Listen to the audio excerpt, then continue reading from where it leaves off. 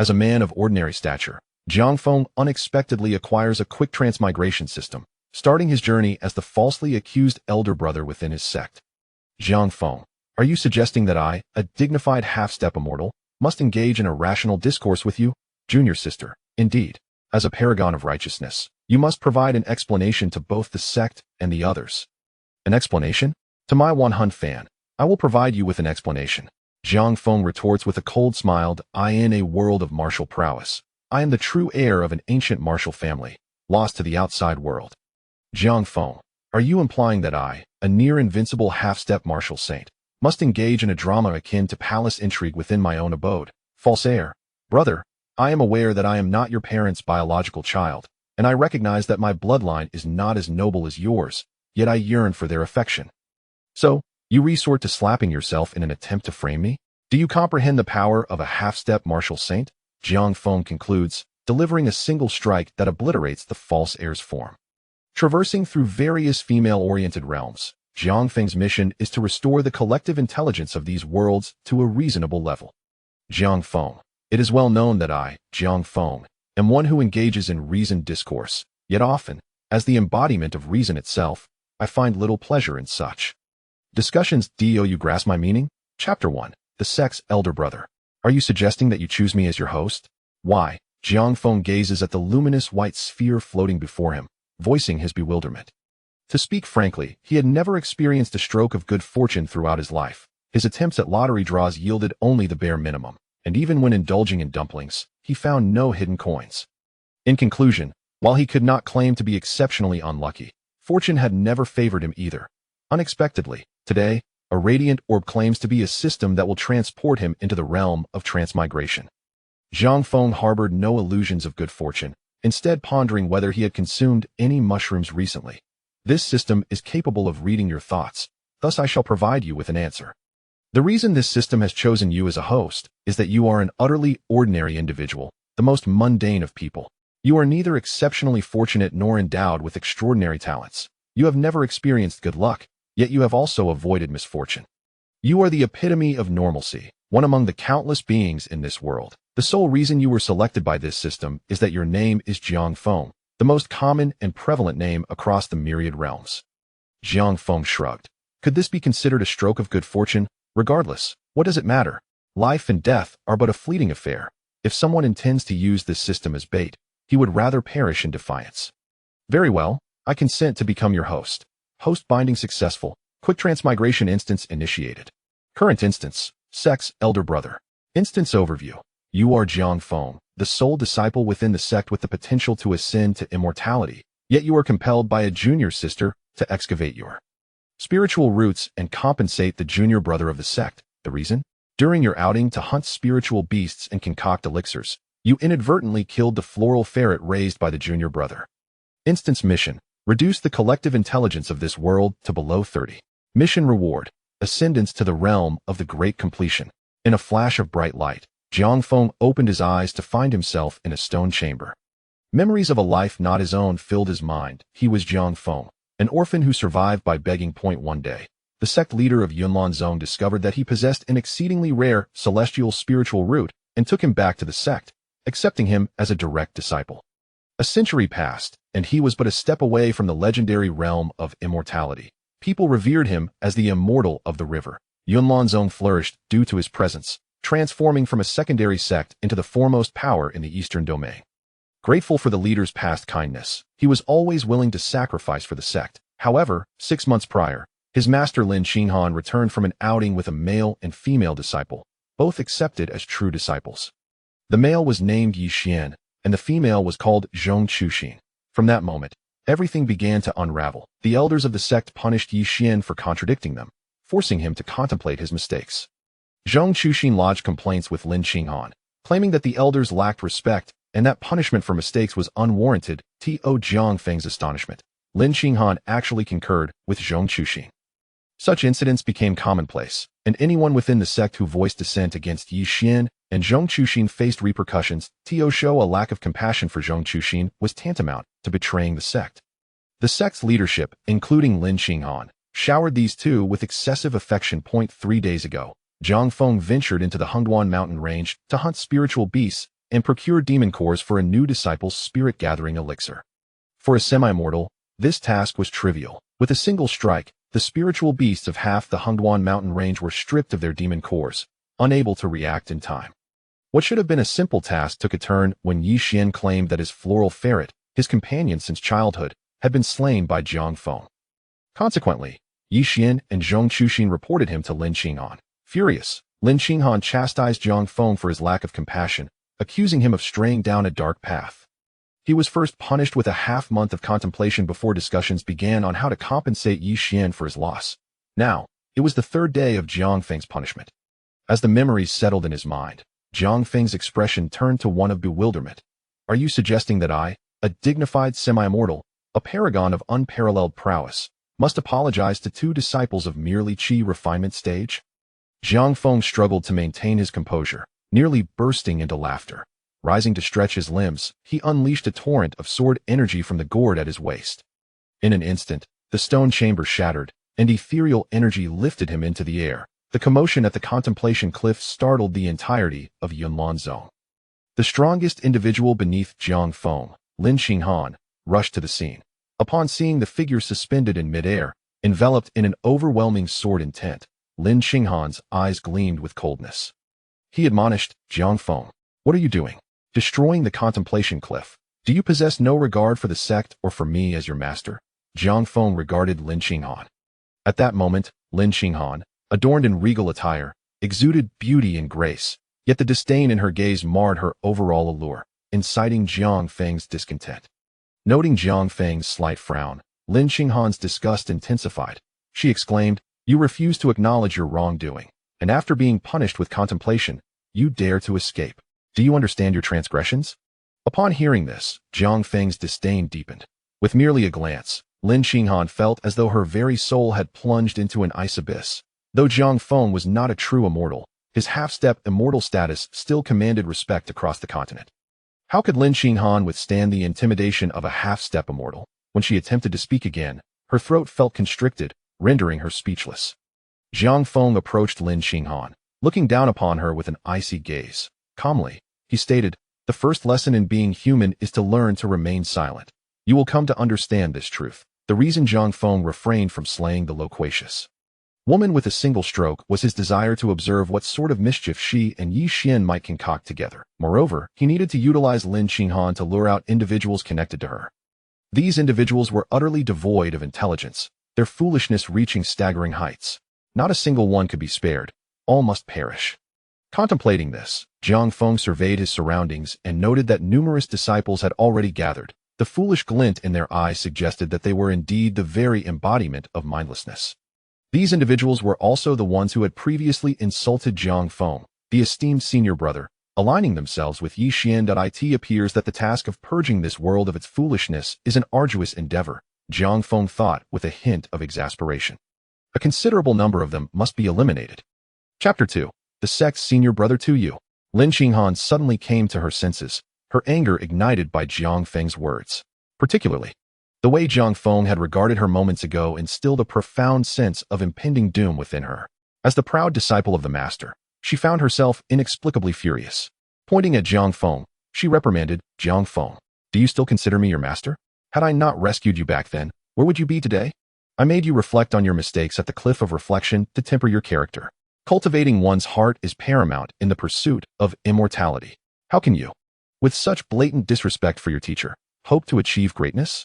Jiang Feng narrowed his eyes slightly, a dangerous glint shimmering within as he regarded Lin Xinghan.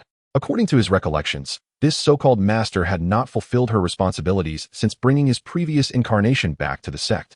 She merely provided him with a technique and then neglected any further guidance. It was only due to the previous incarnation's saintly disposition that he clung to the so-called bond between master and disciple. Any rational individual would not find her worthy of respect. To be born and not nurtured is a crime.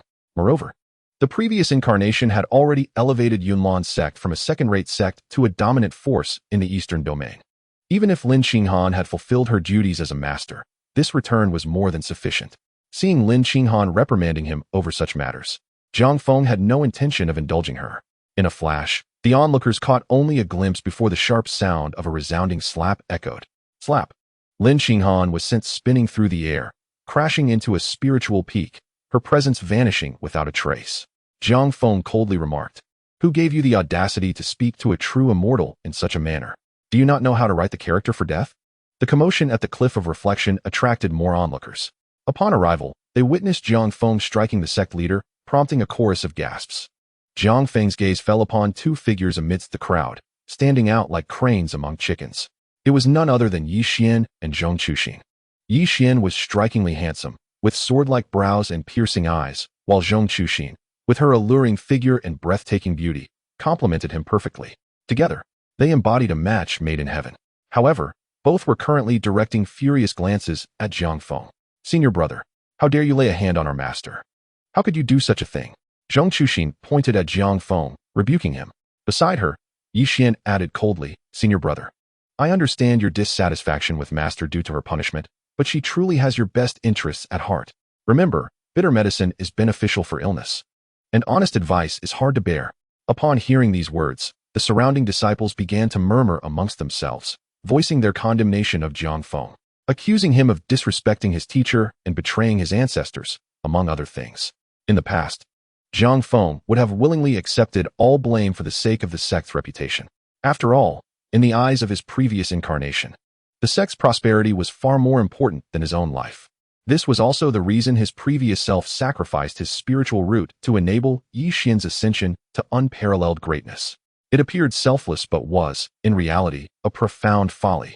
The strength of Yunlan's sect depended on one individual, Zhang Feng himself. As long as he remained, Yunlan's sect would thrive. Should he leave, the sect would perish. His previous incarnation failed to grasp this, believing the sect had elevated him rather than the other way around. Yet at this moment, Zhang Feng understood this truth better than anyone else. Faced with the disciples' accusations, he raised a hand to his forehead and laughed heartily. This spectacle left all the disciples bewildered. As his laughter subsided, Zhang Feng's gaze sharpened, piercing through the illusions as he addressed Yi Xian and Zhong Chuxing. "Is this how you both choose to speak to me?" In an instant, the pressure unique to an immortal descended upon Yunlan's sect. All disciples felt as though the heavens had collapsed, forced to prostrate themselves on the ground just to breathe. Dark clouds gathered above, and the power of the immortal caused the world to tremble. From the elder in the ascension stage to the disciples in the chi refinement stage, all were compelled to bow down, unable to resist.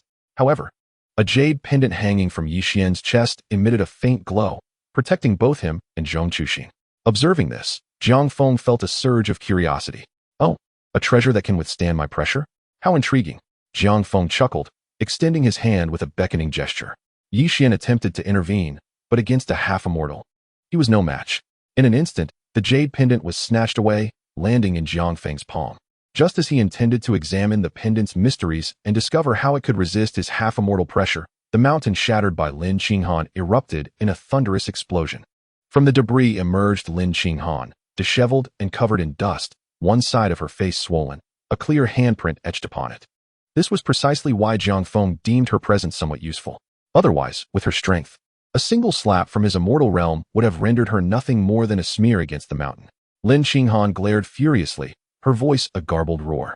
"You ungrateful wretch who betrays your master. I should never have brought you back to Yunlan's sect. You are nothing but a white-eyed wolf." Zhang Feng chose to ignore her, continuing to scrutinize the jade pendant. Seeing Zhang Feng's indifference only fueled Lin Xinghan's fury further. Drawing her long sword, she charged at him, declaring, "Today, I shall restore the honor of Yunlan's sect by vanquishing you, this demon consumed by madness." Silence. Zhang Feng's furious shout reverberated, sending visible shockwaves through the air. Already injured, Lin Xinghan was further stunned by the force of his voice, her eyes rolling back as she fainted. This scene struck terror into the hearts of all present disciples. A thought arose within them. Could it be that the senior brother had truly succumbed to madness as the sect leader claimed? Only then did some disciples realize that the senior brother was the strongest cultivator in Tianxian continent, a half-immortal. If the senior brother truly wished to harm them, none would be able to withstand him. In an instant, many disciples found their backs drenched, fear spreading like wildfire among them. Yi Xian, sensing the dire situation, understood that this sudden transformation in the senior brother's temperament was alarming. How could he dare lay a hand on the master he revered? Could it be that he had truly been driven to madness by his own actions? Realizing this, Yi Xian's expression turned pained. Especially now that Zhang Feng held his jade pendant, He found himself compelled to bow his head. Gritting his teeth, he reluctantly submitted. Senior brother, this matter was my fault. Please do not hold it against Master. Her punishment was truly for your sake. If you are still angry, then direct your wrath at me instead. Please, do not harm Master. She is the leader of our Yunlong sect. Chapter 3. The sect's senior brother 3. Upon hearing Yi Xian's words, a look of disdain crossed Jiang Feng's face. The leader? Is she truly worthy of such a title? A mere cultivator at the ascension stage. In a realm where tribulations abound, how could she possibly hold the position of leader of the Eastern Domain's foremost sect? The sarcasm in Jiang Feng's words was unmistakable. As he gazed upon Yi Xian, an icy disdain enveloped him. And you, what do you think you are? A mere chi refinement stage cultivator. Daring to point fingers at me? Do you believe I am incapable of killing you? Or do you presume I am easy to deal with? Jiang Feng's voice grew increasingly frigid, his words conjuring dark clouds in the sky, accompanied by the dance of lightning, exuding an aura of apocalyptic dread. Despite being the protagonist, Yi Xian trembled under the overwhelming disparity in their realms, gritting his teeth to withstand the terror of Jiang Feng's oppressive presence. Beside them, Zhong Chuxin, witnessing this scene, felt an urgent need to intervene. She stepped forward and reprimanded, Senior brother, how can you treat Brother Yi in such a manner? As the sect's senior disciple, you should set an example. Today, Master only punished you. Must you now resort to such viciousness? If others offend you in the future, will you not annihilate their families? How can you uphold the honor of Lin Jiangxian and claim the title of leader in the Eastern Domain's cultivation world with such actions? Upon hearing her words, Jiang Feng could hardly muster a smile. He thought, you still recognize me as the leader of the Eastern Domain? Yet you dare speak to me in this way? With a flick of his finger, a beam of golden light pierced through the void, instantaneously erasing half of Zhong Chuxin's form. The remaining half stood in stunned silence. Her eyes filled with confusion and disbelief, unable to comprehend that Jiang Feng truly had the audacity to kill her. Ding! Detected decrease in foolishness value. Current value, 75. Jiang Feng remained unfazed, a derisive smile gracing his lips. I thought you were unaware of my identity. Since you know I am the leader of the Eastern Domain, how dare you speak to me like this? Truly, you have no sense of mortality. In an instant, the entire thought reflection cliff fell into an eerie silence. All disciples of the Yunlong sect bowed their heads, trembling uncontrollably. It was only after Zhong Chuxin's demise that they recalled the true identity of the figure before them, the youngest half-step immortal in history, an unparalleled genius who dominated an entire era. With but a single presence, he could compel the entirety of the Eastern Domain to submit, allowing a woman of the great ascension stage to lead the righteous path of the Eastern Domain. He was indeed a worldly banished immortal. At that moment, the profound fear within them was truly awakened. The terror of life and death stripped away any illusions they held about Yi Xian and Zhong Chuxin. A strong individual must not be humiliated. Yi Xian, having finally come to terms with Zhong Chuxin's tragic fate, gazed at the remnants of her form. Utterly annihilated by celestial power, devoid of any possibility of reincarnation, he could only raise his voice to the heavens in anguished roars, tears streaming down his cheeks. Witnessing this, the surrounding disciples were swept up in Yi Xian's emotions, their gazes turning fiercely towards Jiang Feng. One disciple murmured softly, what if one has high cultivation? Does that grant them the right to look down upon others? Can they act as they please just because of their power? Jiang Feng narrowed his eyes slightly, extending his hand to grasp the air. The whispering disciple was instantly drawn before him, his face drained of color and his lips trembling, unable to utter a single word. Jiang Feng chuckled softly, inquiring, why have you fallen silent? If you won't speak, then let me do so. I shall tell you. High cultivation means one can act as they wish, and it grants the right to disdain others. Cultivating immortality is inherently a rebellion against the heavens, seizing opportunities others dare not pursue, exploring mysteries others fear to explore. This is the essence of cultivation. At this juncture, Jiang Feng loomed above the trembling disciple, his voice chillingly cold. If you expect others to consider your feelings, I deem you unworthy of cultivation, or even of life itself. You need not seek reincarnation any longer. I shall ensure you are spared from further consideration by others. Upon hearing this, the disciple's pupils constricted, trembling as he attempted to plead for mercy. Yet, Jiang Feng offered him no opportunity. In an instant, a flash of golden light obliterated any trace of the disciple's existence from the world. The elders murmured in hushed tones, it was indeed celestial magic. As the realization of the celestial nature resonated among them, the disciples fell silent, wishing to shrink away and avoid Jiang Feng's gaze. For celestial magic could sever ties to the past and future, once struck down by such power. Even reincarnation became impossible, an absolute annihilation from existence. The might of the immortal was truly terrifying. Yi Xian, having heard the term celestial magic, felt his emotions surge further. With reddened eyes, he pointed at Jiang Feng, shouting, "How can you harm a fellow sect member? Jiang Feng, you are indeed a treacherous wolf raised by our sect. The Yunlan sect has shown you kindness, yet you repay it with such ingratitude." Jiang Feng, growing impatient, furrowed his brows and coldly retorted, "What do you mean by you?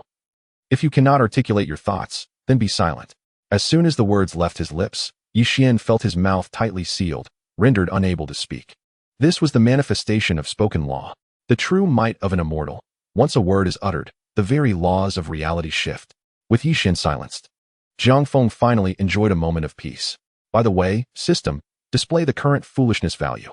Current foolishness value, 85. Gazing at the increase in foolishness value, Jiang Feng furrowed his brow slightly.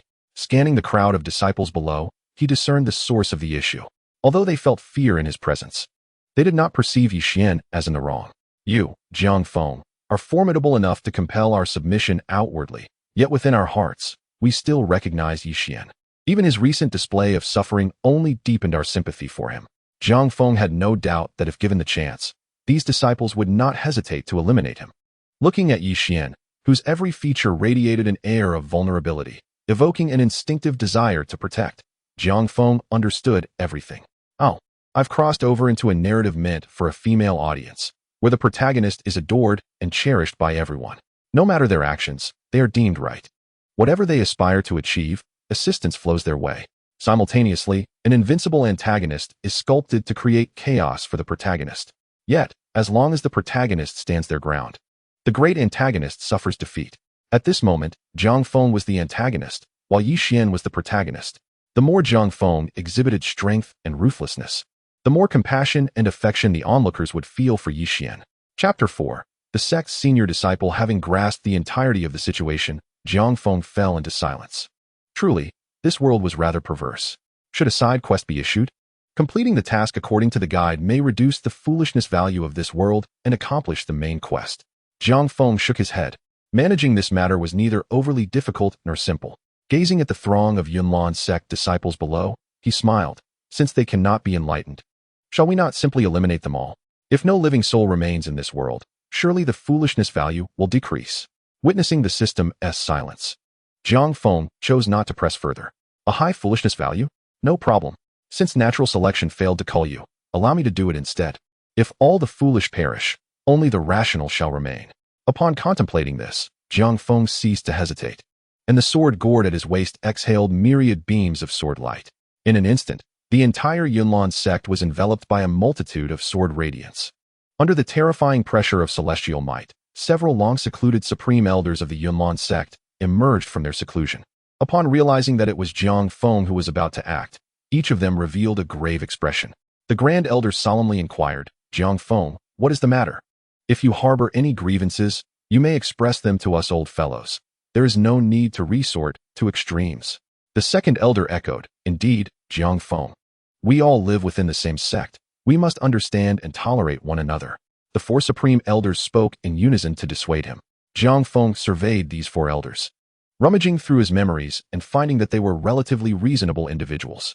He slightly tempered his killing intent, but did not dismantle the sword formation. "Since the four supreme elders have emerged from seclusion, I shall afford you face. Investigate this matter yourselves and provide me with a response." Jiang Feng spoke calmly. This display of indifference towards the supreme elders, however, allowed them to breathe a sigh of relief. Although they were supreme elders, their cultivation was merely at the tribulation stage. Compared to Jiang Feng, who was at the brink of becoming an immortal, their strength paled in comparison. To Jiang Feng, eliminating them was akin to crushing an ant. The four supreme elders reassured Jiang Feng and then began to inquire among the crowd to ascertain what had transpired. Lin Qinghan, who had fainted, was also awakened, and the four supreme elders began to question her. Jiang Feng observed the unfolding events with a cold gaze. Before long, the four supreme elders restored order and brought Lin Qinghan and Yi Xian before Jiang Feng. The grand elder sighed and said, "Jiang Feng, let this matter be settled." The second elder shared this sentiment and quietly remarked, "Yi Xian is a natural holy body. It is only a matter of time before he breaks through the tribulation stage. He is the foundation of our sect. The fourth elder also interjected, Jiang Feng, you too bear some responsibility in this matter. Yi Xian shares a profound bond with that Hua hoodie. I understand you acted in error, and Sect Master Qinghan has already given you a light reprimand. The Grand Elder added, moreover, you have also killed Yi Xian's beloved, Zhong Chuxin, thereby venting your frustrations. It is truly unnecessary to hold a grudge against Yi Xian. Jiang Feng listened to these words with composure, turning his gaze to the third elder and asking, what about you? Do you share the same view? The third elder replied calmly, as an outsider, I find it inappropriate to voice my opinion. Jiang Feng nodded in understanding. The third elder had joined Yunlan's sect after its rise to power and differed from the other three, who were former supreme elders whose lifespans had been extended by Jiang Feng's elixirs. Under the nourishment of rare materials, they achieved the tribulation stage. All these were deeds accomplished by the former sect. It truly echoed the saying, all for the sect, all for the strength of the sect. The former sect had always believed that without the sect, there would be no self. If the sect did not grow strong, one could only wait for death by the roadside. As a result, it had nurtured 3 useless individuals. Conversely, the guest supreme elder, who joined later, retained the thoughts of a rational being. Jiang Feng could not help but emit a series of cold laughs. Observing the situation, the Grand Elder felt displeased. He coldly remarked, Jiang Feng, I am speaking to you. What does your attitude signify? Today you have vented your anger and taken lives. You and Yi Xian are of the same sect. And more importantly, fellow disciples, do you intend to act against a junior over a trivial matter? The fourth elder sternly admonished, Jiang Feng, the sect nurtured and protected you. Yi Xian is now just like you were back in the day. Do you think he deserves to perish for making a minor mistake? The second elder, with a gentle demeanor, advised, we old fellows understand that you resent Lin Qinghan for showering affection on the younger disciple. However, Yi Xian is merely at the qi refinement stage, and as the elder brother, you must show him more tolerance. Jiang Feng furrowed his brows slightly, feeling as though a swarm of bothersome flies buzzed incessantly in his ears. At that moment, Lin Qinghan approached with a swollen face, her eyes filled with resentment. The Grand Elder shot her a glare, prompting Lin Qinghan to reluctantly speak. Jiang Feng, in this matter, I, as your master, have indeed shown bias. I should not have disregarded your feelings. From now on, I will treat you and Yi Xian equally, caring for both of you. Her words were spoken with extreme reluctance, and she felt a wave of nausea as they left her lips. In her view, Jiang Feng was unworthy of being her disciple. Merely for having uttered a few words to him, he dared to act against her, even revealing murderous intent.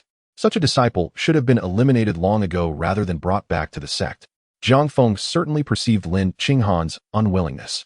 He sneered and said, my esteemed master, are you perhaps thinking that you should not have brought me back to Yunlan's sect back then, and should have eliminated me by the roadside instead? Lin Qinghan's expression turned cold, and she remained silent in the face of Jiang Feng's inquiry. Jiang Feng burst into laughter, his eyes growing increasingly frigid. What a fine Yunlan sect! I, Jiang Feng, have elevated you from a second-rate sect to the foremost sect in the eastern region, and this is how you repay me. The Grand Elder frowned and stated, Jiang Feng, while you have indeed played a significant role in the rise of Yunlan's sect, it cannot be denied that everyone has contributed. Yi Xian, wearing a worried expression, also interjected, Elder brother, in the pursuit of immortality, one must maintain a calm heart. You have fallen into a demonic obsession. Jiang Feng sighed and beckoned to the third elder. The third elder approached with a puzzled expression. Jiang Feng inquired, Third elder, will you stand by their side or mine? Without a moment's hesitation, the third elder positioned himself behind Jiang Feng. This was not merely a choice. It was not a choice at all. Any human possessing a modicum of rational thought would never forsake a semi-mortal for those worthless individuals. Moreover, the third elder had joined Yunlan's sect with the intention of aligning with Jiang Feng, the strongest individual on the continent. Otherwise, why would Yunlan's sect recruit him? Merely for the sake of that Mahayana stage sect master? Ridiculous. Jiang Feng, what do you mean by this? What does it mean to stand with you? The Grand Elder reprimanded sternly. Do you no longer regard yourself as the Grand Master of Yunlan's sect? Do you intend to betray the sect? Jiang Feng sneered dismissively. Betray the sect? Ha! How audacious of you to say that. Wherever I am, that is Yunlan's sect. Wherever I am, that is the foremost holy ground of the eastern region. As he spoke, Jiang Feng slowly ascended into the air. The sword gored at his waist radiated brilliant light. And looking down, he resembled an immortal gazing down upon the mortal realm. I see you insignificant insects have yet to grasp the situation. It is a monumental grace that I am willing to converse with you. With that, he declared, Qinglian's sword array, rise. As Jiang Feng struck his waist gourd, in an instant, a sword formation erupted from the ground, enveloping the entirety of Yunlan's sect. The Grand Elder, witnessing this, furiously exclaimed, Jiang Feng, you have indeed succumbed to the path of darkness, just as Yi Xian stated. Today, even if we must sacrifice our lives, we shall eradicate you. The scourge of the eastern region. With that, the three supreme elders summoned their magical artifacts and launched an assault against Jiang Feng. Upon witnessing the scene, the third elder intended to assist Jiang Feng, but was halted by Jiang Feng's outstretched hand. No need, he declared. The sect has reached this point. It is indeed time to cleanse the filth. If one is blinded by foolishness, then they deserve to perish. A fierce glint flashed in Jiang Feng's eyes, and in the next moment, celestial energy surged around him. Great heaven's creation palm. With a single hand raised, thunder rumbled in the sky as a colossal palm print, as massive as a mountain, materialized above, descending upon the three esteemed elders. Not good, the first elder exclaimed, sensing the overwhelming force of the great heaven's creation palm. An inescapable sense of death rising in his heart. Spitting out a mouthful of blood, he invoked his life essence to refine his innate treasure, bellowing, Jiang Feng, you treacherous disciple who betrays your master and ancestors, you shall become the sinner of the entire Yunlan sect. Jiang Feng remained unfazed, coldly replying, without me, Yunlan's sect would still be that second-rate sect in a desolate city, and the three of you would have long since turned to dust within your caves. How dare you challenge me? It seems I have been far too merciful. As his words faded, the great heaven's creation palm had already reached the three elders. Their desperate strike, fueled by their burning souls, was akin to child's play in the face of such power. It was as if a mere slap had crushed three flies. The three esteemed elders were unable to withstand even a fraction of the colossal palm, and were instantly reduced to dust, their souls unable to escape. Thoroughly obliterated from this realm. Witnessing this scene, Yi Xian was struck with terror, retreating repeatedly.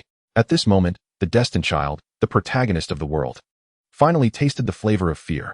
The figure in the air, resembling a fallen celestial, radiated boundless authority, as if the entire world lay within his control.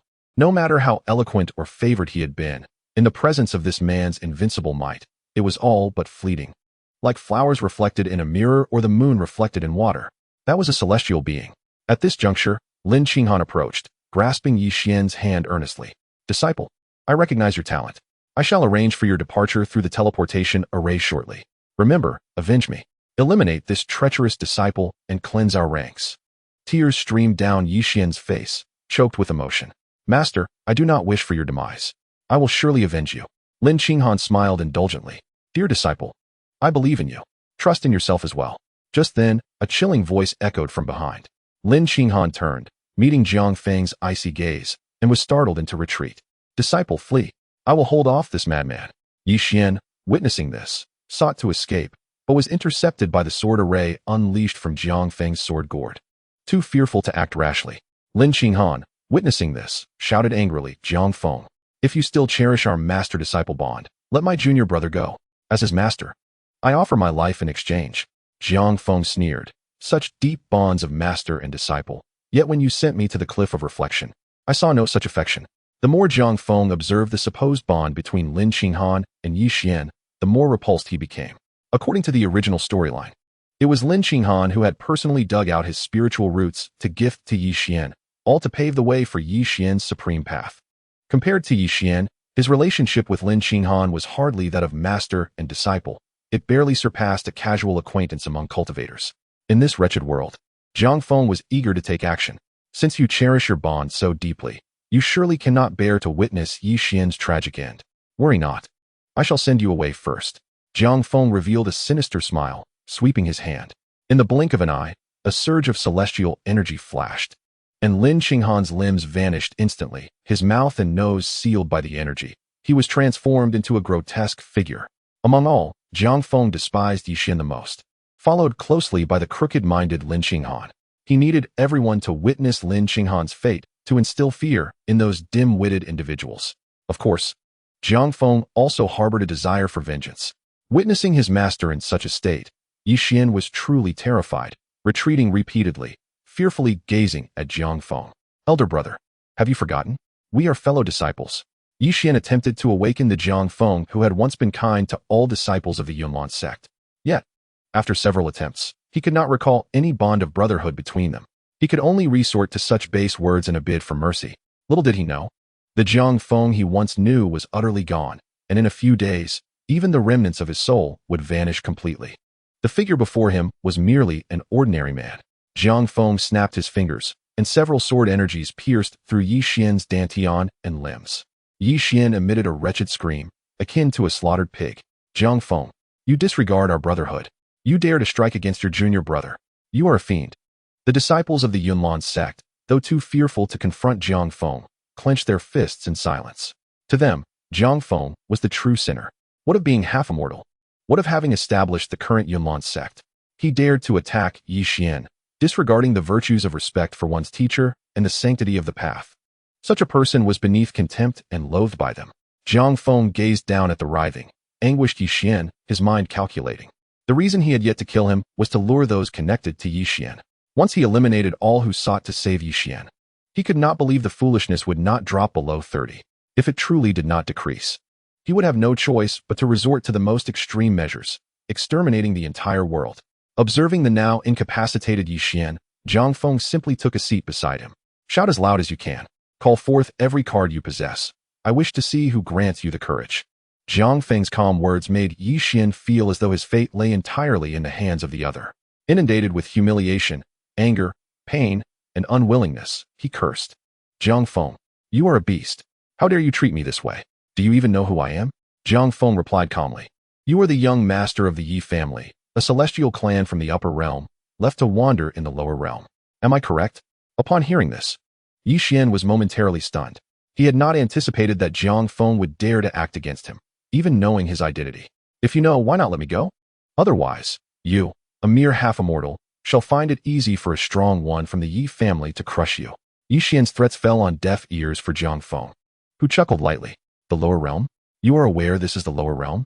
Turning to face Yi Xian, he asked, do you remember what my cultivation level is? The smile that had appeared on Yi Xian's face abruptly froze.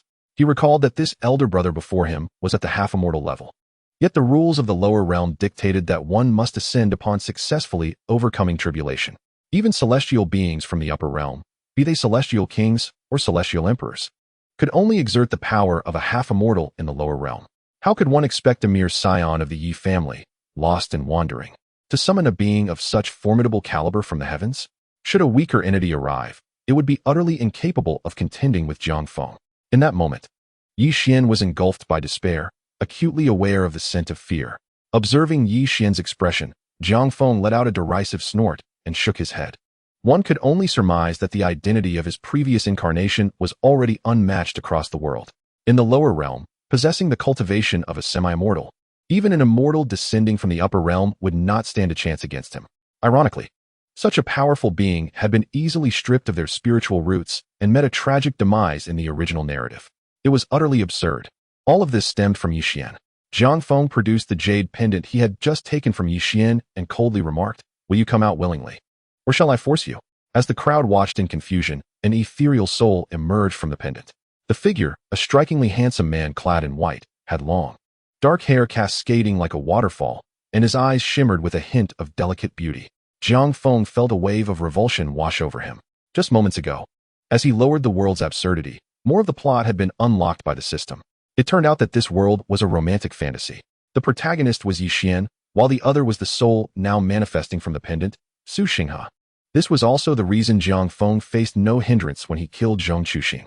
Although Zhong Chuxin was deemed the female lead, in reality, she merely served as a third wheel to the two male protagonists' tender entanglements. The true female lead was Su Xinghe, a remnant soul of an immortal emperor from the upper realm. Upon appearing, Su Xinghe first cast a glance at Yi Xian. Upon witnessing the horrific injuries Yi Xian bore, a flicker of compassion and sorrow crossed his eyes, transporting him back to a time long past.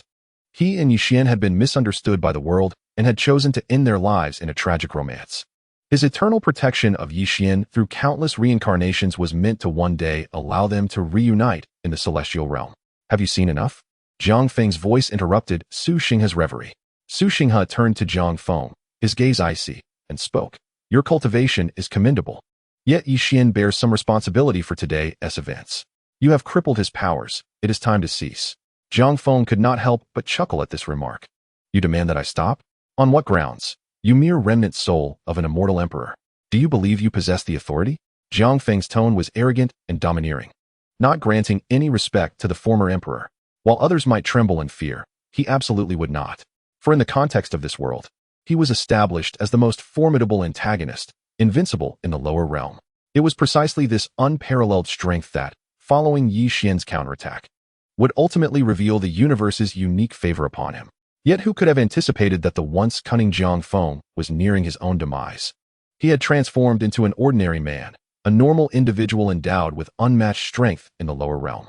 Upon hearing Jiang Feng's words, Su Xinghe's expression turned frosty. Do not presume that your modest talent grants you the power to command the winds and rains in the lower realm. There are some whom you cannot provoke. At that moment, Yi Xian, emerging from his shock, was particularly stirred by the mention of the immortal emperor, his excitement palpable. He laughed heartily. Jiang Feng, you bully the weak and insult your own sect. Now that an immortal emperor is present, what do you have to say for yourself? He then turned to Su Xinghe, pleading, Senior, eliminate this arrogant pest and rid our cultivation world of this scourge. Su Xinghe's expression grew solemn. If he were truly Jiang Feng's match, would he not have revealed himself when Yi Xian was initially crippled? He understood well that the young man before him harbored a power that even made him tremble. All he could hope for was to save Yi Xian's life from Jiang Feng's clutches. Their gazes locked, and in that instant, the heavens shifted in hue, the sky tearing open to reveal chaotic voids. Jiang Feng sneered. A mere remnant soul dares to challenge me? Prepare to perish. In the next moment, his sword hilt surged, expanding rapidly to the size of a mountain.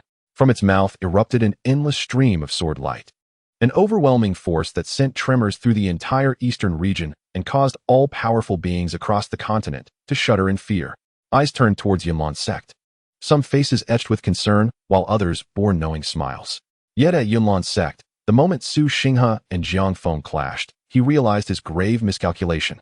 A peerless prodigy who could cultivate to the semi-immortal realm in the lower realm was not something this remnant soul could contend with.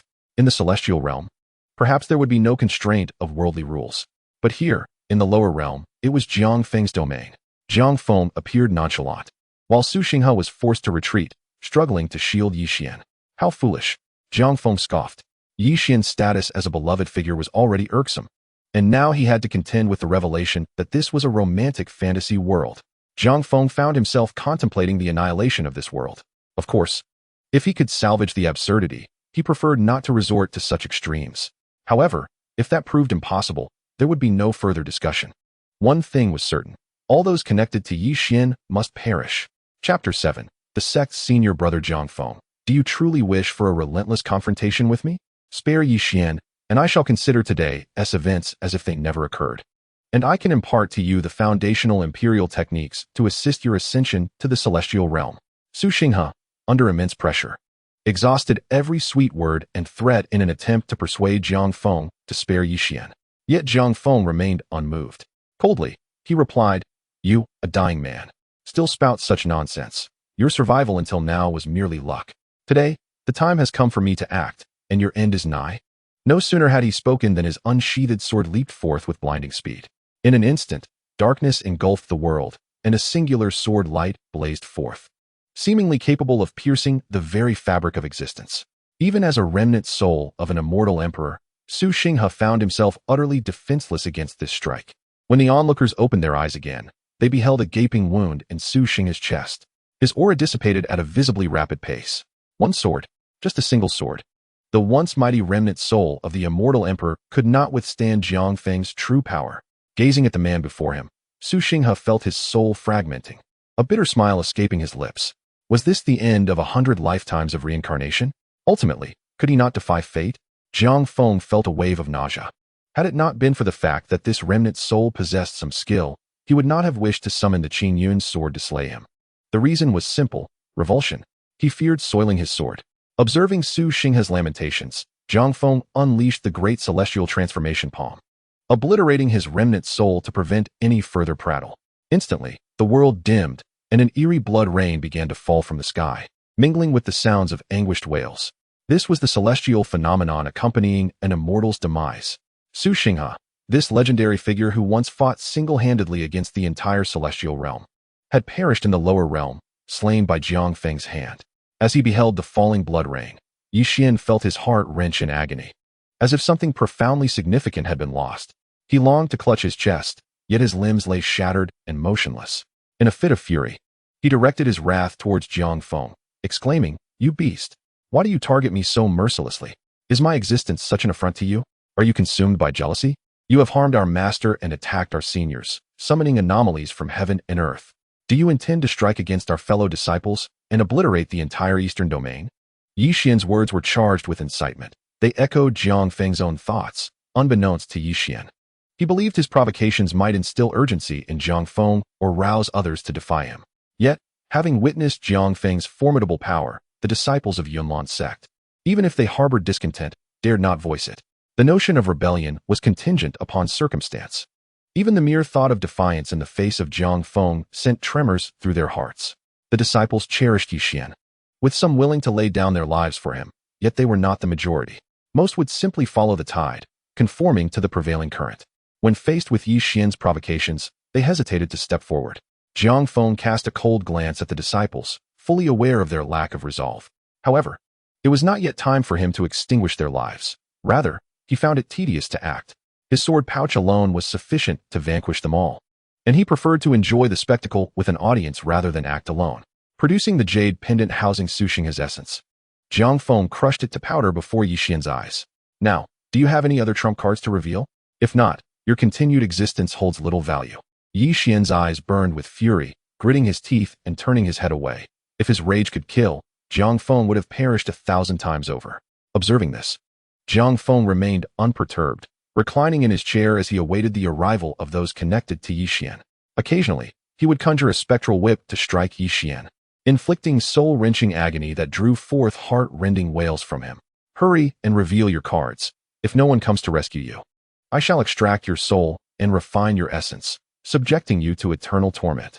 Jiang Feng noted his remaining brainless value was still at 60 and felt a wave of exasperation. Was there truly no pivotal character to emerge? Based on the current circumstances, after slaying Yi Xian, he might indeed have to unleash a massacre to fulfill his main quest. As Jiang Feng sighed, a group of figures appeared on the horizon, prompting an immediate surge of excitement within him. The only reason for their arrival at Yunlan sect could be to support Yi Xian. Sure enough, he spotted the emblem of Taichu Sacred Ground and recognized the first beauty of the Eastern Domain, Ouyang Qian, standing at the forefront of the ship. At the tender age of 18, with cascading tresses reminiscent of a waterfall, she possessed a petite and delicate figure, adorned in a simple yet elegant light blue gown, exuding an ethereal allure. As she stood at the bow of the ship, her beautiful eyes sparkled with a chilling light. Upon seeing Yi Xian, who had been rendered powerless and lay on the ground wailing, her eyes blazed with fury. Clenching her fists, she glared at Jiang Feng, an elderly man beside her. Noticing the situation within Yunlan sect, stepped forward with concern and cautioned, "Miss, although Yunlan sect has only recently entered the ranks of sacred grounds, Jiang Feng is undeniably the foremost figure in the Eastern Domain. Please do not act impulsively." Ouyang Qian scoffed. "What does it matter if he is the foremost figure? With my father and brothers sequestered in seclusion, there are no tigers in the mountain, allowing the monkeys to claim kingship. If he surrenders Yi Ge to me today, I shall spare his life. If he refuses, I will make him understand why Taichu Sacred Ground is the premier sacred ground." Seeing her unwavering determination, the white-haired elder could only sigh and step back.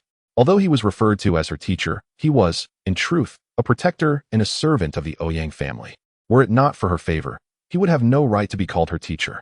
Yet, gazing upon her transcendent figure, the elder felt a twinge of trepidation and took out a communication stone to relay her actions back to Taichu Sacred Ground.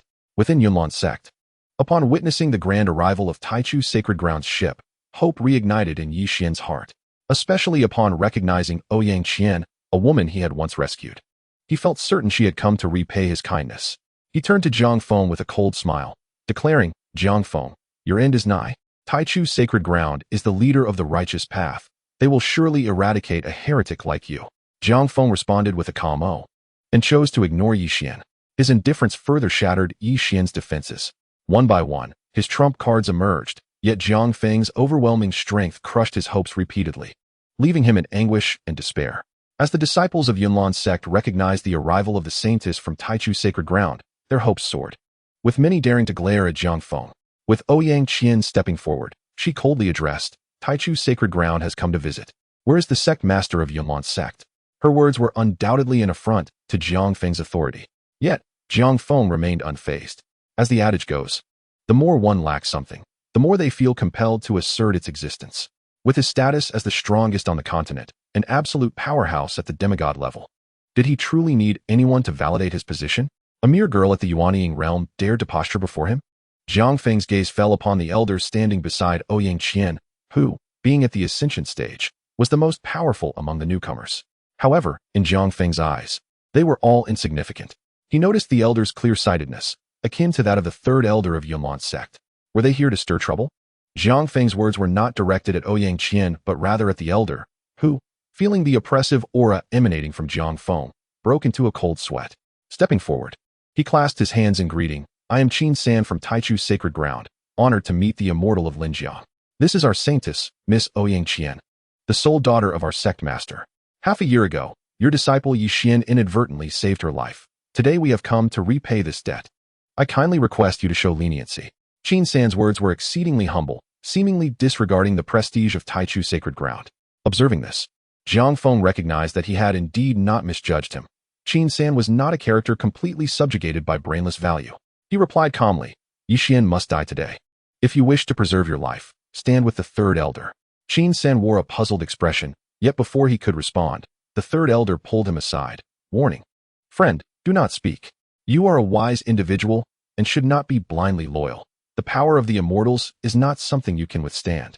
Qin San forcefully broke free from the grasp of the third elder, questioning, What do you mean by that? The third elder, with a look of incredulity, solemnly replied, After today, the Taichu sacred land may cease to exist. Those who wish to survive should refrain from associating with them. Jiang Feng's willingness to spare your life today is your fortune. Meanwhile, Ouyang Qian, witnessing Jiang Feng's blatant disregard for her and the audacity to poach her personal bodyguard, Qin San, was consumed by fury. She scolded, Jiang Feng, you are merely a true disciple of the Yunlan sect. How dare you not kneel before this holy maiden? Your rebellion and insubordination, showing disrespect to your elders, have not escaped my notice. You still have a chance to release Yi Xian and turn back. But should you persist in your obstinacy, the Taichu sacred land has the duty to eliminate you as a menace in the eastern region. Jiang Feng rolled his eyes, bemused by the sheer foolishness of these characters. You, a mere Yuanying stage cultivator, think that donning a crown makes you an emperor? Do you truly believe that being crowned a holy maiden grants you dominion over the world? He scoffed. Is this the kind of mindless individual that the Taichu sacred land produces? It appears that the sacred land has little need for existence. Upon hearing this, Ouyang Qian was infuriated, pointing at Jiang Feng and rebuking, arrogant fool. You speak with such audacity. I tell you now, the Taichu sacred land shall not be insulted. Even if you were to personally go to the sacred land to atone, it would not be forgiven. The Taichu sacred land has refrained from taking action for many years, but it seems the eastern region has forgotten who truly holds dominion over this realm. With an imposing presence, Ouyang Qian commanded, Go.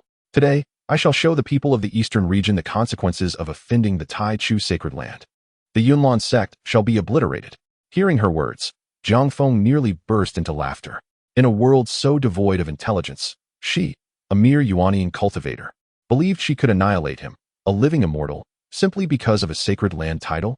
The disciples of the Taichu sacred land, at this moment, displayed cold smirks, unleashing their magical artifacts towards the Yunlan sect.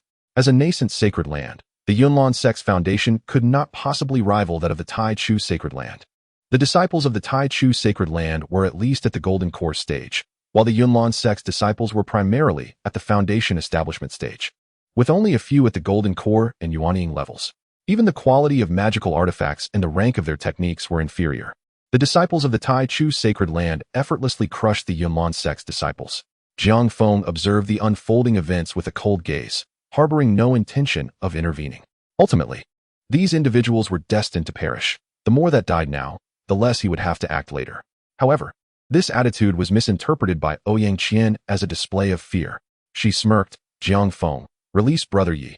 Today, your Yunlan sect might still have a chance to survive. I am not one to abuse my power, but your actions today are utterly outrageous.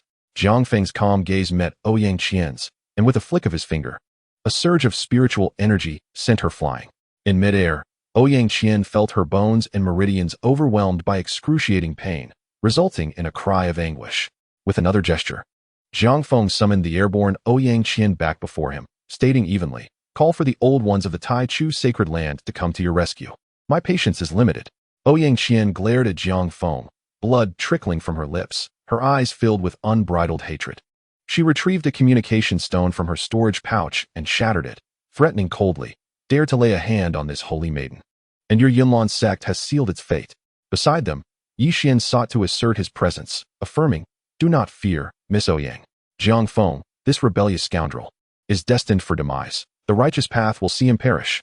Ouyang Qian looked at Yi Xian, her heart aching, and gently reassured him, "Brother Yi, do not worry. Once my father and brother arrive, I will implore them to restore your spiritual roots and ensure they avenge you by slaying Zhang Feng."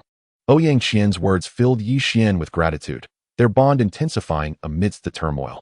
Zhang Feng observed the flirtation between the two in such dire circumstances with irritation. One should engage in cultivation or romance separately. What was the point of intertwining love in a realm of cultivation while undermining him, a living immortal? While others might not perceive the connection, Yi Xian and Ouyang Qian clearly found amusement in their exchange. Their gazes returned to Zhang Feng, their intentions unmistakable. He was doomed. And soon he would find no grave to claim him. Within the Tai Chu sacred land in Zhongzhou, the Tai Chu sacred lord abruptly opened his eyes from meditation. Two beams of brilliance shot forth from his eyes, his aura rising exponentially. Sensing the tremors of the communication talisman in his possession, he uttered not a word, breaking through to head towards the eastern region. Simultaneously, in the northern wilderness, the Tai Chu Saint Sun felt the distress of his sister. Engaged in battle with a wild beast, he was filled with urgency. Without hesitation, he exchanged wounds to forcefully slay the beast, leaving its carcass neglected as he hastened towards the eastern region. Their figures streaked through the sky like shooting stars, witnessed by many along the way. Those who felt the overwhelming pressure emanating from them trembled in fear, both cultivators and demon beasts alike, silenced by the dread. Some knowledgeable individuals recognized this as the aura of the Tai Chu sacred lord from Zhongzhou, connecting the recent upheaval at the Yunlan sect to his imminent arrival. Many followed in pursuit of the Yunlan sect. The expression of the Tai Chu sacred lord was grim as he rushed towards the Yunlan sect. His mood weighed heavily. The Yunlan sect was a recently established sect, emerging only in the past century. Though its foundation was shallow, it boasted a true powerhouse, a living immortal. In recent years, the Tai Chu sacred lord had been monitoring the Yunlan sect, particularly Zhang Feng, who, within a mere century, had ascended from a mortal to the half-immortal realm. A feat not easily overlooked. However, after observing Zhang Feng, the Tai Chu sacred lord had sighed in relief, realizing that Zhang Feng lacked intellect. As a half-immortal, the strongest being on the continent, he was content to guard a so-called master at the great ascension level, willingly sacrificing everything for a sect that seemed only interested in intrigue and romance. Upon understanding this, the Tai Chu sacred lord had ceased to regard Zhang Feng as a threat. Such a person was destined to become someone else's garment. What did it matter if he was a half-immortal? Without a heart seeking the path, even achieving divinity would leave him as nothing more than a rotting corpse. Zhang Feng was precisely that kind of individual. Little did the Tai Chu sacred lord anticipate that his momentary lapse in vigilance would lead to a plea for help from his daughter at the Yunlan sect. As he traveled, he learned of the situation, receiving shocking news. His daughter, Ouyang Qian, had indeed led a faction of disciples to assault the Yunlan sect. This news undoubtedly left the venerable Tai Chu Xingzhu, who had lived for a millennium, utterly perplexed. Could it be that his daughter had lost her wits? His immediate desire was to hasten to Yunlan Zone and prevent the situation from escalating further. It was imperative, absolutely imperative, that he did not offend Zhang Feng, a true immortal in the mortal realm. On the contrary, the Tai Chu Shangzi held an entirely different stance. As a devoted brother, he had received a critical distress signal from his sister at Yunlan Zone. He was determined to rescue her, even if it meant shattering the 33 heavens. At that moment, within the confines of Yunlan Zone, Zhang Feng gazed into the distance. His celestial perception, which spanned the entirety of the eastern domain, sensed the arrival of a formidable presence, one emanating a similar aura to that of Ouyang Qian. Without a doubt, it was the Tai Chu Xingzhu. Yet, even if the latter exerted himself to travel with all haste, he was still too slow for Zhang Feng, who had grown impatient. With a mere flourish of his hand, he unleashed the celestial technique, Dong Tian Shueyu. As the Tai Chu Shangzhu stepped into the eastern domain, he felt an invisible force confine him in an instant. In the blink of an eye, he traversed mountains and rivers, reappearing beneath the gates of Yunlan Zone. The Tai Chu Xingzhu was left stunned. He understood that Jiang Feng, as a living immortal, possessed unfathomable power. Even with his utmost efforts to comprehend Jiang Feng's might, the reality before him felt like a firefly gazing up at the bright moon. In that fleeting moment, the Tai Chu Xingzhu had no doubt that if Jiang Feng had wished to end his life, he would have already met his demise. Before him lay the daunting staircase of 9,999 steps. The Tai Chu Xingzhu grasped Jiang Feng's intent. He chose not to ascend the steps directly, but, like an ordinary mortal, began to climb each step methodically. Jiang Feng, sensing the Tai Chu Xingzhu's demeanor, allowed a smile to grace his lips. It seemed that not all in this world were devoid of reason. The Tai Chu Xingzhu, after all, was a rational individual, still capable of redemption. When the Tai Chu Xingzhu finally stood before the crowd, the disciples of Tai Chu Di finally beheld their pillar of support. They gathered around him, voicing their grievances against Jiang Feng and imploring the Xingzhu to deliver justice. Ouyang Qian cried out passionately, "Father, Jiang Feng has rendered me powerless. You must avenge me." She continued, "And as for Yi Ge, he saved my life. I am willing to trade my life for his. Please, Father, save him." Ouyang Qian's plea moved Yi Xian profoundly. However, this scene stirred no ripple of emotion within the Tai Chu Xingzhu. From the moment he laid eyes on Jiang Feng, his entire focus had been on that young man. He had heard countless tales of Jiang Feng's extraordinary prowess and talent. Now, witnessing it firsthand, he realized that all previous descriptions fell woefully short. Jiang Feng's strength could only be truly appreciated through direct observation. Approaching Jiang Feng, the Tai Chu Xingzhu performed a respectful bow and stated solemnly, "Tai Chu Xingzhu, I pay my respects to Lin Jiangxian." This gesture was one of equality. As the nominal leader of the righteous path, the Tai Chu Xingzhu could not lower his stature, and Jiang Feng understood this. With a smile, he replied, "Now that you are here, I would like to inquire about your intentions. Do you wish to oppose me like your daughter?" Jiang Feng's tone was calm, as if discussing an inconsequential matter, yet it amplified the pressure on the Tai Chu Xingzhu. He was acutely aware that should his response displease Jiang Feng, death would be his fate.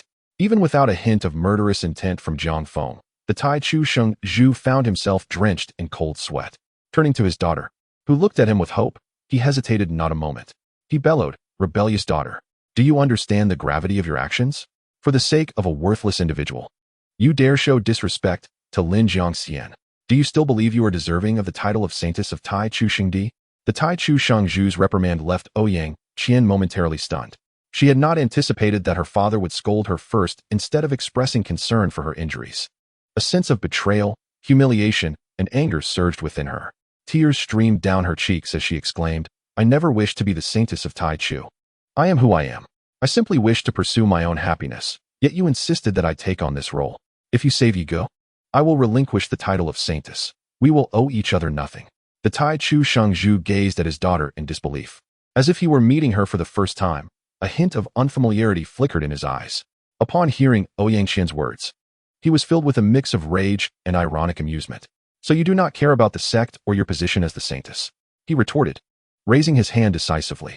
"I, Tai Chu Xingzhu Ouyang Zhan, hereby declare to the world in the name of the Xingzhu that my daughter, Ouyang Qian, who disrespects our teachings and is blind to her duties, is stripped of her title as Saintess of Tai Chu Xingdi." At this point, the Tai Chu Xingzhu scrutinized Jiang Feng's expression, realizing that the latter remained as unperturbed as still waters, indicating that his actions had not yet sufficed.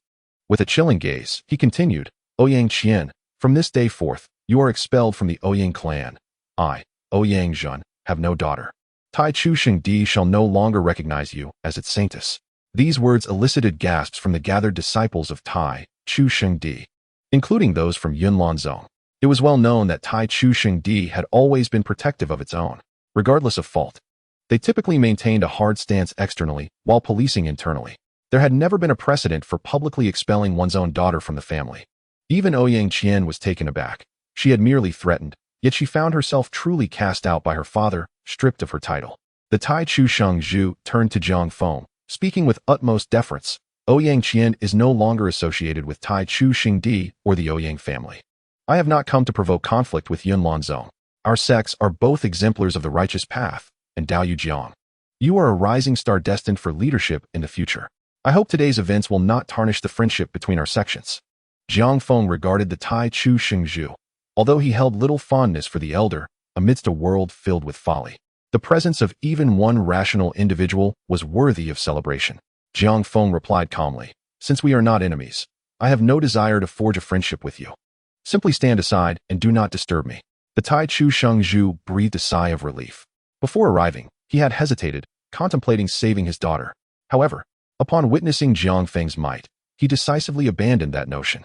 Ouyang Qian was his daughter, and the eldest daughter at that. But what did that matter? When faced with a choice between his daughter and the sect and family, Ouyang Zhen would unhesitatingly choose the latter.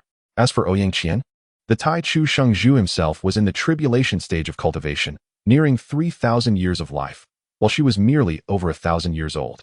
In the prime of life, could he not start anew and cultivate another offspring? Especially after recognizing the foolishness and irrationality of his daughter, he became even more resolute in his decision. At that moment, Ouyang Qian finally came to her senses, staring at her father in utter disbelief. She could never have imagined that her father would truly abandon her without even a hint of hesitation. Initially, she was engulfed in anger, confusion, and resentment.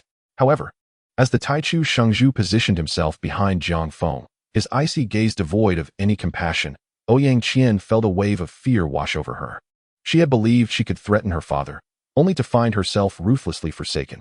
Stripped of her title as the Taichu Xingnu and her identity as the eldest daughter of the Ouyang family, Ouyang Qian felt genuine terror in that moment.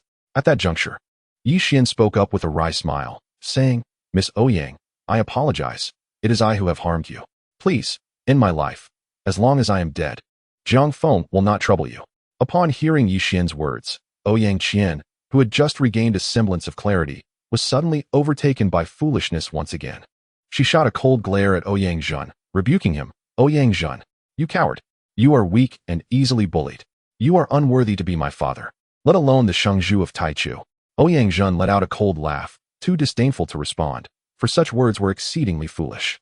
Witnessing Ouyang Zhen's blatant disregard, Ouyang Qian's fury intensified.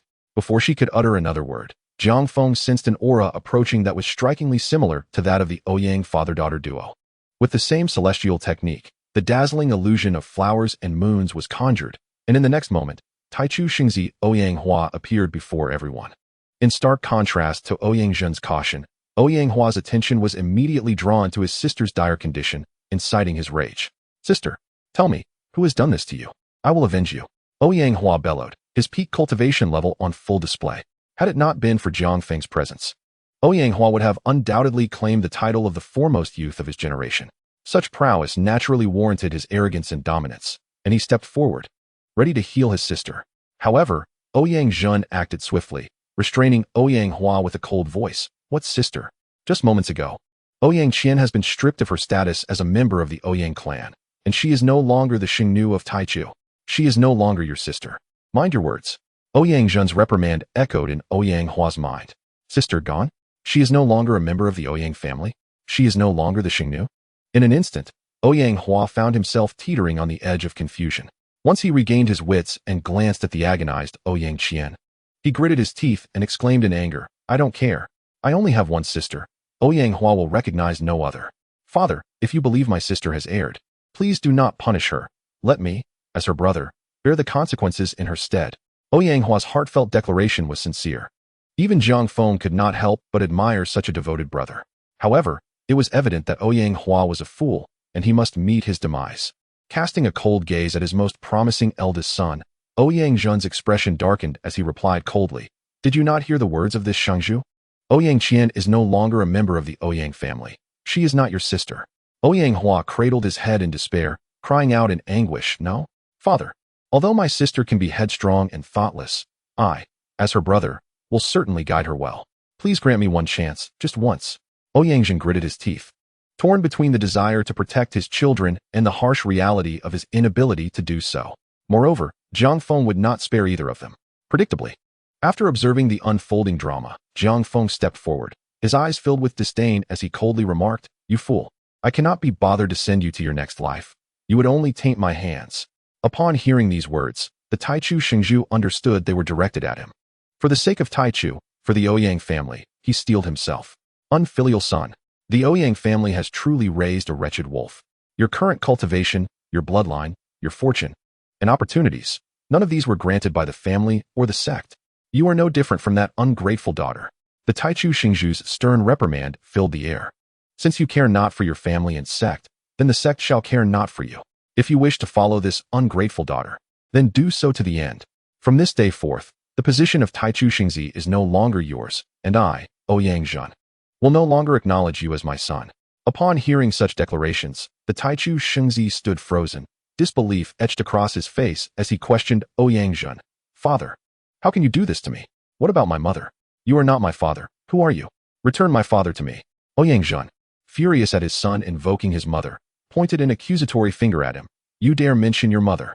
Today, you two siblings have acted with such obstinacy. Does that honor your mother, your sect, or your family? Seeing that the Taichu Xingzhu intended to dredge up old grievances, Jiang Feng's expression soured with impatience. Great heavenly creation palm, with a singular wave of his hand. A colossal palm of terrifying celestial energy descended upon Ouyang Qian and the Taichu Xingzi, lacking even the opportunity to react. The Taichu Xingzhu could only watch as his children were obliterated before him, their souls extinguished without hope of reincarnation. Feeling a sharp pain in his chest, he opened his mouth to speak, but instead coughed up a mouthful of blood. Although Jiang Feng had no children and had never been a parent, he understood the anguish of a parent's heart. With a wave of his hand, he transformed celestial energy into a gentle force that shielded the Taichu Xingzhu's heart. In a calm tone, he remarked, "You have made the right choice. Foolish descendants would lead your Taichu to utter ruin, but fortunately, you are not a foolish man." The Taichu Xingzhu, sensing the immense power of the celestial energy, could not help but smile bitterly. Yet, soon that morphed into a sense of relief at having survived the ordeal. He was grateful that he had not engaged Jiang Feng in combat, and he felt fortunate for making the right decision. The Taichu sect was preserved, and so too was the Ouyang family. As for his son and daughter, trading their lives for Jiang Feng's leniency was an incredibly worthwhile bargain. The Taichu Xingzhu bowed respectfully, admitting, "It is my failure in raising my children that has brought about this shame before Lin Jiangxian." Jiang Feng smiled, for the Taichu Xingzhu indeed possessed a certain gravitas. Glancing at the system, the foolishness value had decreased to 40. Once it reached 30, his task would be deemed complete. With a swift motion, he struck the sword gourd at his waist, unleashing a torrent of sword energy. In an instant, all disciples of the Yunlan sect, from the elders to the lowly servants, were reduced to ashes. The dreadful sword intent ravaged the entire Yunlan sect, leaving only Jiang Feng, Qin San, the third elder, and the Taichu Xingzhu standing, alongside Yi Xian and Lin Qinghan, who lay on the ground like discarded remnants. The scene of Jiang Feng annihilating the Yunlan sect was indelibly etched in the minds of all present, especially the Taichu Xingzhu, who suddenly realized he was trembling uncontrollably. A terrifying thought loomed in his mind, one he struggled to suppress. Perhaps if I had not made the correct choice, today's Yunlan zone would have transformed into the next moment's Taichu Xingdi. The Taichu Xingzhu shuddered, regaining his senses, only to find his gaze towards Jiang Feng filled with terror and dread. In the mere span of a century, this realm has given rise to such a prodigious talent. It is likely that he would carve out his own domain even in the realm of immortals. At this moment, Yi Xian found himself devoid of the energy to curse Jiang Feng. In just half a day, the blissful life he once led had crumbled due to the presence of this man. Yi Xian felt an intense hatred. He was furious. He was unwilling to accept this. Yet, all his emotions seemed so feeble and futile in the face of overwhelming strength.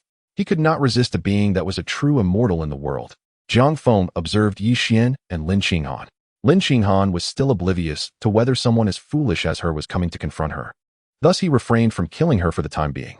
Moreover, he had not yet exhausted his amusement. To eliminate such a detestable master so easily would be too lenient on her. As for Yi Xian, Jiang Feng was curious to see if anyone would come to his rescue. Furthermore, the male protagonist of this Danmei narrative was truly repulsive to him. Even skinning him alive would be insufficient. The current punishment was merely a drop in the bucket. With a wave of his hand, Jiang Feng enveloped the two of them and, in the blink of an eye, returned to Taichu Xingdi. The Taichu Xingzhu could not help but swallow hard. This formidable power, capable of altering the very fabric of existence, continuously reshaped his understanding of Jiang Feng's might. A being of such caliber could only be regarded as a true immortal. Jiang Feng smiled at the Taichu Xingzhu and said, "Ouyang Daoyu, I hope that Taichu Xingdi will not have any fools akin to Ouyang Qian. Such individuals would only taint Taichu Xingdi. Do you understand my predicament?" Upon hearing such a question, how could the Taichu Xingzhu fail to comprehend? He immediately pledged to conduct a thorough investigation within Taichu Xingdi. vowing to eliminate any individuals holding views similar to Ouyang Qian on the spot. Jiang Feng was exceedingly satisfied. The Taichu Shengzhu was indeed a wise man. Even without Jiang Feng's influence, he would have taken such actions upon returning to Taichu Xingdi. For fortune does not favor one person indefinitely. Today, Jiang Feng spared Taichu Xingdi this time. If individuals like Ouyang Qian were to appear again in the future, could one still hope for another powerful figure to spare Taichu Xingdi? Those like Ouyang Qian were the source of calamity. They deserved to perish. 100 deaths would not be excessive. Having dealt with the foolish nest of Yunlan Zone, the remaining matters would unfold naturally. With Jiang Feng presiding over Taichu Xingdi, Ouyang Zhen would not dare to disobey. In an instant, the entire cultivation world was thrown into turmoil. Many perished unjustly, yet the majority were those like Yi Xian, who could clearly sense the abnormality around them. 2 days passed quietly, and Jiang Feng sensed that no one related to Lin Qinghan would appear again. At this juncture, having tormented Lin Qinghan to the brink of obliteration, it was time to grant her a swift release. He directly erased Lin Qinghan's existence with his celestial power, ensuring that even reincarnation was beyond her reach. Simultaneously, he dealt with Yi Xian. However, a slight complication arose during Yi Xian's elimination. As Yi Xian perished, Jiang Feng distinctly felt a gaze from the upper realm fixated upon him. Yet, the system notified him that his current foolishness level had dropped below 30, and he could leave this world upon completing the task. Naturally, Jiang Feng had no reason to linger, promptly choosing to depart. As for whether he would have the opportunity to return in the future, that was a matter for another time. Should the chance arise, Jiang Feng would indeed wish to meet the master of that gaze from the upper realm. Chapter 12. Regretful CEO. In a flash of awareness, Jiang Feng found himself in an endless void. At the center of this void, a colossal consciousness flickered with dazzling light. You are the system? Indeed. You have successfully completed a task and may now claim your reward. Without hesitation, Jiang Feng accepted the cultivation reward corresponding to the Mahayana stage. In an instant, he felt a terrifying power erupt within him. Though it was merely the Mahayana stage, his combat prowess surpassed that of his previous semi-immortal realm. The system elucidated at an opportune moment. The Mahayana cultivation of the myriad realms differs fundamentally from that of the minor worlds. In some major worlds, the Mahayana strength of a minor world may only equate to that of the golden core stage in the major world. Your reward, however, is recognized as Mahayana in any world across the myriad realms. Pleased by this explanation, Jiang Feng accepted it wholeheartedly. He then inquired, what will my next task be? The next world is a low martial world. Do you choose to traverse? Jiang Feng hesitated briefly before calmly replying, you should know what I am thinking, right? Only with your consent will I access your thoughts, otherwise, I will not. Let me be straightforward then. The previous world felt quite off, and I need to understand the purpose of my task, Jiang Feng confessed. This system is a collective consciousness of the myriad realms, also known as the Supreme Heavenly Tao. From an unknown point onward, special world branches that spread like a virus began to emerge within the universe governed by this system. Those affected become dull-witted and feeble, with their foolishness levels serving as a direct representation. Once the foolishness level of that world reaches 100, it will completely escape this system's control. Your task is to assist this system in cleansing the foolishness levels. Just me? Jiang Feng questioned, perplexed. In countless parallel timelines, I have made numerous attempts. Ultimately, only you, or rather, only Jiang Feng, succeeded. Jiang Feng shrugged, smiling as he said, it seems I bear quite a burden. Enough of this, let us traverse. Commencing traversal. This instance of traversal, regretful CEO, mission brief. You are the CEO of a publicly traded company, one of the wealthiest individuals in the world. To fulfill the independent aspirations of your beloved, you secretly supported her for 20 years, yet she ultimately took everything from you. Realizing her heart belonged to you only after your demise. Limitations. Only the maximum power of this world can be exerted. Current maximum. Golden core stage. Reward. Cultivation for transcending the myriad worlds. As Jiang Feng perused the mission brief, he could not help but frown slightly. The last world was a Danmei narrative, and this one seemed to be a tale of regret. Each story appeared more toxic than the last. CEO, Miss Bai's father's condition has worsened. My subordinate has summoned the best oncologist, who has returned from an international conference and is expected to land this afternoon to commence surgery. Just as Jiang Feng was reminiscing about the plot, his personal male secretary burst into the room, his face etched with urgency as he handed Jiang Feng the documents, breathless. CEO, we only need your signature for the plane to take off. It's using a dedicated line and your private jet. Without even glancing at the documents, Jiang Feng tossed them into the trash. Do you have any idea how much it costs to fly a private jet once? Do you know how much I invest in private routes every year? Jiang Feng replied coldly. This private route is intended for my communication with world leaders regarding economic plans. What kind of worthless oncologist dares to board my private jet and traverse my private route? The sudden transformation of Jiang Feng left his secretary somewhat bewildered, momentarily frozen in place, unsure of how to proceed. After a brief pause, he softly remarked, President, that physician was summoned to treat Miss Bai's father. As per your direct orders. Jiang Feng, displaying an air of indifference, waved his hand dismissively. That is still my command. There is no need to call that physician. Fate will determine the outcome. I firmly believe that with sufficient conviction, overcoming cancer is not an insurmountable challenge. The expression on the secretary's face was nothing short of remarkable. But upon catching a glimpse of the slightly frosty gaze from Jiang Feng, he quickly comprehended the situation and turned to exit the office. Jiang Feng rose and approached the window, his office perched atop the Empire Building, the tallest edifice in Madu, standing there. It felt as though the entire world lay within his grasp. In truth, the identity of this body indeed wielded control over the world. He was the quintessential protagonist, a figure of immense power. Having embarked on a business journey at the tender age of 3, he rose from humble beginnings, navigating through crises and opportunities alike.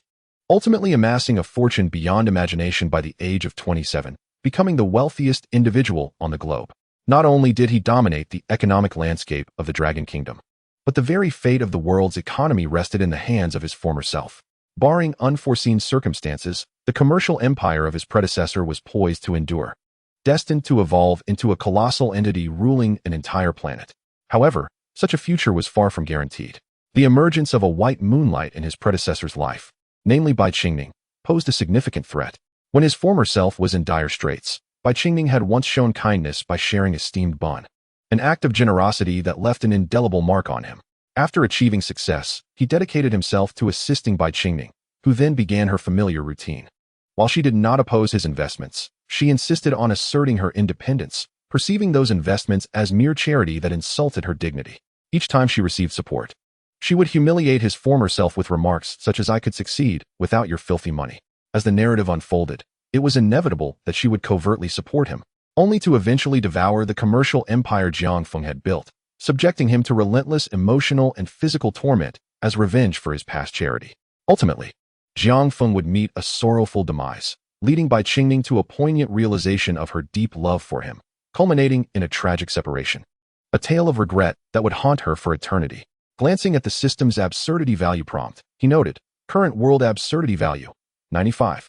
Task goal absurdity value, 20. Task reward, Bifa Xiani, impervious to all laws, indestructible through all calamities. The staggering absurdity value of 95 left Jiang Feng momentarily speechless. Yet, upon reflection, it was hardly surprising.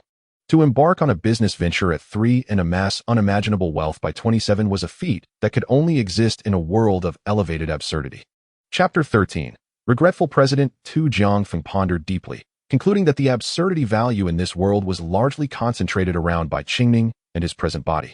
To diminish this absurdity value, not only must Bai Qingning perish, but she must also fulfill the narrative's core of regret, since this was a world steeped in remorse. Regret was the essence. Likewise, Jiang Feng could not simply bulldoze through as he had in his previous life. He needed to alter the perceptions of those around him. He vividly recalled the incredulous expression on his secretary's face after issuing his command.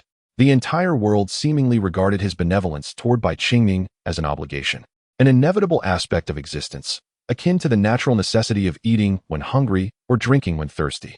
Unless this perception shifted, he would be left with no choice but to contemplate annihilation. However, Jiang Feng was not keen on such drastic measures. Each time thoughts of destruction arose, a profound sense of impending danger engulfed him. Although the system had not indicated what annihilation might entail, he would prefer to eliminate those tied to the narrative rather than resort to global devastation. Gazing down upon the bustling metropolis, a smile crept across Jiang Feng's lips. The notion of a grand female protagonist and her regret intrigued him. He would ensure she truly experienced the essence of remorse. A glimmer of cold determination flickered in his eyes. In his previous life, discomfort had been physical. In this life, it was psychological. He must address the absurdity value of this world with vigor. The Madu No. 4 sanatorium catered exclusively to the families of high-ranking officials. An entry was unthinkable without a reputable lineage spanning 3 generations. The Bai family, though not quite qualified, managed to secure a place for Bai Jingye, thanks to Jiang Feng's influence. Within the patient room, a cadre of nurses vigilantly monitored Bai Jingye's vital signs around the clock. The nation's foremost experts convened to ensure he triumphed over his affliction. Outside the ward, Bai Qingning, clad in a tailored OL dress and a sleek blazer. Her long ebony hair styled into a single ponytail, exuded an air of icy confidence characteristic of a strong woman. Her large, expressive eyes radiated an aloof pride. Upon seeing her, one couldn't help but think of the phrase iceberg CEO.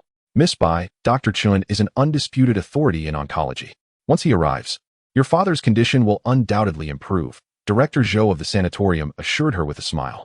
He was acutely aware that she was the woman Jiang Feng had taken a liking to, considering Jiang Feng's stature as the genuine wealthiest individual in the world.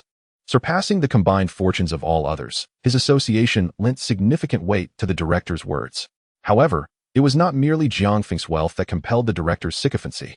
It was the fact that she was the object of Jiang Feng's unrequited affection. Jiang Feng had once proclaimed that whoever could bring joy to Bai Qingning would be his benefactor, a statement of immense significance. As Director Zhou continued to reassure Bai Qingning, Jiang Feng's male secretary approached. Upon sighting him, the director's smile broadened, and he hurriedly welcomed him with warmth, exclaiming, "Secretary Li, what brings you here for such a minor matter? With my decades of medical experience, I assure you that Miss Bai and her father will face no issues." Bai Qingning's expression grew colder upon seeing Secretary Li, tinged with disdain and loathing. To her, he was merely a dog belonging to Jiang Feng, a sycophant benefiting from his master's power. Secretary Li disregarded her icy demeanor and calmly addressed Director Zhou. "The surgery can commence. The oncologist will not be coming. Of course, the surgery can begin at any time, as soon as Dr. Chen arrives." Director Zhou's words faltered as he realized the gravity of the situation. What did it mean that the oncologist would not be coming? Was there truly anyone whom Jiang Feng could not procure? Bai Qingning's brows furrowed in disbelief as she coldly inquired, "What do you mean by that? Why has the tumor specialist not arrived? Please clarify." Secretary Li calmly cast a glance at Bai Qingning. "It is quite literal, Miss Bai. I have other matters to attend to, so I shall take my leave." As he was departing, he glanced at Dean Zhou, offering him a knowing expression. Dean Zhou, somewhat bewildered, sensed that something was amiss between Bai Qingning and Jiang Feng. "Stop right there." Bai Qingning's sharp rebuke did little to deter Secretary Li. As Jiang Feng's confidant, Secretary Li occupied his position not merely due to Jiang Feng's unwavering devotion to Bai Qingning, but also because of his exceptional capabilities. Reading between the lines was merely a fundamental skill for him. Secretary Li could be considered the individual who understood Jiang Feng best, second only to Jiang Feng himself. Naturally, the sudden shift in Jiang Feng's demeanor did not escape Secretary Li's notice. Although he was unaware of the reasons behind his boss's apparent transformation, one thing was clear. The fervent impulse Jiang Feng once had towards Miss Bai had dissipated. The boss had grown weary. With Bai Qingning no longer holding the status of Jiang Feng's beloved, she possessed no authority to demand that this high-ranking secretary halt his departure. The answer was unequivocally negative. Watching Secretary Li depart in silence left Bai Qingning seething with rage. In her eyes, Secretary Li was merely a sycophant wielding Jiang Feng's influence. Such a person lacked any dignity, yet dared to show her disdain. She resolved silently, awaiting the day she would build her own business empire, when she would return the humiliation she suffered today 100-fold. Meanwhile, Dean Zhou had certainly perceived the shift in Secretary Li's demeanor. As Jiang Feng's confidant, Secretary Li's stance largely mirrored that of Jiang Feng. Dean Zhou was no fool. His previously warm demeanor had swiftly turned cold. "Miss Bai, given the circumstances, I recommend we proceed with the surgery immediately. Your father's condition cannot be delayed." Upon hearing Dean Zhou's words, Bai Qingning clenched her teeth. "I personally invited the tumor specialist. Without thorough preparations, he cannot operate on my father." Dean Zhou felt a twinge of disdain at Bai Qingning's statement. "Who do you think you are?" When Jiang Feng extends an invitation, Expert Chun would be eager to fly over. When you say invite, does Expert Chun even regard you as significant? Although he felt contempt, Dean Zhou understood that he could not become embroiled in certain matters. Since Miss Bai intended to personally make the request, the surgery for her father would be postponed until the evening. At this point, Dean Zhou's expression grew considerably more serious. "Miss Bai, I must emphasize that every minute your father's condition is delayed, the danger escalates. If we operate now, I have a 30% chance of success. If we wait until the evening and Expert Chun has not arrived, my confidence dwindles to only 10. Hearing this, Bai Qingming's expression shifted to one of anxiety as she bit her lip. What if Expert Chen arrives? Dean Zhou smiled. In that case, there would be no issue. With Expert Chen's expertise, the success rate is 100. I would feel inadequate in comparison. With this assurance, Bai Qingming steeled herself. Very well. I shall go and invite Expert Chen. You must take good care of my father. Of course, Dean Zhou readily agreed. As he watched Bai Qingming's retreating figure, Dean Zhou chuckled softly to himself. It seems she is not as foolish as the rumors suggest. Perhaps her previous image as a sycophant was merely an act. How intriguing. In his office, Zhang Feng had prepared his plan. Miss Bai, do you not pride yourself on your independence and refusal to accept anyone's assistance? Very well. I shall truly make you independent now. This world is not one of regrets. In the original narrative, I brought about Bai Qingming's change of heart through my demise. But with life lost, the chance to rekindle past ties vanished. This is regret. Yet, the essence lies not in my death, but in the concept of regret itself. I could very well avoid death and still fulfill the conditions to complete the task. Now, calculating the time, the female lead should be arriving shortly. Just as Zhang Feng pondered this, a commotion erupted outside his door. Miss Bai, you cannot enter. Get out of my way. Miss Bai, you truly cannot enter. Did you not hear me? Get out of my way. With a resounding crash, the office door swung open as Bai Qingming stormed in. Fury radiating from her as she confronted Zhang Feng. Why have you cancelled Expert Chen's treatment for my father? What are you scheming? Zhang Feng appraised the formidable woman before him. Her slender waist, flawless complexion, and striking features exuded an icy elegance. Truly a remarkable beauty. No wonder his predecessor was so enamored. What man would not be captivated by such a woman? Except for Yi Xian, of course. However, Zhang Feng was not the type to be swayed by superficial allure. With a company worth trillions and his own life at stake, exchanging that for a mere decorative vase, one that could only be admired from a distance, was not a transaction he would entertain. Such a deal would be disastrous. Observing Bai Qingming's furious countenance, Zhang Feng stated calmly, since Expert Chen was invited by me, if I no longer wish to proceed, he certainly will not come. Bai Qingming's eyes widened in disdain upon hearing this. Zhang Feng, I initially thought you were a man of integrity, yet here you are, behaving so despicably. You merely wish to coerce my father into submitting to you. Zhang Feng raised an eyebrow and scoffed. Miss Bai, you might be overestimating your significance. What kind of woman do I, Zhang Feng, desire that I cannot have? As for employing such tactics, standing up, Zhang Feng regarded Bai Qingming with unwavering composure. I need not resort to such methods to deal with you. You. Bai Qingming felt her composure shatter at his words. Are you comparing me to those mercenary women outside? How dare you? Zhang Feng casually dug at his ear, noting that while the female lead may lack certain qualities, she certainly had a loud voice. Secretary, Zhang Feng called. And Secretary Li entered the room. President, you called for me. Upon seeing Secretary Li, Bai Qingming's anger flared even more. You should fire this secretary. I find him insufferable. The moment those words left her mouth, Secretary Li felt a jolt of panic. Sweat began to bead on his forehead. If he had misjudged the situation, and Zhang Feng remained unchanged, he would undoubtedly face dismissal. Now, it was a matter of whether Zhang Feng's sentiments had genuinely shifted. Zhang Feng let out a cold laugh. What qualifications do you have to demand I fire Secretary Li? Who do you think you are? After being reprimanded multiple times by Zhang Feng, Bai Qingming's pride felt utterly shattered. Once again, Zhang Feng's derision pushed her emotions over the edge. She shouted, Zhang Feng, you better think carefully before you speak. If you do not bring back Expert Chen and dismiss this secretary, I will act as if today never happened, or else. Zhang Feng, disinterested in her threats, waved dismissively and said impatiently, throw her out. In the future, not just anyone will be allowed to enter the Empire State Building. Do you understand? Secretary Li exhaled with relief and immediately instructed the security personnel to escort the still struggling and shouting Bai Qingming out.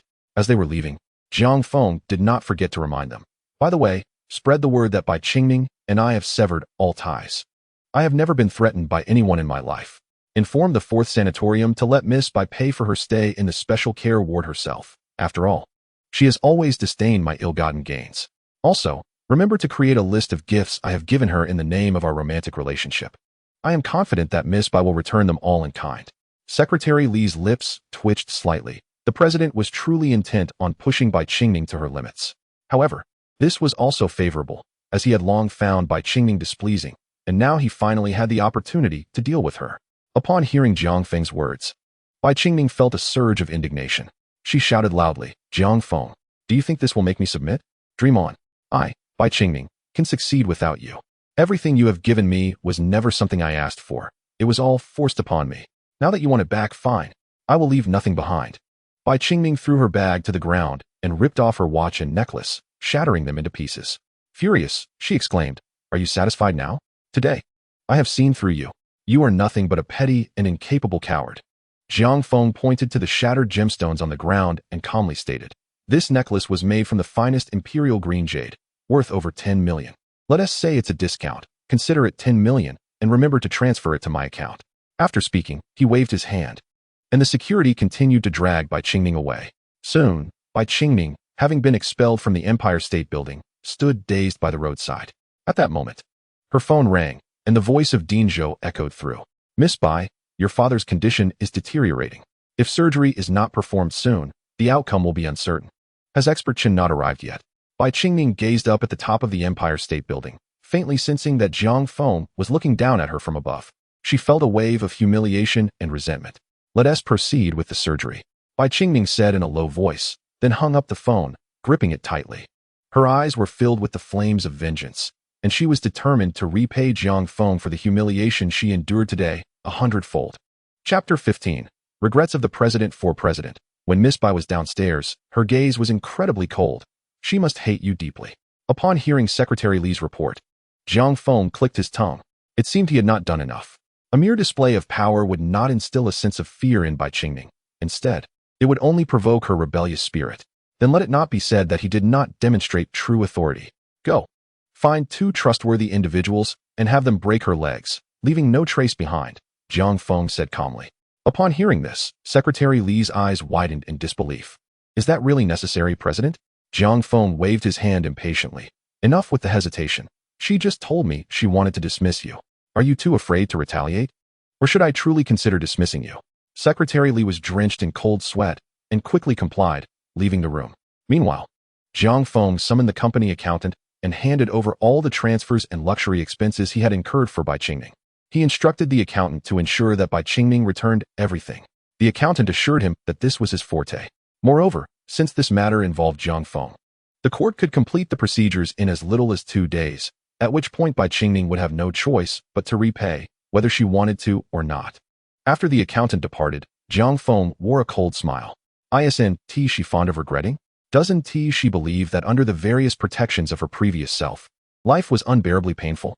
If she is so ungrateful, then let her experience what true pain is. After issuing these commands, Jiang Feng returned to his villa. Ironically, this place was not only Jiang Feng's home, but also Bai Qingming's. Although Bai Qingming had never acknowledged her relationship with Jiang Feng, she had never refused any of his offerings and always welcomed them. For instance, this house, in the prosperous city of Magic Capital, where property prices are exorbitant. Jiang Feng's villa was worth over 1 billion, located in the most bustling area by the river. A mere 10-minute walk or a few minutes by car sufficed for his daily commute. Yet, despite this, Bai Qingming always complained about the agony of living here. Upon returning home, Jiang Feng found that Aunt Lu had prepared a sumptuous dinner. The aroma of the food wafted through the air, lifting Jiang Feng's spirits considerably.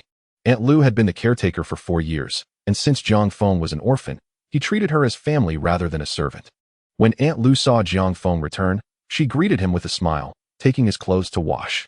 However, when she noticed that Jiang Feng was alone, she froze in confusion.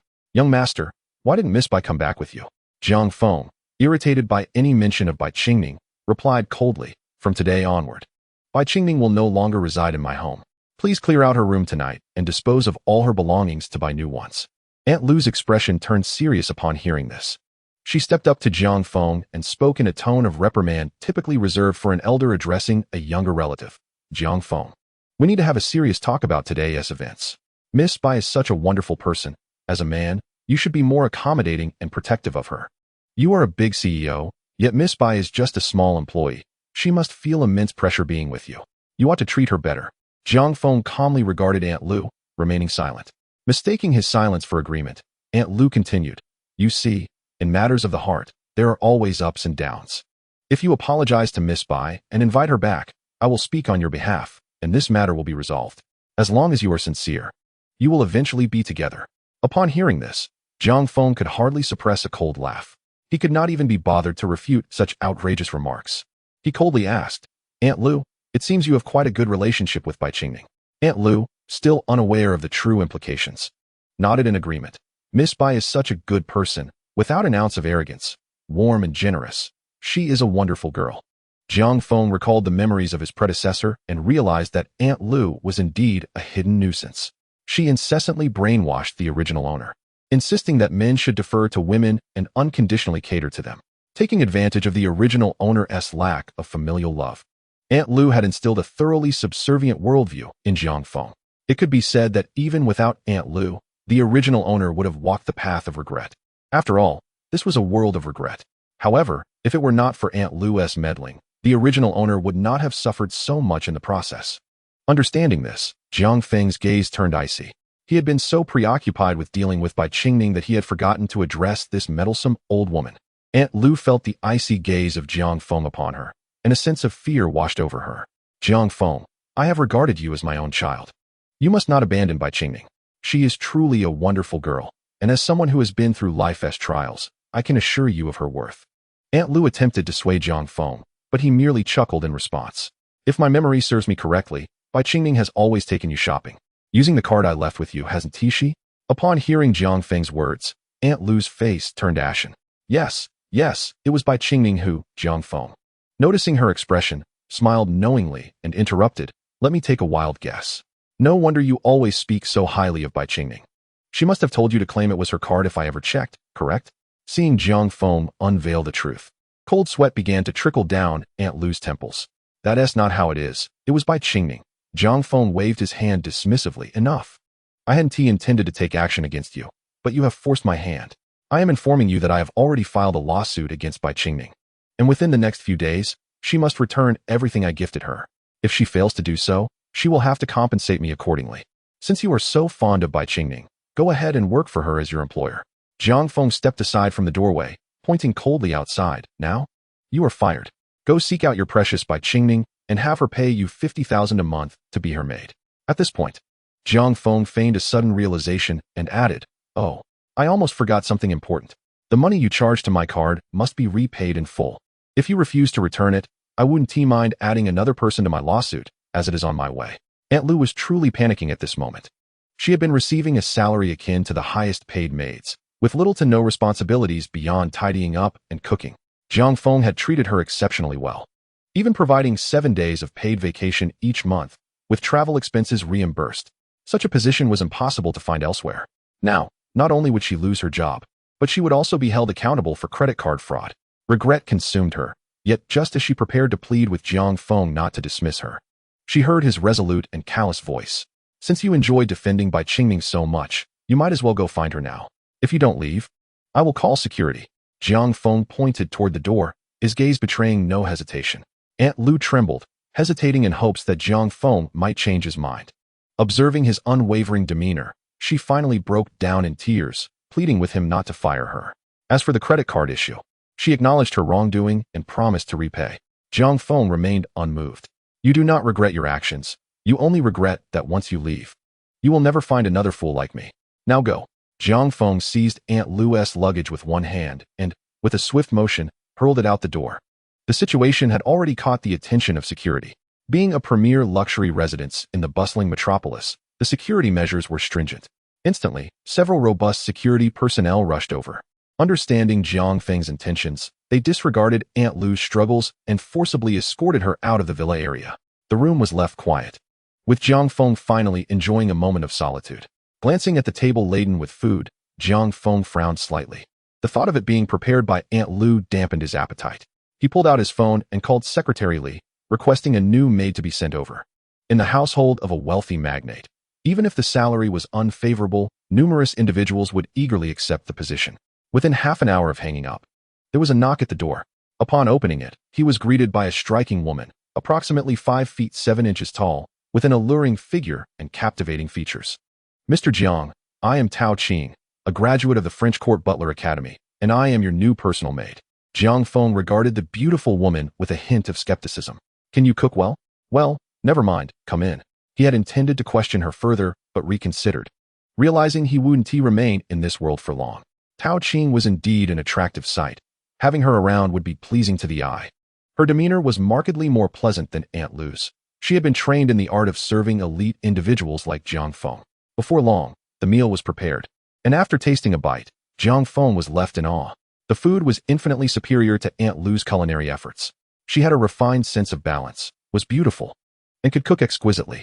Such a maid was truly deserving of his status. He could only wonder what kind of misfortunes the previous owner had endured. Meanwhile, Bai Qingming sat by the river, feeling the breeze caress her face. Gazing at the vibrant scenery on both banks, she felt a surge of ambition. She had finally escaped Jiang Feng's clutches and was determined to build her own business empire. When that time arrived, her first act of revenge would be against Jiang Feng. As for her father, Bai Qingming could only pray for him in her heart. The reason for not waiting outside the operating room was that she convinced herself she needed to be by the river to bless her father. In truth, she was too afraid to confront the reality that, due to her actions, the tumor specialist had not arrived, drastically diminishing her father's chances of a successful surgery. While Bai Qingming contemplated how she would take over Jiang Feng's company and repay every humiliation in kind, two men clad in motorcycle gear, helmets on their heads, roared up on dirt bikes. Without uttering a word, they approached Bai Qingming and swung a baseball bat directly at her delicate calf. A sickening crack echoed, muffled by the roar of the engine. As the two motorcyclists sped away, Bai Qingming's anguished cries resonated along the riverbank. Soon, an ambulance arrived to take Bai Qingming away, and the police came to gather information before hastily departing. Among the crowd, many had captured the scene on their phones, but when they attempted to post it online, they found themselves unable to do so, as if an invisible hand had seized control of everything. Bai Qingming, having succumbed to her pain, awoke to find herself lying in a hospital bed, a nurse standing nearby, furrowing her brow as she recorded notes. Upon seeing Bai Qingming regain consciousness, the nurse summoned the attending physician. "Miss, your left leg is fractured and requires immediate surgery. Now that you are awake, please settle your surgery and hospitalization fees." At the doctor's words, Bai Qingming felt a surge of agitation, but as she attempted to move, the excruciating pain from her left leg caused cold sweat to bead on her forehead. The doctor calmly replied, "Please refrain from moving, miss. Your calf is still in a fractured state." Bai Qingming looked incredulously at the doctor, demanding an explanation. What on earth happened? The nurse, growing impatient, retorted, "This is a hospital. If you have questions, direct them to the police. Now, you need to pay or have a family member come to pay so we can proceed with your surgery." Bai Qingming glared at the nurse with gritted teeth, harboring resentment toward this insistent attendant. She retrieved her wallet and handed over her card to the nurse. The nurse returned after a brief absence. Her face contorted in displeasure as she tossed the card towards Bai Qingming. In a cold tone, she declared, "The card has been frozen. You will need to replace it." Bai Qingming's expression was one of disbelief. "How is that possible? This is a black gold card. Who has the authority to freeze it?" The nurse, seasoned and unimpressed, smirked. "Who can? Naturally, the owner of the card can. Who else could it be? Me?" Bai Qingming momentarily fell silent, realizing that the owner of the black gold card was Jiang Feng. Her teeth clenched in anger towards him. She then produced her own card and handed it to the nurse. The nurse impatiently accepted the card and returned shortly after, throwing it down with a sarcastic remark. "This young lady truly knows how to make my day after working hard. Both cards are frozen solid. Thank you very much. However, these frozen cards won't mend your broken leg." Bai Qingming's brows furrowed at this statement as she questioned, "This is my own card, and it holds over 10 million. How could it possibly be frozen? Are you lying to me? Are you sent by Jiang Feng?" It had to be him. He was truly despicable. And so was this hospital. Just as Bai Qingming was about to create a scene, the doctor coldly warned, "Miss, no one in this world is unfamiliar with Jiang Feng. However, this is a national hospital, which belongs to the state, not any individual. You must be responsible for your words." Chapter 17. Regret of the CEO 6. Bai Qingming seethed with anger, yet she recognized that this was not the place for her to cause a ruckus. After rummaging through her wallet, she barely managed to gather the hospitalization fee. She considered pawning her watch at the reception desk, but the hospital informed her they were not a pawn shop and only accepted cash. Reluctantly, Bai Qingming was left with no choice but to sell her watch in the ward. Fortunately, the luxury items Jiang Feng had previously purchased for her were all limited editions. And in the affluent city of Modu, such items were in high demand. It wasn't long before she acquired the funds necessary for the surgery. When Bai Qingming emerged from the operating room, her complexion was exceedingly grim. Lying in the hospital bed, she could hardly believe how ruthless Jiang Feng had been. He had not only canceled her black card, but had also somehow frozen her bank card. As she pulled out her phone to check, her expression stiffened. She had received 2 court summons messages on her phone. Jiang Feng had actually sued her. Damn it, Jiang Feng, I will not let you off easily. With a roar, Bai Qingning found Jiang Feng's contact information and dialed his number. At that moment, Jiang Feng was dining. Initially intending to hang up upon seeing Bai Qingning's call, he reconsidered and answered, curious about her current situation. The moment the call connected, Bai Qingning shouted furiously, Jiang Feng, you are the most despicable, shameless person in the world. How dare you cancel my black card? Jiang Feng rolled his eyes, acknowledging that this woman was indeed the source of her own troubles. While lamenting the pain he felt in her presence, she questioned him about the cancellation of her card. She prided herself on being an independent woman, yet the instant he ceased her financial support, she immediately reached out to him, having never called him before. This was truly a case of double standards. Jiang Feng replied calmly, not only have I cancelled your black card, but you also owe me money and various valuables that you must return. Of course, considering our past, I want to personally pursue you. My lawyer will handle our communication. Goodbye, and do not contact me again. After saying this, Jiang Feng hung up the phone and promptly blocked her number. When Bai Qingning attempted to call Jiang Feng again to berate him, she discovered that he had fortified his defenses against her, which infuriated her to no end. At that moment, inexplicably, Aunt Lu appeared. Upon seeing Bai Qingning, a flicker of disdain crossed Aunt Lu's eyes, but she quickly donned a sympathetic facade.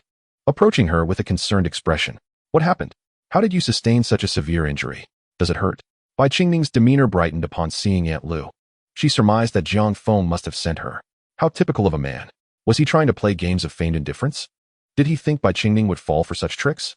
However, contemplating her need for funds to start her own business, Bai Qingning convinced herself to soften her stance towards Jiang Feng.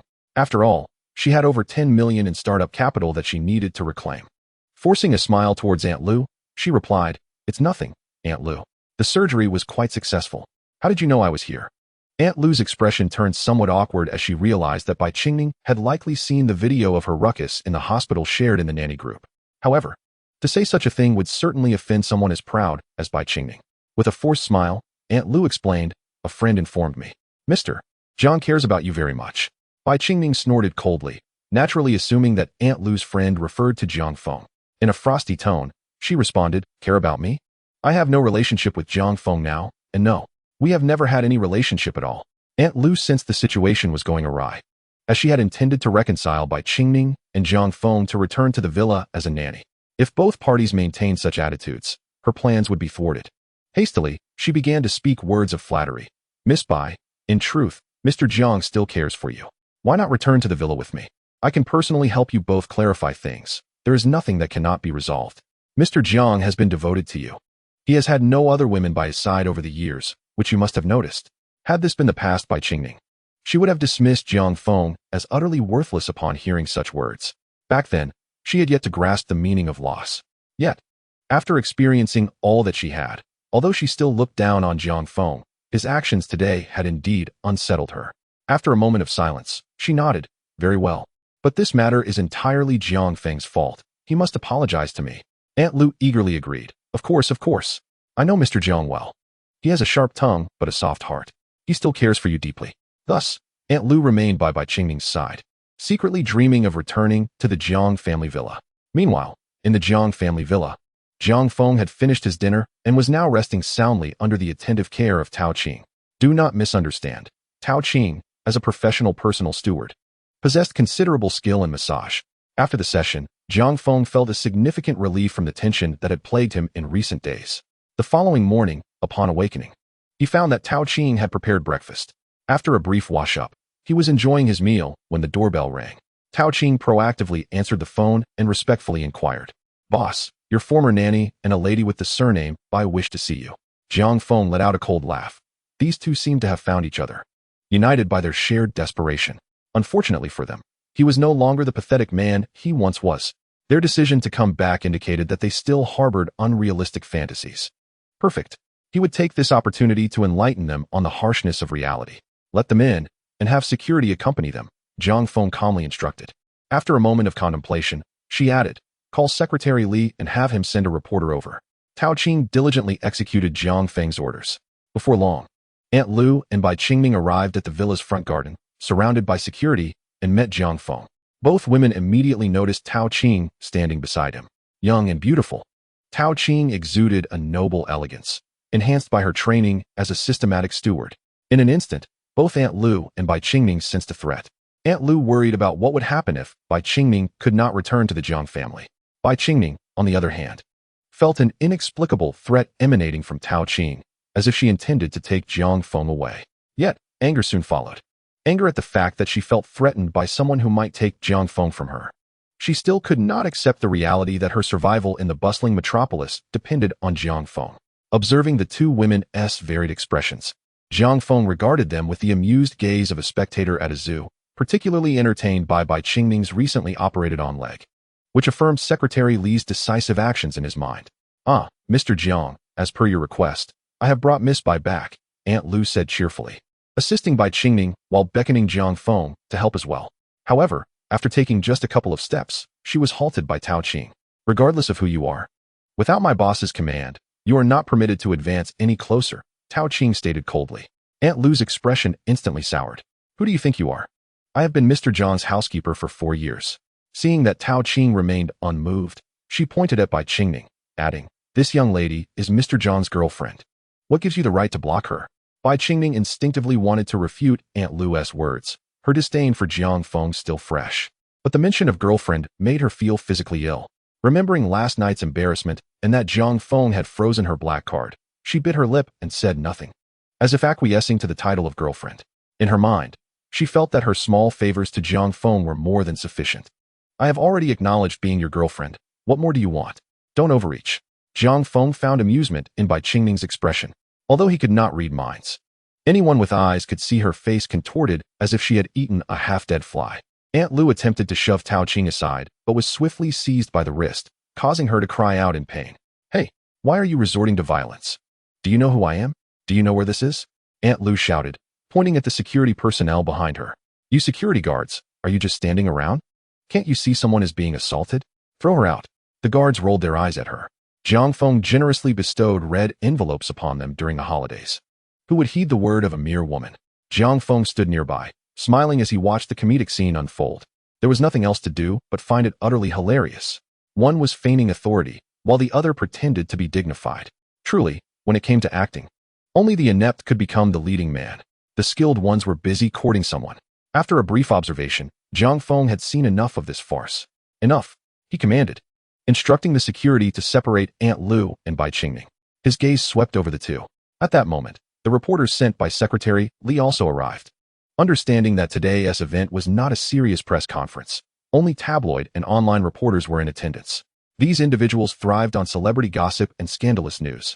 Naturally, stories about the world's richest man's escapades were of utmost interest. Seeing the reporters settled, Jiang Feng knew it was time to take the stage. He shielded Tao Qing behind him and coldly reprimanded, "Enough. I have already stated that I have no further ties with you, Bai Qingming. And as for you, Aunt Lu, you were dismissed last night. You misused my credit card and now come here to cause a scene. Do you not regard the laws of Longhua?" Aunt Lu stammered, struggling to find a response. However, Bai Qingming took this opportunity to gain momentum. "What do you mean by having no ties? We never had any relationship to begin with. Don't think that your underhanded tactics can force me to be your woman. How absurd." Jiang Feng's heart swelled with joy. As expected, this woman was contradictory. Previously, everyone had assumed Bai Qingming was a pure and innocent flower, while he, as the richest man, pursued a girl with no family background. Such tales had ensnared countless naive young women. Online discussions had always portrayed Jiang Feng's pursuit of Bai Qingming as a fairy tale romance. Now, it was time for him to strike back. "Since we have no connection, don't forget to return all the luxurious items you possess, including your clothing and expenses. These were all gifts I bestowed upon my girlfriend, and since you claim we never had any relationship, they cannot be classified as gifts," Jiang Feng stated calmly. Bai Qingming gritted her teeth, filled with unwillingness, yet with her bank cards frozen, what could she do? She glared at Jiang Feng and shouted, "Return what? I never asked you for anything. You insisted on giving me these things, and now you shamelessly want them back? I see through you." Jiang Feng shrugged. "But you never declined, did you? Well, I can't be bothered to argue with you." He turned to Tao Qing, instructing her to have the security remove all items related to Aunt Lu and Bai Qingming from the villa. Jiang Feng coldly declared, "Now take these belongings and vanish from my sight." "Oh," Jiang Feng feigned sudden realization. "By the way, I almost forgot. Return the black card I gave to my girlfriend." Bai Qingming bit her lip, pulled out the black card, and threw it to the ground with a loud thud. Pointing at Jiang Feng, she scolded, "Who cares about your filthy money? She then pulled out her bank card, questioning, "On what grounds did you freeze this card? It contains my funds. This card was not frozen by me. It was the bank and the court's doing. What does it have to do with me?" Jiang Feng replied innocently. "All right, Jiang Feng. Let me tell you, the humiliation you have inflicted upon me today, I will repay tenfold, 100-fold. Just wait and see." Bai Qingning defiantly turned on her heel and left Jiang Feng's villa without looking back. Aunt Lu, observing Tao Qing, instantly regretted her past actions. Had she remained silent last night and refrained from speaking well of Bai Qingning, she could still be in the Jiang family's service. Unable to blame Jiang Feng for all of this, she directed her ire solely at Bai Qingning. If Bai Qingning had not suggested her reckless spending, claiming it was Jiang Feng who had authorized it, she would not have squandered millions buying a house for her son. Everything was Bai Qingning's fault. With this thought, Aunt Lu turned and hurried after Bai Qingning, calling out, "Bai Qingning, you wretched girl. It is all your fault that I lost my job." Aunt Lu appeared as if possessed, a middle-aged woman in her 40s, far beyond the capabilities of the frail Bai Qingning to withstand. To make matters worse, Bai Qingning had suffered a leg injury at that moment. Aunt Lu charged at her, assaulting her with both physical blows and a torrent of vile invectives, simultaneously executing both verbal and physical attacks. Bai Qingning was momentarily stunned, sitting dazed on the ground until the security personnel intervened to separate them. The small reporters present were nearly driven mad with excitement. This incident was undoubtedly destined to dominate the headlines. It was a sensational revelation, contrasting the online narrative of a fairy tale couple, a prince and a Cinderella, with the reality of a gold digger and a man awakening from his stupor. Who would have thought that beneath Bai Qingning's seemingly pure, frigid, and noble exterior lay such a persona? That afternoon, reports regarding Bai Qingning flooded various websites and social media platforms. These articles unanimously sided with Jiang Feng, not due to any sudden enlightenment among the writers, but rather because of Jiang Feng's influence as the world's richest man. Who would dare publish anything detrimental to Jiang Feng? The next moment, they would find themselves receiving a stern legal notice from his formidable team of attorneys. In the face of such power, everything must yield to Jiang Feng. Simultaneously, Bai Qingning's financial resources came to a complete halt. Although she had been employed at Jiang Feng's company, her role had merely been nominal, receiving a salary without performing any actual work, as she was engrossed in her entrepreneurial ambitions. Now that Jiang Feng had terminated her employment, she found herself deprived of the monthly income of 100,000 yuan. Leveraging his connections with the courts and banks, Jiang Feng proceeded to freeze all of Bai Qingning's assets.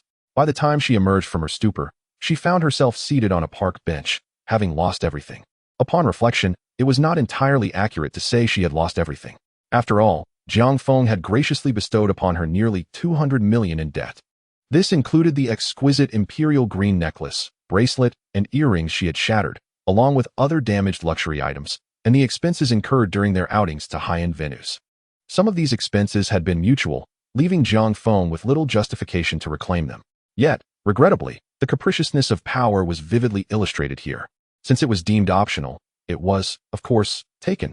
As she glanced at her phone, notifications from the court flooded in, and her debt crystallized at over 180 million. Bai Qingning was momentarily rendered speechless by the overwhelming blow. Digging through her wallet, she found a pitiful sum of just over 3,000 yuan. Gritting her teeth, she declared fiercely, "Jiang Feng, do not underestimate me. Everything I have lost today, I shall reclaim. If you can rise from nothing, so can I." Bai Qingning was not wrong, although she was no business prodigy. As the protagonist of a tale of regret, she could indeed ascend to become the world's richest individual, provided there was no world-renowned tycoon covertly undermining her efforts. Jiang Feng was indifferent to her aspirations. Even her desire to eat would be obstructed by his arrangements to intercept her takeout. This task was assigned to Secretary Li. Soon, Bai Qingning would experience the full extent of the world's malice directed at her. Initially hoping to utilize her financial knowledge to become a stockbroker, she soon discovered that the nation's premier brokerage firms were unwilling to hire her. In desperation, she accepted a position at the sole company willing to employ her, which happened to be Jiang Feng's Shell Corporation. Before long, Bai Qingning identified a promising stock, convinced that selling it would yield a substantial profit. With that initial capital, she was confident she could turn her fortunes around. During this time, she was filled with determination, enduring meager meals and walking over an hour to work to save on transportation costs, all while casting longing glances at the luxurious clothing and accessories displayed in storefronts, yet resolutely refusing to falter. If Jiang Feng had known her efforts were aimed at ensuring her own downfall, he might have been moved. However, unbeknownst to her, Everything was a trap set by Jiang Feng. The stock was sold, and what should have been a soaring success turned into an unexpected disaster. The shell company went bankrupt. And as the broker for that stock, Bai Qingming not only earned nothing but also found herself in debt for over 10 million yuan. In an instant, she plummeted from the brink of success to the depths of despair. That night, she sat on a park bench, allowing the rain to drench her. Gazing at the bustling lights and traffic in the distance, a bitter taste filled her mouth. Suddenly, she spotted Jiang Feng's Rolls-Royce. The passenger seat, once exclusively hers, was now occupied by Tao Qing, adorned in a designer evening gown, exquisite earrings, and a flawless complexion. The two exited the vehicle and entered a 7-star restaurant requiring a year of advance reservation, just beyond her view. Through the glass window, she witnessed Jiang Feng dining with Tao Qing while she remained in the rain, cradling a half-eaten piece of bread. At that moment, Bai Qingming experienced regret in its most profound form. Receiving a notification from the system, her brain-dead value had decreased to 70. A smile crept across Jiang Feng's lips. Indeed, everything that transpired after Bai Qingming's departure was meticulously orchestrated by him, including this very dinner unfolding before her. Catching a glimpse of Bai Qingming's expression from the corner of his eye, Jiang Feng realized his plan was yielding remarkable results. Bai Qingming had begun to grasp the taste of regret. As long as she did not wait until after Jiang Feng's demise to feel remorse, the absurd narrative would collapse, and the world's brain-dead value would swiftly diminish. This was the understanding Jiang Feng had cultivated over time. Much like the elder disciple from the previous world, he was disrupting the original storyline, shattering the chains of absurd logic. As long as the absurd logical chain could not continue, the brain-dead value of this world would correspondingly decrease. Conversely, should the narrative continue along its absurd trajectory, even Jiang Feng risked being consumed by the logic chain it created, a fate from which there would be no escape. Casting one last glance at Bai Qingming, still seated in the rain, their eyes met briefly. Bai Qingming's heart raced, and she was certain Jiang Feng had seen her. Suddenly, she witnessed him rise from the table, leaving behind a feast, as he took Tao Qing by the hand and exited. Bai Qingming bit her lip, contemplating that if Jiang Feng were to approach her now to apologize and mend their relationship, she might reluctantly agree. As she fantasized about this scenario unfolding, she remained oblivious to the footsteps approaching through the rain. Upon opening her eyes, she saw Jiang Feng, escorted by his bodyguards, embarking on his vehicle. As the car started, Jiang Feng cast one last glance in her direction. The coldness in his gaze felt unfamiliar to Bai Qingming. Watching the convoy depart, she was engulfed by a sense of helplessness, akin to consuming a slice of cake meant for a birthday celebration, only to realize she was not the guest of honor. It is akin to having transferred funds and booked a room, only to discover upon opening the door that it is nothing but an illusion, with no possibility of a refund. A sensation that had never before graced Bai Qingming's existence now inundated her heart. This feeling is known as the remorse that follows impulsive decisions. During this period, Jiang Feng found himself rather unoccupied. As the wealthiest individual in the world, one would expect him to be perpetually swamped with responsibilities. Yet, in this realm, governed by the absurdities of a contrived narrative, he merely needed to indulge in romance and savor life, delegating all other matters to his subordinates. Chapter 20. The regretful so, living such a leisurely life had begun to make Jiang Feng reluctant to depart. However, upon contemplation, it was evident that a fool would know how to choose. Just as Jiang Feng was lost in his musings, Tao Qing entered the room. During this time, their relationship had not transcended that of employer and employee. Jiang Feng considered himself to be rather traditional. Knowing he could not remain in this world for long, he felt no need to entrap a woman like Tao Qing, who was still pure and innocent. "Boss, here is the recent update on Bai Qingming," Tao Qing announced. Jiang Feng took the tablet from her, which contained a summary of Bai Qingming's current situation as tracked by his subordinates. Since that fateful rainy night, Bai Qingming appeared to have come to terms with reality. She had secured a new job, though it was not as a stock manager, but rather a position befitting a general economics graduate. Earning less than 10,000 a month in the bustling metropolis, her salary could only be deemed ordinary. Yet, Bai Qingming seemed quite content, as if the repeated setbacks had rendered her more like an ordinary person. However, Jiang Feng understood that if Bai Qingming had truly become normal, then this world would be anything but. Tell Secretary Li to send someone to the Securities Regulatory Commission to investigate. This brokerage firm must have issues. Also, have the bank scrutinize their transactions. Remember, there is definitely something amiss with this company. Do you understand? Tao Qing nodded in understanding and promptly departed. Shortly thereafter, she returned with Secretary Li. Upon seeing Jiang Feng, Secretary Li nodded and affirmed, You were right, boss. This brokerage firm indeed has problems. And I am already preparing to address the situation. Jiang Feng smiled. Well done. Ensure you handle it decisively. Understood, boss. Watching Secretary Li leave, a cold smirk crept across Jiang Feng's lips. Bai Qingning, you may be the protagonist of this world, but who granted you the right to simply give up? If you abandon your role, what will happen to the absurdity of this world? What of my mission? Bai Qingning must continue on her path, if she chooses not to. She cannot blame me for being ruthless. That very night, the brokerage firm was investigated for malfeasance, fraud, and tax evasion. Simultaneously, rumors began to circulate among major financial institutions that Bai Qingning was a financial plague. 2 financial entities collapsed shortly after her employment commenced. In such matters, the public tends to believe the worst. Once again, Bai Qingning found herself on the streets, where even securing a job had become a distant aspiration. Ultimately, she had no choice but to return to Jiangfeng. Outside the villa community, Bai Qingning attempted to enter, only to be coldly stopped by the security guard who had once shown her great deference. Miss, you are not a resident of this community. Without the consent of a resident, no one is permitted entry. Bai Qingning felt her cheeks flush with embarrassment and exclaimed, You don't recognize me? I am Bai Qingning. I reside in Unit 1. The guard, of course, recognized her but reiterated his stance. Without a resident's approval or an access card, she could not enter. Not even the most powerful could pass without his consent. With no other recourse, Bai Qingning attempted to contact Tao Qing, but upon connecting, was promptly hung up on. When she tried to reach Jiang Feng, she discovered that he had blocked her on all forms of communication. She could no longer access his profiles on various social media platforms. In that moment, Bai Qingning truly realized that Jiang Feng had departed from her life.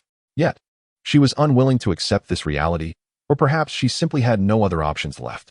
She could only linger at the entrance of the community, hoping for a glimpse of Jiang Feng. Clinging to the hope that he would not remain indifferent upon seeing her again, she waited. For 2 consecutive days, she caught not even a whiff of Jiang Feng's car exhaust.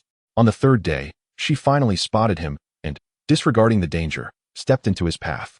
Observing that her once designer attire had been replaced with commonplace clothing, and her meticulously crafted makeup had faded, Bai Qingning appeared to have aged significantly in merely half a month, losing the icy demeanor of the former CEO.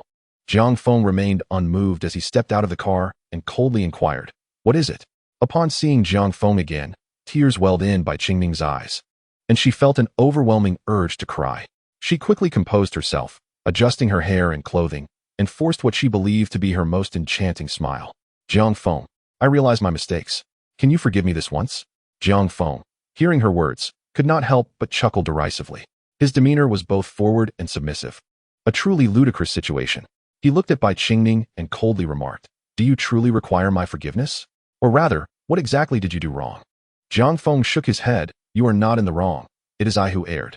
I should not have invested so much effort in you, nor should I have cared for you so deeply over a mere bun from years past. Now you regret it? No, you do not regret losing me.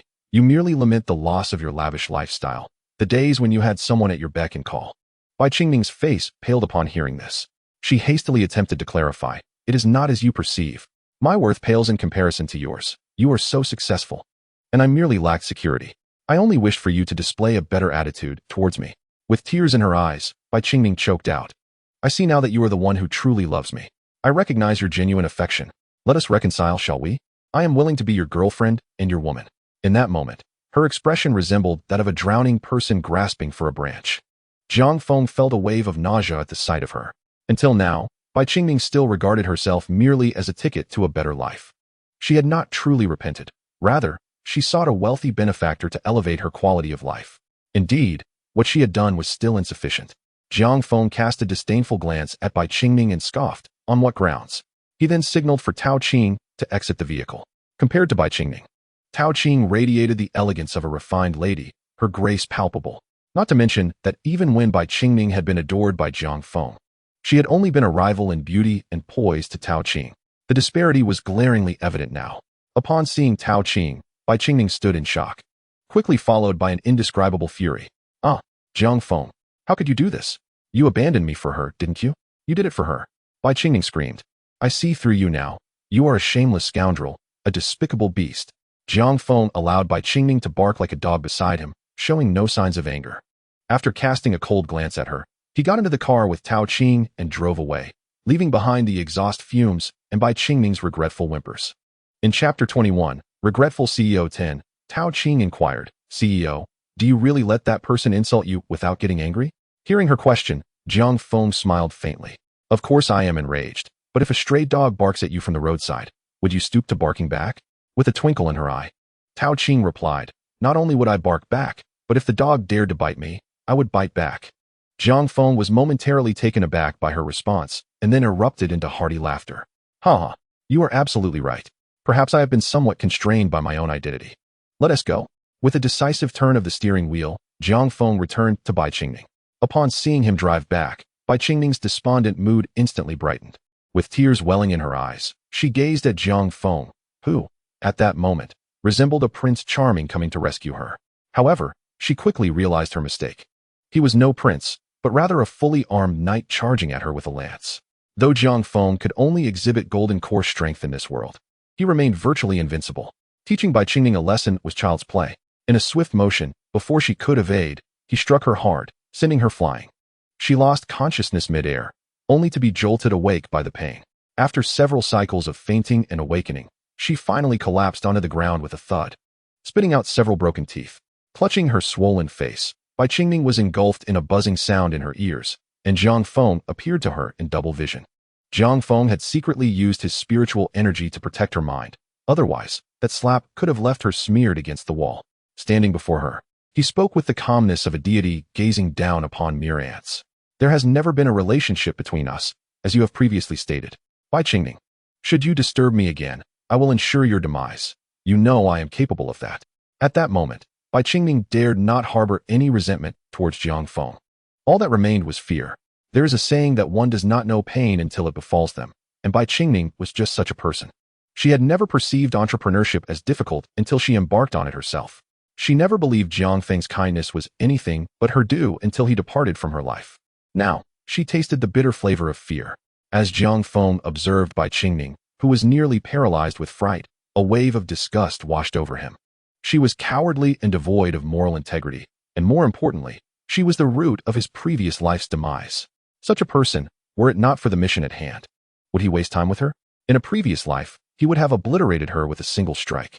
Sighing, Jiang Feng lamented the simplicity of resolving matters with a fist. In this world, though he was unrivaled, resorting to violence to diminish the foolishness of others meant contending with the entire world. His golden core cultivation was still too low. Were he at the integration stage, he would likely not waste time and would directly choose to slaughter. Host, please refrain from annihilating all in the mission world. These worlds are real within the vast universe, and destruction will disrupt the balance of rules, the system warned. Must I? Jiang Feng furrowed his brow. Not necessarily. It is merely a suggestion. The decision ultimately lies with the host's will, the system replied. Jiang Feng shrugged, recalling how in his previous life he had been compelled to retain that useless master just to maximize compatibility. He understood he was an utterly ordinary person. Without the system, he would likely have lived a mundane life, perhaps never marrying, eventually passing away unnoticed. Everything he possessed was bestowed by the system. Thus, if the system demanded it back, so be it. Jiang Feng nodded, assuring the system he would strive not to kill innocents. But should he find it impossible to resist, there would be no other choice. The system remained silent, and Jiang Feng did not inquire further. Days passed, and the foolishness quotient in this world had decreased to 40. Bai Qingning, the core of this regretful narrative, had fully accepted her ordinariness and regretted not seizing Jiang Feng, the man who once loved her fervently. Detached from the main storyline, she had fulfilled the conditions for regret even before Jiang Feng's demise. Naturally, as the illogical reasoning crumbled, the foolishness quotient began to decline. Jiang Feng recognized it was time to conclude this affair. Accompanied by Tao Qing, he visited an unremarkable restaurant, Bai Qingning's place of employment.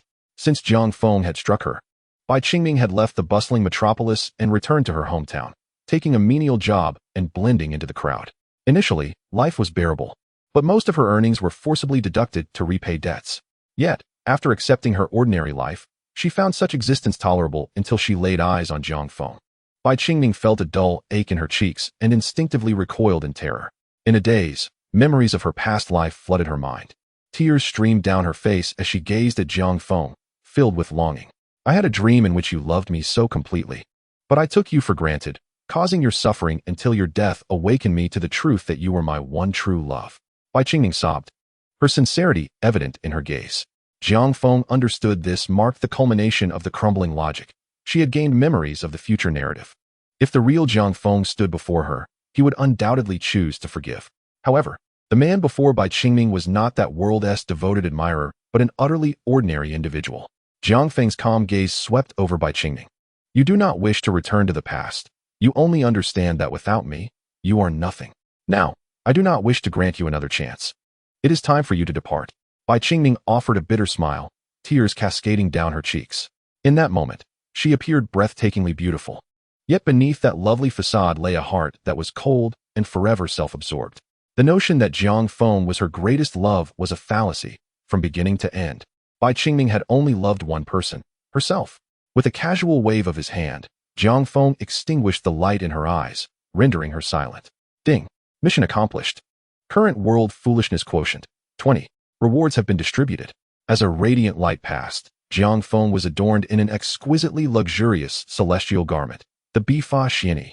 With a mere thought, the Bifa Xiani transformed into a suit, then into casual wear. Jiang Feng was quite satisfied with the results. The magical attire was indeed eye-catching, and with the ability to transform at will, there were no issues at all. Chapter 22. The Grand Marshal of the Empire having completed the task, Jiang Feng saw no need to linger and promptly chose to depart from the current world. As the scene before him shifted, he found himself once again in the familiar expanse of the starry sky. Before him lay the collective consciousness of the myriad worlds, the system itself. You have successfully completed the task. Well done, it proclaimed. Jiang Feng shrugged. Not really. Those worlds were rather foolish from my perspective as a rational individual. Now that you have completed 2 tasks, I should reveal the true mission to you. The mainline task of the myriad worlds has been issued. Do you accept? Without hesitation, Jiang Feng accepted. Had it not been for the system, he would still be an ordinary person, devoid of the opportunity to engage with such realms. You have accepted the mainline task of the myriad worlds. Current mainline task, reduce the foolishness value of the myriad worlds to below 50. Current foolishness value of the myriad worlds, 80. This task was quite straightforward. It merely required the presentation of the foolishness value of each world as a total figure. Since he had managed to complete the first 2 tasks, the subsequent one would pose no challenge. In truth, our entire world represents the male-oriented realm, characterized by rationality, strength, fairness, aversion to evil, and decisive action. In contrast, the female-oriented realm is characterized by tenderness, gentleness, kindness, inclusivity, and emotionality. However, at some point, the consciousness of external demons invaded our world. The 2 worlds you visited were among those afflicted.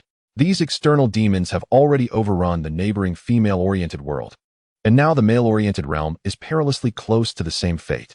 The external demons symbolize chaos and disorder, devoid of logic, unruly and foolish, yet threatening and capable of assimilation. I have manifested the extent of their infection as the foolishness value for clearer representation. Jiang Feng furrowed his brow at the long list of prompts from the system. In my original world, was it also invaded by external demons? He inquired. Indeed. The world you inhabit is the primordial world, the very source of all realms. Should the primordial world be completely overrun, the entire myriad worlds would fall under the servitude of the external demons. You must also sense that the primordial world is already being assimilated by the foolishness value. Jiang Feng nodded. Although his world was far from the foolishness of the 2 he had just experienced, neglecting the situation could easily lead to an overwhelming foolishness value in due time. Can I return to my original world? He asked. Of course. Not only can you return to the primordial world, but you can also revisit every world you have experienced. Jiang Feng raised an eyebrow. If that were the case, he would essentially become a sovereign of worlds. After all, in his previous 2 worlds, he had taken on the roles of a true immortal and the wealthiest individual. Such a life was indeed appealing. Very well, what is the next task? Let us not waste any time, Jiang Feng urged. The next realm is the Zhongwu world, where your maximum power limit will be at the transformation stage. All right, let us begin. Jiang Feng's expression turned serious. Driven by the dual motives of safeguarding the worlds and ensuring his own unfettered passage through the myriad realms, he was resolute in undertaking this task, commencing the traversal. This time, the traversal instance, the Grand Marshal of the Empire. Synopsis. You are the strongest of the Qianyuan dynasty, the Grand Marshal commanding 800,000 Iron Crimson troops, diligently stationed at the borders for 40 years. However, in the imperial capital, the princess you once vanquished has now risen to the status of an imperial consort, and your daughter, as the Empress is under the Emperor's suspicion. The Jiang family's prominence has made the situation precarious. Limitations: you may only exert strength at the transformation stage. Task: reduce the foolishness value to below 20, current foolishness value, 85. Upon opening his eyes again, Jiang Feng found himself lying on a fur-covered bed within a grand tent. A bonfire crackled at the center, roasting a whole lamb. The surroundings were adorned with opulence, with rare animal skins forming carpets and exquisitely crafted furniture. Is this the life of the Grand Marshal of the Empire? Quite splendid indeed. A smile crept across Jiang Feng's face. According to his memories, this was a world of martial artists, where the strongest were known as martial deities, corresponding to the transformation stage in the myriad realms. His current body embodied the martial deity level. 80 years prior, he had assisted the emperor in founding the Qianyuan dynasty, conquering territories through relentless campaigns. Yet, the Qianyuan dynasty was not particularly formidable, with the northern Tianwu dynasty eyeing them covetously. As the Grand Marshal and the strongest in the empire, Jiang Feng stationed the 800,000 Iron Crimson troops in the northern borders to counter the Tianwu dynasty. To assure the old emperor, he had married his daughter, Jiang Qing'er, to the emperor's son, the current emperor of Qianyuan, Shenwu Emperor Zhu Tong. Initially, all seemed well until a palace maid entered the court, marking the onset of troubling events. This maid was the princess of a small nation Jiang Feng had once defeated. According to the unfolding narrative, she would gradually ascend to the highest position within the imperial harem, ultimately seeking revenge not against the Qianyuan royal family, but against Jiang Feng, the Grand Marshal. And the Jiang family. Is this a tale of palace intrigue? Jiang Feng regarded it with disdain, his face reflecting scorn. Such palace politics, if confined to the harem, would be inconsequential. Yet, the notion that one could manipulate the fate of an empire and command 800,000 troops alongside a martial deity through mere palace maneuvering was utterly absurd. If the plot were to proceed as anticipated, not only would he perish, but the entire Jiang family, along with his daughter, the Empress, would also meet their demise. Such an outcome was far from what Jiang Feng desired to witness. Do you fancy palace intrigue?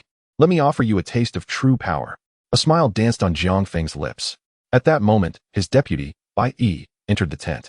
General Jiang. The emperor's envoy seeks an audience outside the tent, Bai Yi reported respectfully. Jiang Feng understood that the narrative was about to commence. This plot would unfold 23 more times, with a total of 24 imperial edicts summoning him back to the capital in haste.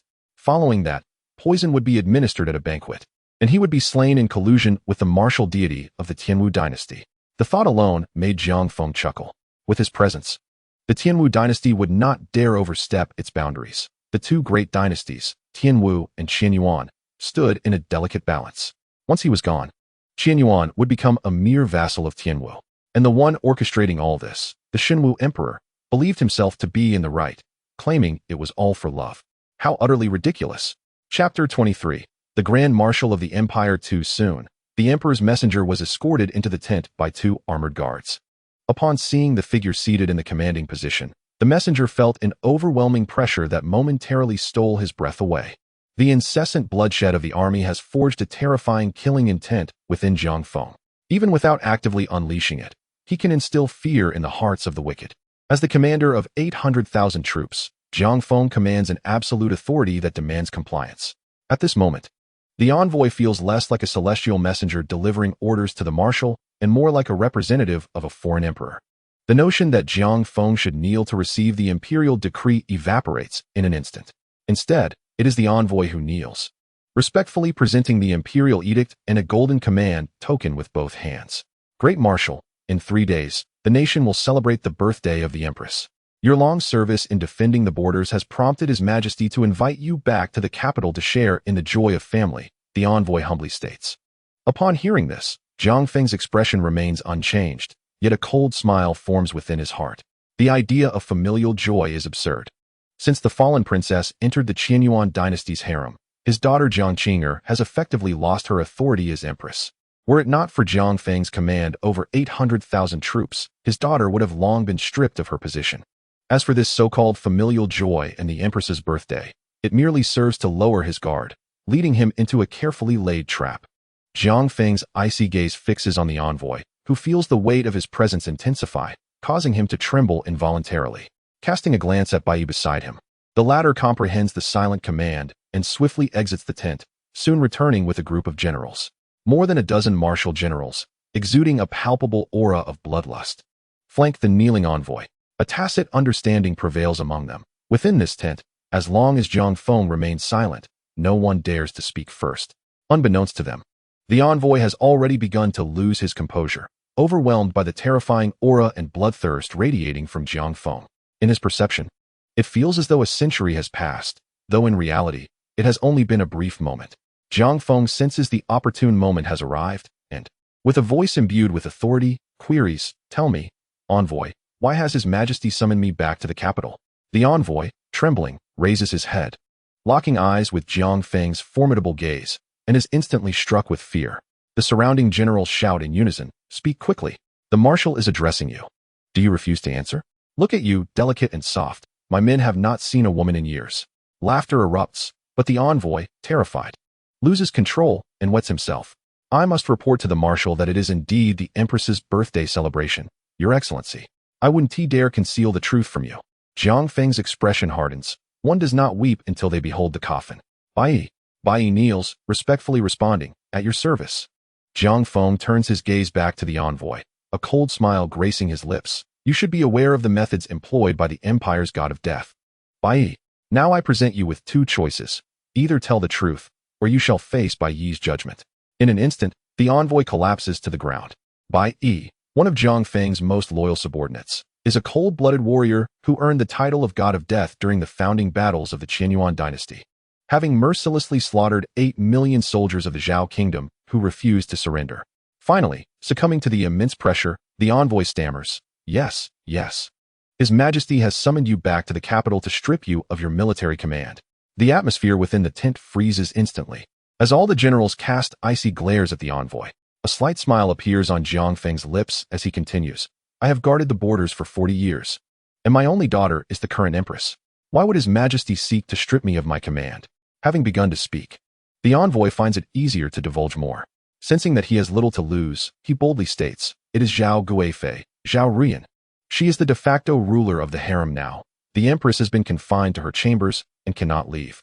The idea to strip you of your military power is also Zhao Guifei's, as she believes that with your command of 800,000 troops, you hold 2/3 of the dynasty's military might, and if your intentions were ever suspect, the dynasty could fall at any moment." Upon hearing this, a burly general steps forward, seizing the envoy and roaring, "How dare you? Our marshal has fought bloodily against the enemy for 40 years, and a mere woman dares to threaten his command." Wang Hu, the general, is the first to voice dissent, insisting that there must be a conspiracy behind this, orchestrated by the ministers. Zhang Feng observes calmly, giving Bai Yi a knowing glance. In the next moment, Bai Yi becomes a blur, swiftly vanishing within the tent. Wang Hu and the two generals who stood with him find themselves decapitated, dead beyond revival. This sudden turn of events shocks everyone present. Zhang Feng coldly surveys Wang Hu's lifeless head, recognizing that while he appeared to defend Zhang Feng's authority, he had inadvertently shifted the focus onto Zhao Rian. Zhang Feng understands a crucial truth. In a world where imperial authority is deeply ingrained in every individual's DNA, once labeled a traitor, even one at the peak of power would find it exceedingly difficult to confront an army numbering in the tens or even hundreds of thousands. Once the military spirit of 1,000,000 men is united, even one at the transformation stage must tread carefully.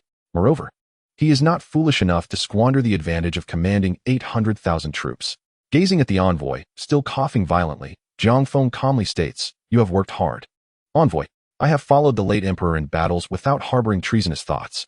Now that the dynasty is stabilizing, I have guarded the borders for 40 years, while the Tianwu Empire lurks beyond.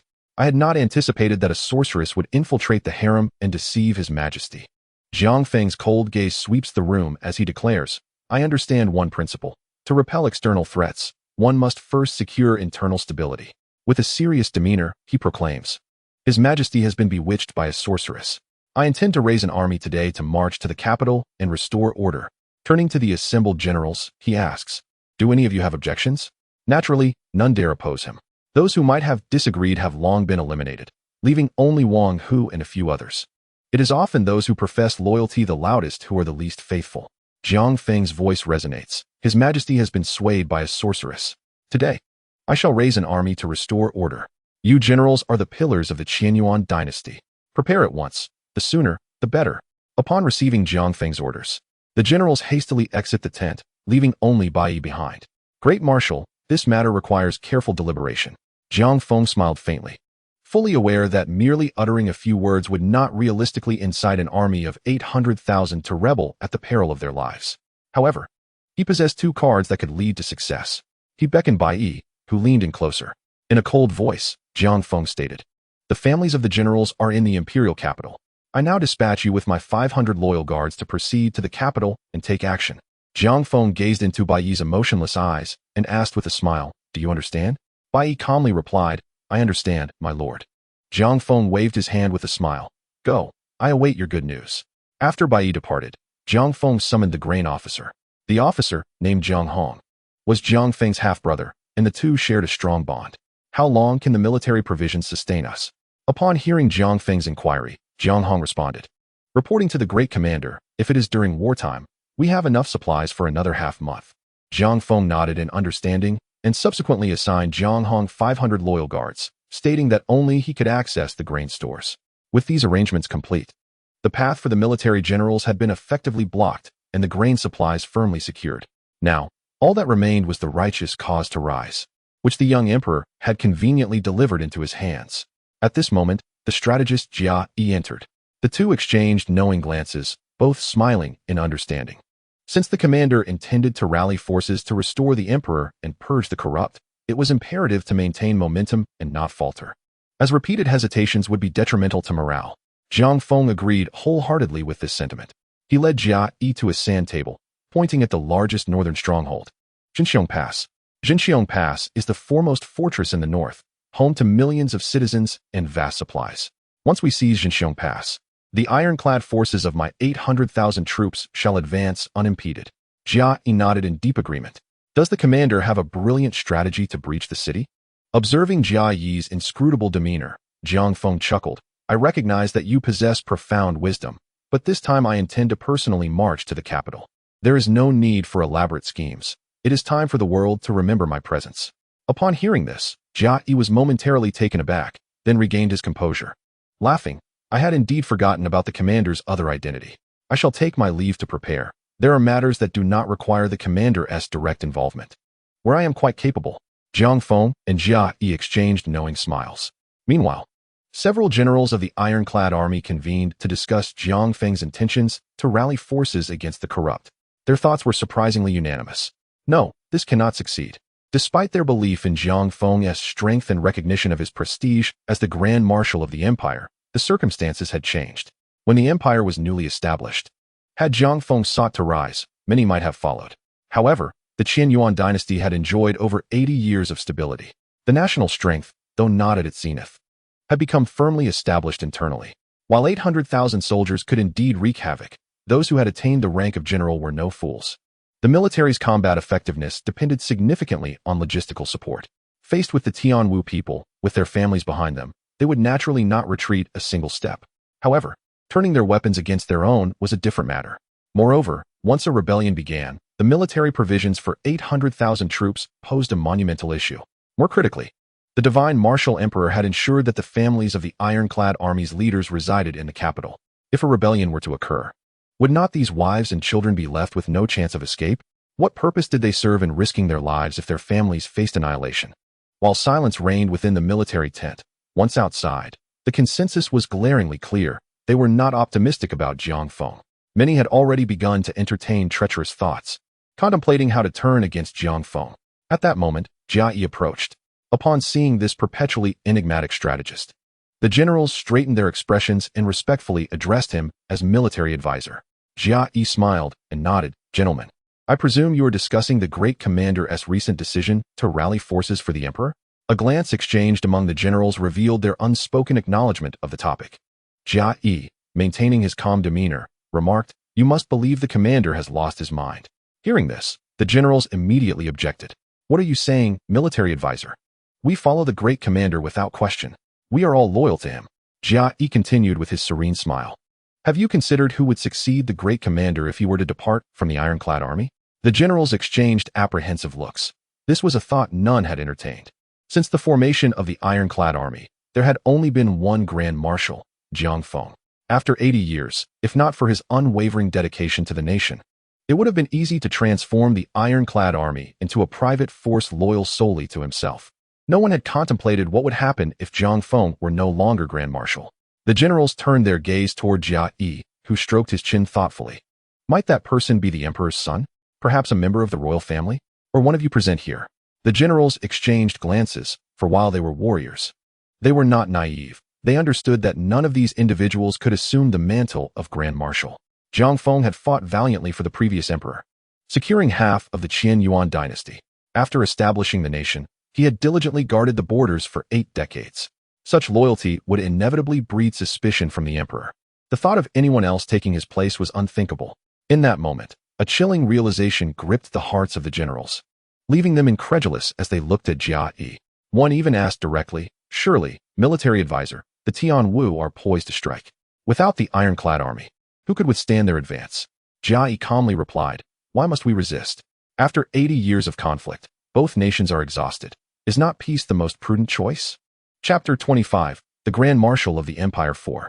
Without a steadfast commander advocating for war, what fate awaits the ironclad army of 80,000 valiant soldiers? Jia Yi's words struck like a resounding slap, awakening the generals to a stark reality.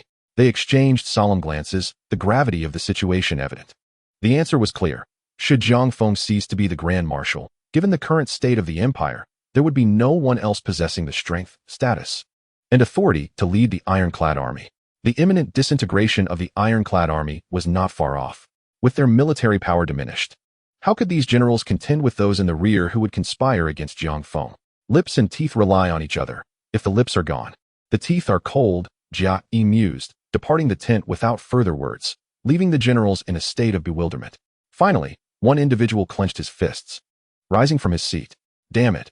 Our commander has shown unwavering loyalty to the old emperor, and now he faces such suspicion, even being betrayed from behind by a woman. I shall be the first to oppose this." With his declaration, others quickly rallied in support. Rising to his feet with a solemn demeanor, he proclaimed, "You speak the truth. Back in the days when we fought for our territory, General Jiang indeed secured half of the land for us. If there were any treacherous intentions, would we find ourselves in this situation today? Precisely. The current sovereign has been deceived by treacherous individuals, to the extent that even a loyal person like General Jiang is under suspicion. I, for one, shall not stand for it. However, our families are in the imperial capital." The crowd turned their gaze towards that individual, who promptly fell silent, realizing that the moment no longer rested in his hands. He could only manage a bitter smile and rise in agreement. The other generals around him offered words of comfort. "Do not fear. Are not our families also in the imperial capital? This uprising is not rebellion. We merely seek to rectify the court. If His Majesty cannot tolerate such an issue." The conversation ceased, for the pressing matter remained. With Jiang Feng's death, they would face dire consequences. As Jiang Feng's former subordinates, returning to a peaceful life would be a challenge. Should General Jiang perish, they would likely be next. The only viable path was to support Zhang Feng in his attempt to rectify the court. As for their families, they certainly cared for them. But those loved ones were also their final bastion. Once that line was crossed, what they might do would remain a mystery. After all, cultivators generally live for over 300 years, and the oldest among them was barely over 100. Re-establishing their families would not pose significant difficulty. That night, news of the 80,000-strong Taichi army preparing for action reached the imperial capital. The current emperor, Shenwu Emperor Zhu Tong, was instantly enraged upon hearing this news. He shattered the exquisite utensils on the dragon table in a fit of fury, his eyes aflame as he bellowed, "How dare he? How dare he? Were it not for my father elevating you, Zhang Feng, you would still be a mere butcher on the streets, not the Grand Marshal. You dare to rebel."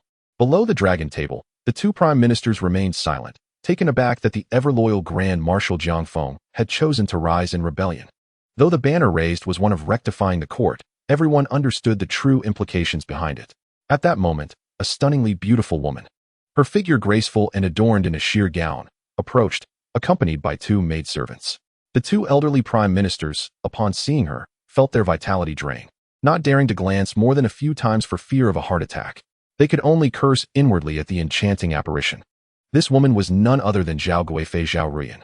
Upon her arrival, the Shenwu Emperor's previously furious demeanor instantly softened. He took Zhao Ruyan's delicate hand and smiled. "My beloved, the hour is late, and I have matters to discuss with these 2 ministers. Why have you been disturbed?" Zhao Rian offered a slight smile, her breathtaking beauty rendering it nearly impossible for anyone to resist being captivated. The Xinwu Emperor, undoubtedly, was among them. Pointing at the map, Zhao Rian inquired, Zhu Lang, has there been trouble at the borders? Was my previous strategy flawed? The Emperor waved his hand dismissively, adopting a nonchalant attitude. How could this be blamed on you, my beloved? He then added with grave intensity, it is Zhang Feng who is ungrateful. I provided him an opportunity, yet he dares to rise in rebellion, utterly unaware of the consequences. At this moment, the Prime Minister Zhang he spoke up, Your Majesty, the 80,000-strong Tai Chi army is formidable. They are the Empire's elite forces. Zhang Feng is renowned as the undefeated war god, and even the White Death Bai Yi serves in his ranks. Your Majesty should prepare accordingly. Another Prime Minister concurred. Your Majesty, I second that opinion. The Tai Chi army has long been stationed at the borders. Their combat strength cannot be underestimated. I believe we should not act hastily. The army requires ample provisions and morale. They cannot sustain prolonged combat. Your Majesty should adopt a conciliatory approach towards Zhang Feng and allow time for this chaos to resolve itself. Zhao Rian smiled gently, caressing the Emperor's face and planting a kiss upon it. In a soft voice, she suggested, Your Majesty, I have a small idea. At that moment, the Xinwu Emperor was hardly in the mood to heed the words of the two prime ministers. All his thoughts were consumed by Zhao Rian. He readily acquiesced, Very well. My beloved, please share. I shall heed your counsel. The two prime ministers exchanged glances filled with exasperation, yet dared not voice their concerns. Zhao Rian continued, Both ministers have valid points, but I believe the families of the Tai Chi army are in the imperial capital. If we can capture and control them, without those generals, how could Zhang Feng possibly command 80,000 troops alone? Upon hearing this, the Xinwu Emperor slammed the table in approval, exclaiming, Brilliant! No wonder you are my beloved. By securing their families, without those generals' assistance, even Zhang Feng cannot possibly command the entire Tai Chi army alone. The two prime ministers hesitated to speak further. Observing the intimacy between the Emperor and Zhao Rian, they ultimately remained silent, understanding that voicing their thoughts would be futile, potentially inviting reprimand. The elderly ministers took their leave. The Xinwu Emperor, growing impatient, waved his hand dismissively. Enough, enough. Go, go. I am weary. We shall discuss this tomorrow. After the two prime ministers departed, they exchanged glances, both recognizing the other's helplessness. The old emperor had worked diligently to establish the Qian Yuan dynasty, yet the current emperor seemed to indulge in luxury, preoccupied with women. They felt resigned, but had no words to express their sentiments, each departing in silence. Meanwhile, 500 individuals had secretly infiltrated the imperial capital. These were the most trusted confidants of Zhang Feng, the elite among his inner circle. There were only 2,000 of them, each possessing the martial prowess equivalent to the golden core stage of the myriad realms. Yet, their cultivation was not the most critical aspect. Their loyalty was paramount. Absolute loyalty. They would not flinch, even when faced with the command to take their own lives, not hesitating for even a second. This time, Zhang Feng had dispatched Bai Yi to lead these 500 loyal guards to the imperial capital with a singular purpose: to kill. Chapter 26. The Grand Marshal of the Empire Bai Yi was a child saved from a pile of corpses by Zhang Feng, having followed him since childhood. Perhaps due to his exposure to life and death, he lacked the normal emotions and fears of an average person, yet he retained unwavering loyalty to Zhang Feng. In the original narrative, after Zhang Feng was betrayed and killed, Bai Yi assumed command of a significant portion of the Tai Chi army. Though he ultimately met his demise indirectly through Zhao Rian's seemingly laughable palace intrigues. However, this did not imply that Bai Yi lacked strength. Rather, it was evident that except for Zhang Feng, who was unaffected by the will of the heavenly path, anyone native to this world was unable to resist the encroaching malevolent will of destiny. Bai Yi's ability to succeed Zhang Feng and continue as the main antagonist demonstrated his loyalty and capability. Zhang Feng entrusted Bai Yi with the most crucial aspect of his current plan, recognizing this trait. Of course, Zhang Feng did not fully trust Bai Yi. After all, one must always prepare for contingencies. Should Bai Yi falter, the contingency measures left with him would immediately relay information back to Zhang Feng. At that point, Zhang Feng would take matters into his own hands. However, should he do so, the number of martial deities in the realm was not vast, making it challenging to conceal his movements. This posed a significant concern for someone like him, who currently held the moral high ground. Nevertheless, regardless of the circumstances, the families of those commanders in the imperial capital faced only one fate: death. Zhang Feng was acutely aware that these commanders did not share his convictions. In order to achieve a united front, They must sever all retreat paths.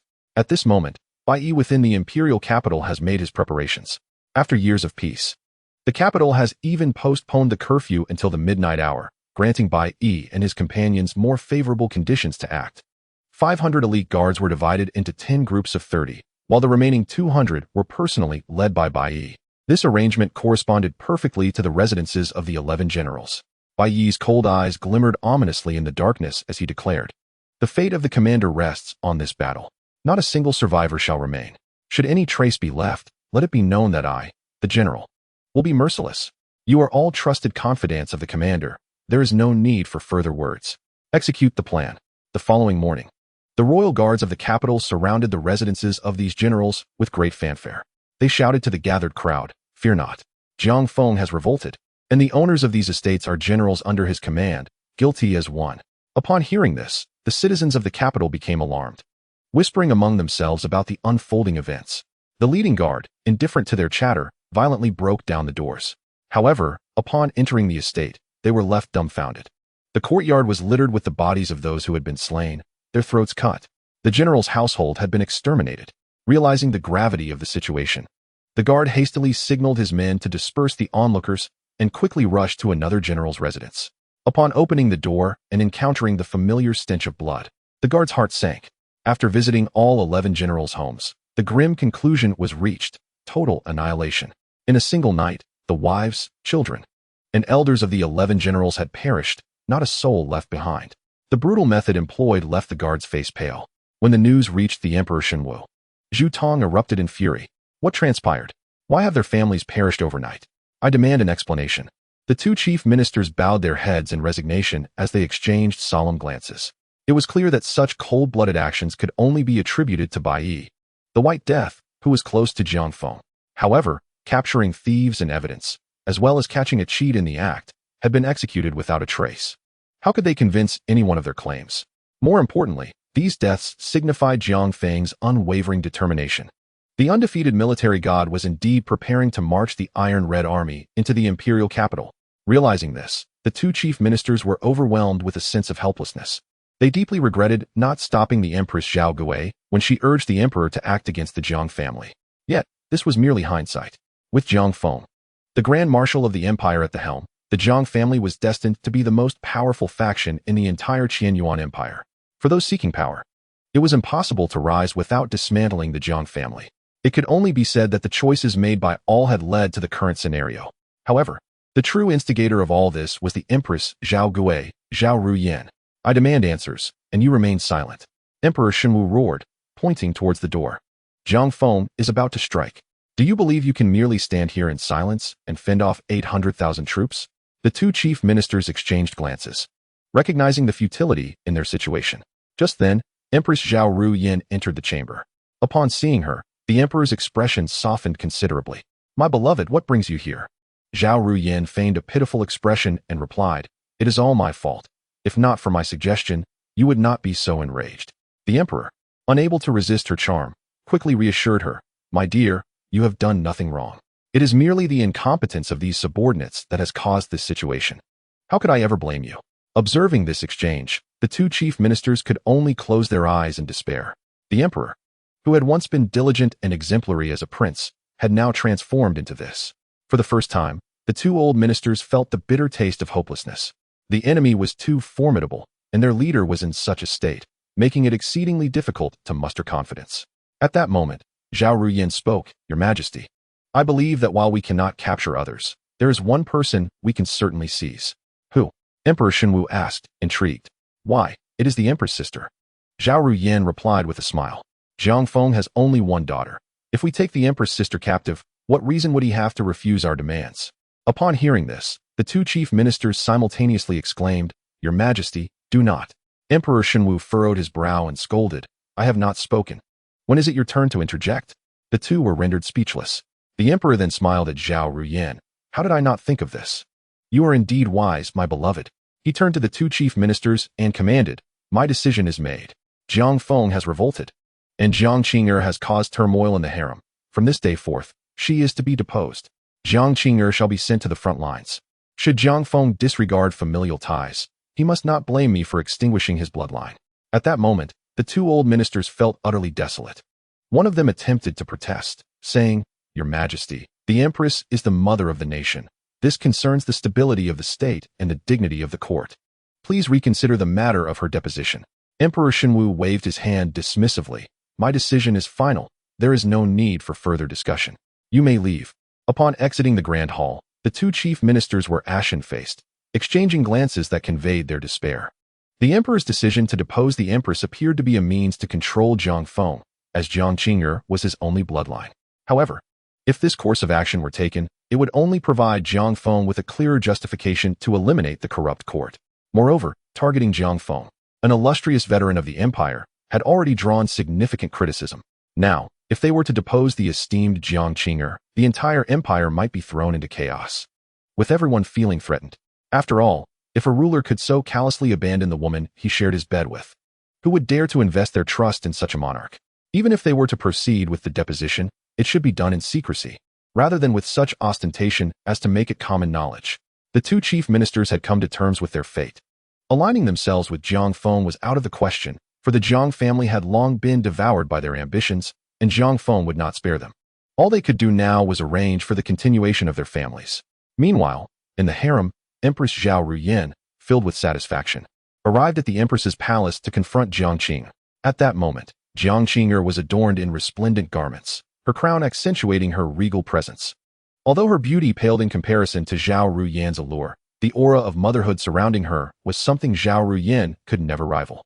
Even now, despite being cornered by Zhao Ruyan, who had even taken her maidservants, Jiang Qing'er's dignity remained unblemished. Seeing this, Zhao Ruyan gritted her teeth in rage. Unable to contain herself, "Jiang Qing'er, I shall not hesitate to inform you that His Majesty is preparing to depose you. This position of empress shall ultimately belong to me." Observing Zhao Ruyan's smug demeanor, Jiang Qing'er calmly remarked, "I have not merely stated once that you may take the position of empress. I beseech you not to meddle in court affairs. It seems you have not heeded my words." Zhao Ruyan scoffed, "Humph. His Majesty adores me and is willing to heed my every word. You are simply envious of me." Jiang Qing'er, disinterested in further discourse, regarded Zhao Ruyan with an expression reminiscent of someone observing a fool. She replied serenely, "Very well, you have triumphed. The harem is now yours." Zhao Ruyan grinned with satisfaction, yet her heart harbored her own schemes. To her, ascending to the throne as empress was merely the first step. Next, she intended to eliminate the Jiang family, gradually take control of the divine martial emperor, and ultimately seize ownership of the entire Qian Yuan dynasty, aspiring to become the empress above millions. To be the Wu Zetian of another world. Indeed, Zhao Ruyan is a time traveler, not from Jiang Feng's original world, but from another strikingly similar realm, one that has been utterly ravaged by extra-mundane malevolence. In her eyes, subjugating the Jiang family was merely the simplest part of her grand design. A mere martial man wielding military power. What right does he have to contend with the emperor or the central authority? What can 80,000 troops accomplish? With a single word from His Majesty, would they not have to obediently lay down their arms and submit? Once she controls the emperor, she will have dominion over the realm. As long as she secures her position as the matriarch of the harem, the world will be at her fingertips. At the border, outside Jinxiong Pass, 80,000 Iron Red troops were entirely led out by Jiang Feng, unconcerned with whether the Tianwu dynasty would seize the opportunity to profit. Moreover, it is not certain that Tianwu would act. They would prefer to witness turmoil within the Qian Yuan dynasty and reap the benefits. The time was not yet ripe for their intervention. Inside the command tent, Jiang Feng awaited Bai Yi, and after exchanging information with him, summoned a host of generals for a council. Jiang Feng addressed them straightforwardly. "Gentlemen, I understand your concerns. It is only natural that you fear for your families in the imperial capital, lest they fall prey to treachery. Therefore, last night, I dispatched General Bai to infiltrate the imperial capital. Now, I shall allow General Bai to speak." Upon hearing this, the assembly was instantly stirred. Who does not desire to achieve great deeds? Yet, with families to protect, their apprehensions ran deep. The news that Bai Yi had already been sent back to safeguard their loved ones filled them with exhilaration. However, when Bai Yi emerged from the command tent, they were taken aback. Bai Yi was missing an arm, his once pale face now devoid of color.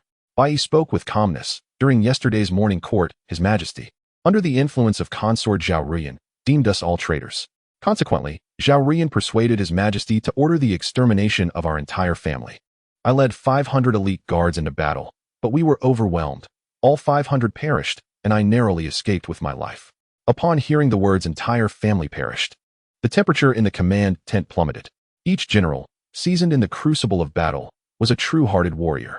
To learn that their families in the imperial capital had been annihilated ignited a fury within them that threatened to erupt. All eyes turned to Jiang Feng and Bai Yi. None were fools. If His Majesty genuinely intended to eliminate them, he would have threatened their wives and children. How could he resort to outright extermination? Furthermore, Bai Yi, notorious for his merciless reputation, was known for annihilating entire families. Was this merely a coincidence? The atmosphere grew unbearably tense as Jiang Feng sat in silence, while Bai Yi stood beside him, betraying no sign of emotion. It was at this moment that Jia Yi stepped forward, exhaling a resigned sigh. Gentlemen, you misjudge the commander. There are matters he has not disclosed to you, yet they are for his own considerations. Jia Yi turned to Jiang Feng and offered a respectful bow, saying, Commander, while you shield His Majesty from disgrace, you must also consider your own well-being. Jiang Feng displayed a look of helplessness and nodded. The generals were left bewildered by this scene. Jia Yi continued with a bitter expression, many burdens rest solely on the commander's shoulders. Do you know that the Jiang family was ordered to be confiscated by His Majesty 6 months prior? What? How is this possible? The generals expressed disbelief. Master strategist, how did you come by this information? Jia Yi clarified, not only that, but the current empress, your daughter Jiang Qing'er, has also been deposed and sent to the front lines. If the commander wishes to continue purging the court, your only daughter is at risk. Upon hearing this, the expressions of the generals shifted dramatically. Even the empress could not escape her fate.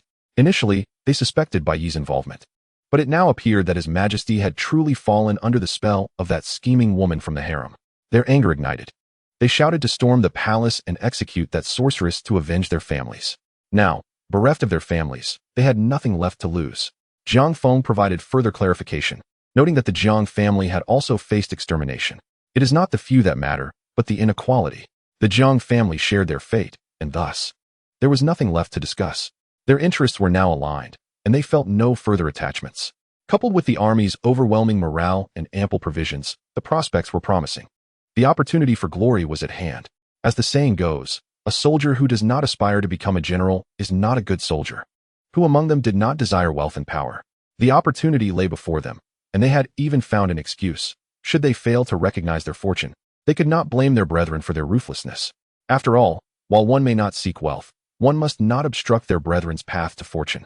Chapter 28. Grand Marshal of the Empire 7. With the internal affairs settled, Jiang Feng knew it was time to take action. Outside Jinxiong Pass, the 80,000 Iron Red troops surged forth like a sea of blood. As their iron hooves thundered, dust clouds billowed, shaking the very foundations of the city beneath their feet. The guard at Jinxiong Pass, Su Yi, gazed at the approaching Iron Red army, feeling a chill run down his spine. This was a battle-hardened force, honed through 80 years of warfare, each soldier bearing the weight of countless lives. Leading them was none other than Jiang Feng, the Empire's only Grand Marshal, renowned as the unconquered god of war. At that moment, Su Yi would be lying if he claimed to feel no pressure. He was nearly paralyzed with fear. Not just him, but even the defending soldiers at Jinxiong Pass trembled at the sight of the overwhelming Iron Red army. General, can we withstand this assault? One subordinate stammered. Hearing this, Su Yi gritted his teeth and retorted, how can we not hold our ground? This is the greatest pass in the world. When Jiang Feng once defended Jinxiong Pass, 1,000,000 troops failed to breach it in a year. It shall be the same now. Those around him could not help but scoff at Su Yi's words. Of course, Jiang Feng could hold out for a year. He was Jiang Feng. What right did Su Yi have? Was it due to his father being the Minister of War? Su Yi clenched his jaw and ascended the battlements, gazing at the already assembled Iron Red troops. He admonished, Your Majesty has treated you well, yet you betray your country. Without father or ruler, lay down your weapons, and you may yet find mercy. To persist in your folly is to court your own demise. Curse you, you young rascal. Come down to the city and see if your father does not beat the very life out of you. Do not let me get my hands on you, or I shall flay you alive. Su Yi had anticipated that these generals would engage him in a debate, yet he was met only with insults. It became evident that, at times, the most direct personal attacks serve as the simplest means to resolve issues. The cacophony of 80,000 voices was akin to a tsunami, drowning out Su Yi's claims of righteousness in an instant. Jiang Feng, witnessing this, raised his arm and forcefully commanded silence. In an instant, the entire army fell silent. All sounds extinguished. This scene left everyone at Jinxiong Pass, including Su Yi, in disbelief. Especially Su Yi, the commander, with only 30,000 defenders. He could not enforce such discipline. Jiang Feng, leading the 80,000 Iron Red Army, could achieve such absolute control. What immense authority and fearsome command it must take to accomplish this. Su Yi could scarcely fathom it. All he knew was that he might not survive to see the dawn of the next day. At that moment, a figure began to emerge from the ranks. Clad in obsidian-heavy armor, mounted on a dark jade qilin, wielding a 300-pound meteorite-heavy halberd, this figure was known throughout the Qianyuan Empire. It was the undefeated god of war, Jiang Feng. Jiang Feng rode the dark jade qilin down to Jinxiong Pass, his calm voice imbued with boundless authority. Open the gates. Su Yi felt as though his heart had been struck by a hammer. His limbs turned to jelly, and he could only force himself to lean forward. Calling out with a quavering voice, General Jiang, please return. This is treason. Jiang Feng's expression remained unperturbed. Open the gates now, and I shall spare your life. In 3 breaths, if the gates remain closed, you shall die. Su Yi trembled, completely paralyzed by fear. Unable to stand as his subordinates rushed to assist him, but found him incapable. Commander, what ails you? Commander, make a decision. Commander, we shall follow your lead. The officers encircled Su Yi, urging him for a command, but he could only tremble, unable to utter a word. Seeing this, Jiang Feng wasted no time. He urged the dark jade qilin, which let out a roar that resonated through the heavens. In the next moment, the qilin's hooves ignited with ghostly green flames, and it soared into the air, carrying Jiang Feng above Jinxiong Pass. Instantly, Jiang Feng's martial prowess radiated overwhelming pressure. A towering phantom clad in dark armor formed behind him, while the Iron Red Army followed suit, their battle cries piercing the sky, coalescing into a heart-stopping clamor.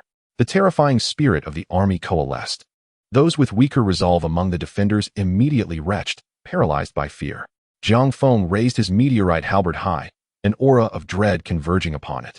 At this moment, everyone recalled that Jiang Feng was not merely the empire's marshal, but one of the few martial deities in existence. Jinxiong Pass might withstand the 80,000 Iron Red Army, but it could never hope to withstand a martial deity. Just as Jiang Feng prepared to strike, Su Yi remained frozen with fear, unable to utter a word. At that moment, one of the deputy generals, disregarding everything else, drew his sword. With a flash of cold steel, he severed Su Yi's head, holding Su Yi's head aloft. The deputy general shouted, Su Yi is dead. It is now my command. Open the gates to welcome the grand marshal into the city. Seeing the hesitation among the soldiers, the deputy general swiftly executed another, prompting the others to snap back to reality and hurriedly lower the drawbridge. This deputy commander turned and knelt before Jiang Feng in midair, declaring respectfully, I am Ma Ling, deputy commander of Jinxiong Pass, greeting General Jiang. I implore you, consider the hardships of the defenders and civilians, and do not hold them accountable for Su Yi's failings. I will bear the blame. Jiang Feng regarded the deputy commander from above, a glimmer of appreciation in his eyes. This man was astute, recognizing the futility of resistance and wisely choosing to avoid confrontation while seeking to share the burden of blame. Such wisdom was indeed rare. Jiang Feng withdrew his oppressive aura and led the 80,000 Iron Red Army into Jinxiong Pass. The greatest fortress in the realm fell effortlessly before him, without the loss of a single soldier. With the provisions accumulated within the fort, Jiang Feng was free from worries of supply shortages. The path ahead was clear, with the imperial capital as the ultimate goal. Shortly after, news of Jinxiong Pass's fall reached the imperial capital. The divine martial emperor was infuriated. Incompetent fools! How could the greatest fortress in the realm fail to withstand a mere traitor for a single day? Have you all been raised on dung? Before long, the divine martial emperor emerged from his rage, feeling an overwhelming sense of fear. The loss of Jinxiong Pass signified that other fortifications might equally fail to withstand Jiang Feng's might. The thought of 80,000 Iron Red troops sent waves of dread through him. At that moment, Zhao Guifei entered the chamber. Upon seeing Zhao Ruyan, the emperor's expression lightened considerably. My beloved, have you come bearing a brilliant plan? The 2 chief ministers, who had remained silent, were suddenly disinclined to offer counsel, to consult the harem for strategies in times of crisis. Such was the nature of this emperor. Zhao Ruyan chuckled softly, reclining in the divine martial emperor's embrace, her eyes shimmering with allure. Your Majesty, Jiang Qing heir has already been dispatched to the front lines. Once she arrives, Jiang Feng will surely relent. The divine martial emperor laughed heartily. Had it not been for your reminder, I might have forgotten this matter. You are indeed sharp-witted. The 2 chief ministers beneath the table fell into a state of stoic silence, acutely aware that the families of those military leaders stationed at the borders had been exterminated, leaving only Jiang Qing heir of the Jiang family. Retaining her in the capital Preserving her status as empress would allow negotiations with Jiang Feng. Yet, it was too late for such considerations. On the dragon throne, Zhao Ruyin and the emperor deliberated on the arrangements for her coronation as empress. As for the threat posed by Jiang Feng, they paid it no heed. Zhao Ruyin glanced at the two chief ministers, contemplating a display of her political acumen. Smiling, she said, "Both of you are loyal ministers of the court. I have my own plans regarding Jiang Feng." Upon hearing this, the ministers' expressions shifted to grave seriousness.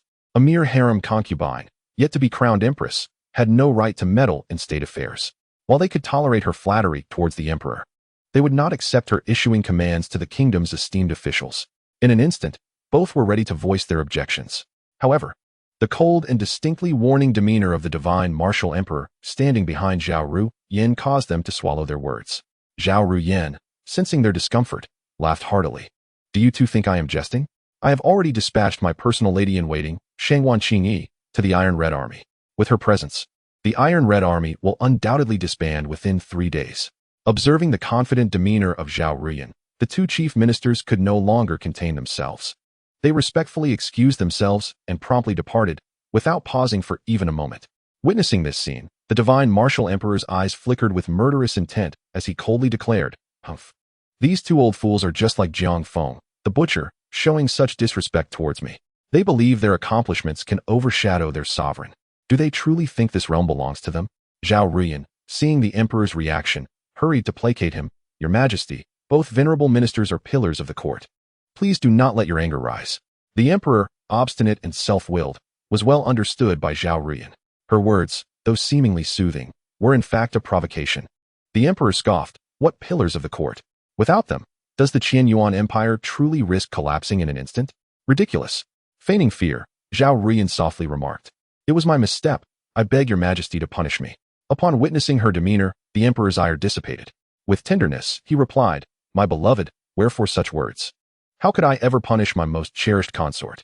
This empire is yours, and all that I possess shall be yours as well." Their gazes locked, and they soon became entwined in each other's affections. At Jinxiong Pass, Jiang Feng was taken aback when informed that a female official sought an audience with him. "Let her enter." Shortly thereafter, Shangwan Qingyi appeared, adorned in imperial attire, her long hair cascading to her waist, and her face, lightly adorned, exuding an air of heroism. Her phoenix eyes sparkled with vitality. In a military camp that had long been devoid of feminine presence, the sudden appearance of such a striking beauty captured many gazes. Shangwan Qingyi was acutely aware of this attention but remained unfazed, perhaps even reveling in it. Upon meeting Jiang Feng, she felt a twinge of disdain. The famed undefeated war god, a pillar of the empire, was merely a middle-aged man. Such a man, she had deftly dealt with countless times before. With a slight bow, she introduced herself. "I am Shangwan Qingyi, a female official dispatched by the esteemed Zhao Guifei, tasked with attending to General Jiang's daily needs." The Guifei expressed that as merely a consort in the harem, all is bestowed by His Majesty, and she earnestly requests General Jiang to cease hostilities. Should her demise bring solace to General Jiang, Zhao Guifei is willing to sacrifice her life. As for me, the Guifei, appreciating that General Jiang is alone in the military, has sent me to assist you, which is also the emperor's intent. Her words left the generals and Jiang Feng present in a state of puzzlement. It was not that they could not comprehend, but rather that they understood all too well. This was the simplest of seductions. What kind of fool would fall for such an overt scheme? However, observing the confidence radiating from Shangwan Qingyi, it seemed as though she had them all in her grasp. This left everyone somewhat bewildered. In her eyes, the silence of the crowd signified the success of her seductive strategy, further deepening her admiration for Zhao Ruyin's cunning. The Guifei had once mentioned that within the Taichi army, discipline was strict, and for years they had been stationed at the borders without encountering female company. Upon Shangwan Qingyi's arrival, the situation was undoubtedly one where the wolves outnumbered the prey. Whether Jiang Feng sent her away, monopolized her, or granted her to another, any choice would severely impact the unity of the Taichi army. A disunited army would inevitably crumble. This seemingly juvenile tactic was, in fact, perceived as remarkably clever by all. Jiang Feng discerned her intentions, as her desires were almost written across her face. Calmly, he inquired, "Have you finished? Is that all?" Shangwan Qingyi slightly furrowed her brow and responded, "General Jiang's daughter, Jiang Qing'er, will soon arrive at the front lines. The reunion of father and daughter is indeed a joyous occasion." Jiang Feng waved his hand dismissively. "Enough. If there is nothing more to discuss, it is my turn now." He surveyed the burly generals around him, a cold smile creeping upon his lips. You have followed me for many years, and I have been stringent in my military discipline. Perhaps too harsh at times. This Miss Shangwan has been specially sent by Zhao Guifei to resolve our logistical challenges. Therefore, I suggest you approach her one by one, ensuring that she remains unharmed. Understood? Upon hearing this, the burly general's eyes gleamed with eagerness. Shangwan Qingyi instantly realized the precariousness of her situation. She attempted to flee, but her strength was no match for these generals. In the blink of an eye, she was subdued, her meridians sealed. Zhang Feng waved his hand. Enough. Dismissed. The entire army will mobilize this afternoon. Do not make me repeat myself. Yes, General Jiang. The generals replied in unison. In that moment, rather than being divided by the beauty scheme, they found their previous grievances regarding the mysterious deaths of their families back in the imperial capital lessened considerably. After all, one of the elements of camaraderie is sharing both good and bad fortunes. General Jiang is truly capable. He does not hoard good things for himself. It was only when Shangwan Qingyi was dragged away by these generals that she comprehended the reality she was facing. However, by then, it was too late. Upon conquering Jinxiong Pass, the Taichi army advanced through the Qianyuan Empire as if it were uninhabited territory. Many of the defending generals were former subordinates of Jiang Feng, who surrendered upon witnessing the arrival of the Taichi army and Jiang Feng. In a single day, 38 cities fell, and the iron hooves of the Taichi army marched straight toward the imperial capital. By the time the divine martial emperor received this news, the Taichi army was less than 1,000 miles from the capital. With their might, it would take merely half a day to reach the city gates. The emperor was truly alarmed. He hastily summoned the important ministers to discuss how to confront Jiang Feng and repel the enemy. Yet, the two chief ministers remained silent, and the others followed suit. The emperor slammed the dragon table, seething, useless. A bunch of good-for-nothings. What purpose does the empire have in sustaining you? The ministers lowered their heads, yet still said nothing. Witnessing this, the emperor's fury escalated. He could only storm off to the harem to seek Zhao Rian. At that moment, in the empress's palace, Zhao Rian had donned the crown she had long desired. She was now the sole ruler of the harem, second only to the emperor. Surrounded by items that once belonged to Jiang Qing'er, Zhao Rian could hardly contain her joy. Upon the emperor's arrival, she eagerly welcomed him. The emperor's initial anger dissipated upon seeing Zhao Rian's stunning visage. He sighed. Jiang Feng's Taichi army has taken 38 cities in a single day, now less than 1,000 miles from the capital. Alas, all the courtiers are but empty vessels. How infuriating. Hearing this, Zhao Rian's eyes lit up as if seizing an opportunity. She gently proposed, Your Majesty, I wish to lead the troops in a battle. I shall not return until Jiang Feng is defeated. The emperor regarded Zhao Rian, shaking his head. I know my beloved is concerned for the state, but commanding troops in battle is no trivial matter. I cannot acquiesce. Determination flashed in Zhao Rian's eyes. If she could lead the troops into battle and defeat Jiang Feng in a decisive confrontation, her fame would undoubtedly reach unprecedented heights. At that point, with a powerful army at her command, would she still need to seek favor beneath the emperor? Upon reflecting on this matter, Zhao Rian exhausted all her efforts to obtain command over the troops. Ultimately, the divine martial emperor, overwhelmed by the weight of the situation, consented to Zhao Rian's request. Ostensibly, this was to oversee Jiang Qing'er and avenge Shangwan Qingyi. Thus Zhao Rian was dispatched to the front lines to supervise the battle. In reality, the divine martial emperor discreetly managed the families of the commanding officers, dispatching the Jin Yi Wei to provide clandestine support.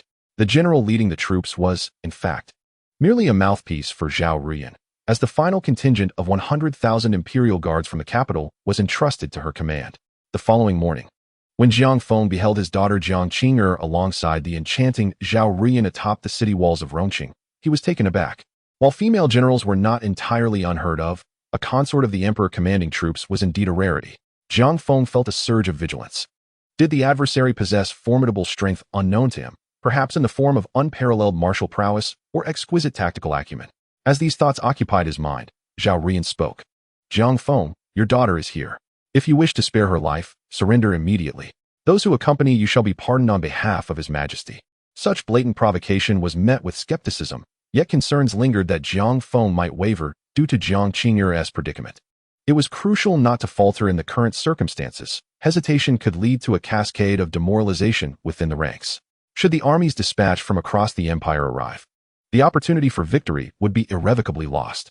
All eyes turned to Jiang Feng, who in turn gazed at his daughter, Jiang Qing'er. Though she was not his biological child, The memories he possessed made him deeply care for her.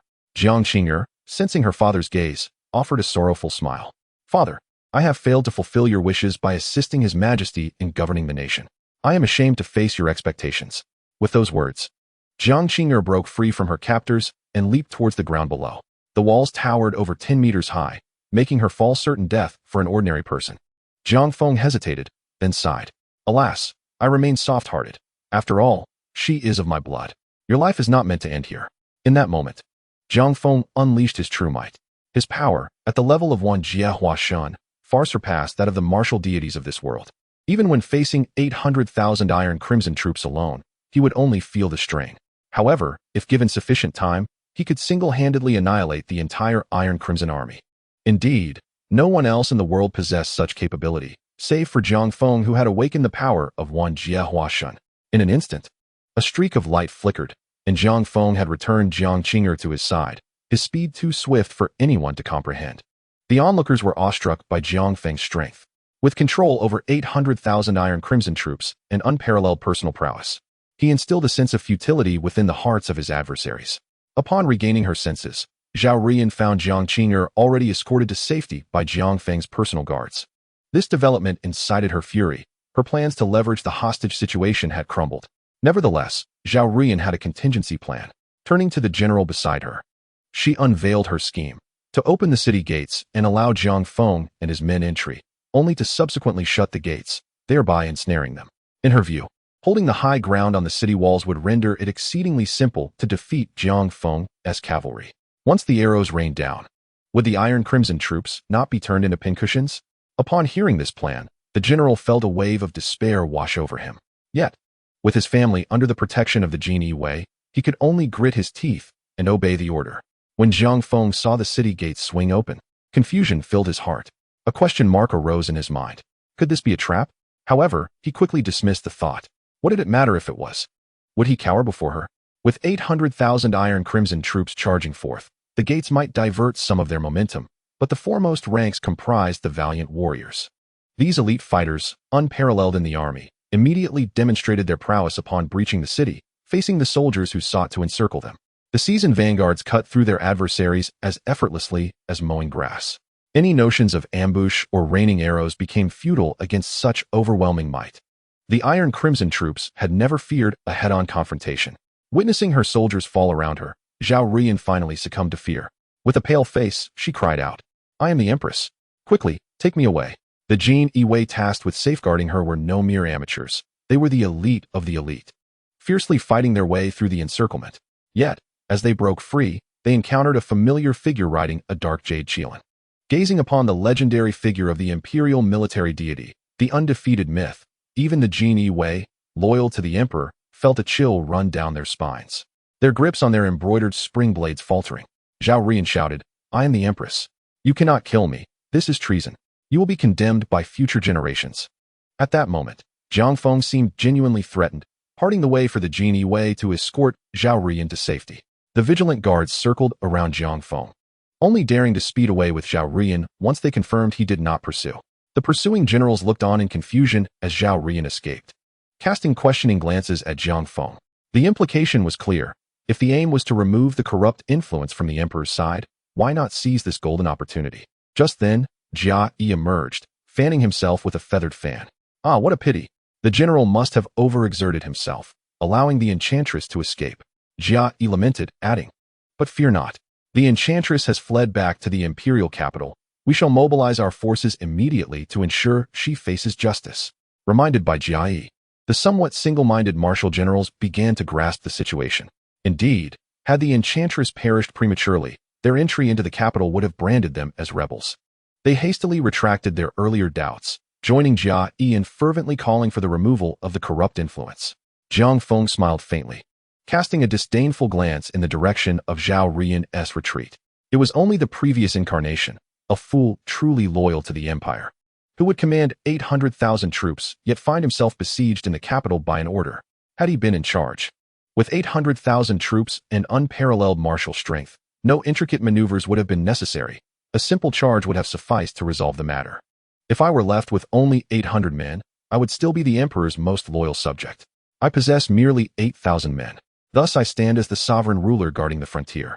Should my forces swell to 80,000, I would then be the grand marshal of an empire. Heedless of decrees, yet responsive to the will of the people.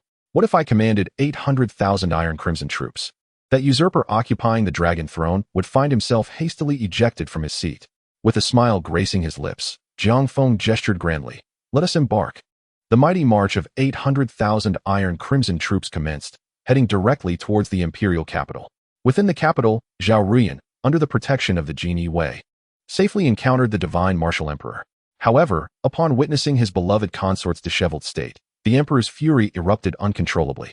Pointing at the Genie Wei guards who had facilitated Zhao Ruyan's escape, he bellowed, "How could you allow my beloved consort to suffer such grievous injuries?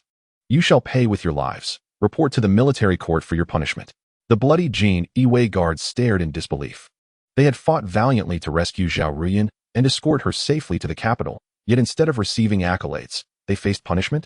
The guards pleaded for mercy, casting hopeful glances at Zhao Ruyan, yearning for her intervention on their behalf. Yet, fully aware of her own shortcomings on the battlefield, she feigned ignorance. Unwilling to acknowledge their plight in a bid to conceal her own humiliation, the guards' hearts sank in despair. Yet they had no choice but to proceed to the court to receive their punishment. 800 strikes, if delivered with full force, they could reduce them to mere pulp. Even a lighter blow could still claim their lives. They deliberated, whether to submit to death now or later. The outcome remained the same. Countless brothers had perished in their attempt to rescue Zhao Ruyan, only to be met with this betrayal. In their rage, they resolved to hide amidst the chaos, planning to open the city gates when Jiang Feng's forces arrived, thus earning their place in history rather than being treated as mere playthings of the divine martial emperor. Simultaneously, within the military tent, Jiang Feng encountered his daughter, the former empress, Jiang Qing'er. Upon seeing him, rather than expressing grievances or concern, she rebuked him fiercely. Pointing an accusatory finger, she exclaimed, "Father, how could you rebel against the throne? Our Jiang family has always been loyal to the royal family and the nation. Your actions place me in a position of disloyalty and filial disrespect." Jiang Feng furrowed his brow, puzzled by his daughter's demeanor, which seemed more befitting of a melodramatic tale. Upon reflection, he discerned the cause. As a rival to Zhao Ruyan, Jiang Qing'er could hardly be a typical woman. She appeared to be just as foolish. Summoning his generals into the tent, Jiang Qing'er unleashed another tirade, spouting notions of loyalty to the nation and pleading for retreat. This rhetoric elicited incredulous silence from the assembled officers as they stood on the precipice of victory. Would he truly abandon their cause? Jiang Feng remained silent, merely inviting the generals to witness the unfolding spectacle. With a casual wave of his hand, Jiang Qing'er was instantly engulfed in a cloud of crimson mist. This shocking display left the dissenting generals speechless.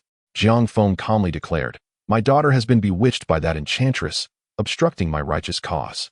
Today, I sever familial ties for the greater good. Gentlemen, I am now unencumbered by personal attachments. My sole concern lies with the strength and future of the Qian Yuan Empire. Zhao Ruyan, the enchantress, has sown discord within the harem and manipulated his majesty. I, Jiang Feng, embody the hopes of the populace, and I shall cleanse the court of her malign influence and restore order." The generals echoed their agreement, realizing they were irrevocably bound to Jiang Feng's cause. As evening fell, he led the 800,000 Iron Crimson troops to the gates of the capital.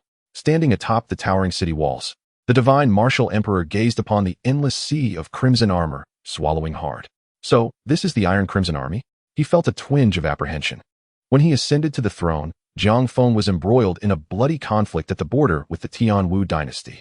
After his succession, he had focused solely on internal power struggles and consolidating his own authority, for the late emperor had once declared that regardless of betrayal, Jiang Feng would remain steadfast and trustworthy. Thus, he had never truly witnessed the awe-inspiring might of the Iron Crimson army. Now, confronted with this sight, he felt an overwhelming sense of dread. Could he truly contend with such an invincible force? The divine martial emperor began to regret heeding Zhao Ruyan's counsel. Even her soft, beguiling gaze no longer held his interest. In that moment, he felt the precariousness of his imperial position, gripped by fear. Chapter 32. The Grand Marshal of the Empire Jiang Feng. Withdraw your troops now, and I shall ensure your life is filled with wealth and honor. The divine martial emperor shouted from the battlements. I have been misled by rumors, and I owe the Jiang family a debt of gratitude. Yet the Jiang family is also part of the Qian Yuan citizenry, and you, Jiang Feng, are a loyal minister. Should we clash, only the Tianwu dynasty shall reap the benefits. Jiang Feng looked up at the divine martial emperor Zhu Tong atop the city walls, a cold smile forming on his lips. If your majesty were to personally slay Zhao Ruyan and open the gates for us, I would naturally prefer not to engage in conflict with you. Your majesty is still young and perhaps lacks understanding of state affairs. My return to the capital is to restore order and clarify the law. My loyalty to Qian Yuan is known to heaven and earth, and I harbor no ulterior motives. Jiang Feng found himself reveling in the theatrics, realizing that sometimes one need not rely solely on personal prowess to accomplish their goals. Upon hearing Jiang Feng's words, the divine martial emperor's face darkened ominously. To suggest he kill Zhao Ruyan? At this moment, even if he cherished her, faced with the choice between his beloved consort and his throne, he hesitated. Finally, gritting his teeth, he declared, Jiang Feng, a gentleman's word is his bond. Jiang Feng smiled faintly. That is indeed so. I have always valued trust above all else. The divine martial emperor fixed Jiang Feng with a penetrating gaze before turning to command the Jin Yi to seize Zhao Ruyan. It was only when Zhao Ruyan found herself atop the city walls that the gravity of the situation dawned on her. Observing the emperor's refusal to meet her gaze, she refrained from a public outburst, yet her eyes burned with anger and resentment. Turning her ire towards Jiang Feng, she could hardly contain her desire for revenge. In her view, had it not been for Jiang Feng's interference, the entire Qian Yuan Empire would now lay firmly within her grasp. In truth, Zhao Ruyan was not entirely mistaken. Had Jiang Feng not arrived, this world might very well have succumbed to her dominion. Yet, alas, Jiang Feng had come. Disloyal and unfilial. Jiang Feng, you have betrayed yourself, your country, and your sovereign. Zhao Ruyan then turned to the divine martial emperor, sneering, you are a fool. Do you truly believe that by killing me, Jiang Feng will relent, and you can retain your throne? At this moment, facing death, Zhao Ruyan finally regained a semblance of her wits. However, she had never stood a chance. Jiang Feng was a martial deity, and his 800,000 Iron Crimson troops were not mere remnants of an army, but a formidable force of real warriors, bolstered by a cavalry of 50,000. This powerful legion, forged in the crucible of war, had withstood the onslaught of the Tianwu dynasty, whose might far surpassed that of the Qian Yuan Empire. A formidable army of iron-red soldiers, when entrusted to an ordinary individual, can effortlessly execute a strategy to obliterate Zhao Ruyan, just as Jiang Feng finds himself in this situation. With no effort required on his part, as the generals and strategists around him readily prepare everything needed to secure victory. Jia Yi exchanged knowing glances with several generals, who promptly stepped forward to persuade Jiang Feng to lay siege to the city. Naturally, Jiang Feng nodded in agreement. Having reached the imperial capital, whether wise or foolish, everyone comprehended the implications of the phrase clearing the court of treacherous officials. The divine martial emperor, witnessing the iron-red army surge forward like a tidal wave, felt a flicker of terror in his eyes. Jiang Feng, you are untrustworthy. Jiang Feng merely shrugged, replying, why not take action against Zhao Ruyan? Grinding his teeth, the divine martial emperor bellowed, where are the Jinyui? Present. The Jinyui responded in unison from behind. The emperor shut his eyes, tears cascading down his cheeks, and choked out. Send the Empress Zhao on her final journey. At that moment, Zhao Ruyan let out a heartbreaking laugh. Ha ha, what a heartless man you are, Jiang Feng, Zhu Tong. I hate you both, I curse you. Zhao Ruyan cried out, unable to fathom why, despite having controlled the harem and the emperor, she would ultimately fail due to a mere warrior at the border. Clearly, the emperor was the core of the nation, and the imperial power was the most sacred and noble. It should have been the divine martial emperor standing on the city walls, commanding his 80,000 troops to surrender without a fight. Why? Why could there still be matters within the Qian Yuan Empire that the emperor could not control? Zhao Ruyan could not comprehend this, and her anger towards the divine martial emperor for wanting to kill her only deepened her resentment towards Jiang Feng, a mere subject daring to rebel. Filled with regret, Zhao Ruyan's beautiful head was severed and tossed from the city walls. Even with just her head remaining, she still possessed an astonishing beauty. Throughout the 3 worlds Jiang Feng had traversed, no one dared claim superiority over Zhao Ruyan in terms of beauty. Yet now, she could only die with her eyes wide open. With Zhao Ruyan's demise, the foolishness of this world diminished to a mere 30. To accomplish the task, it needed to reach 20, and it goes without saying that the remaining foolishness would be concentrated in a particular individual. The divine martial emperor looked towards Jiang Feng, tentatively inquiring, my loyal minister, I have slain the sorceress. What do you think? Jiang Feng smiled faintly, Your Majesty, please open the city gates. I have previously mentioned that you are still young and require my assistance in governance to prevent further manipulation by the sorceress. You may trust me. For half of this Qianyuan realm was established through my efforts, and I share your concern for the empire. The divine martial emperor's expression darkened as he realized Jiang Feng had no intention of clearing the court of treacherous officials. This was rebellion. Just as he prepared to speak, the sounds of slaughter echoed from behind.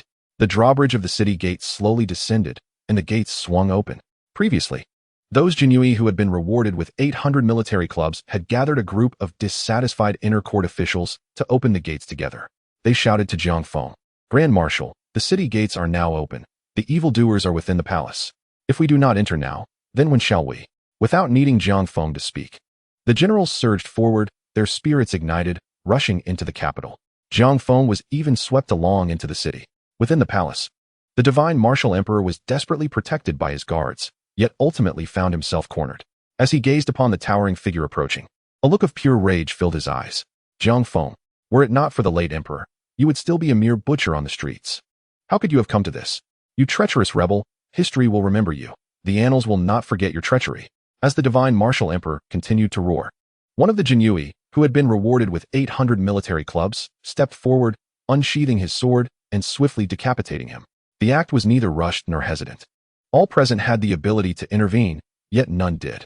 Once the emperor's head fell, the assassin knelt on one knee. "I have wrongfully slain your majesty. I accept my death." The surrounding generals exchanged glances. At that moment, Jia Yi signaled to several generals nearby, while the attendants revealed a dragon robe that had been retrieved from the palace. Quickly, the generals draped the dragon robe over Jiang Feng, who was then supported by an unparalleled warrior, one of the few divine martial experts in the realm. Step by step, begrudgingly, Jiang Feng was led towards the dragon throne. Ultimately, amidst his struggles, he could not resist the collective force of the soldiers and was pressed onto the throne. The generals knelt in unison, shouting, "Long live the emperor."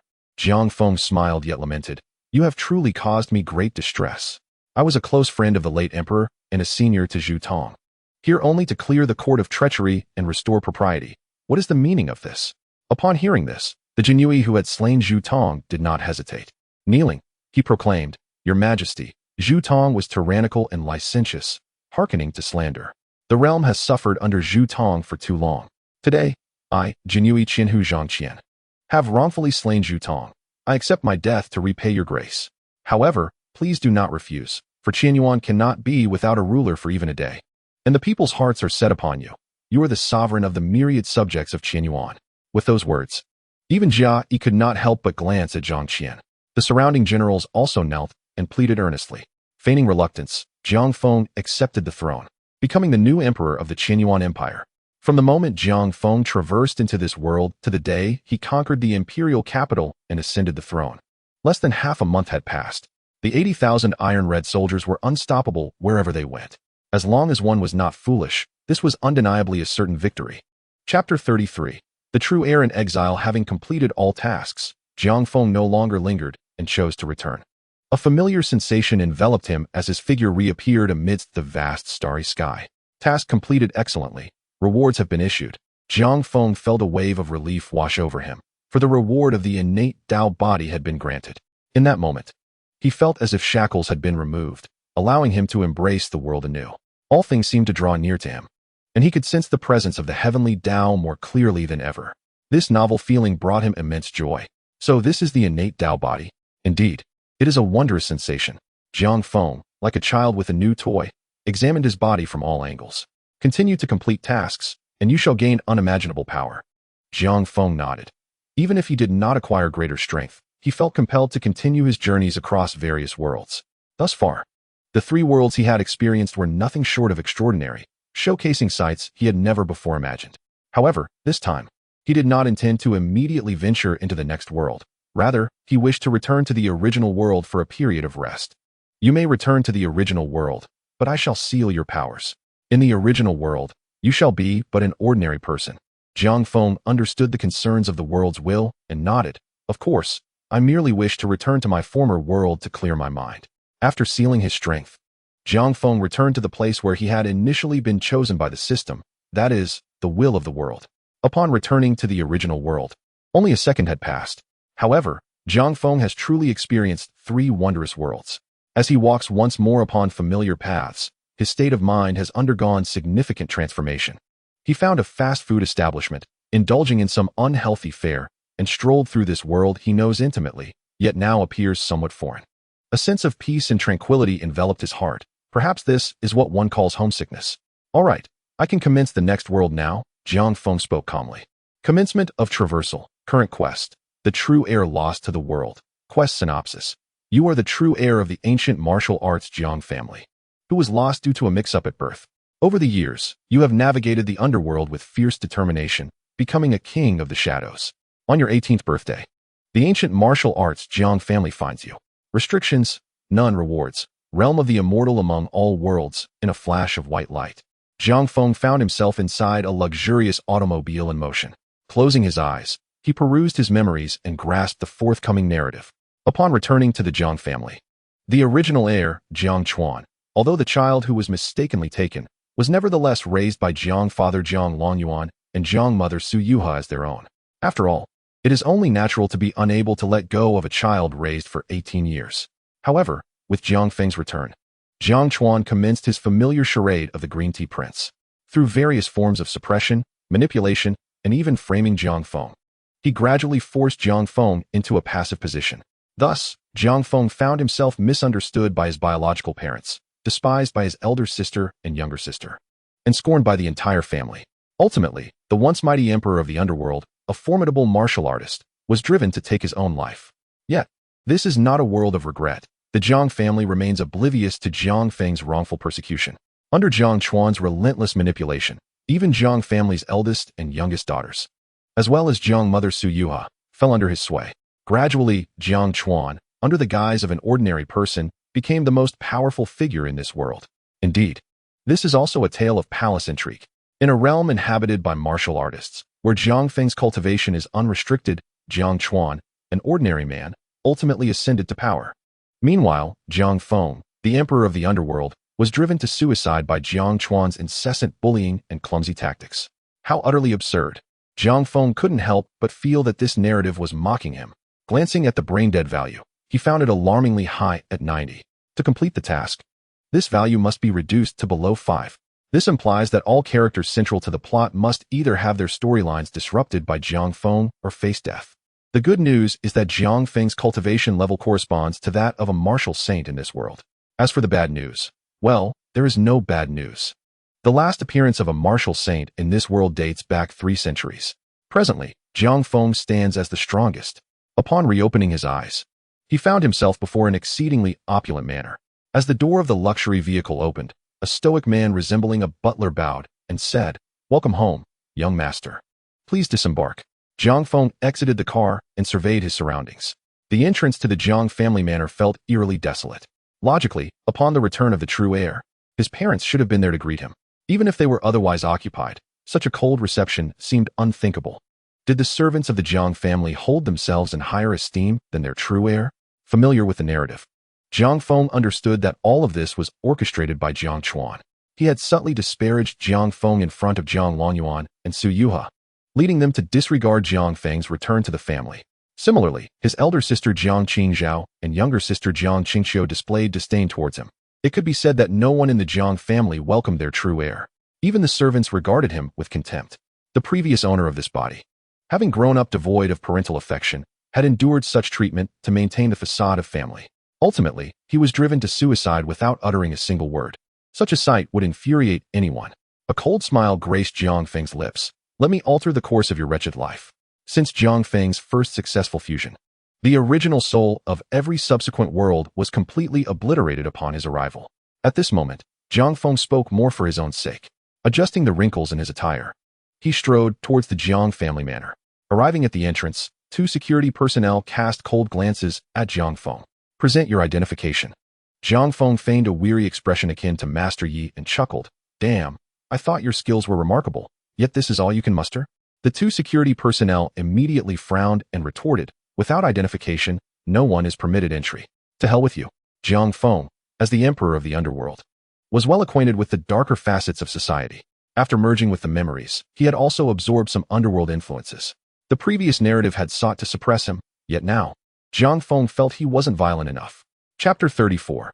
The true heir lost to the world. 2. Faced with the obstinacy of the 2 security personnel, Jiang Feng advanced without hesitation, delivering a decisive kick. Crack! A sharp sound echoed as one of the security guards was sent flying like a projectile. The grotesque contortion of his body indicated that at least half of his bones had shattered upon impact. With a resounding crash, he struck the security booth, falling silent forever. This scene undoubtedly astonished everyone present. No one could have anticipated that the true heir, lost for 18 years, would return to the Jiang family manor and commit murder. Even more surprising was that the formidable security personnel could not withstand a single kick. It is worth noting that this is the Jiang family, and those who become security here are typically individuals with considerable martial prowess. Yet, one was dead just like that, before anyone could recover from their shock. Zhang Feng acted once more. Pressing a hand against the face of another security guard, he forcefully drove the man's head into the ground. The onlookers felt the tremors beneath their feet as the guard's entire head disappeared into the earth, leaving him silent. After completing these actions, Zhang Feng calmly released his grip and dusted off his clothes. What a nuisance! You dare obstruct my return home? Butler, ensure the ground is cleaned. I do not wish to see such disorder when I emerge. Zhang Feng's tranquil words carried an air of insurmountable authority. The butler, who had intended to assert his dominance over Zhang Feng, croaked in response. Understood, young master. Satisfied, Zhang Feng nodded and pushed open the grand doors of the Jiang family manor. One must admit, the Jiang family truly exemplifies an ancient martial arts lineage. Even though the former Zhang Feng was once the emperor of the underworld, he could never possess the privilege of residing in a garden manor constructed in the city center like the Jiang family. Of course, that was the past Zhang Feng. Now, equipped with the strength of a martial saint, he could not only aspire to build a manor, but also realize any ambition he desired. As Zhang Feng leisurely strolled through the estate, he noticed the servants who passed by casting furtive glances in his direction. Indifferent to their behavior, he proceeded directly towards the central building, reminiscent of a castle where the Jiang family resided. Upon pushing open the heavy rosewood door, Zhang Feng was greeted by 5 individuals waiting in the living room. His father Zhang Longyuan, his mother Su Yuha, his elder sister Jiang Qingzhao, his younger sister Jiang Qingqiu, and his frail-looking younger brother, Jiang Chuan. Upon seeing Zhang Feng enter, Zhang Longyuan exhibited a demeanor of cold indifference, while Su Yuha approached with a warm smile. "Oh, my son, why did you not inform us of your arrival? We would have come to fetch you," she exclaimed. Zhang Feng cast a quick glance at Su Yuha, perceiving her as the quintessential frivolous noblewoman. Apart from her striking beauty, she possessed a soft heart, a tendency to trust others, and a propensity for indecision. Fortunately, her lack of intellect was genuine, rather than a result of foolishness. Thus, Zhang Feng had no intention of harming her. In fact, she was the only family member who had shown him kindness in the original storyline, although that goodwill would soon be undermined by Jiang Chuan's various machinations. Calmly, Zhang Feng replied, "The 2 guards barred my entrance." Hearing this, Su Yuha furrowed her brow, her expression turning serious. How could this happen? What are they thinking? At that moment, Jiang Chuan, aware of the precarious situation, knew he had orchestrated the actions of those 2 guards to put Zhang Feng in his place. Now that his plan had been exposed, he hastily interjected, "Perhaps those guards do not recognize my brother. After all, he only returned home today." He approached Zhang Feng with a seemingly innocent demeanor and extended his hand, smiling as he introduced himself. "Brother, I am your younger brother Zhang Chuan. It was we who were switched at birth, and you suffered for 18 years because of my mistake. Now that you are home, I hope you will not hold any anger towards me." His words were delivered with such an air of innocence and understanding that Su Yuha felt a swell of pride. She had initially feared that the brothers would be at odds, but was pleasantly surprised by Jiang Chuan's demeanor. However, Zhang Feng was all too aware of Jiang Chuan's true nature, recognizing him as a master manipulator. In the original storyline, he had fallen victim to Jiang Chuan's cunning tactics. Now, however, he was no longer the naive fool he once was. Zhang Feng cast a cold glance at Jiang Chuan and replied calmly, "On my way here through the side entrance, I encountered numerous servants who clearly recognized me. If I am not mistaken, my photograph must have been circulated among the household staff days ago. Are those 2 guards truly blind?" With this reminder, Su Yuha suddenly regained her composure. "Now that you mention it, it does make sense. Those guards could not possibly fail to recognize my son. How dare they obstruct the eldest son of the Jiang family? What were they thinking?" At this juncture, Jiang Chuan's heart sank, realizing he must not allow further inquiry into the matter. If it were discovered that he had orchestrated the guards' actions, his carefully crafted persona would be utterly destroyed. Yet, to his astonishment, Zhang Feng turned to him with a mocking smile.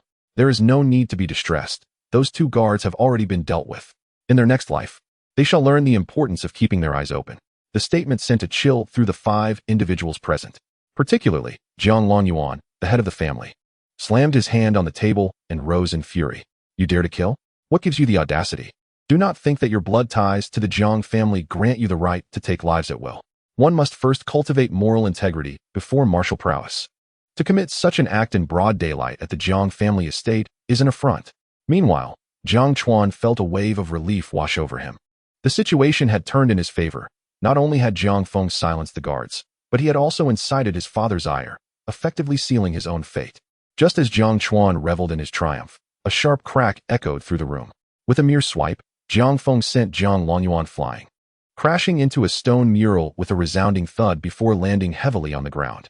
The sudden display of violence left everyone in the room utterly stunned, especially Su Yuha. She had never anticipated that the son she had just reunited with would resort to violence against Jiang Longyuan. Jiang Qingzhao and Jiang Qingxiu gaped in disbelief, while Jiang Chuan stood frozen in shock. Jiang Longyuan, momentarily dazed, rose unsteadily to his feet, his eyes blazing with fury upon seeing Jiang Feng. You insolent wretch! How dare you strike your own father? Today, I shall rectify the lack of discipline you have endured for 18 years and teach you the respect owed to your parents. Jiang Feng rolled his eyes in disdain. I acknowledge you as my father only if you acknowledge me. If you do not, then you are nothing. His contemptuous words ignited Jiang Longyuan's rage further. With clenched fists charged with martial energy, he charged at Jiang Feng, even harboring murderous intent. Sensing this, Jiang Feng's brow furrowed slightly. What a fool, he thought to himself with a sneer. In the blink of an eye, Jiang Feng dashed forward with astonishing speed, leaving Jiang Longyuan bewildered. The next moment, Jiang Longyuan found himself face first in the ground. What prowess! An ancient martial family? Huh! Jiang Feng's dismissal of Jiang Longyuan's strength left the 4 witnesses paralyzed with shock. Jiang Chuan, nearly in tears from fear, could hardly bear to watch. Jiang Feng's icy gaze swept across the 4 of them as he spoke calmly. I come to the Jiang family not because I consider you my kin, but because the blood of the Jiang family flows through my veins. Do not mistake my arrival as an attempt to cling to your status. You are hardly worthy. His words pierced Jiang Chuan's heart, resonating as if directed solely at him, and he burst into tears. Seeing her beloved brother so distraught, Jiang Qingzhao rushed forward to embrace Jiang Chuan, then turned to Jiang Feng with a scolding tone. Regardless of the circumstances, you carry the blood of the Jiang family.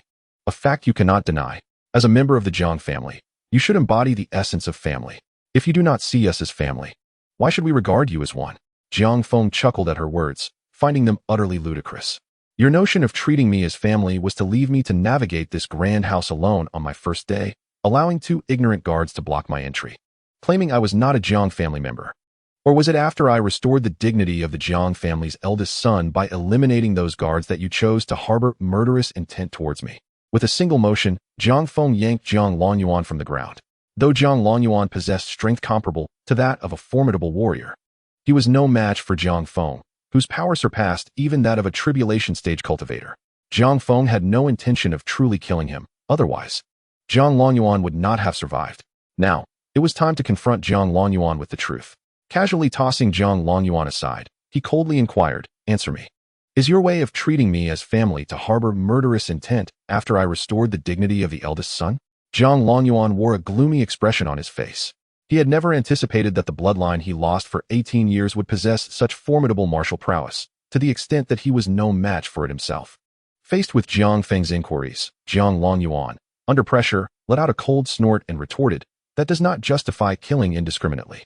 The Jiang family does not behave as recklessly as you do outside. We are an ancient martial family, bound by rules.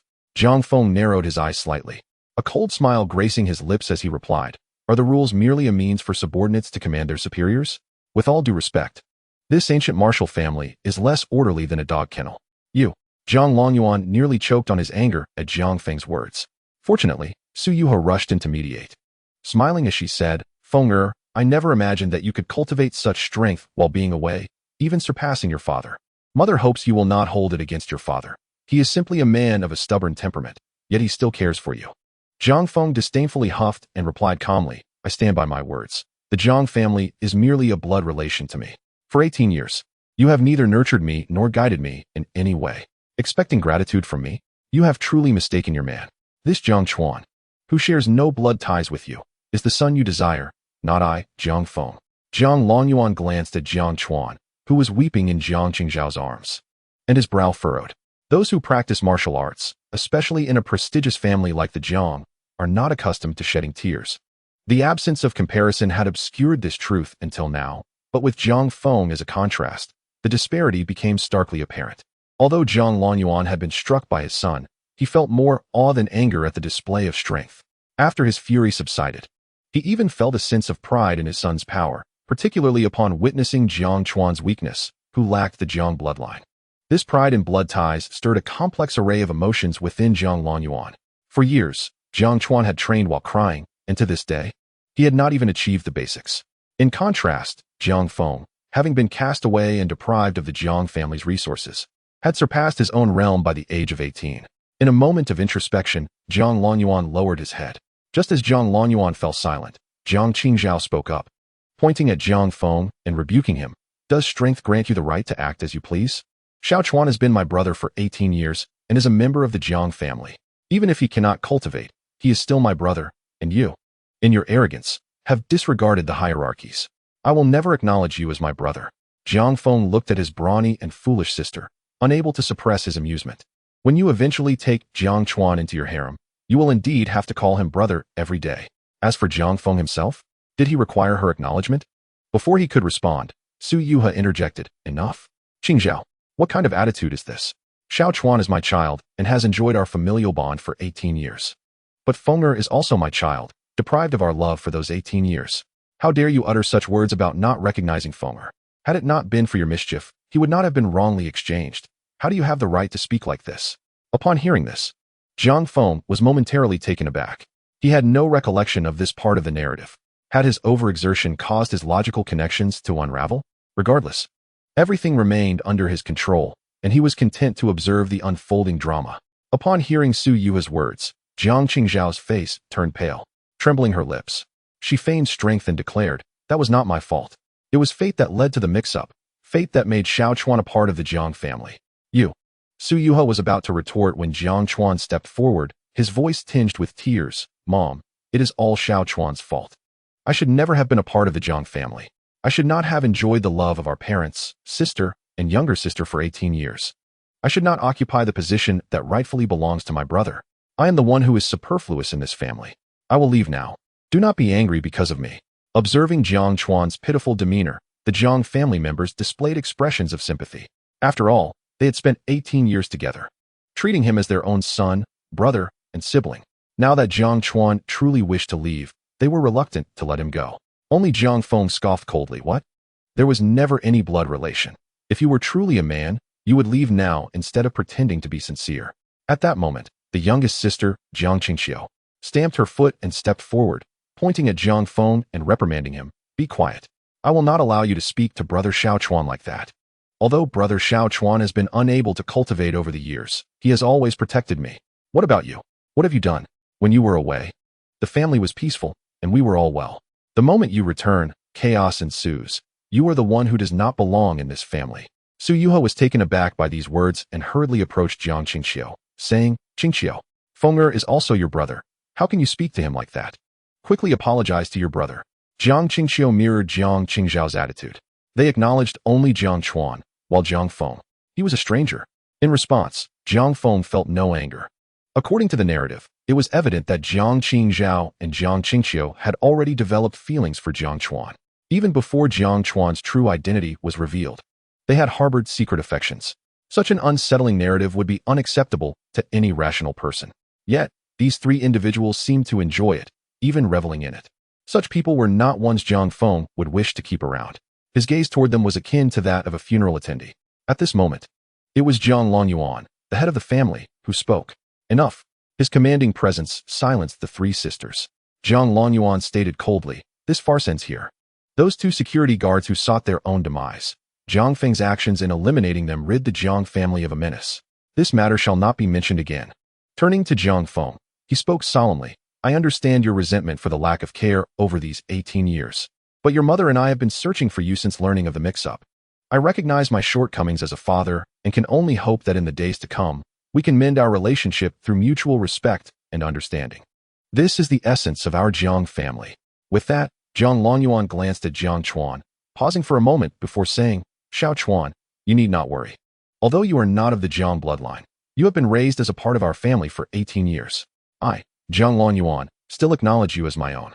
Upon hearing these words, Jiang Chuan's lips quivered, and he appeared on the verge of tears again.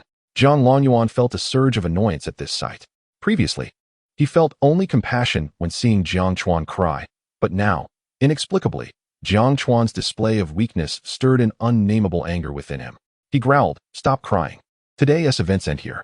Jiang Feng calmly observed the scene before him, choosing not to dwell further.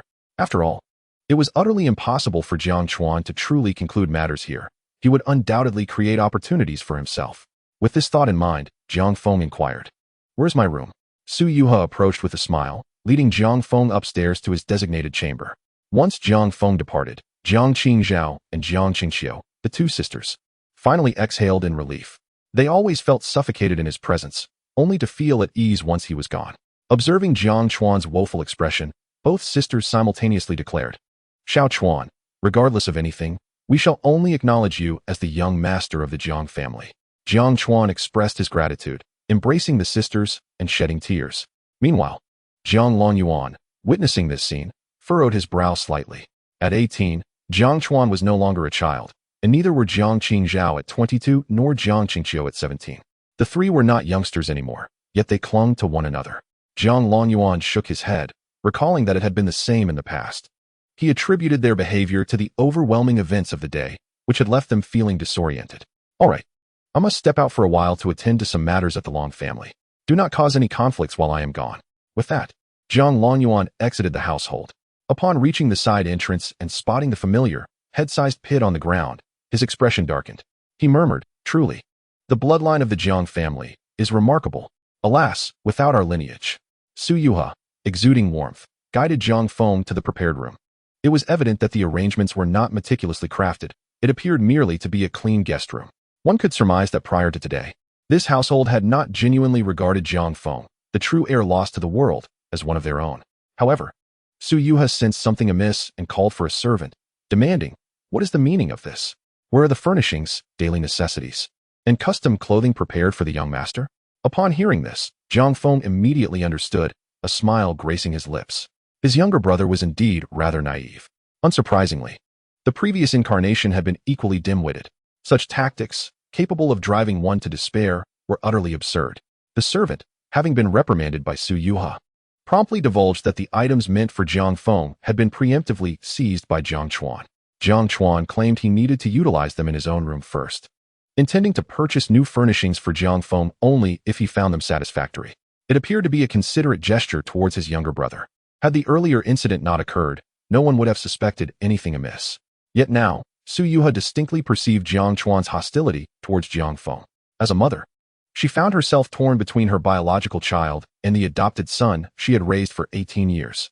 Both were dear to her, and with a heavy heart, she managed to say, "Fenger, this was merely your brother's good intention.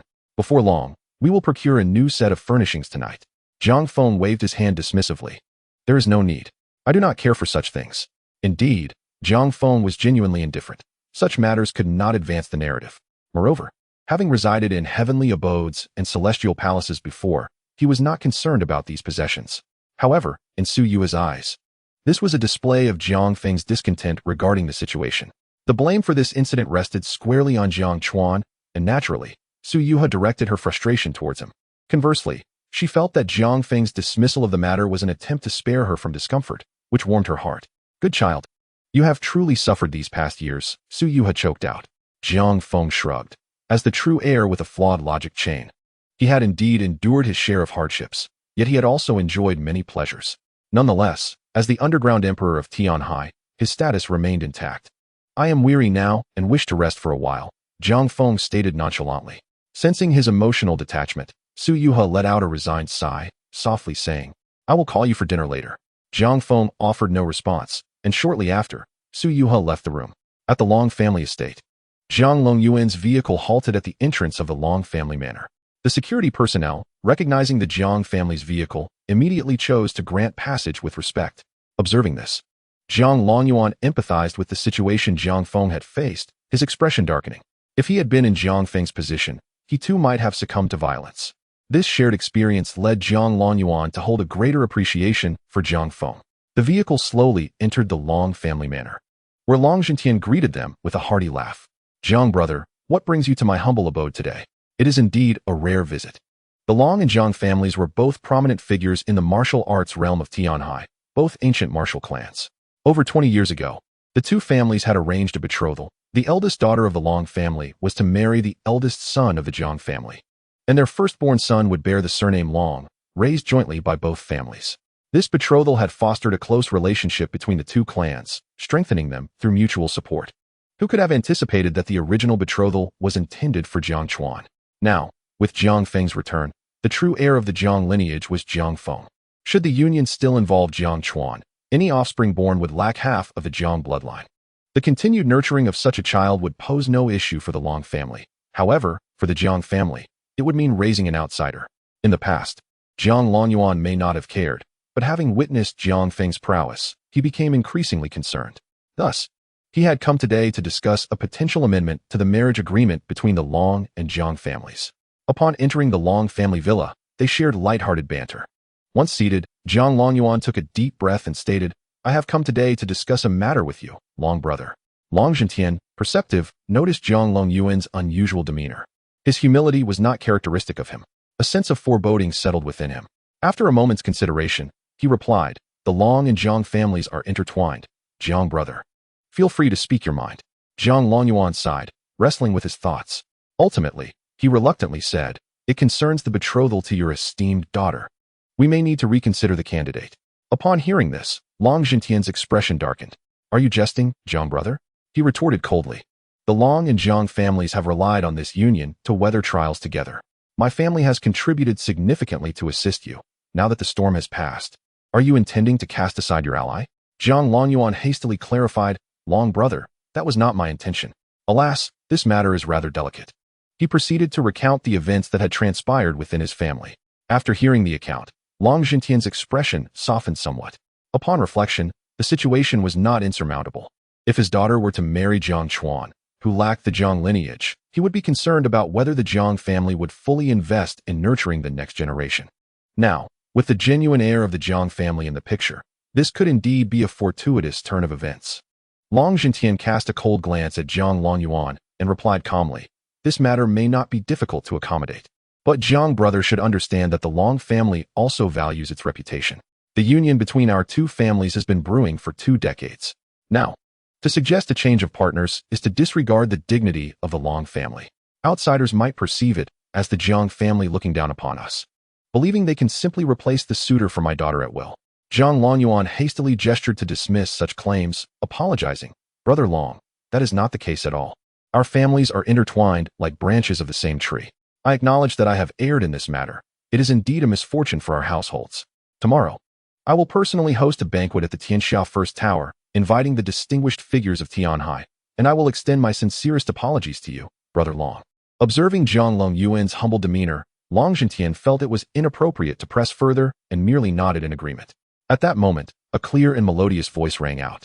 "I do not agree. I will marry no one but my brother Xiaochuan." The speaker was a young girl, around 17 or 18, who stormed down the stairs with her hands on her hips, her face flushed with anger as she glared at Jiang Longyuan. "I, Long Yaxin, will marry no one but Jiang Chuan. I do not know who Jiang Feng is. I refuse to marry him, absolutely refuse." Jiang Longyuan appeared troubled and turned to Long Zhentian, saying, "Brother Long, what do you think?" Long Zhentian's expression was equally awkward, having just mocked Jiang Longyuan's family situation, only to have his own daughter now make a scene. He chastised her sternly, "This is an adult conversation. You have no place interrupting. Go back to your room." When Long Yaxin refused to leave, Long Zhentian signaled to a nearby maid, who promptly escorted her upstairs. Once she was gone, Long Zhentian managed an awkward smile. "Ah, my daughter has been a bit spoiled." Jiang Longyuan waved his hand dismissively. "No matter. What matters is that our family's alliance proceeds as planned. Indeed, tomorrow at Tianxia First Tower, we shall not miss each other." Long Zhentian personally saw Jiang Longyuan out of the Long residence before returning to the villa, where he found his daughter still seething with anger. Once they were alone, Long Zhentian softened his tone. "My dear daughter, Jiang Chuan is not even a member of the Jiang family. A union with him will not yield favorable outcomes. Do you understand?" Long Yaxin turned her head away defiantly. offering no regard for her father's words. After a considerable time of persuasion and attempts at coercion, Long Jintian finally reached his limit. He exclaimed, "Enough? Since you are a daughter of the Long family, enjoying its prestigious status and privileges, you have no say in the matter now." Hearing her father's harsh words, Long Yashin's eyes brimmed with tears as she choked out, "I did not choose to be born into the Long family. I do not care whether Jiang Chuan is related to the Jiang family. I only want Jiang Chuan." Long Jintian clenched his fists in fury, declaring, "This is not up for negotiation. At tomorrow's banquet, you will be betrothed to Jiang Feng, whether you like it or not. Your only duty will be to bear the first son, after which you may pursue your desires unhindered." Long Jintian's anger was palpable. Unlike Jiang Longyuan's indecisiveness, he was known for his ruthless resolve. In all of Tianhai, apart from the recently emerged underground emperor, He Luosha, Long Jintian was recognized as the most formidable. He reserved his gentleness solely for his somewhat valuable daughter, Long Yashin. Had it been anyone else, he would have swiftly imparted the true weight of the ancient martial arts family. As the evening approached, Jiang Longyuan returned to the Jiang residence before dinner, feeling a certain awkwardness when facing Jiang Feng once more. As the head of the family, he had been utterly overpowered by Jiang Feng, a humiliation that tarnished his dignity. Throughout the meal, aside from Su Yuha continuously serving Jiang Feng and inquiring after his enjoyment of the dishes, the rest of the family treated Jiang Feng as if he were invisible. Particularly, the sisters Jiang Qingzhao and Jiang Qingxiu harbored palpable hostility towards him. Jiang Chuan considered attempting some subtle manipulation, but reconsidered upon encountering Jiang Feng's menacing gaze. Following a rather uncomfortable dinner, the day concluded. The next morning, upon learning of the banquet at Tianxia First Tower, Jiang Feng smiled, especially knowing the Long family would be present. Although Jiang Longyuan did not disclose the reasons behind the gathering, Jiang Feng deduced the unfolding events. According to the original narrative, after returning to the Jiang family, the alliance with the Long family would no longer involve Jiang Chuan. However, Long Yashin had once shared a lollipop with Jiang Chuan, leading to a private commitment of lifelong union. Thus, Long Yashin would not marry anyone but Jiang Chuan.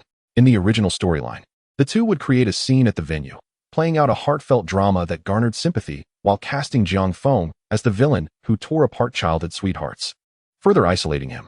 Yet, Jiang Feng was determined not to allow such a scene to unfold again. After leaving the Jiang residence, he swiftly contacted his subordinates in Tianhai's underground world. As the emperor of this realm, Jiang Feng's power and influence rivaled that of the Long and Jiang families. His only shortcoming was being in the shadows, as the underworld was not held in the same high esteem as the ancient martial arts families. Nevertheless, when it came to combat, Jiang Feng felt no trepidation. At the top of Tianxia First Tower, the largest venue in Tianhai, where prominent figures held their banquets, the guests gathered were all luminaries of the highest order. Today, the event was hosted by the heads of the Long and Jiang families, both legendary figures in the world of ancient martial arts. Apart from the newly emerged He Luosha, these two were the most influential in Tianhai. Following Jiang Longyuan to the top floor, the guests expressed curiosity towards the young man who had unexpectedly appeared from the Jiang family. Upon inquiry, Jiang Longyuan offered a slight embellishment, claiming he was the eldest son of the Jiang family raised outside, due to a supposed clash of fate at birth, requiring him to be fostered away until the age of 18, which coincidentally was today. Many accepted this narrative, as beliefs in fate are often held with cautious faith. Jiang Feng, however, chose not to expose Jiang Longyuan's deception, sensing that the timing was not yet right. His dear brother had yet to make his appearance, and the heroine Long Yashin was still absent. As Jiang Feng pondered this, the Long family arrived, and he quickly spotted Long Yashin, suppressing a smirk at her slender, underdeveloped figure that seemed to belong to a child of 12 or 13 despite nearing adulthood. He found himself questioning whether he might end up chastising himself in the middle of the night after marrying such a woman.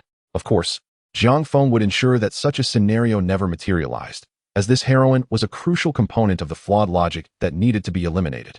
As the guests settled, Jiang Longyuan inhaled deeply and stepped to the podium, his expression serious as he addressed the attendees. Today's banquet concerns a matter of great importance that I must share with you all. It is likely that you are all aware that my family, the Jiang family, and the Long family entered into a betrothal pact 2 decades ago. The stipulation of this engagement was that the eldest daughter of the Long family would marry the eldest son of the Jiang family. At this point, Jiang Longyuan feigned a look of regret and lamented, "At that time, my eldest son Jiang Feng had to conceal his identity and be fostered elsewhere due to a clash in fate.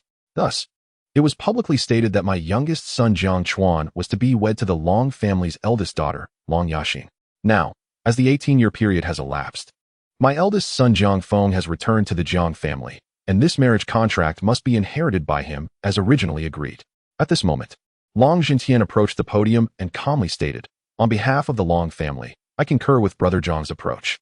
Since there was an agreement made, despite the unforeseen circumstances, we must adhere to our prior commitments." The guests in attendance began to murmur, their gazes predominantly fixed on Jiang Feng, the suddenly re-emerged heir of the Jiang family, now positioned as a prospective suitor for the Long family. Such an individual undoubtedly represents the most formidable new aristocrat in Tianhai, capable of garnering the favor of everyone present. Just as the atmosphere in the hall settled, a discordant voice rang out. Jiang Feng's lips curled into a slight smile. The spectacle was about to unfold. "I do not agree," Long Yaxin exclaimed as she rushed to the podium, snatching the microphone and declaring, "I refuse to marry anyone but my brother Xiaochuan. I shall determine my own fate." As she shouted, she pointed at Jiang Feng and berated, "You, a toad wishing to feast on swan meat. What makes you worthy of being the Jiang family's young master? In what way do you surpass my brother Xiaochuan? Do not be deceived, everyone. Father, this is clearly the Jiang family looking down upon us, attempting to swindle your daughter by selecting a wild child." Long Yaxin's words, coupled with her pitiful performance, ignited an uproar in the banquet hall. Jiang Longyuan and Long Jintian's expressions darkened instantly. Such remarks were not to be made lightly. They pertained to the significant matter of the two families' union and their respective interests. Sensing Jiang Longyuan's displeasure, Long Jintian reprimanded his daughter. "Enough. What nonsense are you spouting? One must uphold integrity. The marriage contract established years ago cannot simply be altered on a whim. Jiang Feng is a scion of the Jiang bloodline, the esteemed eldest son. This is common knowledge. If you continue to cause a scene, do not blame me for being a heartless father." With tears in her eyes, Long Yaxin choked out, "Father, I will only marry Brother Xiaochuan. If you insist on forcing me to wed this stranger, then the only option for me is to end my life." As she spoke, Long Yaxin produced scissors and held them to her neck. Long Jintian gasped in shock, exclaiming, "What are you doing?"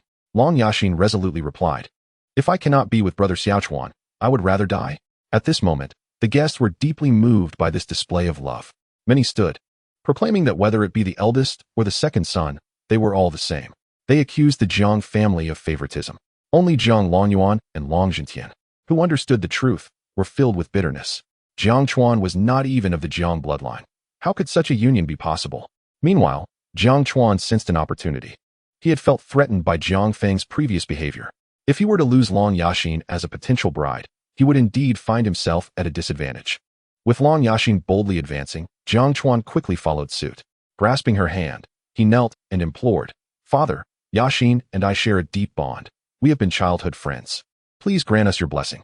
Long Yaxin also knelt, tearfully stating, "I will only marry Brother Xiaochuan. I implore you to support us." Long Jintian cast a cold glance at Long Yaxin, then turned to Jiang Chuan, ultimately fixing his gaze on Jiang Longyuan. The message was unmistakable. Either the Jiang family publicly acknowledged their disgrace, revealing that Jiang Chuan was not of their bloodline, thereby rendering the engagement a farce, or they faced the backlash of public opinion should they forcibly sever the bond between the two. Especially for the Long family. Given Long Jintian's role as a protector with a strong demeanor, failing to safeguard his daughter would be a significant loss of face. At this moment, Jiang Longyuan scrutinized Jiang Chuan closely, as if he were seeing his son for the first time.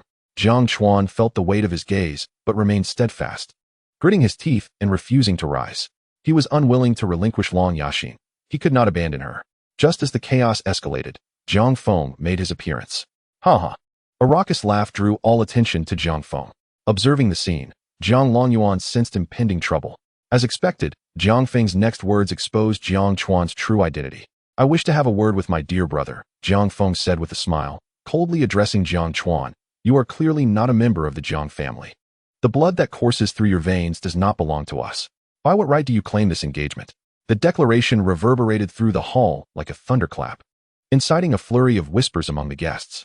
Jiang Longyuan felt as though the world had turned dark. This was a complete exposure of family shame. Long Jintian, however, remained unfazed. "Your family's disgrace has nothing to do with the Long family. We have not sought retribution from you." At this juncture, Jiang Chuan's expression shifted dramatically. He had never anticipated that Jiang Feng would disregard family honor and directly unveil his lack of Jiang blood. This left him in a position of being a ridiculous troublemaker. Jiang Feng, observing Jiang Chuan's reaction, allowed a smirk to grace his lips. In the original narrative, it was due to the former's excessive concern for the Jiang family's reputation that he had not exposed Jiang Chuan's true heritage, resulting in Jiang Chuan and Long Yaxin successfully disrupting the gathering and prolonging the engagement. This had granted Jiang Chuan the backing of the Long family, providing him with leverage against the Jiang family. Understanding the original storyline, Jiang Feng was determined not to grant Jiang Chuan the opportunity to ascend to power. Unmasking Jiang Chuan would not concern him with any potential repercussions. At this moment, Jiang Chuan felt a sense of despair. He had initially occupied the moral high ground, claiming the engagement first and being Long Yaxin's childhood companion. Stirring up trouble seemed advantageous. Yet now, having been exposed for lacking Jiang blood, he was left with no justification for his actions. Fortunately, at this critical moment, Jiang Qingzhao and Jiang Qingqiu stepped forward, standing beside Jiang Chuan and glaring at Jiang Feng. Upon seeing these two individuals, Jiang Feng couldn't help but smile coldly. Jiang Qingzhao was the first to speak, pointing an accusatory finger at Jiang Feng and declaring, "Jiang Feng, do not think that just because you are of the Jiang bloodline, you can usurp Yaxin's engagement." Jiang Qingqiu chimed in, "Indeed, Yaxin has the freedom to choose whom she wishes to marry. You cannot force her into a union with you." As these words were spoken, the guests in attendance were instantly intrigued, their expressions eager as they turned their gaze towards Jiang Longyuan. At this moment, Jiang Longyuan's face was as dark as the bottom of a pot. The fact that Jiang Chuan was not of the Jiang bloodline was already a source of great embarrassment. Now, unexpectedly, both daughters stand up to support Jiang Chuan against their own father, as well as Jiang Feng. Under ordinary circumstances, this might not be noteworthy. But at today's banquet, the elite of Tianhai are present. Such a commotion leaves him, the patriarch of the Jiang family, in a most embarrassing position. Yet, before Jiang Longyuan could utter a word, Jiang Feng preemptively declared, "Who told you that I am to be engaged to Long Yaxin?" Upon hearing this, all present, including Jiang Chuan and Long Yaxin, were left in stunned silence. If you do not wish to be engaged, why then expose Jiang Chuan's lack of Jiang family lineage? Sensing the audience's confusion, Jiang Feng chuckled and stated, "I, Jiang Feng, will decide whom I wish to be with. No one has the authority to dictate my choices. As for Long Yaxin, I simply find her distasteful. Does she truly believe she is worthy of becoming my woman?" This proclamation not only furrowed Jiang Longyuan's brow, but also incited the wrath of Long Zhentian, who pointed at Jiang Feng and shouted, "Who is this young upstart to interrupt when elders are speaking?" Before Long Zhentian could finish, Jiang Feng had already lunged forward, delivering a resounding slap that sent Long Zhentian sprawling. Shaking his hand dismissively, he scoffed, "Who are you to interject in my discourse?"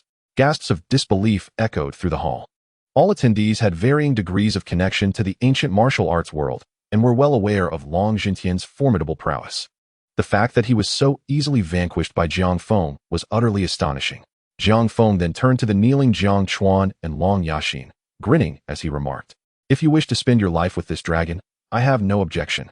Just as Jiang Chuan was still processing this, Jiang Feng added, "However, you cannot marry her under the Jiang family name, for I find her insufferable. Do you understand?" Jiang Chuan blinked, while Long Yaxin seethed with fury. "Jiang Feng, who do you think you are? What gives you the right to meddle in my affairs with brother Xiaochuan? You think your actions will make me marry you? You are delusional." Jiang Feng's expression was one of utter disdain as he flicked his finger and a burst of energy struck Long Yaxin in the abdomen, rendering her speechless from the pain. "How high do you hold yourself? You think you are worthy of me, Jiang Feng?" The mockery in his tone was unmistakable. He continued dismissively, "Jiang Chuan, do not say I am not giving you a chance. I present you with a choice. Either leave the Jiang family and marry this dragon, or stay in the Jiang family and sever all ties with her." With that, Jiang Feng approached Jiang Chuan with a devilish smile, inquiring, "My dear brother, what will you choose?" Jiang Chuan clenched his fists and growled, "I am a member of the Jiang family. I am not what you say I am. You have no right." At this moment, Jiang Longyuan finally regained his composure. Hearing Jiang Chuan's declaration, he cleared his throat and stepped forward, intending to speak with Jiang Feng. However, a cold glare from Jiang Feng halted his advance. Swallowing hard, he reluctantly said, "What Fenger means is my stance as well." Jiang Feng was somewhat satisfied with Jiang Longyuan's response. This fellow, though lacking in intelligence, at least retained some semblance of logical reasoning. It might also be that Jiang Feng had disrupted the chain of foolish logic early on, allowing Jiang Longyuan to regain a portion of his wits. Regardless, the entire event was now under Jiang Feng's control. Upon hearing Jiang Longyuan's words, Jiang Qingzhao and Jiang Qingqiu grew anxious and rushed forward to voice their thoughts. Yet, Jiang Longyuan had already resolved to accept the situation. Yes, I have lost face, but so what? I have a son who can effortlessly send Long Jintian flying with a single slap, one who remains incapacitated even now. What is a little lost face in comparison? Jiang Longyuan had grown accustomed to this. Ever since being outwitted by Jiang Feng, his intellect seemed to have suddenly returned. Seeing Jiang Longyuan's silence, the two women could only assist Long Jintian in rising. Meanwhile, Jiang Feng was enjoying himself. Indeed, the reason for presenting Jiang Chuan with two options was purely for amusement. Would Jiang Chuan sacrifice Long Yaxin for the sake of Jiang Qingzhao and Jiang Qingqiu? Or would he abandon the Jiang sisters for Long Yaxin? It was a reasonable dilemma. Jiang Feng was eager to observe the ensuing conflict once Jiang Chuan made his choice, given that both sides were passionately devoted to him. Jiang Chuan began to realize the precariousness of his situation. Being engaged to Long Yaxin did not imply he would forsake the Jiang sisters. Hence, they were advocating for Long Yaxin. However, Jiang Feng was compelling him to choose between the two, and regardless of his choice, the outcome was grim. Without the support of the Long family, he was no match for Jiang Feng. Conversely, if he aligned with the Long family, he would have to leave the Jiang family. In an instant, Jiang Chuan's expression shifted to one of pitiful despair, desperately seeking sympathy. Jiang Feng was unyielding, swiftly delivering a slap. Cry. Crying is a waste of time. I will count to 3, and if you do not make a choice, you will not only be expelled from the Jiang family, but also barred from marrying this dragon lady. Jiang Feng, akin to a devil, extended 3 fingers and cheerfully began to count. 1. Jiang Chuan pleaded with a woeful tone. Brother, I know I was wrong. I should not have taken what is yours. But I have known Yaxin since childhood. I truly love her. Jiang Feng remained unmoved, his expression cold as he extended another finger. 2. Jiang Chuan, still not willing to relent, turned to Jiang Longyuan, beseeching, Father, this engagement was originally mine. You must support me. Jiang Longyuan, looking up at the crystal chandelier, felt helpless and dared not speak. He was well aware of the consequences. Should he speak out now, he would undoubtedly join Long Jintian on the ground. Observing this, Jiang Feng slowly raised his 3rd finger. 3. Time is up. Jiang Chuan lowered his head, gritting his teeth as he said, I choose to remain in the Jiang family. Jiang Feng shook his head, admonishing, You think you can stay in the Jiang family with such a feeble voice? Speak up. I cannot hear you. At this moment, Jiang Chuan, having resigned himself to the situation, shouted, I want to remain in the Jiang family. I give up the engagement. His voice grew quieter as he noticed Long Yaxin, beside him, exuding an aura of despair. Jiang Feng smiled slyly and reiterated, Oh, so you choose to stay in the Jiang family and dissolve your engagement with this dragon lady, correct? Jiang Chuan closed his eyes, clenched his fists, and squeezed out one word through gritted teeth. Yes. The moment the word left his lips, Long Yaxin collapsed to the ground as if all her strength had been drained. Her gaze towards Jiang Chuan was filled with confusion and disbelief. She could not fathom that her beloved Xiaochuan had forsaken her. Were their once solemn vows now mere illusions?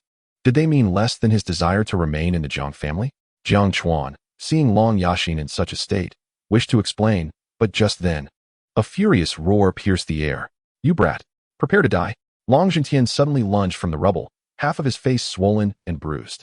One eye could no longer open, while the remaining eye was filled with murderous intent.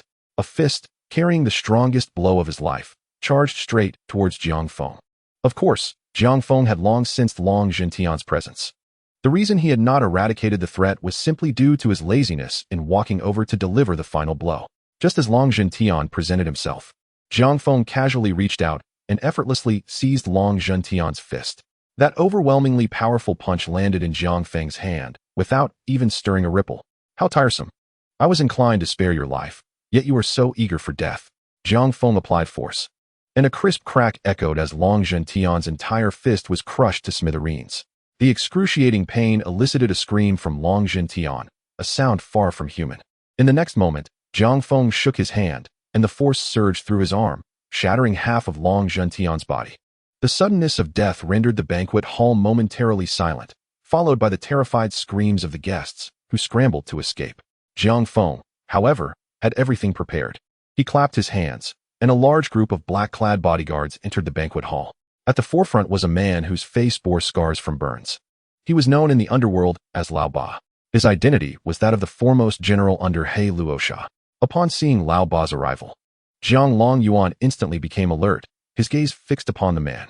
Yet, Lao Ba paid him no heed and walked straight to Jiang Feng, kneeling on one knee. Brother, as per your command, I have secured the entire Tianxia First Tower. The utterance of brother rendered the banquet hall silent, as if a pin had dropped. Jiang Longyuan looked at Jiang Feng in disbelief. His lips moved, yet no words escaped. Jiang Chuan, too, was filled with terror. Only one person could command Lao Ba to call him brother. He Luosha. Who could have imagined that the notorious emperor of the underworld, who had dominated Tianhai recently, was actually the long-lost eldest son of the Jiang family, Jiang Feng, especially for Jiang Longyuan. He had only known that Jiang Feng had mingled with all sorts of people over the past 18 years. Thus, he had always considered Jiang Feng unrefined and looked down upon him. Now, he realized just how gravely mistaken he had been. A mere street thug could not compare. But if one were the emperor of the underworld, that was a status that could stand shoulder to shoulder with the Jiang family, the Long family, and heads of families like himself. No, it shouldn't be shoulder to shoulder. Jiang Longyuan glanced at the half-destroyed Long Zhentian and swallowed hard. He had witnessed Jiang Feng's strength, yet had not anticipated it to surpass his own expectations. If Long Zhentian was on par with him, it meant that if Jiang Feng so desired, he could. Jiang Longyuan dared not continue that thought, feeling immensely relieved that he had not acted arrogant earlier. Otherwise, he too would be lying there. As Lao Ba took control, Jiang Feng prepared to continue his performance. At that moment, Longya Xian sat frozen on the ground. The recent words of Jiang Chuan and the death of her father, Long Zhentian, profoundly shocked the young girl. She resembled a shattered porcelain doll, evoking sympathy. However, Jiang Feng was acutely aware that his original self had been forced into suicide partly due to the actions of the Long family and Long Yexian. The reason was simple. Jiang Chuan was not a member of the Jiang family, and the true heir of the Jiang family was only Jiang Feng. If Jiang Feng were forced to his death, and Jiang Chuan married Long Yexian, the Jiang sisters would also marry Jiang Chuan. This would be an outright victory for the Long family. Consequently, after arriving at the Jiang family, Long Yexian had not once hesitated to slander Jiang Feng. Furthermore, Long Zhentian had repeatedly come to harm Jiang Feng. It was laughable that the original self, despite possessing extraordinary strength and being the emperor of the underworld, had never dared to retaliate, all for the sake of this ridiculous notion of family. This time, however, Jiang Feng would not concern himself with such matters. He turned to the frightened Jiang Qing Zhao and Jiang Qing Qiu, who were huddled in the crowd. Jiang Feng beckoned them over. The two sisters approached Jiang Feng timidly. And this time, he whispered into their ears. I know both of you love Jiang Chuan. I am offering you an opportunity to claim Jiang Chuan for yourselves. Kill Long Yexian, and I will withdraw from the Jiang family. You too can marry Jiang Chuan, and then he will rightfully inherit the Jiang family, allowing you to soar together. Upon hearing Jiang Feng's devilish whispers, the sisters were taken aback, their faces filled with disbelief as they looked at Jiang Feng. Jiang Feng wore an innocent expression, shrugging his shoulders. I am not deceiving you. Have you forgotten I am He Luosha? I do not care for the Jiang family's trifling assets. Moreover, once Long Yexian is dead, the Long family will be mine. The sisters exchanged glances and, surprisingly, nodded in agreement. Although everyone was unaware of Jiang Feng's words, they were acutely aware of his cunning nature and the sinister smile that suggested nothing good was to come. Jiang Feng then approached Long Yexian, smiling as he spoke. Why do you mourn? With Long Zhentian dead, you are now the head of the Long family. Who can prevent you from marrying Jiang Chuan? I offer you a chance. If you kill Jiang Qing Zhao and Jiang Qing Qiu, I will expel Jiang Chuan from the Jiang family. When he is in his most dire moment, will your little Jiang brother not return to your side? As long as you eliminate them, in my greed for the Jiang family's wealth, I will ensure Jiang Chuan is cast out. Jiang Feng's devilish whispers awakened Long Yexian. She glanced at her father, now half destroyed, then at Jiang Chuan. Her love for Jiang Chuan overshadowed the pain of losing her father. In fact, due to Jiang Feng's words, she felt a flicker of excitement. Jiang Feng handed Long Yexian a knife and said with a smile, I have shown you the path. How you choose is entirely up to you. Afterward, Jiang Feng returned to Jiang Longyuan's side and calmly stated, whatever transpires next, I do not wish for you to intervene. Otherwise, I will no longer be speaking to you as Jiang Feng, but as He Luosha. Jiang Longyuan, upon hearing this, stiffly nodded. In that moment, he felt an unexpected sense of fear towards Jiang Feng, even feeling somewhat daunted by his overbearing presence. Jiang Feng sat nearby as Lao Ba respectfully presented him with a cup of tea.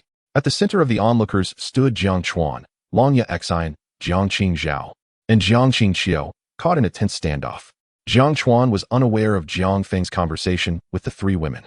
He only sensed an underlying tension between them that had shifted from harmonious to confrontational. Just as he was about to speak, Longya Xian halted him. Her eyes filled with tenderness. Little Jiang brother, do not worry. I now understand your burdens. To be your woman, I shall alleviate your troubles. The Jiang sisters, Jiang Qing Zhao and Jiang Qing Qiu, regarded Longya Xian with cold, murderous intent in their eyes. They sought not only to monopolize Jiang Chuan, but also to ensure Jiang Feng's departure from the Jiang family. They had never considered Jiang Feng a true member of the Jiang family. In their hearts, the sole heir of the Jiang family was and always would be Jiang Chuan. Now, if they could only eliminate Longya Xian, they would not only secure Jiang Chuan, but also rid themselves of Jiang Feng. Two women exchanged glances before parting ways to approach Long Yaxin. At that moment, Long Yaxin's intuition as a woman alerted her to the impending danger. The murderous intent etched on the Jiang sisters' faces was undeniably evident. Though the three women remained silent, they all understood that only one could survive this encounter. Long Yaxin held the deepest concern for Jiang Chuan, and her resolve to eliminate her adversaries was unwavering. Seizing the moment as the Jiang sisters temporarily separated, Long Yaxin darted towards her sister, Jiang Qingqiu. As heirs of ancient martial arts families, both women, despite their gender, did not shy away from combat. Each possessed formidable strength, capable of keeping ordinary men at bay. Thus, this confrontation would not resemble a typical brawl between women, where hair is pulled and clothing is torn. Long Yaxin struck with speed and precision. Her fork plunged deep into Jiang Qingqiu's thigh before she could react, regaining her senses amid the pain. Jiang Qingqiu retaliated with a forceful blow, sending Long Yaxin flying. Witnessing this, Jiang Longyuan was filled with rage and prepared to intervene, only to be silenced by a piercing glare from Jiang Feng. Calmly, he declared, Jiang family head, take one step forward, and you shall perish. Jiang Longyuan was struck with fear, sensing the boundless murderous intent radiating from his own son. The realization that Jiang Feng would indeed kill him filled him with anguish and regret. He lamented why he had failed to build a rapport with Jiang Feng upon his return home. Despite Jiang Feng's seemingly favorable attitude towards Su Yuhua, he had forcefully prevented her from attending the banquet, suggesting he had made prior arrangements. Yet, in his presence, Jiang Longyuan felt like an outsider. As he gazed at his daughter, who was now moaning in pain, he clenched his fists and turned his head away, sighing deeply, whispering, what a calamity. Jiang Feng, of course, heard this but was indifferent. Jiang Longyuan's reluctance to kill him stemmed solely from the timing not being right. His gaze shifted to the somewhat dazed Jiang Chuan, sipping his tea, waiting to see how the situation would unfold. Meanwhile, Jiang Qingzhao, witnessing her sister's injury, discarded any pretense. The dining knife in her hand sliced through the air, inflicting a long gash across Long Yaxin's back. In an instant, Long Yaxin cried out in pain, instinctively calling for Brother Chuan.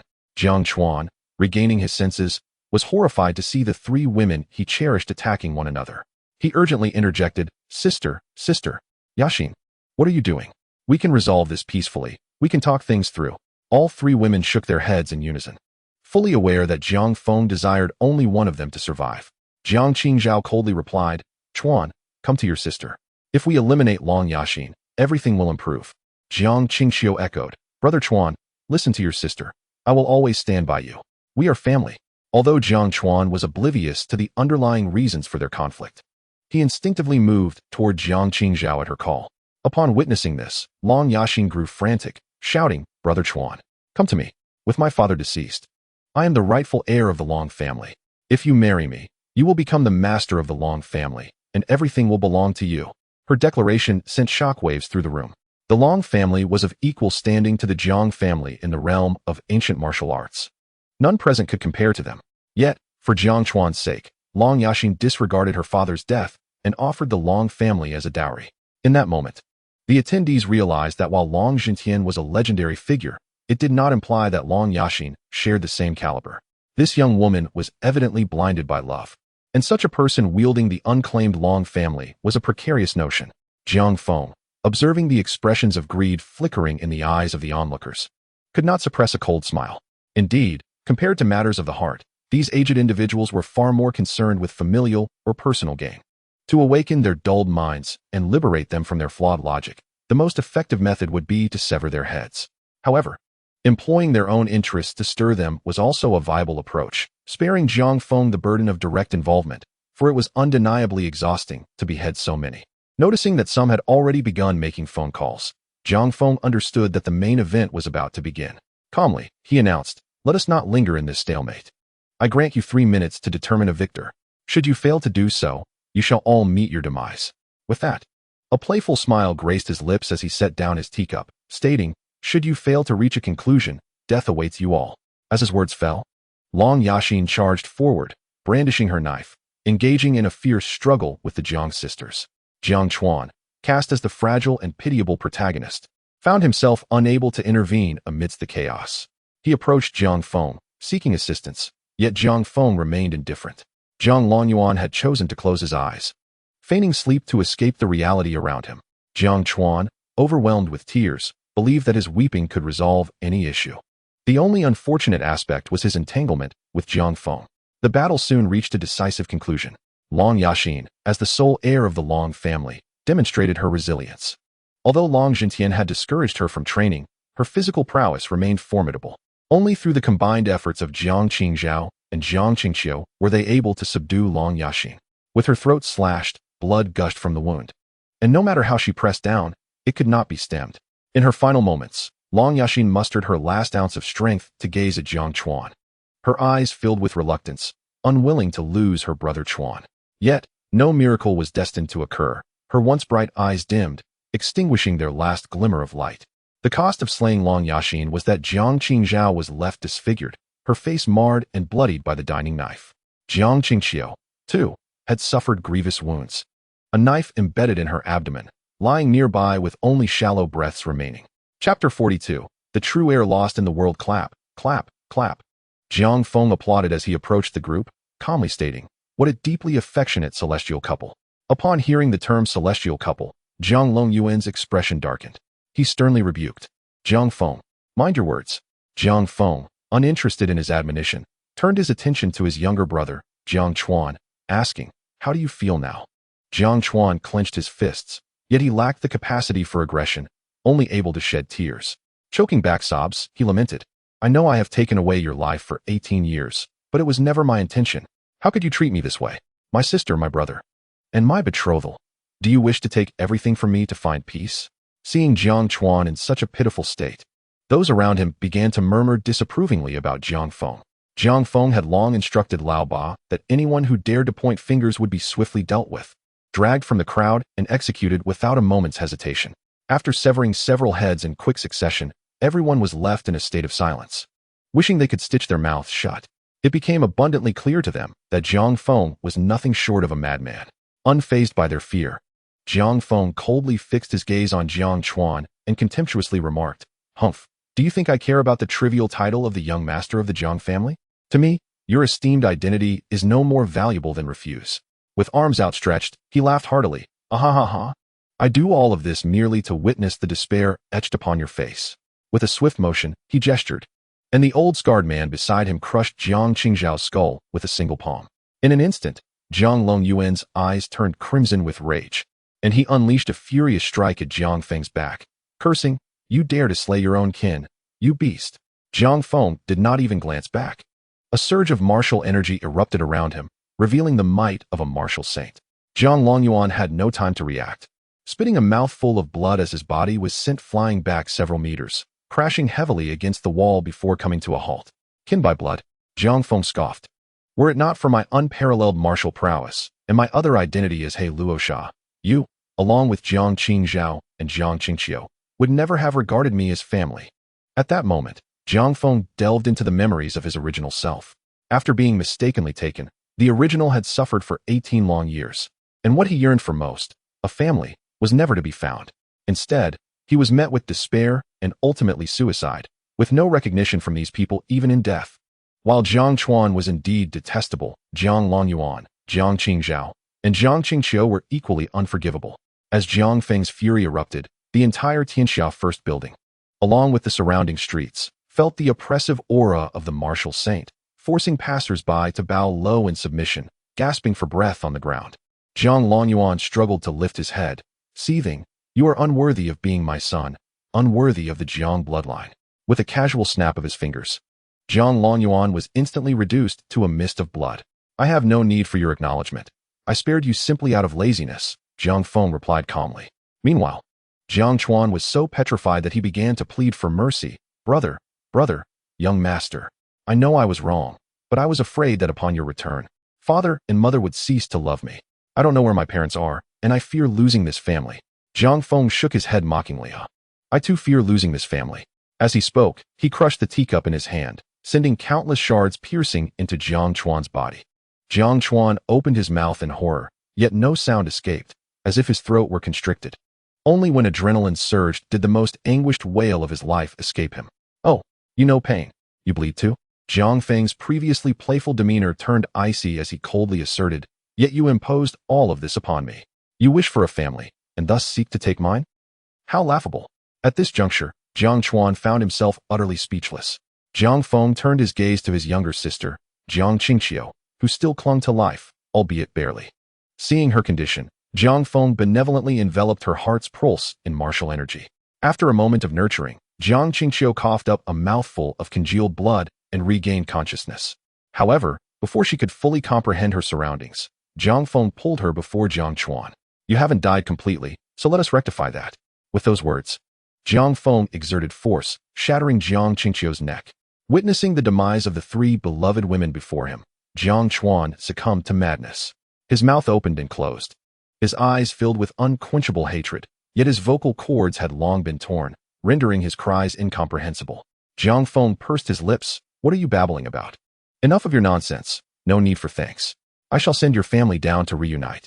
With that, Jiang Feng unleashed his martial energy, crushing Jiang Chuan's body inch by inch until both he and his soul were obliterated. At this moment, the banquet hall resembled a scene from a hellish nightmare. Many of the distinguished guests from Tianhai were so terrified that they wet themselves.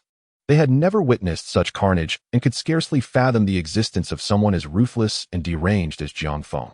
Jiang Feng surveyed the scene with satisfaction. Fear was an essential component in dismantling the flawed logic of the weak. The narratives driven by such flawed reasoning often featured the weak daring to insult or mock the strong, as though they knew no fear. But could any of the prominent figures present dare to utter even a word? The answer was a resounding no. For Jiang Feng was not only mad and cruel, but also a martial saint, and the strong dictate the rules of this world. Gazing upon the world's diminished value of foolishness, Jiang Feng noted that with Jiang Chuan's demise, it had dropped to 10. However, it still needed to reach 5 to fulfill the task. Jiang Feng felt a twinge of resignation. Must he truly eliminate Su Yuha? She was the only one in the original narrative who had ever understood him, the only one to have regarded him as family. Were it not for necessity, he would have hesitated to take her life. In that moment, the figure of the old scarred man reminded Jiang Feng of something. Indeed, there were still those in his household who had conspired with Jiang Chuan that remained alive. Upon returning to the Jiang residence, Jiang Feng promptly eliminated everyone except Su Yuha. As expected, the value of foolishness dropped to 5, successfully completing the task. After recounting the events of Tianxia first building to Su Yuha, she was filled with sorrow but did not reproach Jiang Feng. Instead, she gently caressed his face, weeping as she took the blame upon herself for being a poor mother. Ultimately, she chose to end her own life. Jiang Feng made no effort to stop her. After all, he was the young master of the Jiang family who had committed patricide and slaughtered his sisters. While he had little attachment to this world, Su Yuha would bear the burden of this pain indefinitely. Death, in this instance, was a form of release. With Su Yuha's passing, Jiang Feng resolved not to linger in this world any longer. He gazed up at the now darkened sky, where countless stars shone brightly. Jiang Feng cursed. Damn the invasion of evil thoughts. What a fine world turned into this. Chapter 43. 3 lifetimes, 3 worlds. Little junior brother. The scene before him flickered, and Jiang Feng found himself back in the boundless cosmos. A tremendous force surged from within him, as if his flesh and bones were being purified. This was the first time he clearly felt such strength. Is this the realm of the myriad worlds and celestial beings? Truly, it is a power that transcends the mundane. Jiang Feng murmured, your task has been completed excellently. Do you wish to take a moment to rest? The system's voice echoed in Jiang Feng's ear. After a moment of contemplation, he shook his head. No need. The original world offers little amusement, and I cannot fully express my strength there. Without a distinguished status, it pales in comparison to the world of quests. What Jiang Feng said was heartfelt. Yet there was also a hint of trepidation rooted in the dangers he had experienced in the previous world. Were it not for the invasion of malevolent forces, The once tranquil and harmonious world would not have been ensnared by a chain of absurd logic, giving rise to a multitude of abstract narratives. One might surmise that this world was destined for a favorable conclusion, if indeed this chain of nonsensical logic had infiltrated the primordial realm. Zhang Feng dared not contemplate the consequences further. This sense of impending crisis propelled him to relentlessly pursue strength. You have performed admirably in your recent task, and it is now time to present you with a challenge of greater difficulty, came the voice. Zhang Feng's expression turned gravely serious. Bring it on, I am prepared. The ominous world instance has now been activated. Will you choose to enter? Zhang Feng decisively opted to proceed, transversing into the ominous instance. Current instance, 3 lives, 3 worlds, little junior brother. Instance description, you are the youngest junior brother of the Qianyuan Dao sect, cherished by 7 elder sisters and your master. Just when you believe this idyllic existence would persist, the 7th sister returns from her journey with an even younger junior brother. Limitations. The maximum strength within this world is restricted to the transformation stage. Current absurdity value, 100. Mission objective, reduce absurdity value to 0. Reward, Dao Sword. Upon witnessing the staggering absurdity value of 100, and realizing the mission south objective was to eliminate this value, Zhang Feng understood that this world was far more complex than it appeared. Although the strength limit was merely at the transformation stage, the degree of absurdity was likely beyond imagination. Most critically, in a world with an absurdity value of 100, any misstep into the chain of nonsensical logic could lead Zhang Feng astray. Before entering this realm, he endeavored to calm his emotions, mentally fortifying himself with the resolve that should he detect any deviation from the narrative, he would annihilate the entire world. In a world with an absurdity value of 100, there was little merit in preserving anything. With a flash of white light, Zhang Feng found himself upon a bed within a modest wooden cottage. Memories cascaded through his mind like pages turning in a book. He was situated in the Qianyuan Dao sect, within the realm known as Tianyuan Jia. Tianyuan Jia was considerably smaller than the worlds Zhang Feng had previously traversed, hence the pinnacle of cultivation here was confined to the transformation stage. The Qianyuan Dao sect was the most powerful sect, governing the entirety of Tianyuan Jia. Zhang Feng was the youngest junior brother of the current generation, with 7 celestial sisters above him. Logically, such a configuration would inevitably lead to a grand harem drama. And indeed, that was the case. But the protagonist was not Zhang Feng. Rather, it was the forthcoming junior brother, Bai Yuheng. The ensuing narrative was not dissimilar to that of the first world Zhang Feng had traversed. The entire sect adored Bai Yuheng, while Zhang Feng faced relentless humiliation, ultimately leading to his painful demise.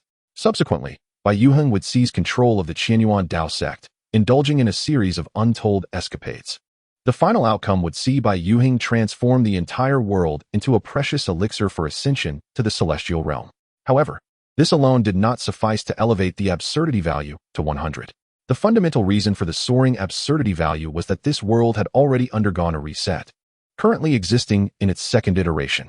Indeed, the entire Qianyuan sect, Zhang Feng, Bai Yuheng, the 7 elder sisters, and the enchanting master had all experienced 2 reincarnations. Furthermore, with each world reset, the main characters were reborn with their memories intact. The previous lives of the 7 elder sisters and the beautiful master carried the memories of their past, leading them to shower Zhang Feng with affection in a desperate attempt to win back his heart. Having recognized Bai Yuheng's treacherous ambitions, they regretted their prior trust in him. What appeared to be a simple tale of regret held much greater weight in the unfolding narrative. As time progressed, the original self began to accept the elder sisters and the master, for who could truly articulate the complexities of past events. Yet, as time wore on, the 7 elder sisters, alongside the beautiful master, once again found themselves ensnared in Bai Yuheng's embrace. Indeed, despite possessing the memories of having been transformed into a precious elixir by Bai Yuheng, they still abandoned Zhang Feng, once more becoming the elixir that facilitated Bai Yuheng's ascension. Their rationale was that as the youngest junior brother, it was their duty to assist him in achieving immortality. At this juncture, Zhang Feng was situated in the 2nd reset, marking the 3rd reincarnation of his current form. Glancing at the instance title, it was no wonder it was named 3 Lives, 3 Worlds, Little Junior Brother. It was indeed a tale of 3 lives. In the first life, he was oblivious, transformed into a precious elixir. In the second life, he was fully aware, yet still became a precious elixir. Currently, he was at the beginning of his 3rd life. Such a narrative progression elucidated why this world required the absurdity value to be nullified in order to complete the mission. With a plot governed by this chain of absurdity, Any remaining vestige of absurdity could potentially reignite. Just as Jiang Feng contemplated this, a graceful figure burst through the door, akin to a gust of wind.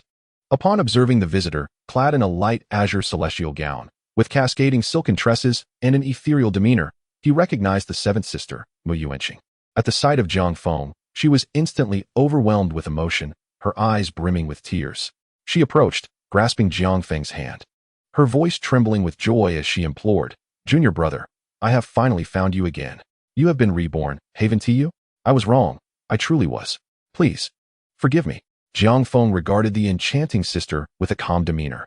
According to the original narrative, he should have forgiven her, only to be betrayed once more by the 7 elder sisters and the beautiful master, leading to his agonizing death and the commencement of the 4th reincarnation.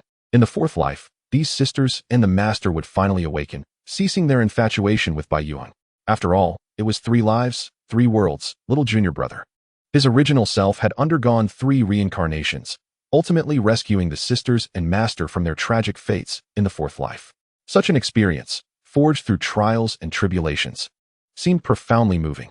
Jiang Feng coldly gazed upon the 7th sister, Mu Yuanqing, who was weeping at his feet, a sardonic smile curling upon his lips. "Indeed, sister, I too have been reborn." Mu Yuanqing abruptly lifted her gaze, her eyes filled with delight. "That's wonderful, junior brother. I was truly mistaken. This time, I will only trust you." Before she could finish her sentence, Mu Yuanqing felt a sudden chill in her chest, and as she lowered her gaze, disbelief filled her beautiful eyes. Chapter 44. 3 lives, 3 worlds, little junior brother 2Y? Mu Yuanqing's eyes were wide with disbelief as she looked at Jiang Feng, her expression akin to that of someone betrayed by their most trusted confidant. A tumult of pain, regret, and confusion intertwined upon her face, rendering it most pitiable. Yet, in the icy depths of Jiang Feng's gaze, there was no trace of excessive emotion. If there had been a glimmer of hope for redemption in the earlier worlds, Jiang Feng had once considered dismantling the chain of absurd logic to restore normalcy. Even if his methods were somewhat extreme, it could be deemed a desperate bid for survival. However, upon grasping the intricacies of this world-esque narrative, Jiang Feng was left with but one thought: annihilation, and swiftly.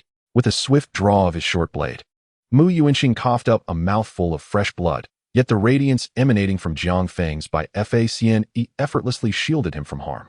Jiang Feng spoke calmly. "It is precisely because I have been reborn that I shall no longer place my trust in you. All of you must perish." As soon as the words left his lips, he unleashed a single palm strike that obliterated Mu Yuanqing into dust. Not feeling satisfied, he crushed the remnants of the soul to vent his frustration. "Damn it, a bunch of foolish imbeciles, unwilling to look back at a good horse. Instead, you consumed the horse that does not belong to you." Jiang Feng cursed vehemently, "A collection of idiots worthy of a museum. You are nothing but a pollution to my mind." At this moment, Jiang Feng was consumed by madness.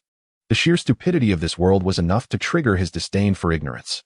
Knowing full well that Bai Yuheng would refine them into Baoxiandan, only to abandon them afterwards in favor of himself, he questioned, why indulge in something so vile, knowing it to be excrement, yet insist on tasting it, only to confirm its foulness? With such thoughts, Jiang Feng ceased to conceal his true nature. In his mind, there was no longer any need for salvation in this world. Instantly, a terrifying pressure enveloped the entirety of Qian Yuan Daozhong. Jiang Feng, at the pinnacle of the realm of human immortals, though limited to the transformation phase in this world, still outmatched the native practitioners by a considerable margin. As the pressure radiated outward, the entire Qian Yuan Daozhong trembled, prompting vigilance among the disciples and elders, including his remaining 6 senior sisters. The first to arrive was the second sister, Li Ruoxuan, who specialized in swordsmanship and approached Jiang Feng like a drawn sword. Upon landing, before she could utter a word, she sensed a chilling wind sweeping towards her. Instinctively, she activated her innate divine ability to shift slightly. However, she soon felt a sharp pain in her shoulder, rendering half of her body numb. "Who dares to ambush me?" Li Ruoxuan shouted. Jiang Feng coldly replied, "Do not be so ignorant. I am not ambushing you at all. I am confronting you openly." Before Li Ruoxuan could regain her composure, Jiang Feng advanced once more, reaching out to grasp her Tianling. This gesture lacked any monstrous ferocity, appearing as a mere ordinary grab, yet it carried an unavoidable decree, rendering any attempt to evade utterly futile. "No, junior brother, I realize my mistakes. You must believe me," Li Ruoxuan pleaded as she sensed Jiang Feng's murderous intent and the unexpectedly overwhelming power that even her master could not rival. However, Jiang Feng had already made his resolution.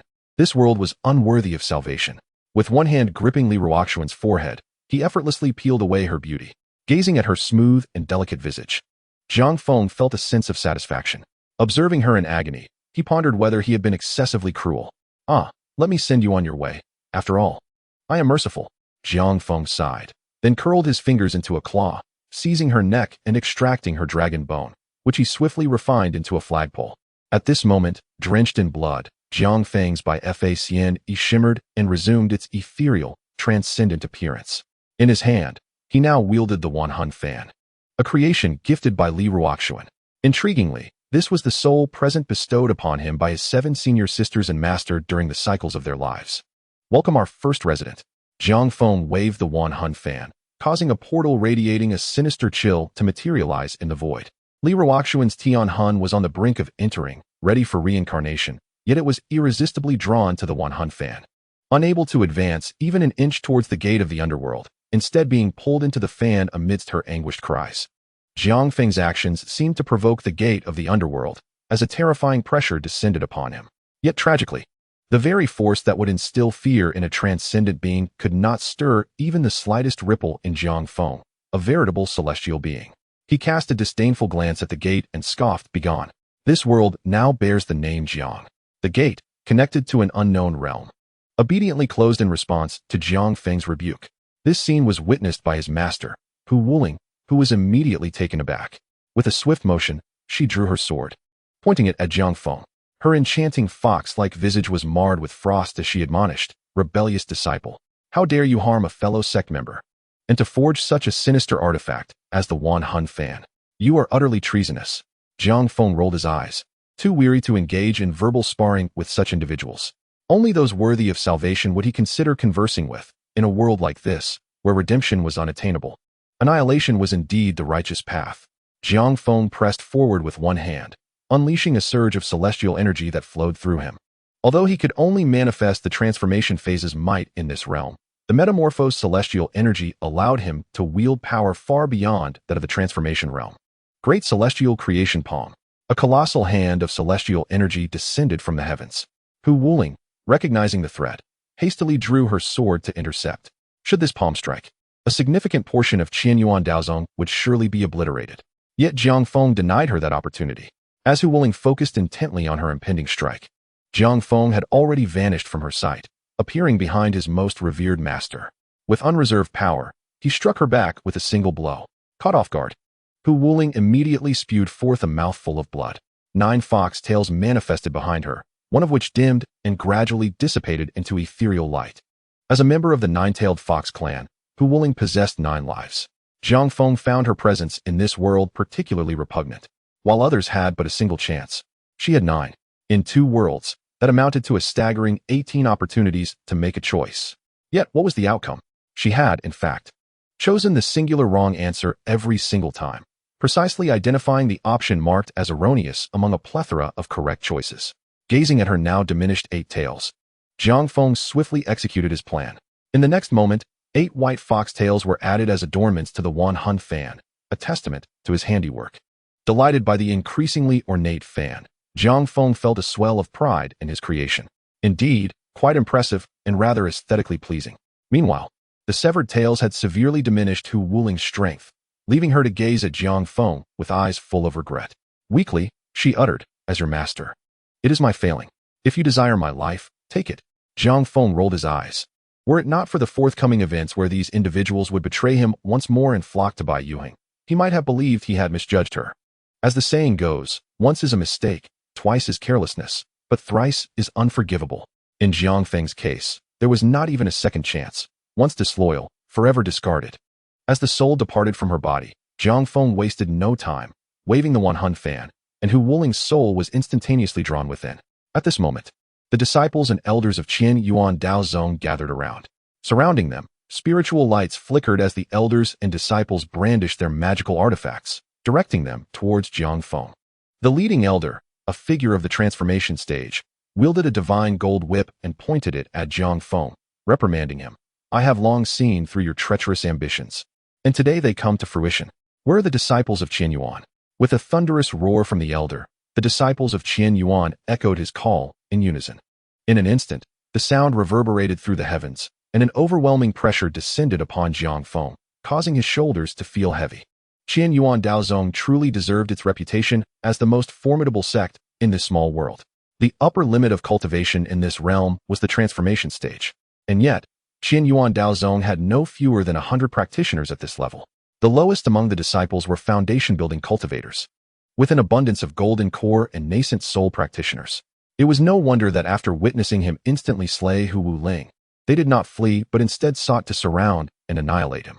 However, Jiang Feng merely chuckled coldly, saying, "Do not be hasty, one by one. I have already reserved a place for you within this Renhuang fan.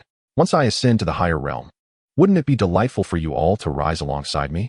A cold glint flashed in the elder's eyes, flowery words to deceive the masses. "Today, no matter how eloquently you speak, you cannot escape death." Qian Yuan's demon extermination. The 10,000 Immortals array is activated. With a fierce shout, the elder unleashed the array disc from his spiritual sea, which expanded rapidly in the wind and soon enveloped the entire realm. The disciples of Qian Yuan took their positions according to the stars, channeling their spiritual energy into the array disc, which immediately radiated with brilliant light. Amidst the swirling, terrifying aura, a power emerged that surpassed the transformation stage, reaching towards the harmony stage, and even faintly hinting at the great ascension stage. Observing this, Jiang Feng understood why these individuals were unafraid of him. In a world where the highest cultivation was only the transformation stage, this demon extermination array could unleash the might of the harmony stage. This must be the foundation of Qian Yuan Daozong's confidence. However, this posed no threat to Jiang Feng. Setting aside the fact that the Bai Facn could render him immune to attacks from those of lower realms. Even solely based on Jiang Feng's Wanjie Xian cultivation level, he was beyond the reach of this array. The cultivation level granted by the system is an everlasting state. Even if Jiang Feng could only manifest the power of the transformation stage at this moment, the celestial essence flowing within him remained. This physical body was indeed that of a true immortal. The elder at the array's core was, of course, oblivious to this. In his eyes, Jiang Feng was already a dead man. Just then, 5 radiant figures rushed into the array, unperturbed, and approached Jiang Feng's side. Upon closer inspection, they were none other than Jiang Feng's 5 senior sisters.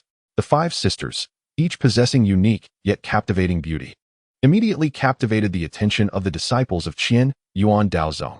Even the elder halted his offensive, as if everything parted ways for them. Jiang Feng was well acquainted with this scene.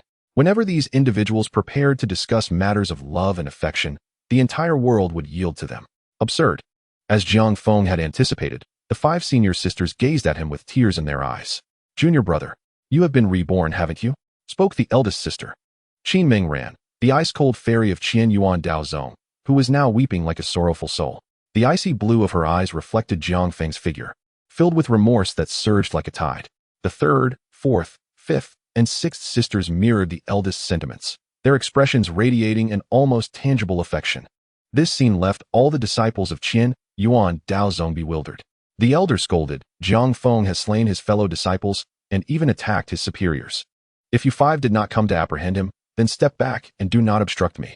Upon hearing this, the 5 senior sisters each summoned their magical artifacts and surrounded Jiang Feng, standing defiantly against the elder.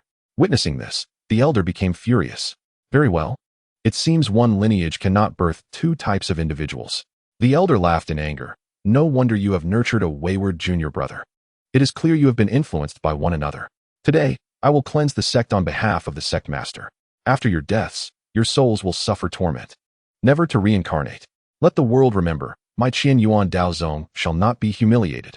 The eldest sister, Qin Mingran, positioned herself in front of Jiang Feng, shielding him. In a solemn tone, she said, "Little Feng, forgive your sister this once. I will surely heed your words this time." The 3rd sister added, "Sister knows you harbor grievances. These matters are my fault. Grant me one more chance, and I shall do everything to make amends." The 4th sister echoed. The 5th and 6th sisters remained silent, merely casting Jiang Feng affirming glances. In that moment, the 5 enchanting sisters bared their hearts to him. Had anyone else stood in Jiang Feng's shoes, they would have already succumbed to their affections. After all, in this world, Jiang Feng possessed truly invincible strength. His cultivation in the Wanjie Xian realm could even match the longevity of the heavens. Without any survival concerns, he could fully enjoy the world. It seemed idyllic.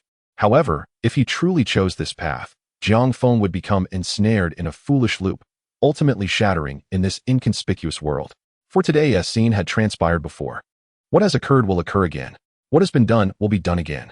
The cycles of 3 lifetimes confirm one truth. In this world, one will repeatedly stumble into the same unmasked pit.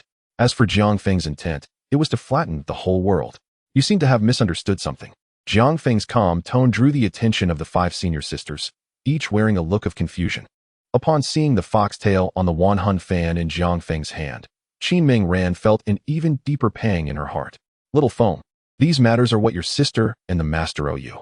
I do not blame you for slaying the master. If you are still angry, then take me along. At this point, Qin Ming Ran sighed, an aura of desolation and solitude emanating from her. Yet, your sister wishes to protect you one last time. After I break this 10,000 immortals array, you may take my life. The other sisters nodded in agreement. This scene caused the surrounding disciples of Qian Yuan Daozong to frown, cursing Jiang Feng for being utterly ungrateful. With 5 beautiful sisters saying such things, he still wore a contemptuous expression. Were they in his position, with such unwavering support from their senior sisters and masters, they would have long been entranced. Jiang Feng's expression at this moment resembled someone who had found a dead fly in their meal. After stating such words, he was the one intending to kill them. Yet it seemed they were the ones earnestly seeking death. How could this be allowed? Chapter 46, The Cycle of 3 Lives. Little junior brother, for attempting to use morality and kindness, even guilt, to bind me, Jiang Feng? A glint of ruthlessness flashed in Jiang Feng's eyes as he coldly replied. But unfortunately, I, Jiang, possess neither morality nor kindness. As for you all, Jiang Feng merely let out a cold snort, and with a wave of his hand, he directly seized control over the 5 senior sisters led by Qin Ming Ran with celestial essence. I will kill you not because you wish to kill me, but simply because I desire to. Now, allow me to present a splendid spectacle, and you shall hope that I remain immersed in this performance a while longer, for it may grant you a reprieve. The chilling murderous intent in Jiang Feng's eyes sent shivers down the spines of the 5 individuals. A sudden thought blossomed within their hearts. The little junior disciple seems to have changed. No longer is he the one trailing behind them, seeking solace in his senior sister's embrace after a tumble. He is no longer the selfless junior who would lay down his life to rescue them from peril. All 5 felt a pang of sorrow, tears welling in their eyes. Qin Mingran spoke hoarsely, "It is all my fault. Had it not been for my betrayal in the last life, Xiaofeng would not do not blame yourself, senior sister. I too share the responsibility. I believed in by Yuheng's deceitful words," the 3rd senior sister replied helplessly. The others bowed their heads in agreement. As reincarnators, they vividly recalled the events of their past lives. Gazing upon the frigid expression of their little junior, their hearts brimmed with guilt. Jiang Feng undoubtedly overheard their conversation, yet his heart remained icy. A group of red-skinned skeletons seeks to tempt me? To corrupt my Dao heart? Truly laughable. Jiang Feng's eyes glinted with frost as he turned to face the disciples of Qianyuan Daozong, who had ensnared him in their elaborate trap. Calmly, he inquired, "Fellow Taoists, how about a discussion within the Human Emperor banner?" Before his words faded, Jiang Feng surged forth like an arrow released from a bow. Observing this, the Grand Elder felt an ominous portent. The aura emanating from Jiang Feng was overwhelmingly potent, suffocating even him, the formation's core. It is known that his power is perilously close to the great ascension stage. Could it be that the Grand Elder hastily shook his head, repeating in his mind that it was impossible for anyone to transcend the heavenly Tao's limitations to reach a higher realm? This must be a mere facade from that youth. Yet, he was soon to be disabused of this notion. The onslaught conjured by the myriad immortals formation descended upon Jiang Feng with an overwhelming force. However, the result was astonishing. Not even the hem of Jiang Feng's garment was disturbed, as the attack dissipated into nothingness upon contact, like a gentle breeze. How is this possible? The Grand Elder's eyes widened in disbelief, utterly stunned by the spectacle. He had envisaged numerous possibilities, yet never could he have anticipated that his attack would be as insignificant as a firefly compared to the brilliance of the moon, akin to an ant attempting to shake a tree. In the blink of an eye, while the Grand Elder was still in shock, Jiang Feng's myriad souls banner loomed above him. "Come, let us converse within the Human Emperor banner." Jiang Feng's voice resonated like a death knell. By the time the Grand Elder regained his senses from the earlier shock, it was too late. The once invincible myriad immortals formation, with its most formidable core, could not even obstruct Jiang Feng. In an instant, the formation shattered, and the myriad souls banner crushed the Grand Elder's skull. His essence and blood, along with his inescapable soul, were all drawn into it. The myriad souls banner surged with malevolent energy. It was evident that the Grand Elder, a formidable being of the transformation stage, served as a substantial boon for the banner. As the myriad immortals formation collapsed, all disciples of Qianyuan Daozong within the formation were struck by backlash. One by one, they spat blood, many unable to sustain their spiritual energy, plummeting from the air. Jiang Feng, witnessing this, welcomed them without hesitation. With a sweep of the myriad souls banner, streams of sinister energy flowed forth. These disciples, merely at the golden core and nascent soul stages, stood no chance against such an assault. The anguished wails reverberated through the heavens and the earth. In an instant, the ethereal and resplendent Qianyuan Daozong appeared to be enveloped in apocalyptic chaos. Countless immortals plummeted from the skies. Demonic energy shrouded the firmament, the sun and moon dimmed, and the world lost its color. Amidst this turmoil, Jiang Feng stood as an imposing deity, gazing down upon the realm. Initially, the elders and disciples of Qianyuan Daozong contemplated slaying Jiang Feng. However, as waves of disciples surged toward the figure of the Demon King, they ultimately transformed into souls absorbed by the myriad souls banner. Their confidence waned, giving way to panic and then dread.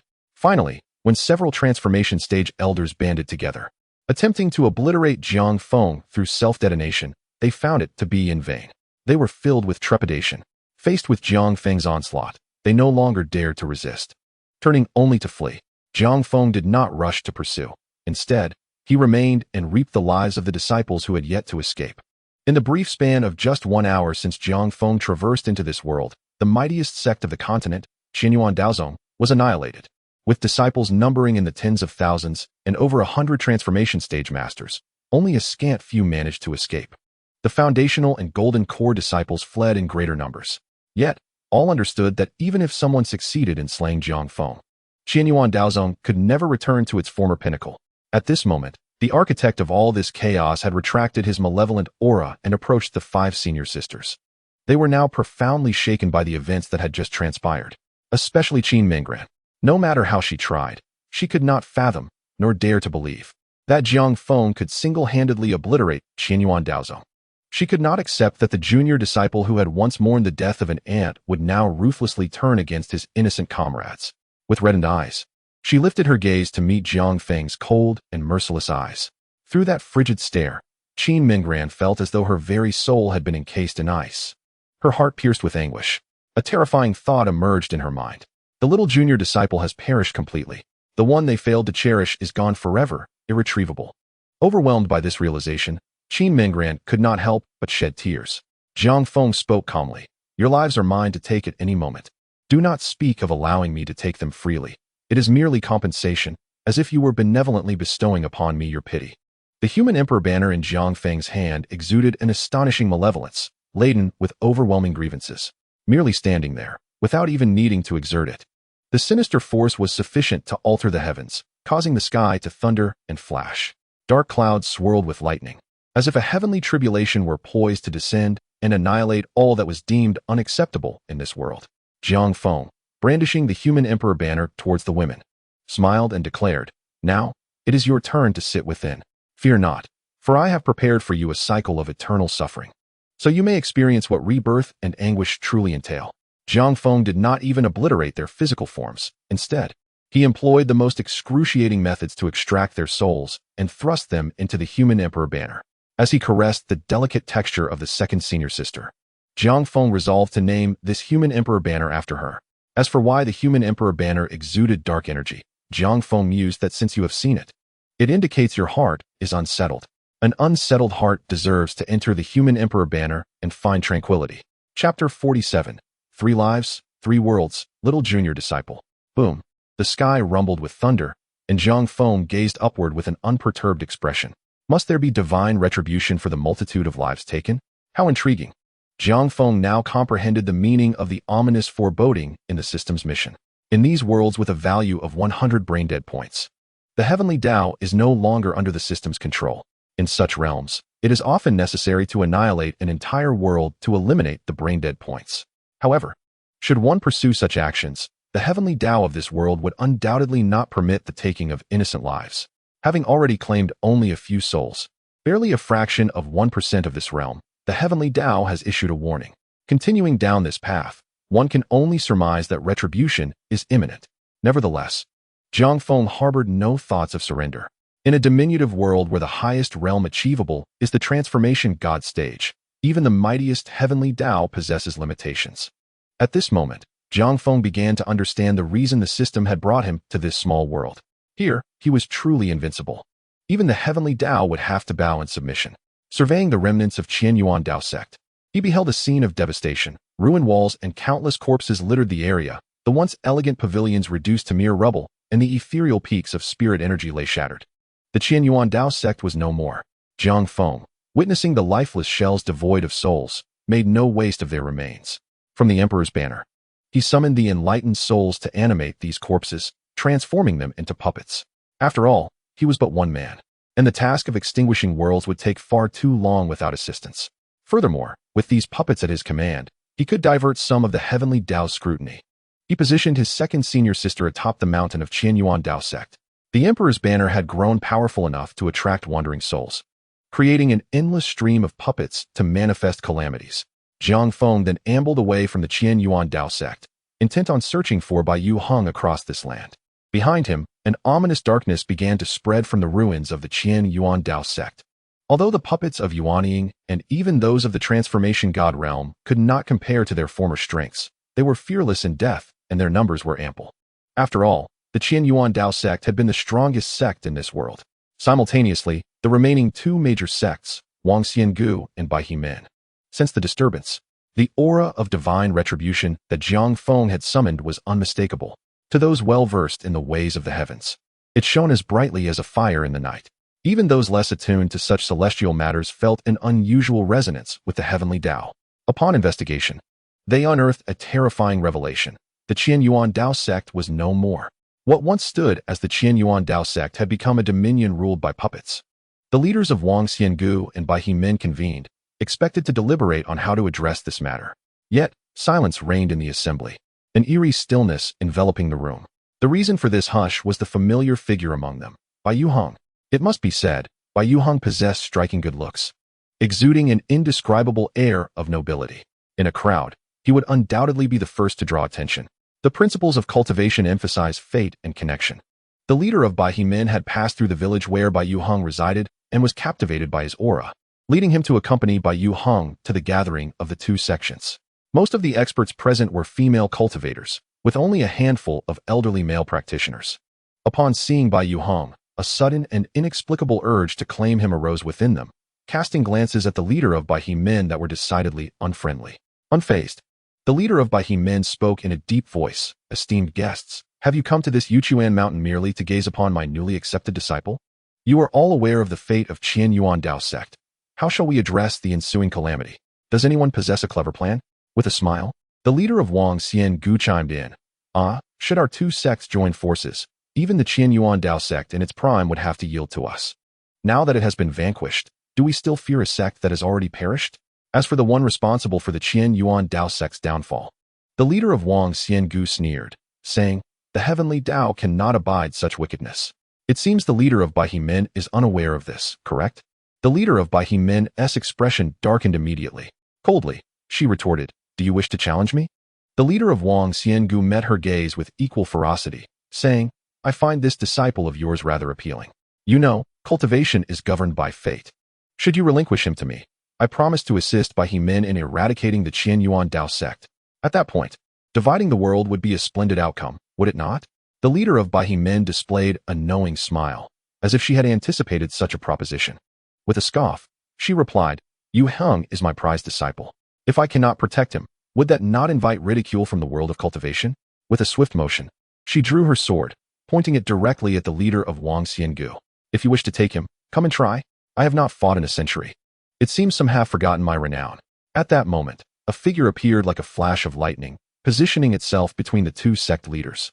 It was Jiang Feng. He glanced around before fixing his gaze upon Bai Yu Heng and remarked, "As expected of you. No wonder Qin Ming ran and the others keep returning to you. Frankly, I find myself somewhat envious." Jiang Feng's sudden appearance put both sect leaders on high alert, but the most terrified of all was Bai Yu Heng. The instant he laid eyes on Jiang Feng, he turned to flee without a moment's hesitation. Yet Jiang Feng would not grant him such an opportunity. With a wave of his hand, he sealed the entire area with his celestial energy. From this moment forth, Not even a fly could escape. Who are you? State your name. Jiang Feng smiled, calmly responding. Haven't you been searching for me far and wide? At these words, the gathered transformation god cultivators felt a wave of tension wash over them. The two sect leaders drew their life treasures, their consciousness firmly locked onto Jiang Feng. Oh, so it is you. The leader of Baihe spoke coldly. You possess a fair amount of audacity to seek me out. Jiang Feng casually shrugged, feigning helplessness as he said, I merely wish to take Bai Yu Hong with me. As for the rest of you, I have no desire to slay you. You must have noticed that the incessant heavenly Tao keeps pursuing me, which has become quite bothersome. Hand over Bai Yu Hong, and I shall grant you a few more days of life, while you allow me to evade the scrutiny of the heavenly Tao. How does that sound? Upon hearing Jiang Feng's words, the transformation god experts present found it utterly ludicrous. This person expected them to surrender without a fight? What nonsense! Do not think that because you have destroyed the Qian Yuan Dao sect, you can flaunt your might before me. I have never feared the Qian Yuan Dao sect. And as for you, the leader of Baihe defiance was unmistakable. Jiang Feng feigned a look of resignation, then turned his attention to the leader of Wang Xiangu. At that moment, feeling Jiang Feng's gaze, the leader of Wang Xiangu felt as though a great hand had gripped her throat, leaving her breathless. She was engulfed in a suffocating discomfort. In that hazy moment, she envisioned a deity amidst the chaos, regarding her with an indifferent stare. Terror caused her to tremble uncontrollably, and only when Jiang Feng shifted his gaze did she regain her senses, staggering back several steps, her eyes filled with fear. Who are you? Jiang Feng smiled and said, Do not concern yourself with trifles. I simply ask you, do you intend to remain here to oppose me? The Lord of Wang Xian Valley turned to leave, but as she took a step, the image of Bai Yu Hong materialized in her mind. That fleeting glance had already stirred within her an inexplicable affection for Bai Yu Hong. Gritting her teeth, she declared, You all may leave. I shall remain here to assist the Lord of Baihe. Observing this scene, Jiang Feng could not help but roll his eyes. He had thought this individual was adept in the celestial arts and possessed some intellect, yet she proved to be utterly foolish. It seemed there was no longer any need to ponder saving this world. Such tests were a complete waste of time. Alas, I have been too kind-hearted. Individuals like you deserve to perish. Why must I extend opportunities to you? Jiang Feng sighed and shook his head, just as the others were baffled. Unsure of Jiang Feng's nonsensical ramblings, an overwhelming sense of dread suddenly descended upon them. All present were transformation-level cultivators, yet this impending crisis sent shivers down their spines. Not good. Quickly, someone reacted swiftly, attempting to call for everyone to summon their treasures in defense. But in the next moment, she was pierced through by celestial essence. Her physical form shattered, and her soul drifted away, utterly dead. What? The Lord of Wang Xian Valley was struck with horror. Yet any thoughts of regret or pleas for mercy were now too late. Jiang Feng would not grant them another chance. The celestial essence that enveloped the heavens transformed into streaks of meteors, raining down upon this realm. Those once lofty transformation-level powerhouses fell like mere weeds, collapsing to the ground. In just 2 or 3 breaths, only 2 sect masters and Bai Yu Hong remained standing, still breathing. This was not due to their ability to withstand Jiang Feng's assault, but rather because he had intentionally spared them. As for Bai Yu Hong, Jiang Feng reached out a hand, and she fell into his grasp.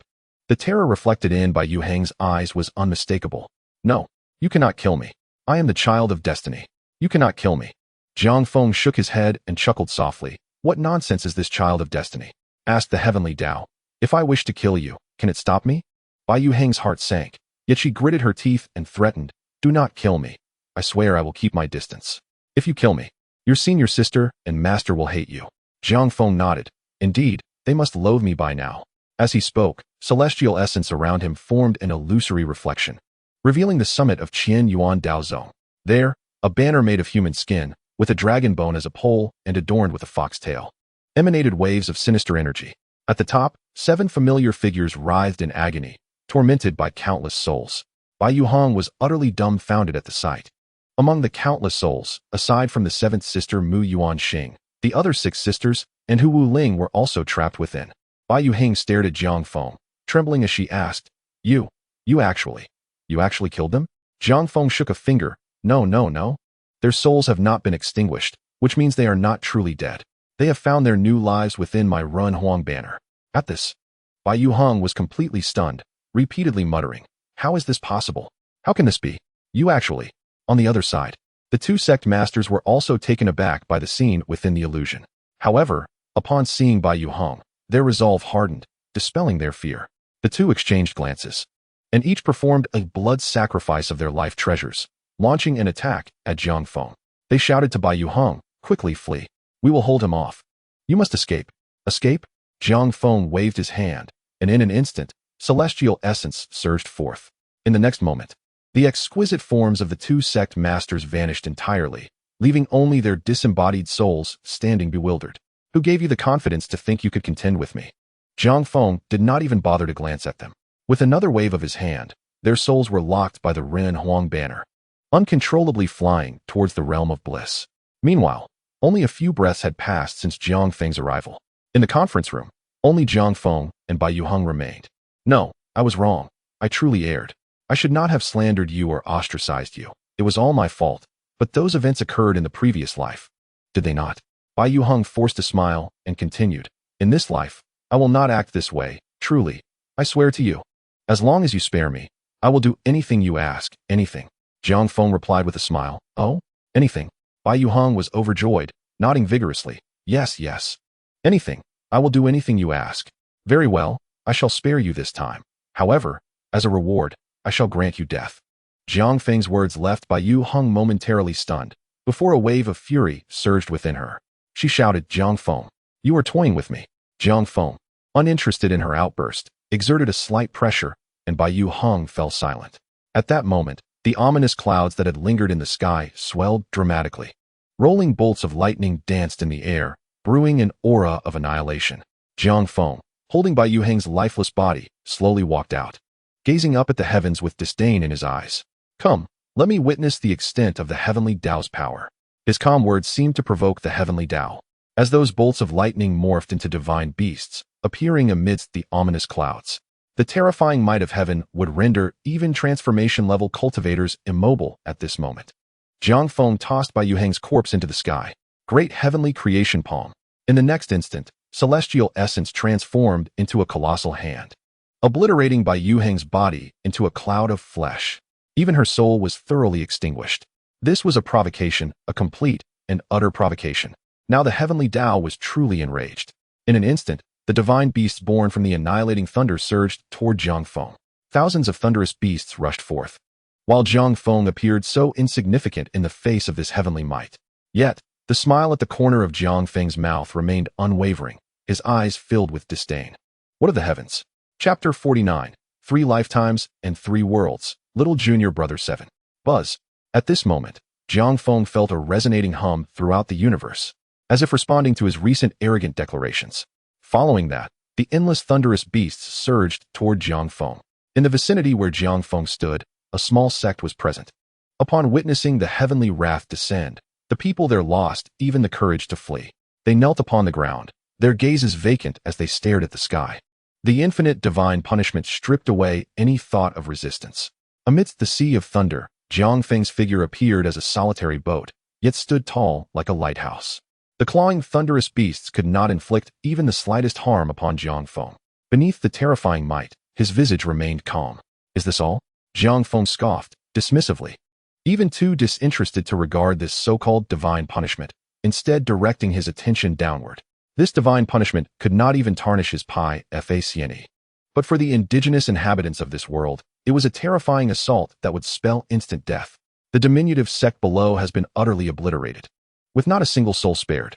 Witnessing this scene, Jiang Feng conceived a brilliant idea. With swift determination, he traversed the realms accompanied by Tian Fa. Upon arriving at each sect, there was no need for Jiang Feng to lift a finger. The relentless Tian Fa, following closely behind, was sufficient to annihilate an entire sect. This method proved to be remarkably efficient. Within a mere 2 days, over 90% of the cultivators in the world had been eradicated. However, Jiang Feng noted that his brain-dead value remained steadfast at 100, showing no signs of decline, which was evidently illogical. Particularly, after the demise of the protagonist Bai Yuheng and the supporting characters, the brain-dead value still showed no decrease. This indicated that certain matters had yet to be uncovered. Pondering deeply, Jiang Feng could not discern the crux of the matter and resolved to first cleanse the living beings of this world before seeking the truth. Perhaps sensing that it could not contend with Jiang Feng, the might of Tian Fa had recently waned, ultimately vanishing without a trace. Jiang Feng, then returned to Qianyuan Daozong to see how his second senior sister was faring. Fortunately, his second senior sister was exceptionally capable, gathering residual souls and transforming the already enlightened spirits into corpse puppets. Over these days, she had amassed nearly 100 corpse puppets at the transformation stage and over 10,000 at the nascent soul stage. With a wave of his hand, these corpse puppets transformed into terrifying streams of azure black light, soaring in all directions. Wherever they passed, only death followed. After completing this, Jiang Feng sought a scenic location to temporarily settle down. Having traversed 4 worlds consecutively, it would be disingenuous to claim he was not fatigued. It was not physical exhaustion. One in the body of an immortal could go a century without sleep and still feel no weariness. Rather, it was a spiritual fatigue he felt. Each world he had traversed possessed its own unique logic. Some were focused on cultivation, others on martial arts, and some were simply mundane realms. Yet, with the invasion of the tainted female-centric worlds, these realms had transformed. Not only had they deviated from their original trajectories, but they had also succumbed to a chain of illogical reasoning from which they could not extricate themselves. This incited a deep-seated anger within Jiang Feng. He yearned to enter the true female-centric world to resolve the issues at their roots. As if sensing Jiang Feng's thoughts, the system, manifesting from the will of the myriad worlds, appeared at an opportune moment. Host has completed the task in this world. Based on task completion, a mission to reverse invade the female-centric world can be unlocked. Jiang Feng's eyes brightened at this response. He could finally journey to the female-centric universe rather than remain trapped in the male-centric universe besieged by female influences. It was high time for the female-centric universe to experience the sensation of being invaded by the male-centric. With this thought, Jiang Feng felt invigorated, dismissing his fatigue and setting out to scour the world for living beings. 2 days passed in a flash, yet Jiang Feng's expression turned grim. He had confirmed that there were no living beings left in this world, and his army of corpse puppets had swept through repeatedly. The problem was that his brain-dead value still showed no reduction.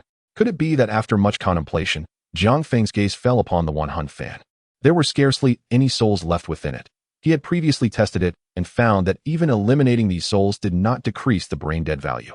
This time, however, Jiang Feng chose not to annihilate the souls, but instead released them.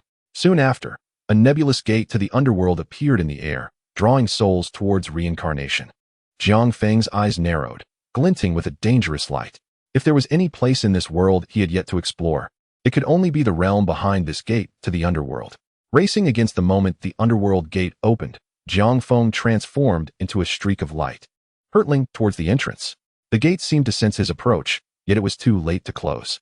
Jiang Feng felt himself penetrate a thin membrane, arriving in a world devoid of color. This place appeared as a reflection of the outside world.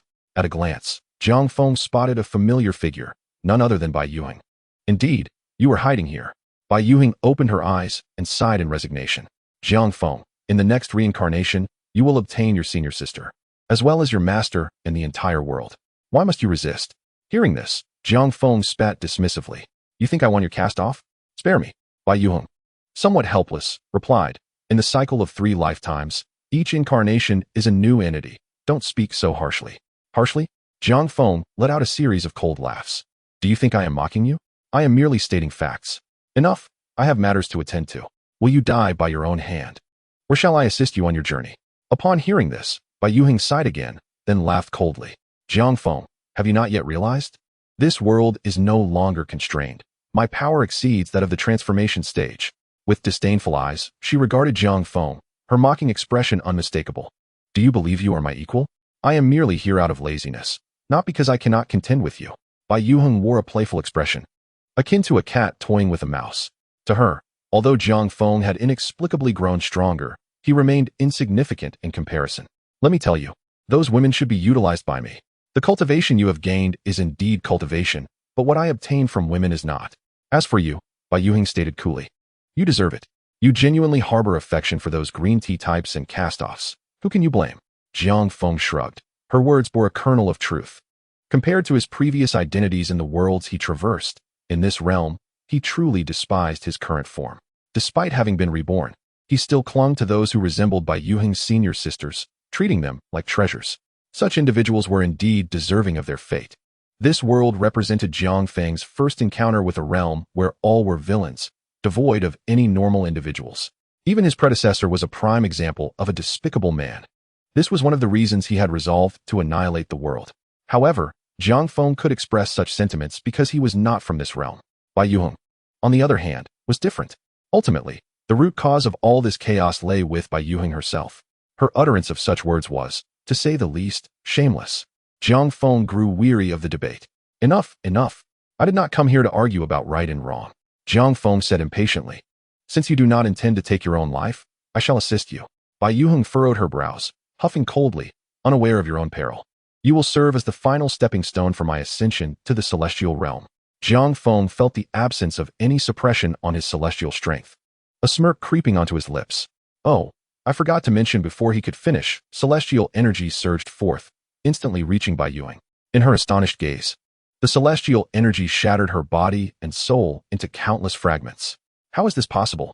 Jiang Feng replied with a smile. Actually, I am an immortal. I forgot to mention that. At the moment when Jiang Feng completely annihilated Bai Yuheng's divine soul, an unusual streak of light suddenly pierced through the void, attempting to escape. Fortunately, Jiang Feng, with quick reflexes, intercepted it in advance. What could it be?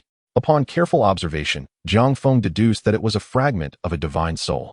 Moreover, the owner of this soul fragment possessed formidable power. This minuscule piece, likely less than 1/10,000th of its original strength, evoked an uncontrollable sensation within him. You have discovered the soul wedge of the female realm intruder. They subtly influenced the destined children of each world through the soul wedge, guiding them towards the female realm. Upon seeing the system prompt, Jiang Feng finally understood. A cold glint flashed in his eyes. That will be left for you to handle. Soul wedge has been recorded. Future encounters can be preemptively notified. Meanwhile, in the boundless star sea, within a certain star realm, a female emperor seated upon a high platform slowly opened her eyes. Her golden pupils pierced through endless space, seeking traces of her soul wedge. Just as she was about to connect with Jiang Feng, she abruptly closed her eyes, and a droplet of golden divine blood slipped from the corner. In an instant, the void trembled. Humph, interesting. To injure me. It seems the male realm is not entirely composed of useless beings.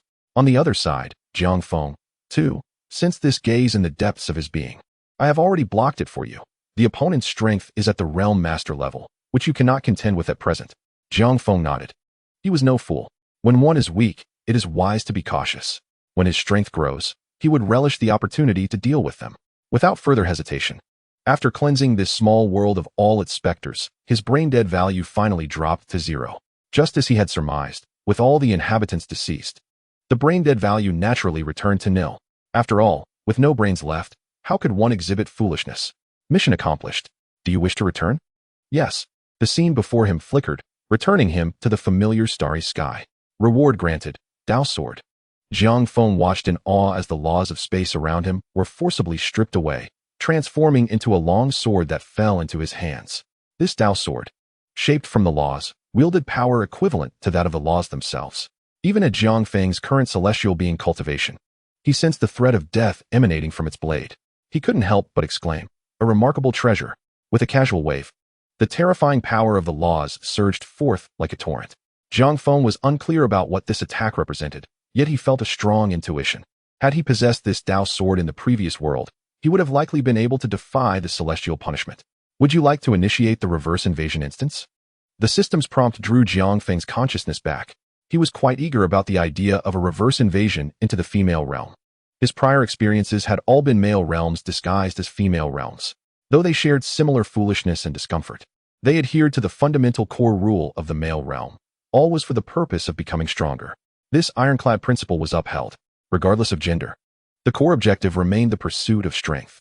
However, the female realm lacked this rule. They would engage in palace intrigue for the sake of intrigue, devoid of reason, risking their lives solely to incite regret in others. The prospect of invading the female realm in reverse promised to be immensely entertaining. However, before embarking on the reverse invasion, Jiang Feng had several matters to attend to. With a thought, he manifested in a familiar world, the Taichu Holy Land. At this moment, the Taichu Holy Land, following his previous rectifications, had returned to its proper course. The indecisive Taichu Holy Master Ouyang Zhun, free from the influence of foolish logic, had regained the imposing aura befitting a holy master. Jiang Feng felt as though he had only just departed. Yet the flow of time in this world clearly moved at a faster pace. The Taichu Holy Master had resumed training, and a new Taichu young saint had already come into being. The overall brain-dead value of the world had not only failed to increase, but had actually diminished due to Jiang Feng's previous actions, allowing more individuals to witness the might of the immortals. Currently, the brain-dead value of the entire world had fallen below 20, and the aspiration for enlightenment had become even more resolute. However, Jiang Feng's gaze drifted towards the distance, perceiving a wisp of immortal consciousness through the heavens. It belonged to someone who had previously taken note of him, likely connected to the Yejia family and Yi Xian from the higher realm. After a brief consideration, Jiang Feng decided to wait until his return from the female realm before exploring the Yejia family in the immortal realm. After departing from the first world, Jiang Feng revisited the other worlds he had experienced. In the second world, after his disappearance, no significant changes had occurred. His status as the world's wealthiest individual was swiftly redistributed, and his name became legendary, recited by many. In the third world, as the Grand Marshal of the Empire, his disappearance following the conquest of the imperial capital naturally incited infighting among his subordinates. The Tianwu dynasty seized the opportunity to breach the borders, subsequently obliterating the Qianyuan Empire and achieving unification. The Tianwu dynasty, with its martial spirit and fierce populace, did not see the resurgence of foolish logic. In the fourth world, after Jiang Feng's departure, the Jiang and Long families lost their central figure and were swiftly dismantled. Those aristocrats of the Tianhai who had witnessed Jiang Feng's brutal methods emulated his example. In these four worlds, after Jiang Feng's exit, they all reverted to the semblance of the male realm as it should be, which brought Jiang Feng considerable relief. After returning to the original world for a brief half-day, Jiang Feng detected several incomplete strands of foolish logic and traces of invasion from the female realm. However, he currently had no means to address this. The original world held great significance. After all, in other worlds, he could eliminate everything at will. Yet, the original world was the core of all realms, and once destroyed, the entire male realm universe would collapse in an instant. Therefore, actions taken in the original world must be approached with utmost caution. Chapter 51. 18 years of raising a daughter to kill her father for love. Are you prepared? Jiang Feng nodded. I am ready. Let us proceed. Invasion instance has commenced. Transversing into the invasion instance. Current instance. Unfinished business between humans and ghosts. Instance description. You are the guardian general of the spirit guard of the Daiqian dynasty. 18 years ago, during a ghost calamity, you saved an infant girl from her cradle, naming her Jiang Yao. 18 years later, Jiang Yao encounters a severely injured ghost king during a mission to deal with ghostly afflictions. Limitations. The upper limit of strength in this world is at the great ascension stage. Current world female realm worldview, 100. Mission objective. Alter the worldview of this world to 20. As a flash of white light enveloped him, Jiang Feng felt as though he had traversed a great distance. When he regained his senses, he found himself inside a moving carriage. Lifting the curtain, he beheld a somewhat dreary world outside. The sun was shrouded in mist, and the entire atmosphere exuded a sense of deathly silence and oppression. So this is the female realm? It is devoid of any vitality. Jiang Feng closed his eyes and sought out the memories of the original host. The original host, also named Jiang Feng, was one of the guardian generals of the spirit guard of the Daiqian dynasty, possessing the strength of a martial saint, and was one of the four guardians of the dynasty, a veritable top-tier powerhouse. The story begins with his adopted daughter, Jiang Yao. Encountering the Ghost King, Jiang Yao fell hopelessly in love with that Ghost King, repeatedly risking her life to coerce Jiang Feng into releasing him. The original host, having adopted Jiang Yao, refrained from establishing a family, considering her feelings, and thus bore no other children, raising Jiang Yao as her own daughter. Consequently, she had no choice but to turn a blind eye to certain matters. Little did she anticipate that the Ghost King, being a ghost, would soon regain his strength through the massacre of cities, with Jiang Yao providing him protection. While the original host did not fear the Ghost King, she was betrayed by Jiang Yao, who secretly drugged her, using the original host's blood and soul to assist the Ghost King in ascending to the status of Ghost Sage. What followed was a lengthy and odious love story. During this time, the Ghost Sage unleashed his ferocity upon countless lives, only to be awakened to consciousness by Jiang Yao, leading to a series of romantic encounters. Ultimately, after the Daiqian dynasty was brought to ruin, leaving the world desolate with scarcely any survivors, the Ghost Sage subdued his malevolence, preparing to spend the rest of his life with Jiang Yao. However, in a more dramatic twist, this Ghost Sage turned out to be the very culprit responsible for the deaths of Jiang Yao's biological parents. In her anguish, Jiang Yao took her own life, tears streaming down her face as she vowed to make him regret it for eternity. This marked the conclusion of the narrative that Jiang Feng could glean. Upon finishing, he found himself utterly unable to contain his emotions. Before his arrival, he had anticipated that this world, completely under the control of foreign malevolence, would be rather foolish. Yet he had not expected it to be this absurd. In comparison, the worlds he had previously traversed now seemed far more logical. This world was indeed difficult to assess. Just as Jiang Feng furrowed his brow in contemplation, the curtain of the sedan was lifted, revealing a youthful and radiant smile. "Master, we have arrived," Jiang Yao exclaimed cheerfully. Jiang Feng recalled the time. His adopted daughter had now fallen for that half-destroyed ghost king, and there seemed to be no salvation. "All right, I understand," he replied, stepping down from the carriage, while Jiang Yao followed, filled with confusion. She sensed something was amiss with her master, yet could not pinpoint what it was. Upon disembarking, Jiang Feng surveyed the dilapidated city before him, extending his consciousness and swiftly detecting the presence of the half-destroyed Ghost King hidden within. According to the plot, this was the Ghost King's second ambush against him. As one of the rare martial saints in the world, his vitality and spirit were exceedingly effective against ghostly entities, and their attraction to him was equally profound. The Ghost King, emboldened by Jiang Yao's assistance, grew increasingly reckless. During the previous ambush, the original host sustained severe injuries while protecting Jiang Yao, ultimately resulting in lasting afflictions. However, this time, Jiang Feng was not inclined to play the benevolent father figure. He feigned ignorance as he entered the city. The surrounding specters, upon seeing a living person, rushed towards him. Jiang Feng did not need to lift a finger. The sheer force of his blood vitality radiated outward, causing these specters to evaporate upon approach. Jiang Yao, following closely behind, was unfazed by this spectacle. Soon, they arrived at the heart of the city, where a structure entirely composed of skulls loomed before them. In this world, ghosts existed as a horde of flesh-eating corpses. Higher-tiered ghosts developed their own consciousness, while humans were relegated to mere sustenance. Jiang Yao picked up a skull, disdainfully remarking, "If you had practiced martial arts diligently, you wouldn't be dead now." Jiang Feng frowned, casting an unfriendly glance at Jiang Yao. Before he could speak, the Ghost King suddenly burst forth from the structure, lunging directly at Jiang Feng's back. "Master!" Jiang Yao exclaimed in alarm. However, Jiang Feng was already on guard and would not allow the attack to succeed. Without needing to draw his sword, the Ghost King's feeble strength was laughable. The blood vitality emanating from Jiang Feng was more than sufficient to subdue him. With a mere gesture, the Ghost King was grasped in Jiang Feng's hand, like a chick.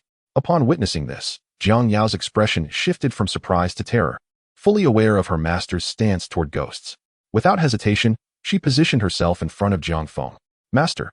Jiang Feng turned his cold gaze toward Jiang Yao, calmly stating, "What? Do you wish to plead for him?" Jiang Yao bit her lip, bowing her head, unable to meet Jiang Feng's gaze. She stammered, "Master, he is a good ghost. I implore you to spare him." Jiang Feng could not help but laugh at her words. "What did you say? He's a good ghost?" Jiang Feng pointed at the ruined city and the structure, shouting, "These were once people, living beings just like you and me. It is because of these ghosts that they have become this way, and you dare call him a good ghost?" Jiang Yao, defiantly raising her chin, retorted, "Master, he is different from other ghosts."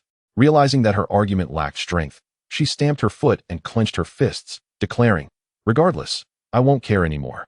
If you do not spare him, I will never speak to you again." Jiang Feng, having experienced the narrative up to this point, now felt a chill seep into his heart. The original host had raised Jiang Yao for 18 years, treating her as a daughter, even foregoing a family of his own for her sake. Yet Jiang Yao had never once called him father, and was now willing to speak such words for a ghost. Jiang Feng's murderous intent intensified. "Very well, for the sake of a ghost, you dare speak to the one who raised you for 18 years in such a manner." Jiang Yao shouted defiantly, "So what? You are not my father. Why should I listen to you?" Before she could finish her sentence, Jiang Feng stepped forward, delivering a powerful elbow strike to Jiang Yao's chest. "How dare you?" Jiang Yao was sent flying, the sound of cracking bones piercing the air. She coughed up a mouthful of blood midair before crashing into a building, coming to a halt. The abrupt attack left even the captured Ghost King in shock. This was not the outcome he had expected. The last time he had seen Jiang Yao, she had merely pouted, and he had been released. Why was this situation so different? In that moment, the Ghost King felt an overwhelming sense of regret for not having observed longer, leading him to fall into the trap of this martial artist. Meanwhile, from the ruins, Jiang Yao's cries of pain echoed. "It hurts. It hurts so much. How could you hit me? How could you dare hit me?" Jiang Yao charged out, furious. As a martial artist, coupled with Jiang Feng having held back his strength. She had survived, albeit severely injured, and stumbled to the ground after a few steps. Jiang Feng coldly reprimanded, "Fool. Do you truly not understand what you have learned in these 18 years by my side? Have you squandered all that time?" Jiang Yao gritted her teeth, glaring at Jiang Feng as she shouted, "You are not my parents. What right do you have to scold me?" Jiang Feng could not be bothered to respond. Had he been in a male-oriented world, he would have long since decapitated her to set an example. The foolishness would have undoubtedly diminished. But this was a female-oriented world, and his aim was to alter the prevailing worldview. To effect such change, his actions needed to be witnessed by as many as possible. He could not discreetly eliminate individuals and remain an unsung hero. He needed to reveal his power publicly to wield influence. Jiang Feng glanced at the half-destroyed Ghost King in his grasp, disdainfully declaring, "Humph, a vile specter dares to attack me, unaware of its own mortality." The Ghost King perceived the formidable aura emanating from Jiang Feng, causing him to tremble uncontrollably. "No, no, no, I do not wish for this. Please spare me. I am truly a benevolent ghost." The Ghost King wept and pleaded. Meanwhile, Jiang Yao, lying on the ground, interjected, "Jiang Feng, if you let him go, I will treat today as if it never happened, and I will still call you master in the future." Jiang Feng's fists clenched with a crackling sound. He pinched a stone between 3 fingers, and with a flick of his finger, the stone whistled through the air and struck Jiang Yao's chin, dislocating it with a sharp crack. Jiang Yao could only emit meaningless whimpers. Though still noisy, it was at least quieter than before. "You foolish wretch." Jiang Feng lifted both the Ghost King and Jiang Yao, turning to stride out of the city, mounting his horse and heading straight for the capital of the Daiqian dynasty. "What is happening?" The city guards, upon seeing the galloping horse, immediately became alert. As they approached, recognition dawned on them, and their expressions brightened. "It is Lord Jiang. Quickly, open the city gates." Jiang Feng rode into the capital. Within the city, residents, upon seeing Jiang Feng's arrival, flocked to the streets to greet him. Some were moved to tears, while others gazed at him with aspirations in their eyes. Even though Jiang Feng held what was evidently a ghost, they showed no fear, for they understood that Jiang Feng was their guardian deity. Before long, Jiang Feng returned to the Jinling division. The personnel, upon seeing Jiang Feng bring back a Ghost King, were taken aback. Capturing a Ghost King was no easy feat, even if it was certainly weaker than a martial sage. However, their astonishment deepened when they realized that Jiang Yao had also been ordered to be imprisoned. Who in the vast Daiqian dynasty did not know that Jiang Yao was regarded as a daughter by Jiang Feng? For this daughter, Jiang Feng had even remained unmarried to this day, demonstrating his utmost care. When they heard Jiang Feng's intention to imprison Jiang Yao, they could not help but inquire further. Naturally, they received Jiang Feng's reprimand. "Does my word mean nothing? Less questioning, more action." "Yes, yes, we shall attend to it at once," they responded. After completing these tasks, Jiang Feng proceeded to the imperial palace to meet Emperor Zhou Yi of Daiqian. Jiang Feng clasped his hands in respect and addressed the emperor. "Your Majesty, I seek to borrow the Tian Tan, firstly to execute the Ghost King I have just captured, and secondly to impose punishment on Jiang Yao." Zhou Yi remained silent during the first part of Jiang Feng's statement, but when he heard Jiang Feng's intent to punish Jiang Yao, he furrowed his brows and inquired, "Minister Jiang, Jiang Yao is your disciple. What has she done to incite such fury?" Jiang Feng succinctly recounted the events that had transpired. Upon conclusion, Zhou Yi chuckled lightly, saying, "My dear minister, you may be overreacting. Jiang Yao is in the bloom of youth, experiencing the stirrings of affection. You ought to guide her rather than impose such harshness." Jiang Feng narrowed his eyes slightly and inquired in a deep voice, "Then what does your Majesty suggest I do?" Zhou Yi replied with a smile, "A minor punishment would suffice. There is no need for such cruelty. After all, you have spent 18 years together. Though you are not father and daughter, your bond surpasses that of many families. Moreover, as one of my 4 imperial advisors, it would be unreasonable to end the life of your adopted daughter over such a trivial matter. I govern the nation with reason, and as one of my advisors, you should adhere to principles as well." A faint smile graced Jiang Feng's lips as he calmly replied, "Indeed, I shall take my leave now." "Very well, go." Zhou Yi waved his hand, signaling Jiang Feng to depart. Jiang Feng feigned a departure, but once outside the palace, he concealed himself and returned to the palace. He made his way directly to the East Palace, where the Crown Prince resided. Upon the sudden appearance of Jiang Feng, Crown Prince Zhou Qian was visibly startled. "Lord Jiang, what is the meaning of this?"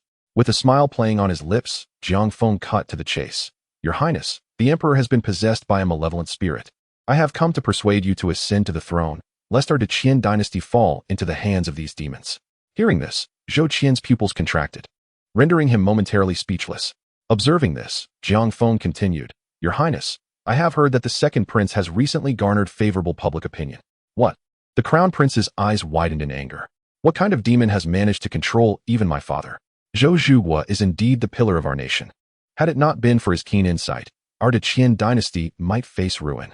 The urgent matter at hand is to eradicate these vile spirits and rescue the emperor. Zhou Qian placed particular emphasis on the word rescue, and Jiang Feng understood his implication. With a smile, he remarked, I share your sentiment.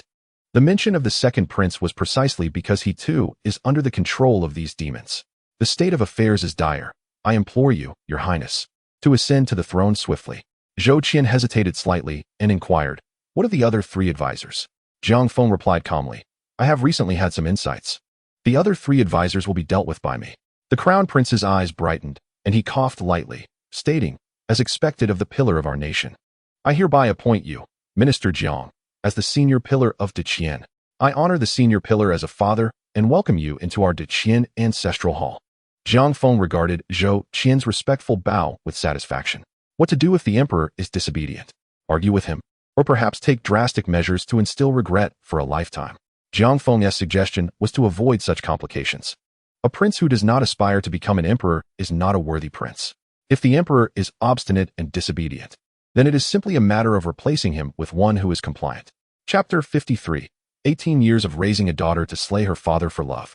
Minister, you bring the crown prince before me. Do you intend to stage a coup? Zhou Yi's voice was cold, devoid of emotion. Yet the murderous intent in his eyes was unmistakable. Initially somewhat excited, Zhou Qian now felt his legs weaken in the presence of his father. Trembling, he stammered, Father, there are matters that Lord Jiang wishes to discuss with you, which is why I have come to persuade you. Zhou Yi was quite pleased with the crown prince's demeanor. To ensure that his position would not be usurped by the crown prince, he certainly had contingencies in place. Turning his gaze to Jiang Feng, he confidently questioned, Minister Jiang, is this true? Jiang Feng replied calmly, If your majesty still relies on the Yulin guards or those hidden eunuchs around you to deal with me, I suggest you reconsider. On my way here, I already sent them to see Yin Wang. Jiang Feng's words were nonchalant, yet Zhou Yi's pupils constricted sharply. Hastily, he invoked secret methods to summon them, but the response was as silent as a stone sinking into the ocean. Zhou Yi's heart plummeted. However, as an emperor, maintaining a stoic facade was deeply ingrained in his nature. Forcing himself to appear calm, he questioned, Minister Jiang, are you truly attempting a coup? Jiang Feng waved a finger dismissively. No, such an act would leave a lasting stain on history. I would never stoop so low. Before Zhou Yi could breathe a sigh of relief, Jiang Feng continued, Thus, history shall record that today. It was the crown prince who discovered your majesty possessed by malevolent spirits and summoned me to safeguard the dynasty. The outcome will be that your majesty was ruthlessly slain by these demons. I vanquished the demons, and the crown prince ascended to the throne. We shall be hailed as heroes, the heroes of the Deqian dynasty, forever celebrated and remembered. Upon hearing this, Zhou Yi's eyes twitched involuntarily.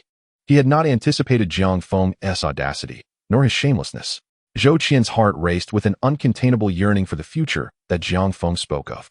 However, after 2 decades of being the crown prince, repeatedly admonished by his father to understand the unpredictable nature of imperial power, Zhou Qian now lacked the courage to confront Zhou Yi directly, merely standing there already exhausted all his strength. Observing this, Zhou Yi narrowed his eyes slightly and spoke in a grave tone. Minister Jiang, I can grant you what you have previously requested. Qianer, you have been the crown prince of the Deqian dynasty for 20 years and are my legitimate eldest son. If you choose to withdraw now, I assure you that today's events will be as if they never occurred. As he spoke, Zhou Yi feigned a frail and aged demeanor, sighing. I have grown old and have little time left. In light of our years as sovereign and father, allow me to traverse this final path. Once I am gone, will this realm not belong to you? Upon hearing these words, Zhou Qian felt as though he had grasped a lifeline. Excitedly, he turned to Jiang Feng and exclaimed, Did you hear that? Father has already agreed. Let us depart. I do not wish to bear the infamy of patricide, nor do I want to leave a legacy of disgrace for future generations. Once father has passed, you shall remain my senior minister, and I shall continue to honor you as my second father. Jiang Feng regarded Zhou Qian with a look of disdain. Had it not been for his own insufficient status and prestige to ascend the throne, Zhou Qian would not have had the opportunity to even approach him. Jiang Feng felt a surge of anger rising within him, and it was unbearable to keep it contained. Noticing Jiang Feng's reluctance to leave, Zhou Qian frowned and rebuked. What? Is what this crown prince says not clear enough? Before he could finish, Jiang Feng had already slapped Zhou Qian, causing him to spin like a top. After several revolutions, Zhou Qian collapsed to the ground. Fool, Jiang Feng spat, contemptuously hurling saliva onto Zhou Qian's face before turning coldly to Zhou Yi. Shall I take action myself? Or will you? Zhou Yi, seeing Jiang Feng's resolute demeanor, was immediately enraged. How dare you speak to me in such a manner? The Jiang family has thrived under the benefactions of the Deqian for generations, and you have produced such an ungrateful wretch. Jiang Feng found himself at a loss for words. This world of feminine narratives was indeed tiresome. The crux of the matter had yet to be addressed. In the entire palace, it was just him and the emperor. What purpose did this rambling serve? He was disinclined to waste his breath on Zhou Yi. Your demise would be beneficial for both me and this world. Jiang Feng kicked Zhou Qian awake and, as if handling a rag doll, dragged him before Zhou Yi. Drawing a long sword from his waist, he forced Zhou Qian's hand to grasp the hilt. Amidst Zhou Qian's struggles, Jiang Feng guided his hand to plunge the sword into Zhou Yi's heart. After retrieving the fallen crown from the ground, Jiang Feng placed it upon Zhou Qian's head. There you have it. You are now the emperor. The old minister will assist your majesty in managing all affairs. Remember, your majesty, the law of nature is survival of the fittest. Strength is the sole truth of this world. Upon finishing, Jiang Feng disregarded the stunned Zhou Qian and exited the great hall. Outside, the hidden masters and shadow guards of the palace had already become lifeless corpses. Under Jiang Feng's iron-fisted suppression, Crown Prince Zhou Qian smoothly ascended to the throne of Zhou Yi. The other three sovereigns of the empire and the powerful ministers had considered opposing him. Yet, in the face of Jiang Feng's unparalleled strength, all resistance appeared feeble and futile. Hundreds, thousands, even tens of thousands of troops would be reduced to ashes at the snap of Jiang Feng's fingers. A martial deity among mortals, terrifying indeed. The demands Jiang Feng presented were simple: kneel or perish. The bloody purge lasted merely a day, and Jiang Feng facilitated Zhou Qian's ascension to the throne. As Zhou Qian beheld the ministers kneeling before him, he felt for the first time what true power meant. When he gazed upon the imposing figure of Jiang Feng, whose posture remained upright and expression cold, his initial fear gradually dissipated, replaced instead by profound trepidation. This man had enabled him to sit upon the dragon throne, compelling the ministers to bow before him. Might it not be possible that one day, the same fate could befall Jiang Feng? Jiang Feng, with his keen perception, sensed Zhou Qian's gaze. Yet, rather than being angered, he felt a sense of satisfaction. It seemed Zhou Qian was finally beginning to embody the essence of a male protagonist in a royal narrative, even learning the art of cleansing those who had served him. Perhaps he was not beyond redemption after all. Observing the shift in the worldview with Zhou Qian's ascension, the balance transitioned from 100 feminine narratives to 10 masculine and 90 feminine. Excellent. Next would be Jiang Yao, Jiang Feng mused. At this moment, within the dungeons of the Zhenling division, Jiang Yao shouted, "Do you know who I am? I am Jiang Yao. My master is Jiang Feng, one of the 4 sovereigns of Deqian. Release me at once." Initially, some guards had shown her leniency, speaking kind words. However, Jiang Yao remained ungrateful, continually hurling sharp and condescending remarks. In her view, her status was far above that of the guards. Why should they not obey her? Silence. Jiang Yao continued to protest, until one guard could no longer contain himself. He pushed open the cell door and kicked her in the stomach. Already injured and having her power suppressed within the dungeon, Jiang Yao found herself utterly defenseless against the guard's assault, collapsing to her knees in excruciating pain, gasping for breath. This guard, having lost all restraint, shouted, "I truly do not understand how Lord Jiang could take you as a disciple. You are a disgrace to his esteemed reputation. Today, I shall teach you a lesson." Seeing this, the guards outside rushed in, urging, No. If you harm her, Lord Jiang will surely take your life. It is not worth it." Jiang Yao let out a series of cold laughs. "You all shall meet your end. I am friends with the second prince, and I will certainly inform him of your actions today." As soon as Jiang Yao finished speaking, a chilling voice echoed from the doorway. "Second prince? Perfect. You two can meet in the underworld. Be sure to send my regards." The guard turned, his expression freezing in shock, swiftly kneeling on one knee. "Lord Jiang, I have taken the liberty of opening the cell. Please punish me." Upon seeing Jiang Feng's arrival, Jiang Yao, still seething, crossed her arms and turned her head with a cold huff. In the past, every time she displayed such a furious expression, Jiang Feng would shower her with endless affection. Regardless of their quarrels, he would always be the first to apologize. But this time, Zhang Yao did not hear the familiar tone of regret. Instead, she was met with an icy declaration. What punishment? If a prisoner does not obey, they deserve to be punished. Those who enter the dungeons are irredeemable. Remember to wear your pai pa bones next time. Do you understand? Upon hearing Zhang Feng's words, the two guards raised their heads, their hearts filled with confusion. Upon meeting Zhang Feng's frigid gaze, they quickly nodded. We understand, we were wrong. Zhang Feng nodded. As long as you understand. Take this female prisoner along with the Ghost King back to the Tian Tan. I shall personally execute the law of the land. Yes. The two guards responded in unison. Until the prison guard pierced through her peepa bone with a cold iron hook, the excruciating pain jolted Zhang Yao back to reality. Gazing at that familiar silhouette, she initially felt a surge of anger, quickly followed by a profound sense of loss and an unsettling fear that filled her heart. Shifu, Shifu, she called out twice, only to realize that Zhang Feng didn't even glance back. At that moment, genuine terror gripped Zhang Yao, suppressing the agony radiating from her peepa bone. She softened her voice and cried out, Shifu, Shifu, Yao Yao, acknowledge my mistakes. I understand that I should not oppose you, Shifu. I truly regret my actions. Yao Yao is in so much pain, Shifu. I am truly suffering. The guards escorting the prisoner halted, exchanging glances until their gaze settled on Zhang Feng. It was only then that Zhang Feng stopped walking and turned to scrutinize the halted procession, reprimanding them. What are you stopping for? Are you listening to this criminal? Or to me? The guards quickly regained their composure and resumed pulling the prison cart toward the Tian Tan. Zhang Yao blinked through her swollen, tear-filled eyes, trembling as she continued to gaze at that familiar figure. She even momentarily disregarded the pain in her peepa bone and struggled vigorously. Shifu, father, dad, Zhang Yao cried out. Dad, for these 18 years, I have considered you my real father. The reason I have opposed you is that I feared you would favor another once you started a family. At this moment, the crowd surrounding the prison cart had swelled with citizens from the capital. Witnessing Zhang Yao's heart-wrenching cries, they began to murmur among themselves. Some criticized Zhang Feng's heartlessness, while others defended his actions, suggesting that he was merely reaping what he had sown. The comments varied, but most exhibited at least a modicum of sympathy for Zhang Yao. Zhang Feng furrowed his brow, glancing around. He found himself in a bustling market, spacious enough, yet still with some distance to reach the Tian Tan. He decided to wave his hand, signaling them to stop. Surveying the crowd, he calmly addressed them. No one is infallible. Does anyone wish to persuade me to release Zhang Yao? The crowd exchanged glances, and eventually, a brave soul spoke out. Indeed, who among us is without fault? Miss Zhang Yao has merely acted out of impulse. Her crime does not warrant death. Upon hearing someone take the lead, others quickly chimed in, despite their ignorance of the particulars. Exactly. We feel the same way. Please, Lord Zhang, show mercy.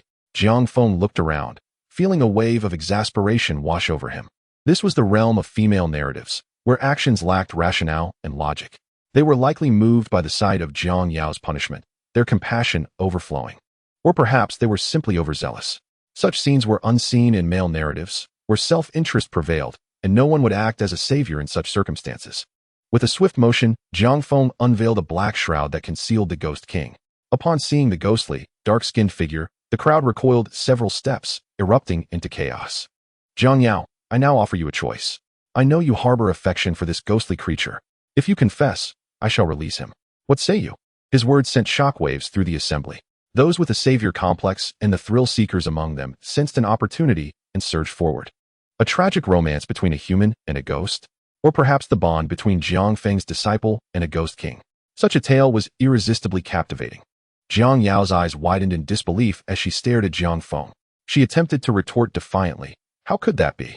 Humans and ghosts are worlds apart. But before she could finish, Zhang Feng casually waved his hand, severing the Ghost King's arm.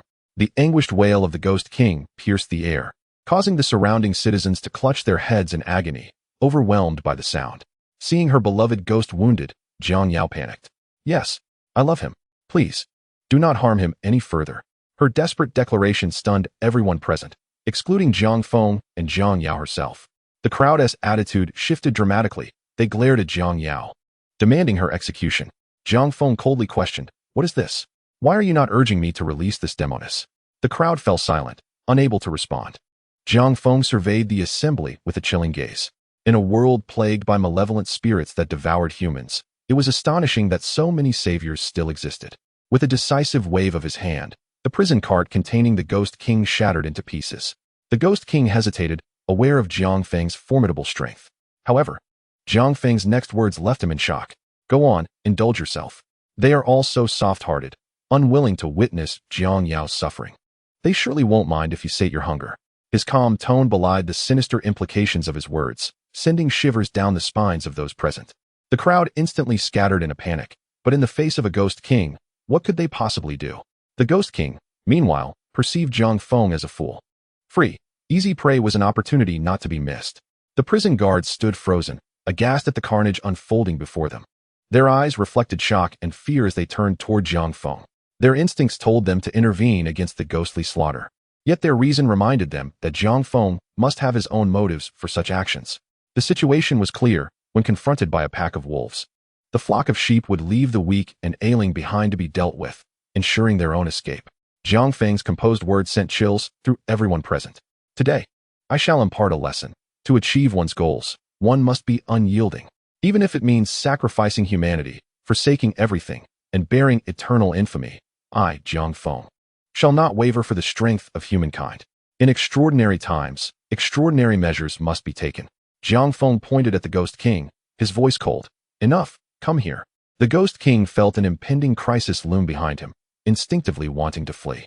But before he could lift a foot, he abandoned the thought of escape. Sensing a voice within warning him that running would mean certain death. Observing the obedient Ghost King, the guards gaped in disbelief. Jiang Feng gestured toward Jiang Yao. Still trapped in the cart. Consume her, and I will grant you your freedom. A flicker of delight flashed in the Ghost King's eyes as he skeptically questioned Jiang Feng. Will you truly release me, or is this a ruse? Jiang Feng retorted, do you even have a choice? The Ghost King's crimson eyes darted to Jiang Yao, who was now trembling in fear as the Ghost King approached her. Do you remember? When we first met, I was the one who persuaded Shifu to release you. Have you forgotten? The Ghost King cackled. Then I must thank you. Without you, I would have perished long ago. Since you have treated me so well, why not offer up your flesh and blood to aid my recovery and allow me to escape?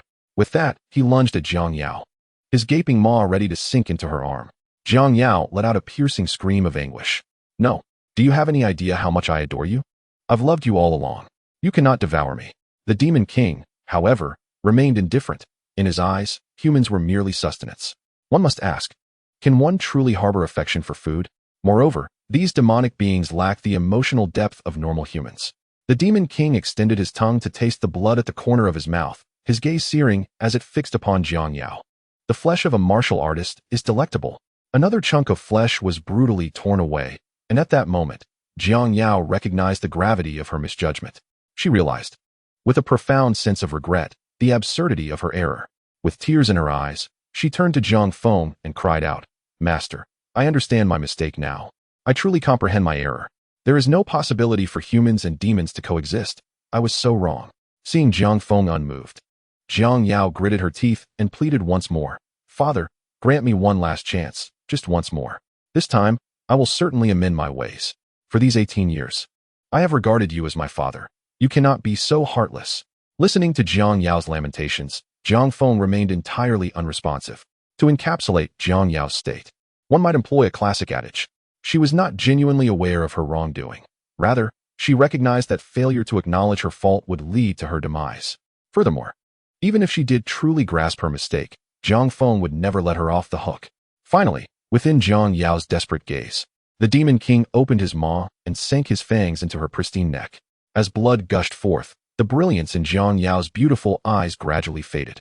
Jiang Feng, having lost interest in the scene, flicked his fingers, and the Demon King was instantly reduced to ash. At that moment, the surroundings of the prison carriage were filled with sorrowful wails. In the brief time the Demon King had been unleashed, over 1,000 souls had perished, their hearts ripped from their bodies. The friends and family of these victims now glared furiously at Jiang Feng. Eventually, someone could no longer contain their rage and stepped forward to demand an explanation from Jiang Feng. Observing the enraged crowd, Jiang Feng's expression remained devoid of emotion. So you are aware that demons consume humans, that loving a demon is wrong, and that losing loved ones incites fury, are you? Jiang Feng's inquiries grew increasingly louder, ultimately shaking the very clouds in the sky. The common folk present clutched their ears, their faces contorted in anguish. Yet Jiang Feng remained undeterred. His voice cutting through the air, did you ever consider the implications of releasing Jiang Yao? The consequences of her entanglement with the Demon King would befall you and the entire Diqian. The crowd was momentarily stunned by his words. Their sluggish minds began to churn once more, albeit rustily, as some grasped the impending repercussions. She only regrets it now, but if she were truly freed, she would not hesitate to feed us to the Demon King. This proclamation sent shockwaves through the crowd. They began to realize that as Jiang Feng's disciple, Jiang Yao was destined to become a guardian of the realm, perhaps even one of the 4 sovereigns in the future. At that point, would the saintess, who harbored such affection for the Demon King, not be stripped of her romantic entanglements? The foolishness perceived by the populace began to dissipate. Jiang Feng observed the prevailing worldview, noting its transformation into an 80 female-centric and 20 male-centric narrative. He pondered that if he continued to linger, it would not be difficult to convert this world into a male-dominated one, much like the previous world he had encountered, which had shifted entirely from male to female focus. However, Jiang Feng had no intention of remaining any longer. The male-centric issues remained unresolved, and he could not afford the luxury of addressing the female-centric world's troubles. His visit to this female-oriented realm was solely to witness the spectacle of a world thoroughly dominated by external malevolence.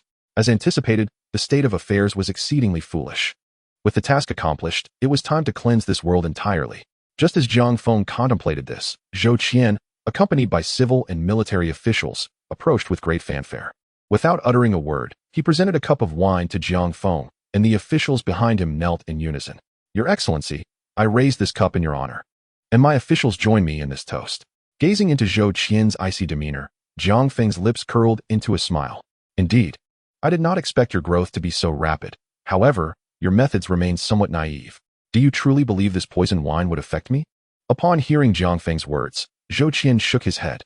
"With the martial prowess of the Zhu Kingdom, I am naturally unafraid of the world's peculiar poisons. However, should I refuse to drink, both I and my officials will be compelled to consume this poisoned cup." Jiang Feng's admiration for Zhou Qian deepened. The speed at which Zhou Qian had matured surpassed his expectations. Recognizing that underhanded schemes would not suffice, he opted for a straightforward approach. Jiang Feng faced a dilemma. Either he consumes the poison himself, or Zhou Qian leads the entire Diqian dynasty's administrative body to their doom. Should the latter occur, the absence of a governing body would plunge Diqian into chaos, rendering it vulnerable to being devoured by demons. In such a scenario, no matter how powerful Jiang Feng became, he would ultimately perish amidst the endless tide of demons. An inescapable gamble. Staking both his life and the foundation of Diqian against Jiang Feng, the earthly martial deity. At that moment, Zhou Qian truly embodied the aura of a sovereign ruler. Chapter 56. The female-centric world master takes action. Is it a matter of success or death? Intriguing. Jiang Feng smiled wryly. Initially, he had intended to cleanse this world of all its inhabitants upon completing his task. After all, this was an invasion mission, and he had drawn the attention of the female-centric world master previously. For safety's sake, it was prudent to keep a low profile. However, upon witnessing Zhou Qian, Jiang Feng's perspective shifted. He wished to observe what would transpire if he left behind a seed possessing the imperial aura of a male-centric ruler in this female-dominated world. Even if the outcomes did not meet his expectations, Zhou Qian's existence could still disrupt the established order, prompting the inhabitants of this female-centric realm to take action and manage the situation, thereby saving Jiang Feng the time and effort. With this thought in mind, Jiang Feng accepted the cup of wine and casually tossed it aside. "Well done. You dare to resist even in the presence of my true self. However, if I were in your position, I would not have turned hostile so soon."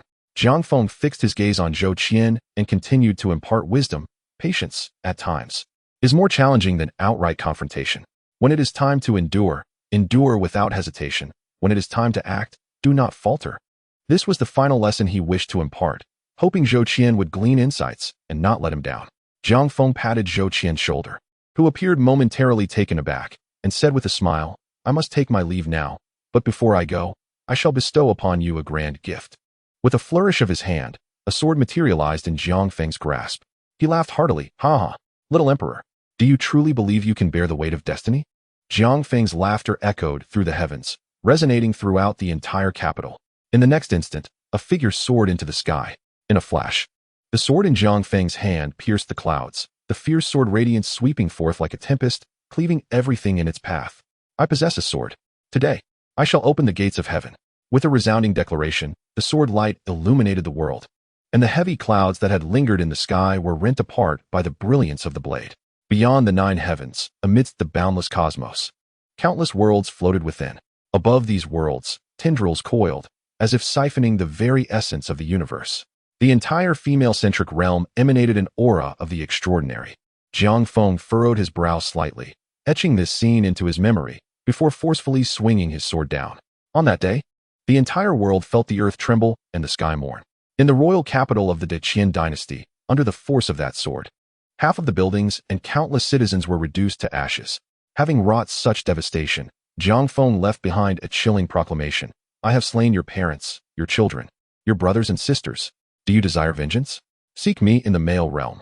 With that, Jiang Feng erupted into maniacal laughter and chose to depart this world.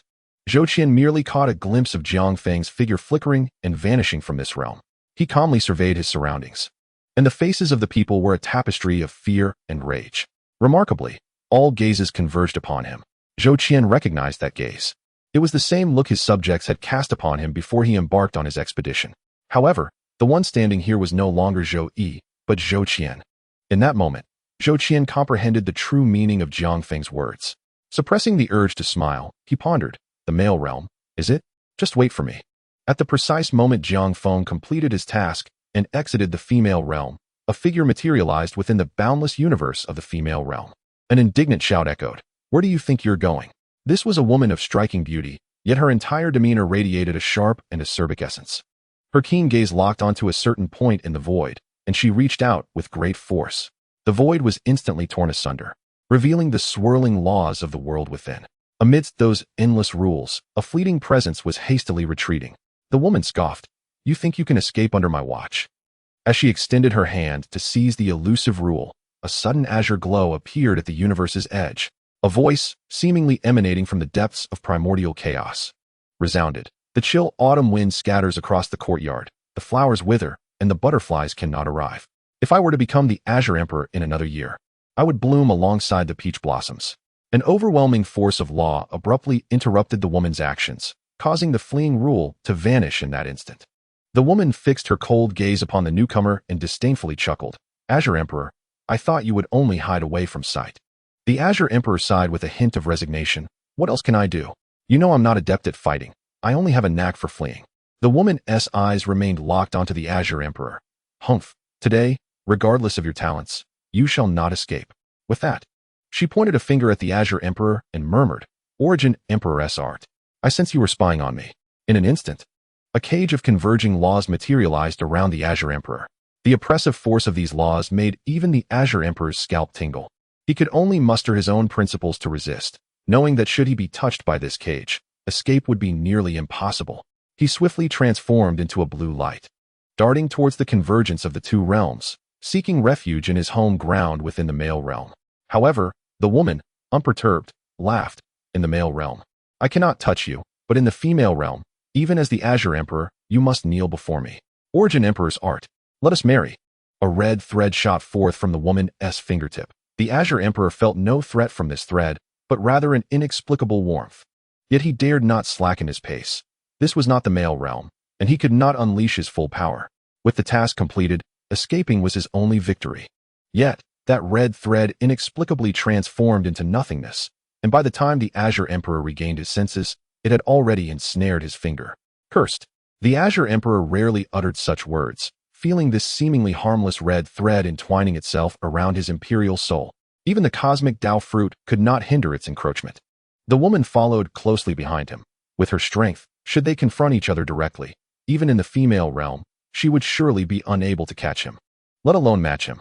Yet she harbored no fear, a slight smile gracing her lips as she beheld the ensnared Azure Emperor. Origin Emperor's art. Let us part amicably. Grant me half of your wealth. With a crack, the red thread snapped in response. The Azure Emperor coughed up a mouthful of imperial blood, staring incredulously at the woman. He could distinctly feel that half of his power, his realm, his refined imperial soul, and even the cosmic Tao fruit he had attained had been forcibly divided. Even more alarming was that half of the various heavenly materials and treasures he had accumulated over hundreds of thousands of years, including his cherished immortal stone, had vanished into thin air. At that moment, the Azure Emperor's face was a mask of bitterness. He finally understood why those old geezers would rather die than venture into the female realm. What nonsense is this Origin Emperor's art and Origin Emperor's technique. It utterly defies reason. Fortunately, he had now approached the barrier between the two worlds. With a resigned glance at the woman who dared not pursue him, he turned and crossed the barrier, returning to the male realm. The woman, feeling the power derived from the Azure Emperor through the Origin Emperor's technique, could not help but smile, her lips curling up in triumph. Azure Emperor, simply put, you are nothing but this. Our next encounter will herald your demise. Chapter 57. Does my son truly possess the potential of an emperor? Such power can indeed exist. It is truly incomprehensible. Is this the reward for embracing malevolence? Upon returning to the male realm, the Azure Emperor reveled in the familiar supreme laws, feeling a sense of relief. The previous encounter with the female realm's ruler and her Origin Emperor's technique had indeed left him astounded. It was unassailable and unresisting, as half of his cultivation was stripped away in mere moments. Such a technique was simply beyond belief, unheard of before. As the Azure Emperor pondered, two figures approached from a distance, one male and one female. The man bore a stern visage, exuding an intense aura of fiery laws. The woman, strikingly beautiful, resembled a drawn sword, exuding an air that would wound any who dared to glance her way. They were the powerful rulers of the male realm, the Lord of the Fire Domain and the Master of 10,000 Swords. Azure Emperor, how have things progressed? The Master of 10,000 Swords inquired with a cold voice. The Azure Emperor snorted, stepping forward and wagging a finger at the pair. You two still dare to show your faces before me? Do you not fear my wrath? No one warned me that their techniques were so outlandish before I ventured into the female realm. As he spoke, the Azure Emperor continued to gesticulate towards them. Take a good look at the cultivation I painstakingly achieved. Just like that, poof, it's all gone. I want to accept this, if you two don't compensate me. Don't blame me for eavesdropping on your conversations at night. The Lord of the Fire Domain's mouth twitched slightly, and with a wave of his hand, a torrent of fiery laws surged into the Azure Emperor's body. Feeling the overwhelming power of the fire laws, a glimmer of joy flashed in the Azure Emperor's eyes. Yet he still lamented. Is this it? It's simply not enough. I've lost so many resources to that wretched woman, and I'm not talking about you. Swordmaster, I'm referring to that foul woman from the female realm. You are one of us. Surely you are fragrant. Seeing the Azure Emperor's shamelessness, even the perpetually cold expression of the Master of 10,000 Swords revealed a hint of helplessness. She huffed, enough. You assist the supreme rules. Yet are we to remain oblivious to any benefits that may arise thereafter? Do not take advantage and then feign innocence. At the sharp reprimand of the Swordmaster, the Qing huffed in what seemed like petulance. Humph, an unfeeling woman. How pitiful that I have accumulated so many celestial images and resources over the years. What am I to do now? The Swordmaster, truly exasperated by Qing words, waved his jade finger in the air, manifesting the rules of the sword that aimed directly at Qing. My goodness, you possess no feminine charm whatsoever.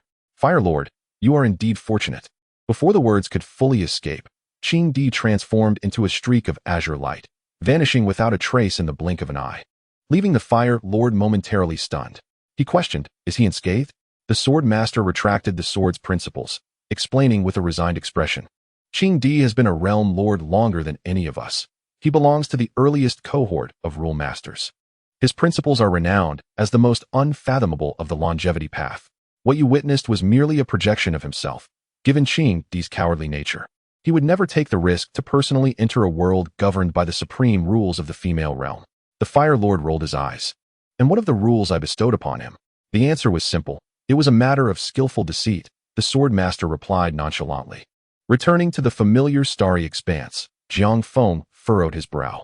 His journey to the female realm seemed to have taken no longer than his previous return. What was amiss? Jiang Feng inquired. A realm lord-level powerhouse from the female realm has intercepted the host. Jiang Feng frowned slightly, realizing he had indeed been detected by the female realm's powerful entities. Would they pursue him? No. With the system's reassuring response, Jiang Feng felt a sense of relief. What is a realm lord, after all? Time ebbs and flows. Do not underestimate the youth. By the way, during my incursion into the female realm, why did I not receive any rewards? Jiang Feng queried in confusion. Because there are no rewards for this incursion. Jiang Feng's lips twitched. The system's reasoning was undeniably sound. No rewards meant indeed no rewards. Well then, it is what it is. At least I have planted a hidden device in the female realm, which cannot be deemed a complete loss. The figure of Zhou Qian flashed through Jiang Feng's mind, prompting a slight smile to grace his lips. Time is of the essence. I find the realm lord from the female realm quite detestable. I must elevate my strength. For the next task, I sincerely hope you have rewards. Are you prepared? Of course. Crossing into the instance. Current instance. Does my son truly possess the potential of an emperor? Instance description. You are the leader of the supreme celestial clan. As chaos ensues in the celestial domain, you must reluctantly entrust your newly born son to the lower realm, only to discover. Restrictions? None. Mission objective. Maintain brainlessness below 10. Current world brainlessness. 95. Reward. True immortal realm of the myriad worlds. A flash of white light enveloped him. And when he regained his senses, Jiang Feng found himself seated upon a throne. Below the throne, myriad celestial beings bowed in reverence. We greet the celestial king. Jiang Feng reflected on the unfolding narrative. At this moment, the Jiang clan had successfully restored order and gained complete control over the North Ming celestial domain, emerging as a formidable power within the celestial realm. As the head of the family, he too had ascended to the rank of a new generation celestial king. This was where the story commenced. His son, Jiang Chao, whom he had left in the lower realm, was now situated within a sect known as the Shinchao sect. The storyline bore similarities to that of Jiang Feng's previous experiences with his junior disciple in the tale of 3 lifetimes. Jiang Chao had 6 senior sisters and 1 junior brother. The 6 senior sisters doted on their junior brother excessively, while Jiang Chao found himself isolated and marginalized. According to the plot, his son would eventually turn to the path of indifference, repeatedly forgetting the cherished memories he shared with his 6 senior sisters. Ultimately, he would succeed in mastering the path of indifference. Should the narrative cease here, it would merely represent a standard male-oriented tale of regret. However, barring any unforeseen circumstances, this was precisely when the unexpected would occur. The 6 senior sisters would suddenly awaken to their feelings, endeavoring to rekindle Jiang Chao's emotions. Thus, after enduring numerous trials and tribulations at the hands of his senior sisters, and reflecting on their past, Jiang Chao would regain his former sentiments, abandon the path of indifference, and ultimately live happily with his 6 senior sisters. Then, he would be found by Jiang Feng and brought back to the celestial realm, ascending to the position of the celestial clan's young patriarch. Yet, the tale did not conclude there. Jiang Chao's junior brother also ascended to the upper realm, leading the 6 senior sisters to betray him one by one. Jiang Chao would then embark once more on the path of indifference, only for the senior sisters to once again return to assist him in recovering his memories. Thus, the cycle of betrayal and reconciliation would continue, until Jiang Chao ultimately reached the emperor's realm, reigning supreme in the celestial domain. As Jiang Feng absorbed the entirety of this narrative, he fell into a profound silence, unable to utter a word. Finally, he released a deep sigh, expressing his bewilderment. Does my son truly possess the potential of an emperor? Chapter 58. Does my son truly possess the potential of an emperor? Part 2. In the lower realm, within the Shinchao sect. With a sharp crack, Jiang Chao was struck to the ground by his second sister, Su Mo, who scolded fiercely. As the senior brother of Xiao Chuan, how dare you steal his spirit stones? Is this how you fulfill your role as a brother? Jiang Chao rose from the ground, meeting his second sister's gaze with calmness. I did not steal. Those were rightfully mine. Su Mo furrowed her brow, retorting, even if they are yours, what of it if your junior brother desires them? Have you forgotten? When you first entered, you often went hungry, and we, your senior sisters, shared our leftover meals with you. Jiang Chao lowered his head, feeling an indescribable anguish. How he longed to return to that time when he was the center of his senior sister's affections. At this moment, Luo Chuan tugged at Su Mo's sleeve, whispering, Sister, I believe brother did not mean it. Perhaps he was just worried I would absorb the spirit stones too quickly. Brother must have taken them for my sake. Although this sounded like a plea on Jiang Chao's behalf, it only served to fan the flames of Su Mo's anger. Indeed, upon hearing this, Su Mo became even more incensed. She grabbed Jiang Chao and declared, Come, we shall go to see the master at once, and let him teach you a lesson. Jiang Chao, thus seized, followed Su Mo in silence to the master's great hall, where they encountered their master, Yi Li. Su Mo recounted the earlier incident, and Jiang Chao maintained his stance, insisting he had not stolen the junior brother's spirit stones. He had hoped their master would clear his name, yet to his dismay, Yi Li merely cast a cold glance at Jiang Chao. Even if you did not steal, as a senior brother, it is your duty to offer spirit stones to your junior brother. Your intentions are unwholesome. I hereby sentence you to reflect in solitude at the reflection cliff for half a month. Are you willing to accept this? Jiang Chao raised his head, disbelief filling his eyes as he looked at Yi Li. He could not fathom that his most revered and beloved master would side with Luo Chuan and impose such a punishment upon him. With tears streaming down his face, Jiang Chao silently turned towards the reflection cliff. As he departed, Su Imo exclaimed in anger, "What an attitude! Not only do you disrespect me as your senior sister, but you also show no respect for our master." Yili let out a sigh and said, "All right, take Chuaner downstairs. I believe Jiang Chao will become more understanding from now on." Su Imo gently took Luo Chuan's hand, chatting and laughing as they departed from the main hall of the sect leader. Meanwhile, Jiang Chao, reflecting on his mistakes at the Cliff of Reflection, retrieved the Heartless Tao scriptures he had once purchased from a roadside stall. Tears streamed down his face as he began to practice the Heartless Tao. Yet, he still felt reluctant and swore to himself that every time an incident like today occurred, he would forget a beautiful memory related to his senior sisters until he completely forgot everything, entirely devoid of emotion. Half a month later, Jiang Chao emerged from his seclusion. Luo Chuan, accompanied by the second senior sister, came to greet him. The second senior sister coldly remarked, "I have already given your cave dwelling to the junior brother. You shall find another place for yourself."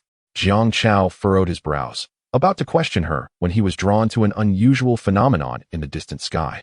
A pitch-black spatial rift appeared in the clear blue sky, rapidly expanding as if the entire world were about to be torn asunder. Accompanied by a resounding dragon roar, 9 golden dragons emerged, pulling a dragon chariot through the rift. This astonishing scene spread throughout the entire Jiuzhou. Moreover, the dragon chariot was headed straight for Xinxiao sect, and within it was none other than Zhang Feng, who had forcefully breached the boundary. The small world was indeed fragile. With a moment's inattention, it could be shattered. Zhang Feng divided a substantial portion of his celestial essence to stabilize the world while swiftly locating Jiang Chao's direction. The dragon chariot, in sync with Jiang Feng's thoughts, sped towards Xinxiao sect. Simultaneously, within Xinxiao sect leader Yili sensed something amiss. Observing the dragon chariot racing towards them, a sense of foreboding arose within her. After much contemplation, she gritted her teeth and summoned the ancestor from the forbidden grounds with a jade token. The ancestor, possessing peak tribulation crossing strength, had not yet ascended to immortality, but it would not be an exaggeration to call him invincible in this lower realm. As Zhang Feng arrived above Xinxiao sect, the ancestor emerged from the forbidden grounds. "An immortal from the upper realm descends. The old man has failed to welcome you properly. Please forgive me." Zhang Feng slowly stepped out of the dragon chariot. Upon seeing the face that bore a striking resemblance to Jiang Chao, all present wore solemn expressions. "Where is my son Jiang Chao?"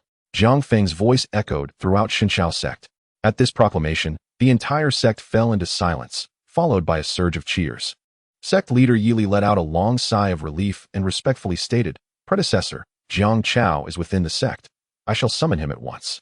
At this moment, Jiang Chao stepped forward, gazing at the formidable figure in midair, feeling a wave of emotion wash over him. "You are my father?" Zhang Feng nodded. The reunion of father and son lacked any dramatic displays of emotion. Everything felt remarkably ordinary. However, at that moment, an incongruous voice broke the tranquility. "Senior brother, since your father is an immortal, could he not take our entire sect to ascend to the immortal realm?" With wide innocent eyes, Luo Chuan looked up at Jiang Feng. Jiang Feng regarded his promising son with a hint of amusement. Jiang Chao struggled for a moment before finally casting his gaze back at Jiang Feng. A smile spread across Jiang Feng's face, transforming into a fit of wild laughter. "Ha ha ha.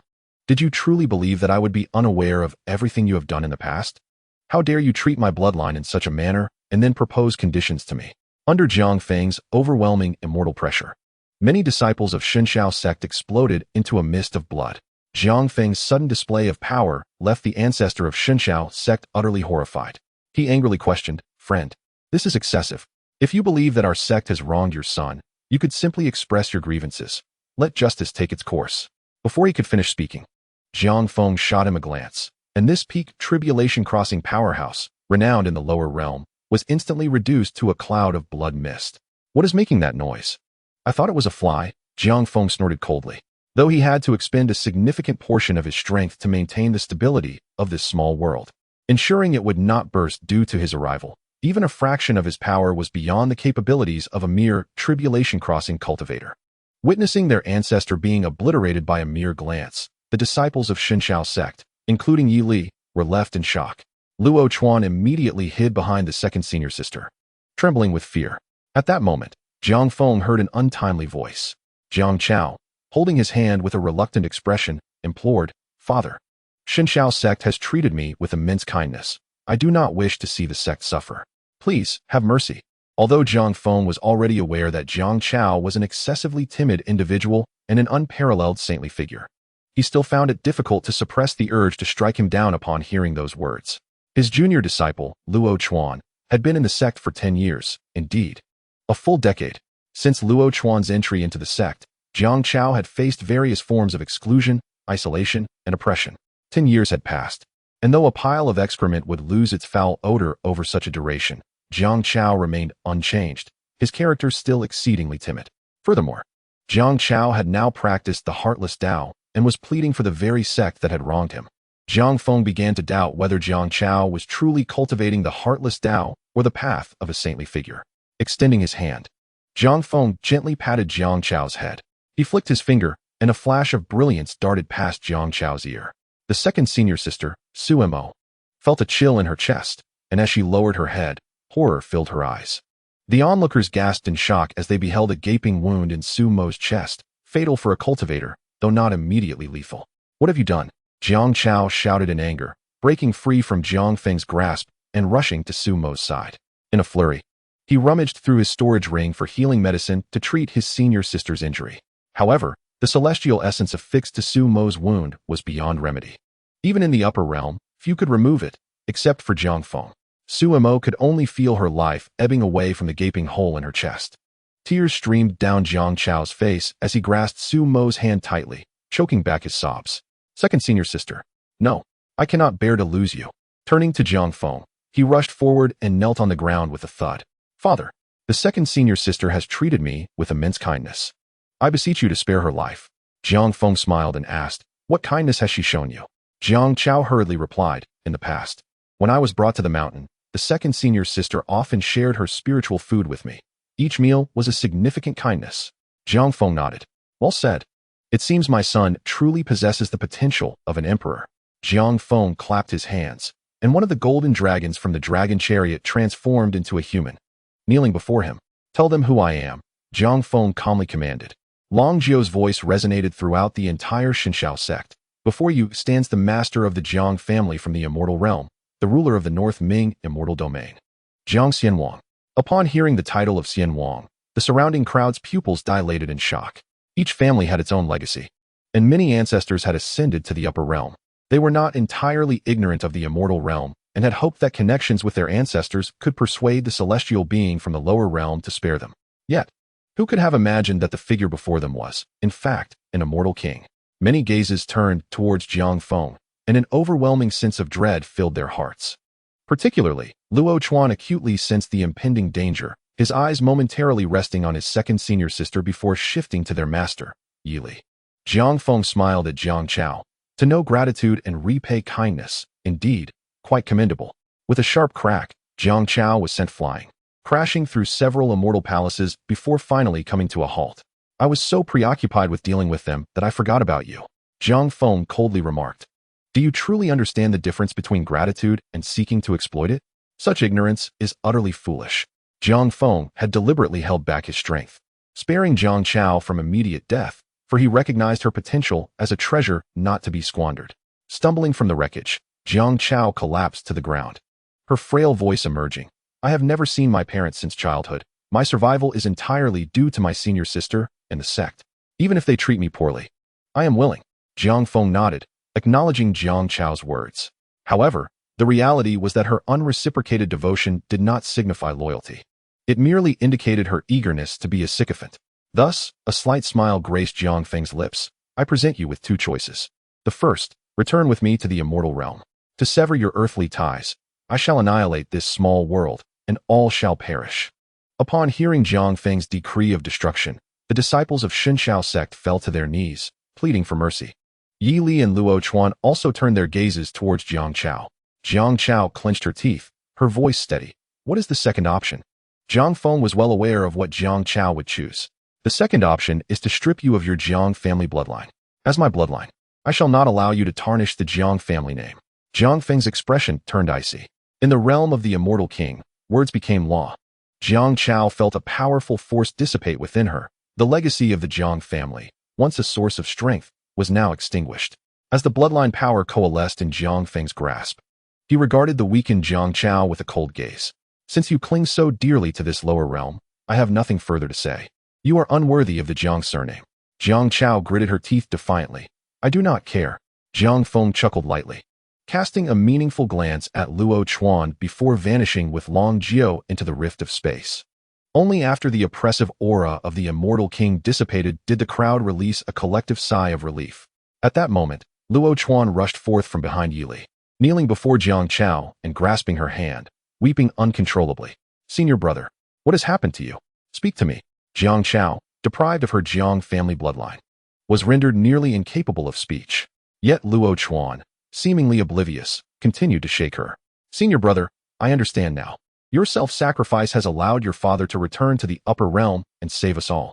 You are a hero, a benefactor. Without you, we would all have perished at your father's hands. Upon hearing these words, the initial gratitude of the crowd for Jiang Chao's willingness to sacrifice herself evaporated. Upon reflection, they realized that if not for Jiang Chao, how could the immortal king from the upper realm have descended upon this small world? How could they have suffered such unwarranted calamity? The notion of self-sacrifice to save all was merely what Jiang Chao ought to have done. Tears streaming down his face, Luo Chuan lamented. I know you do not despise me, senior brother. You merely wish for me to become stronger. Rest assured, I will strive harder. I will ascend to the upper realm and bring all of us from Xinshao sect with me. At this declaration, the crowd expressed their relief. Even the gravely weakened second senior sister, Su Mo, managed a faint smile. Grasping Luo Chuan's hand, she whispered weakly, Senior sister believes in you. But I cannot accompany you any longer. I must take my leave first. With that, Su Mo succumbed to her injuries. Luo Chuan, in tears, tightened his grip on Su Mo's hand, shouting, Rest assured, senior sister. I will hold no resentment towards senior brother. The one who harmed you was the immortal king from the upper realm. It has nothing to do with senior brother. I will avenge you. Seeing her disciple's demise, Yili wept sorrowfully, her gaze at Jiang Chao turning increasingly frigid. Were it not for Jiang Feng's recent departure, she would have ensured that Jiang Chao paid a steep price. However, the immediate priority was to stabilize the Xinshao sect. With the passing of their ancestors, the sect lacked a formidable presence. As the sect master, she had to maintain order, summon all disciples back, and activate the protective formation. From this day forth, the Xinshao sect shall seal its gates. After issuing her commands, Yili turned to leave, not sparing a single glance at the barely breathing Jiang Chao. This blatant disregard did not go unnoticed by the others. Especially with Luo Chuan's earlier remarks, the crowd's animosity was directed squarely at Jiang Chao. As the sect master departed, the disciples of the Xinshao sect dispersed, none approaching Jiang Chao to render aid. Luo Chuan, quick-witted, seized an elder, urging him to assist Jiang Chao. Yet the elder was unwilling to intervene. Dragged away by the elder, Luo Chuan disappeared from the square, leaving Jiang Chao alone in the center. Meanwhile, outside the realm, Jiang Feng observed the unfolding scene, standing beside Jiang Wanli, the eldest elder of the Jiang family, a half-step immortal king, second only to Jiang Feng himself. Noticing the events within the small world, Jiang Wanli frowned. Master, Jiang Chao is your only bloodline. Can you truly bear to watch him suffer such hardship in the lower realm? Jiang Feng chuckled lightly. Only in dire circumstances will his innate talent be awakened. He is yet to realize the supreme bone and the zhongtong of our Jiang family, so there is no need for haste. Hearing this, Jiang Wanli breathed a sigh of relief. Yet Jiang Feng continued. Once he awakens those two innate supremacies, I shall take his supreme bone and zhongtong, ensuring that my plans bear fruit. Since he cannot contribute to the Jiang family while alive, then let him serve a purpose in death. With a smile, Jiang Feng jested. Has the elder forgotten? My son Jiang Chao possesses the potential of a great emperor. Jiang Wanli felt a chill run down his spine. His expression darkened, and he harbored some doubts regarding Jiang Feng's actions. After all, they were blood relatives, and such conduct could be seen as a transgression against the heavens. Jiang Feng keenly sensed this and calmly remarked, Does the Grand Elder believe that my treatment of my own son is a sign of cruelty? It may not bode well for the family. Jiang Wanli was startled by these words and promptly lowered his head, respectfully stating, How could I dare to think so? The master does everything for the family. I am well aware of your noble intentions. Jiang Feng nodded. I thought you were questioning my motives. Remember not to wear such a mournful expression next time. I nearly lost my composure. Cold sweat suddenly broke out on Jiang Wanli's back. Who could fathom why a half-step Xian Wang would sweat?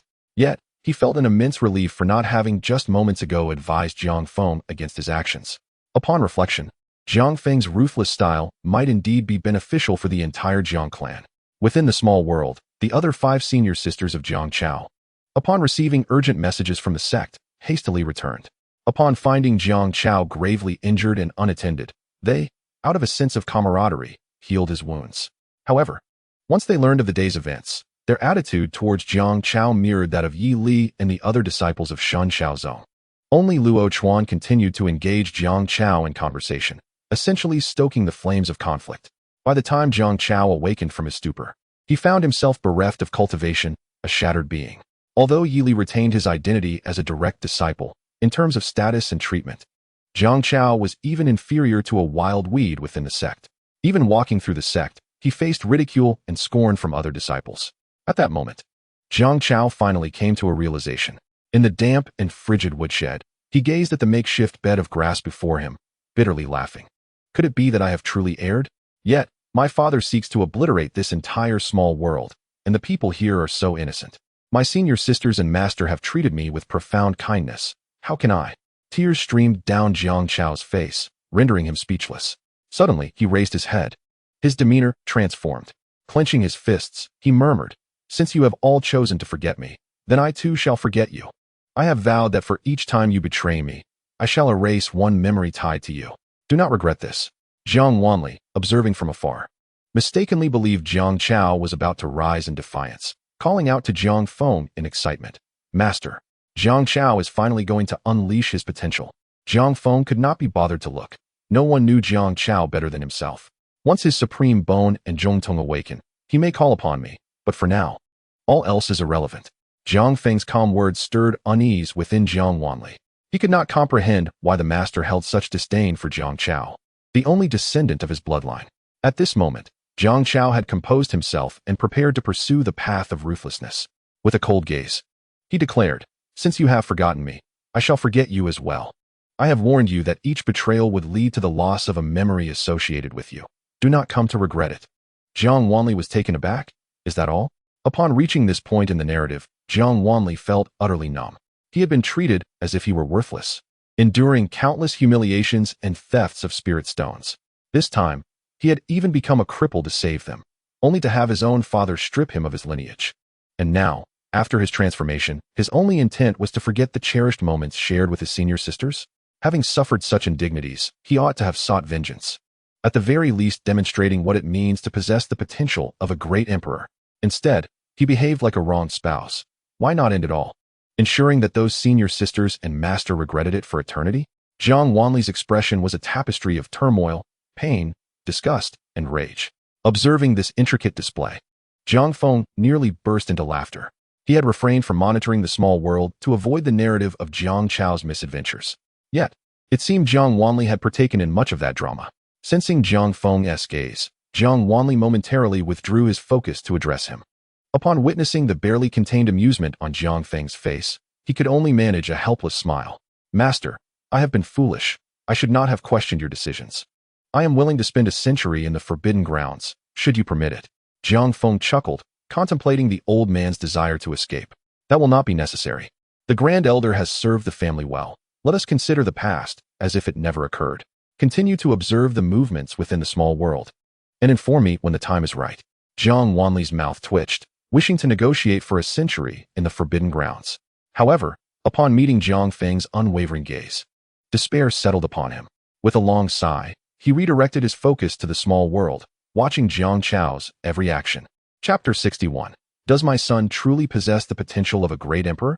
Jiang Wanli continued to keep watch, while Jiang Feng wandered leisurely through this alternate world.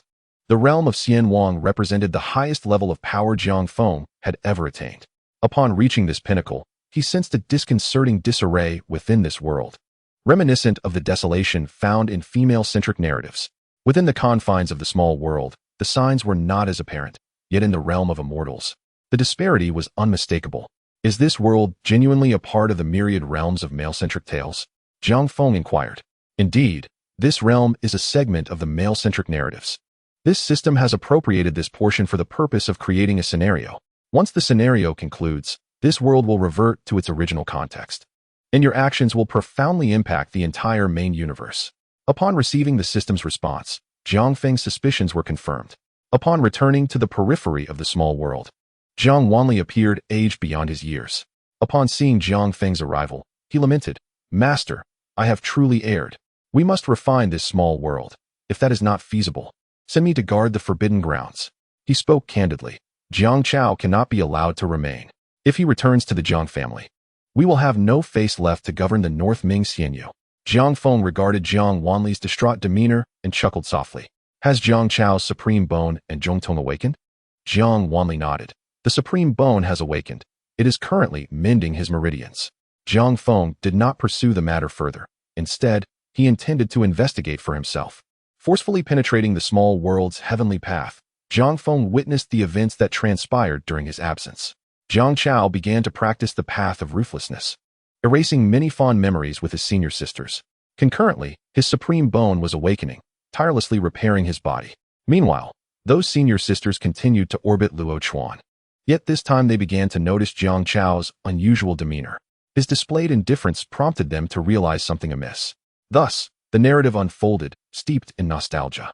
Today, the eldest senior sister presented a grass-woven trinket to Luo Chuan, originally a gift from Jiang Chao to her.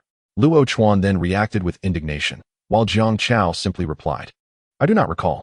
The eldest senior sister felt a pang of heartache, filled with regret, yet remaining obstinate. The same plot has unfolded over and over. A tug-of-war that resembles a rehash of a Qiong Yao drama. It is no wonder that Jiang Wanli wears an expression akin to constipation. However, there is a glimmer of good news. Jiang Chao's supreme bone has awakened. It is time to take action. Jiang Feng's expression turned frigid as he swiftly tore through the shackles of the little world's heavenly Tao and entered. In the next moment, he found himself in the woodshed. Upon seeing Jiang Chao sleeping atop a pile of decaying straw, an unmasked disdain flickered in his eyes. "Offer up your greatest contribution." With immense magical power, Jiang Feng sealed off the surrounding space-time, causing everything within to become stagnant. This feat could only be accomplished due to Jiang Feng's possession of the Tao body, and the Supreme will manifested through his system. Seizing the opportunity, Jiang Feng carefully extracted the Supreme bone from Jiang Chao's chest, simultaneously siphoning off 99% of the Supreme blood, leaving only a few drops behind in hopes of regrowing another Supreme bone. After completing this task, the spatial prohibition was lifted, and Jiang Feng departed the little world. Jiang Chao suddenly opened his eyes wide, unleashing a mournful wail that echoed throughout the entire Xinqiao sect. Yet, concerning his fate, aside from invoking various curses, no one truly cared. Jiang Chao accepted this fate with a stoic indifference, embodying the essence of enduring without retaliating. Everything he did within the Xinqiao sect was driven by two words: regret. Even if the Supreme Bone was gone, he remained quietly resolute. As long as he endured suffering, he could evoke regret in his senior sister and master. Outside, Jiang Wanli gazed at the lustrous Supreme Bone, a flicker of intrigue crossing his eyes. "Master, the Supreme Bone. This is said to be the key to transcend to the Emperor realm. Why not consider using it yourself?" Jiang Feng shook his head. If this were his primary world, he might indeed contemplate implanting the Supreme Bone to attempt a breakthrough to the Emperor realm. However, this was not his main world, and once the task was complete, Jiang Feng would depart. The last time he was ambushed by the female realm's master in the female realm. Although he felt no significant pressure, it left him rather displeased. He also recognized a crucial truth. While reshaping the male realm and purging its foolishness, he needed to contribute to the male realm as well. This was precisely what Jiang Feng was undertaking, concentrating opportunities on individuals who aligned with the supreme rules of the male realm. Take, for instance, this Supreme Bone.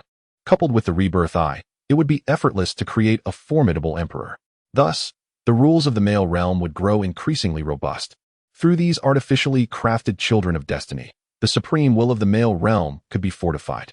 This was Jiang Feng's current endeavor. As for why he did not take it for himself, to be frank, Jiang Feng found little value in such trinkets. The rewards from the System-S tasks far surpassed anything he could acquire in the subworlds. Elder, within the Jiang clan, is there a natural talent who, despite being deemed a waste, possesses an indomitable spirit and loyalty to the master? Upon hearing Jiang Feng's request, the elder pondered for a moment before his eyes brightened. Indeed, there is one who fits these criteria. Your illegitimate son, Jiang Tao. Jiang Feng reflected on Jiang Tao. His mother was a maid of the Jiang clan, once favored by his predecessor, leading to an unexpected union. Now at 18, Jiang Tao had no foundation in cultivation, and with his mother in poor health, he hunted beasts daily to earn money for her treatment. After learning about his background, Jiang Feng couldn't help but give a thumbs up. Who else, if not someone of such a lineage, should take center stage? Compared to the legitimate son Jiang Chao, this illegitimate son Jiang Tao was clearly the worthiest candidate for the Supreme Bone and the Rebirth Eye. Or perhaps, had it not been for the invasion of the female realm, these opportunities would rightfully be his. Excellent. Return with me to the clan. I have an announcement to make. Jiang Wanli hesitated. What about here? Jiang Feng glanced at the nearby little world, and with a wave of his hand, the power of the Xian Wang realm was laid bare. The cosmic Tao was at his command, and in an instant, he concealed the little world while setting up layers of lethal formations. Any daring intruder would find the little world obliterated without a trace. Let us go. The two swiftly returned to the Jiang clan, with Jiang Feng moving purposefully toward the room where Jiang Tao and his mother resided. In a clan of immortal emperors like the Jiang, bloodlines held paramount importance. As an illegitimate child, Jiang Tao's status was scarcely higher than that of the household servants. The living conditions were not much better than those of Jiang Chao. Upon the arrival of the clan master, Yi Linger displayed a look of trepidation, forcing herself to rise and pay her respects. The maid Yi Linger had seen the clan master before. Jiang Feng scrutinized Yi Linger, although slightly haggard. Her beauty possessed a delicate, tragic allure. Though we lack the title of husband and wife, we share the essence of one. There is no need for excessive formality. Jiang Feng reached out, grasping her wrist under her startled gaze. Upon probing with Xian Yuan power, he discovered merely a depletion of qi and blood. With no serious issues, some adjustments would suffice. Just then, a figure burst in. Let go of my mother. Who are you? Release her at once. Jiang Feng's imposing aura surged forth, rendering Jiang Tao's acts ineffective, his wide eyes filled with disbelief. Yi Linger quickly pulled Jiang Tao back. Tower, this is the clan master. Your father. Jiang Feng slowly rose, extending a hand. Be my son. Jiang Tao was momentarily taken aback, then scoffed, turning his head away. I am just an illegitimate child. What do I count as a Jiang? I am not your son. Hearing this, Yi Linger gasped, smacking Jiang Tao's head. What nonsense are you spouting? The clan master is your biological father. Jiang Feng calmly replied, Jiang Tao, it is fine if you do not wish to acknowledge me as your father. I now offer you an opportunity, a chance to defy fate. Do you accept? Jiang Tao scrutinized Jiang Feng for a long while. Really? Jiang Feng smiled. Let me ask you a question. After you gain power, what is the first thing you will do? I will take the life of Wang Kai, the outer court steward, who has withheld my mother's salary for years. Jiang Tao declared fiercely. Yi Linger, seeing this, tried to cover Jiang Tao's mouth, apologizing to Jiang Feng, Master. The child speaks without restraint. Tower is not a violent person. Jiang Feng raised a hand and smiled. I, Jiang, have traversed the immortal realm, ruling the northern underworld immortal domain, managing the vast Jiang clan. It is all reliant on being ruthless and unyielding. Jiang Tao, you are absolutely correct. I hope you remember this. In this world, power speaks louder than words. Those who dare to bite you must pay with their lives. In Jiang Tao's eyes, Jiang Feng's figure began to grow larger, and the resonance of his ideology instilled in him a newfound admiration for this father he encountered for the first time. Come with me. With a casual gesture, Jiang Feng released a strand of Xian Yuan, effortlessly healing Yi Linger's injuries. The mother and son followed Jiang Feng into the inner courtyard. Here, Jiang Wanli had already gathered the core members of the Jiang clan. Seeing such a scene for the first time, Jiang Tao felt somewhat bewildered, especially when he was pushed to the forefront before everyone, his heart racing with anxiety. The subsequent words struck like a bolt from the blue. Jiang Feng calmly declared, the legitimate son Jiang Chao is unworthy of guidance. From this day forth, I appoint the illegitimate son Jiang Tao as the heir of the Jiang family. His mother, Yi Linger, shall be the matriarch of the Jiang clan. The moment these words were uttered, the assembly erupted in uproar. Elder Zhang immediately stood up in opposition, stating, the mother of Jiang Chao, the heir, hails from the Bai family, a celestial lineage, with the blood of the Bai emperor coursing through her veins. Yi Linger is merely a maid who ascended from the lower realms. Jiang Tao's bloodline is impure. On what grounds can he be declared the heir? Hearing such disparagement of his mother, Jiang Tao clenched his fists, his eyes flashing with vengeful fury. Jiang Feng cast a cold glance at the elder. In the next instant, the elder was shattered into a mist of blood. Jiang Feng seized his soul, subjecting it to the searing torment of celestial flames, eliciting a heart-wrenching wail. This sudden display astonished all present. Even the Grand Elder Jiang Wanli did not anticipate that Jiang Feng would act against a member of the family. Jiang Tao stared blankly at Jiang Feng, astonished that his father would so ruthlessly eliminate a family elder for his and his mother's sake. For the first time, he experienced the warmth of having a father. Jiang Feng's calm gaze swept over the crowd. Is there anyone else who opposes this? Seeing no one speak, he crushed the soul in his hand and coldly declared, I am here to announce, not to negotiate. From now on, Jiang Tao is the heir of the Jiang family. To see Jiang Tao is to see my true self. The elders bowed in unison, exclaiming, we acknowledge the heir. Jiang Tao's heart raced. Only this morning, he had fretted over how to sell spirit beast meat for a few extra coins. Now, he had suddenly become the heir of the Jiang family, the overlord of the Biming celestial domain. Jiang Tao turned and knelt before Jiang Feng, proclaiming, Father, your son Jiang Tao shall live up to your expectations. Ready to face any trials and tribulations, I will certainly lead the Jiang family to new glories. Jiang Feng smacked his lips, relieved that this was indeed his biological son. Otherwise, he might have felt an unsettling chill at his back. The news of the heir's selection swiftly spread throughout the Biming celestial domain. Everyone knew that the little princess of the Bai family had borne a son for Jiang Feng. It was widely assumed that this legitimate son would become the heir. No one anticipated the emergence of Jiang Tao. This unforeseen circumstance inevitably stirred significant controversy within the Biming celestial domain, particularly within the Bai family, who were incensed. With a resounding clap, Bai Qingfeng slammed his hand on the table and stood up, exclaiming, This is outrageous. My grandson Jiang Chao has been abandoned to the lower realms since childhood, and now even the title of heir has been snatched away. That damned Jiang Feng truly believes he can act with impunity after becoming a celestial king? I shall be the first to object. The elders of the Bai family also stood to voice their dissent. Choosing an illegitimate son over a legitimate one was a blatant humiliation to the Bai family.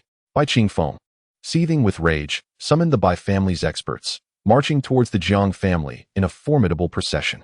Meanwhile, Jiang Feng had already implanted the Supreme Bone into Jiang Tao. Interestingly, the Supreme Bone seemed to resonate with Jiang Tao, displaying no signs of rejection. With the Supreme Bone, Jiang Tao exceeded expectations, advancing in his cultivation at an astonishing rate and effortlessly grasping various Dao insights. This remarkable speed and talent silenced many within the Jiang family. Jiang Feng, come out. A sudden roar echoed throughout the small world where the Jiang family resided. A multitude of powerful Bai family members descended upon the small world, their overwhelming presence momentarily leaving the Jiang family breathless. Humph! Jiang Feng coldly snorted, unleashing the aura of a celestial king, which instantly shattered the arrogance of the Bai family. In a flash, Jiang Feng appeared before Bai Qingfeng, standing with hands clasped behind his back. What brings the Bai family to my Jiang family in such a grand manner? Jiang Feng's tone further inflamed Bai Qingfeng's already simmering rage. Pointing at Jiang Feng, he reprimanded, How dare you question my presence here? Why is Jiang Chao not the heir? What are you thinking? Jiang Feng narrowed his eyes slightly and sneered, By family head, what right do you have to command me here? Do I need to explain my actions to an outsider like you? As soon as Jiang Feng finished speaking, the might of the celestial king erupted. Bai Qingfeng felt as if he had been struck by a colossal beast, involuntarily propelled backward, spewing forth a mouthful of blood that stained half the sky. Family head. Family head. The Bai family members, witnessing their leader's plight, hastily summoned their treasures, aiming them at Jiang Feng, brimming with the intent to battle. In response, Jiang Feng merely stood amidst the clouds. Wherever his gaze fell, the Bai family's assailants fell as if struck down by an unseen force. Below the celestial king, all are but ants. Bai Qingfeng felt his spirit quake, the oppressive aura of the celestial king shattering his resolve cultivated over countless years. When he regained his senses, he saw the elite members of the Bai family plummeting from the sky like rain. Jiang Feng, standing with hands clasped behind his back, loomed above, surveying the scene like a deity observing mere mortals. Family head, stop him, an elder shouted, but before the words fully left his lips, he was obliterated by the power of the laws, his soul extinguished, lifeless eyes staring into the void. In the Jiang family's small world, Jiang Feng, as the family head, embodied the very essence of the heavenly Tao. Anyone whose cultivation fell short of Jiang Feng had no chance of resistance. Bai Qingfeng trembled, hastily rising to block Jiang Feng, exclaiming, Stop! Stop! Do you wish to wage war against my Bai family? Are you seeking to plunge the entire Biming celestial domain into another sea of blood? Jiang Feng regarded Bai Qingfeng calmly, then suddenly chuckled. Bai Qingfeng, I respect you because the Bai family and my Jiang family once shared a bond. However, his tone turned icy, This does not grant you the right to dictate terms in my Jiang family or question my authority. A celestial king's wrath darkens the heavens. Bai Qingfeng felt the weight of Jiang Feng's presence, finding it increasingly difficult to maintain his stance, his body trembling uncontrollably. Only when Jiang Feng retracted his aura could Bai Qingfeng draw in much-needed air, gasping as if resurfacing from drowning. At that moment, he comprehended the true nature of a celestial king and understood why, after Jiang Feng's ascension, the Jiang family had unified the Baiming celestial domain in just a few short years. Previously, he had thought that being from a celestial lineage and having familial ties would render the Jiang family insignificant and at least deserving of some respect. Yet, he now realized his grave misjudgment. Jiang Feng was indeed a celestial king, and the familial bond held weight for the Bai family, but merely represented a favor bestowed upon the Jiang family. In his heart, Bai Qingfeng deeply regretted his impulsive decision to lead the Bai family's multitude to provoke the Jiang family, especially without prior notice, barging into their small world uninvited. The Bai family had maintained neutrality for millennia, never offending anyone, and had only offered symbolic assistance during the Jiang family's tribulations. Why has reason eluded me this time? Bai Qingfeng profoundly regretted his actions, forcing a smile as he addressed Jiang, the head of the clan. Lord Jiang, I admit my oversight in this matter. I became overly anxious upon hearing about my grandson Jiang Chao. I implore you, in light of my late daughter and the bond between our families, as well as my heart as a grandfather, let us consider this incident as bygone. Bai Qingfeng surveyed the scene, witnessing the near devastation of Bai family's elite members, and his heart ached. In his view, with so many lives lost and having humbled himself, Jiang Feng should provide a path to survival. However, unless circumstances were entirely under his control, such as with Jiang Chao in the small world, Jiang Feng could effortlessly obliterate the realm and its surroundings with a mere gesture, leaving no chance for escape. Only under such conditions would Jiang Feng show leniency. Otherwise, he would never grant a sliver of mercy to those who had already severed ties. Moreover, upon his departure after completing his mission, the Jiang clan would indeed temporarily lose a celestial king to safeguard their interests in the Baiming Xinyu. Observing Bai Qingfeng and the gathered Bai family members, Jiang Feng smiled. Although Bai Qingfeng was somewhat bewildered by Jiang Feng's grin, he reciprocated with a smile of his own. What are you laughing at? Jiang Feng's sudden inquiry left Bai Qingfeng at a loss for words. He struggled to articulate a response. Jiang Feng's expression grew cold, and he spoke sternly. Bai Qingfeng, I had considered granting you a chance at life, yet you presume to mock me. It appears that too many in the Baiming Xinyu lack the respect due to my station. Bai Qingfeng quickly waved his hands, flustered as he attempted to explain. No, that's not what I meant. I meant to say, whatever you mean, do not explain to me. Rather, explain to this sword. Jiang Feng manifested a sword, casually waving it, and a torrent of rules surged forth, sweeping through the space occupied by the Bai family. Even a formidable figure like Bai Qingfeng, a celestial sovereign, could not muster any resistance against the might of a celestial king. When the flow of rules subsided, all the powerful members of the Bai family who had come were utterly annihilated. This scene left even the Jiang clan members in shock. The elder cautiously approached, whispering, Master, are you all right? Jiang Feng calmly glanced at Jiang Wanli and commanded, the Bai family intends to strike against the Jiang clan. Assemble a team and head to the Bai residence. I want every individual associated with the Bai family, not one to be spared. After issuing his orders, Jiang Feng felt a twinge of concern and hesitated before sending a clone along to the Bai residence. Upon hearing such commands, Jiang Wanli felt a chill run down his spine, his scalp prickling. How could the Bai family, a clan with an ancient lineage, be eradicated so easily? Yet upon reflection, the Bai family had long played both sides, showing disrespect and covert hostility towards the Jiang clan. Now, with their clan leader firmly in place, who had ascended to the rank of celestial king, the first in nearly 10 millennia, there seemed little need to deliberate as they had in the past. Jiang Wanli nodded solemnly, his doubts and confusion dissipating. With gravity, he declared, I will dutifully follow the Master's orders. The Bai family has committed grave offenses. Henceforth, they shall be exterminated. Jiang Feng nodded in satisfaction. Indeed, those who maintain a semblance of clarity in such a chaotic world can, with a little guidance, become excellent allies. With Jiang Wanli at his side, Jiang Feng felt assured about completing his mission and departing this realm without undue concern. Of course, two tasks remained before his departure.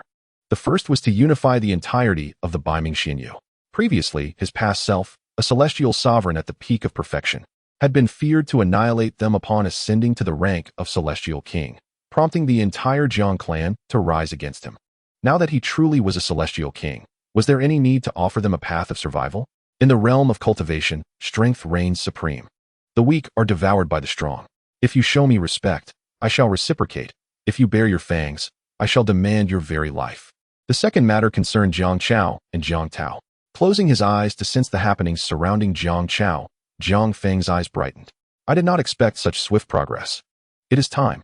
Meanwhile, within the small world, Jiang Chao writhed in agony, clutching his eyes amidst the hay in the woodshed, lacking the supreme bone. The awakening of his double pupils brought him excruciating pain. Yet, this profound suffering bore the promise of unlocking the keys to the highest realms, innate divine powers in the form of double pupils. Upon reopening his eyes, Jiang Chao felt as though the entire world had transformed. Countless rules composed the very fabric of existence. And where he once saw mountains as mere mountains and waters as mere waters, he could now perceive the rules that shaped them with crystalline clarity. He could even momentarily manipulate certain aspects of the world's rules to contend with foes. Those with double pupils are heralded as born sovereigns. Although Jiang Chao did not fully grasp this, the overwhelming power at his disposal was unmistakable, filling him with elation. Sister, master, you shall regret this, and you too. Jiang Feng, I will ensure that all of you feel remorse. He vowed, I will forget all of you. From this day forth, we shall share no ties. Your fates, whether life or death, are of no concern to me. Jiang Chao clenched his fists, a resolute determination evident in his demeanor. Jiang Feng, observing this scene through his consciousness, could only sigh in resignation. Regardless of how formidable one's power might be, one cannot escape the underlying logic of emotions and relationships. It is no wonder that when faced with external malevolence, it is often the female realm that succumbs first. Jiang Feng's figure flickered as he arrived outside the small world, forcefully tearing through the barriers of the heavenly Tao, once again gracing this realm with his presence. The sudden celestial phenomenon undoubtedly attracted the attention of the members of the Shinshao sect. Yili furrowed her brow, sensing impending trouble. Why has this celestial king descended again? Is it possible that the heavenly Tao cannot restrain a celestial king? Yili sighed in exasperation. Before the might of a celestial king, it seemed the heavenly Tao could only submit to his whims. In truth, Yili had misjudged the heavenly Tao of this world, with Jiang Feng's supreme will guiding him. Even if the heavenly Tao wished to resist, it could do naught but acquiesce to his desires. Observing the closed gates of the Shinshao sect, Jiang Feng snapped his fingers, instantly shattering the protective formation. Yi Li, along with the elders and disciples of the Shinshao sect, stood respectfully in the plaza, awaiting Jiang Feng's arrival. However, Jiang Feng did not spare them a glance. With a swift motion, Jiang Chao's figure materialized in his grasp. Realizing that this celestial king had come for Jiang Chao once more, Yi Li felt a pang of frustration. You claimed there would be no further entanglements. How can you so easily contradict yourself? Upon seeing Jiang Feng's visage, Jiang Chao scoffed disdainfully, exuding an air of defiance. As if to say that even if he were his father, it would matter not unless an apology was offered. A glimmer of coldness flashed in Jiang Feng's eyes. Such a petulant demeanor was truly irksome. One should either yield or fight with all their might. What did this stubbornness, as if waiting for an apology, signify? With a dismissive flick of his wrist, Jiang Feng firmly restrained Jiang Chao using his celestial energy, sealing away his cultivation and aura to prevent detection by those with ulterior motives. Glancing at the system task prompt, he noted that the current world's brain-dead value stood at 65. It seemed that his exploits in the celestial realm were not entirely futile. In the next instant, Jiang Feng's figure flashed like lightning, and before long, he had seized Yi Li's exquisite head, still attached to a lengthy dragon bone. A wave of nostalgia for his second senior sister washed over him. Fortunately, the worlds he traversed were never lacking in suitable materials. The sudden attack left the disciples of the Shinshao sect in stunned silence, unable to react until Jiang Feng's Wanhun Run Huang fan took shape, exuding ominous energy to harvest souls. It was only then that the Shinshao disciples scattered in panic. Yet, Jiang Feng had no intention of granting them such an opportunity. With a wave of the Run Huang fan, countless disciples of the Shinshao sect met their gruesome fate, their flesh exploding as their souls were drawn into the fan. Feeling unsatisfied, Jiang Feng ignited celestial flames, causing the Run Huang fan to burst into ethereal soul fire. The souls within, nourished by celestial energy and scorched by the soul flames, emitted wails of agony 100-fold more intense than before. Witnessing this horrifying scene, Jiang Chao was left utterly dumbfounded. By the time he regained his senses, the Renhuang fan was adorned with 6 beautiful heads, their master and the remaining 5 senior sisters. In an instant, Jiang Chao's eyes turned blood red, and the power of his dual pupils erupted, stirring the laws of his miniature world to surge toward Jiang Feng. Oh, so this is the might of the dual pupils? Quite intriguing, Jiang Feng mused, genuinely impressed by the power emanating from the dual pupils. However, the laws summoned by Jiang Chao could not even ruffle Jiang Feng's garment before they were ruthlessly crushed. Seeing this, Jiang Chao attempted to activate his dual pupils again, tears of blood streaming down his face. Observing this, Jiang Feng's expression turned icy. I had intended to delay my departure, but it appears you are eager for death. As soon as the words left his lips, Jiang Feng tore through the heavens, vacating this miniature world. Meanwhile, the inhabitants of the miniature world gazed at the gradually healing rift in the void, their faces reflecting a mixture of relief and disbelief. For the annihilating aura they had just experienced was truly astounding. Yet, soon they beheld an even more despairing sight. A minuscule black dot appeared in the sky, rapidly expanding to engulf the heavens in the blink of an eye. Countless individuals cried out in despair as the earth crumbled, resulting in untold casualties. Outside the miniature world, Jiang Feng regarded the world core in his hand with indifference before crushing it with a single motion. With the shattering of the world core, the entire miniature world, along with its celestial laws, collapsed instantaneously. Jiang Chao watched in horror as his rage reached its zenith. A sudden warmth surged in his chest, and an overwhelming power erupted from within him. Jiang Feng sensed this change and revealed a look of surprise. Oh, I did not expect you to be capable of reviving the Supreme Bone. This is rather interesting. He returned Jiang Chao to the Jiang family, personally setting up a grand formation and designating a specific area within the core ancestral land for Jiang Chao's imprisonment. Jiang Chao's half-brother, Jiang Tao, was also brought there. Observing Jiang Chao, who had been deprived of his eyes and even the newly revived Supreme Bone, barely clinging to life, Jiang Tao felt an overwhelming dread. This fear deepened when he learned that Jiang Chao was indeed his half-brother. Jiang Feng calmly regarded Jiang Tao. I offer you 2 choices. Accept the Supreme Bone and the dual pupils, and you shall become the next master of the Jiang family, or die.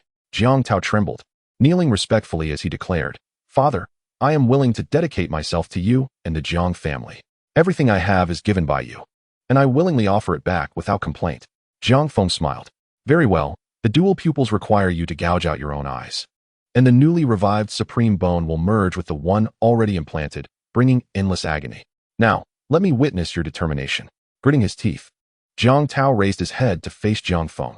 His mind replayed the image of the steward he had once tortured and the family members who sought to usurp his position as heir. After enduring 18 years of disdain, the opportunity now lay before him. What was there to hesitate? He was willing to pay any price to gain strength and no longer be looked down upon. With a resolute heart, Jiang Tao unhesitatingly extended his hand toward his own eyes. Jiang Feng observed closely, ensuring that no mishap befell Jiang Tao. The combination of the dual pupils and a newly revived Supreme Bone would elevate Jiang Tao's innate talent to extraordinary heights, making achieving the Emperor realm merely a matter of time. Father, I once harbored immense resentment toward you, but now I deeply regret that sentiment. Jiang Tao humbly confessed while kneeling. Jiang Feng smiled faintly, not delving further into the matter. The details revealed that Jiang Tao had already returned to the fold. Otherwise, he would not have expressed such sentiments. Given Jiang Tao's tragic past, individuals of such depth often displayed great obstinacy. Once they committed to a cause, they would exhaust all means to achieve it and uphold their promises. Ruthless, merciless, cunning, and devious, that was the nature of such individuals. Yet, once you earned their loyalty, they would reciprocate with unwavering devotion. The duplicity of women's literature was of little concern here. Jiang Feng pointed at the barely alive Jiang Chao. Now is your final choice. Your half-brother, shall he live or die? Before Jiang Feng could finish, Jiang Tao swiftly drew his blade and severed Jiang Chao's head. Jiang Feng smiled at the sight and obliterated Jiang Chao's soul with a wave of his hand, adding, Remember to reduce him to ashes. Such matters need not my guidance. Jiang Tao handled the task with remarkable skill, having navigated 18 years of hardship, and had committed numerous acts of violence. Disposing of the body was second nature to him. After completing the task, Jiang Feng inquired with a grin. Your half-brother was quite a treasure. With him around, reviving another Supreme Bone is not out of the question. Do you not regret killing him? Jiang Tao replied calmly. If he lives, I cannot find peace. Jiang Feng was immensely satisfied with his successor. This was the essence of a protagonist in a male-centric world. Very well. I shall be departing for a while, but before I go, I will ensure everything is in order. You must grow stronger and follow in my footsteps. I hope that when we meet again, you will be a source of pride for me. Jiang Tao bowed his head solemnly, affirming, "Yes, father." Jiang Feng dismissed Jiang Tao and glanced at the system prompt, noting that the task was complete and he could depart. After a moment of contemplation, he released his celestial king's pressure, enveloping a large portion of the Domination. The presence of this entity in seclusion is akin to the presence of the air. Those who defy the order shall perish. With that, he disregarded everything else and decisively chose to complete the task and leave this world. Of course, Jiang Feng did not simply abandon it. Returning to the world he had completed his mission and was merely a thought away. In the very moment Jiang Feng departed, a figure appeared within the realm of Domination. If the master of 10,000 swords and the lord of the fire domain were present, they would undoubtedly recognize this individual. The newcomer is none other than the Qing Di. To accomplish so much in such a brief period, and even create a destined child?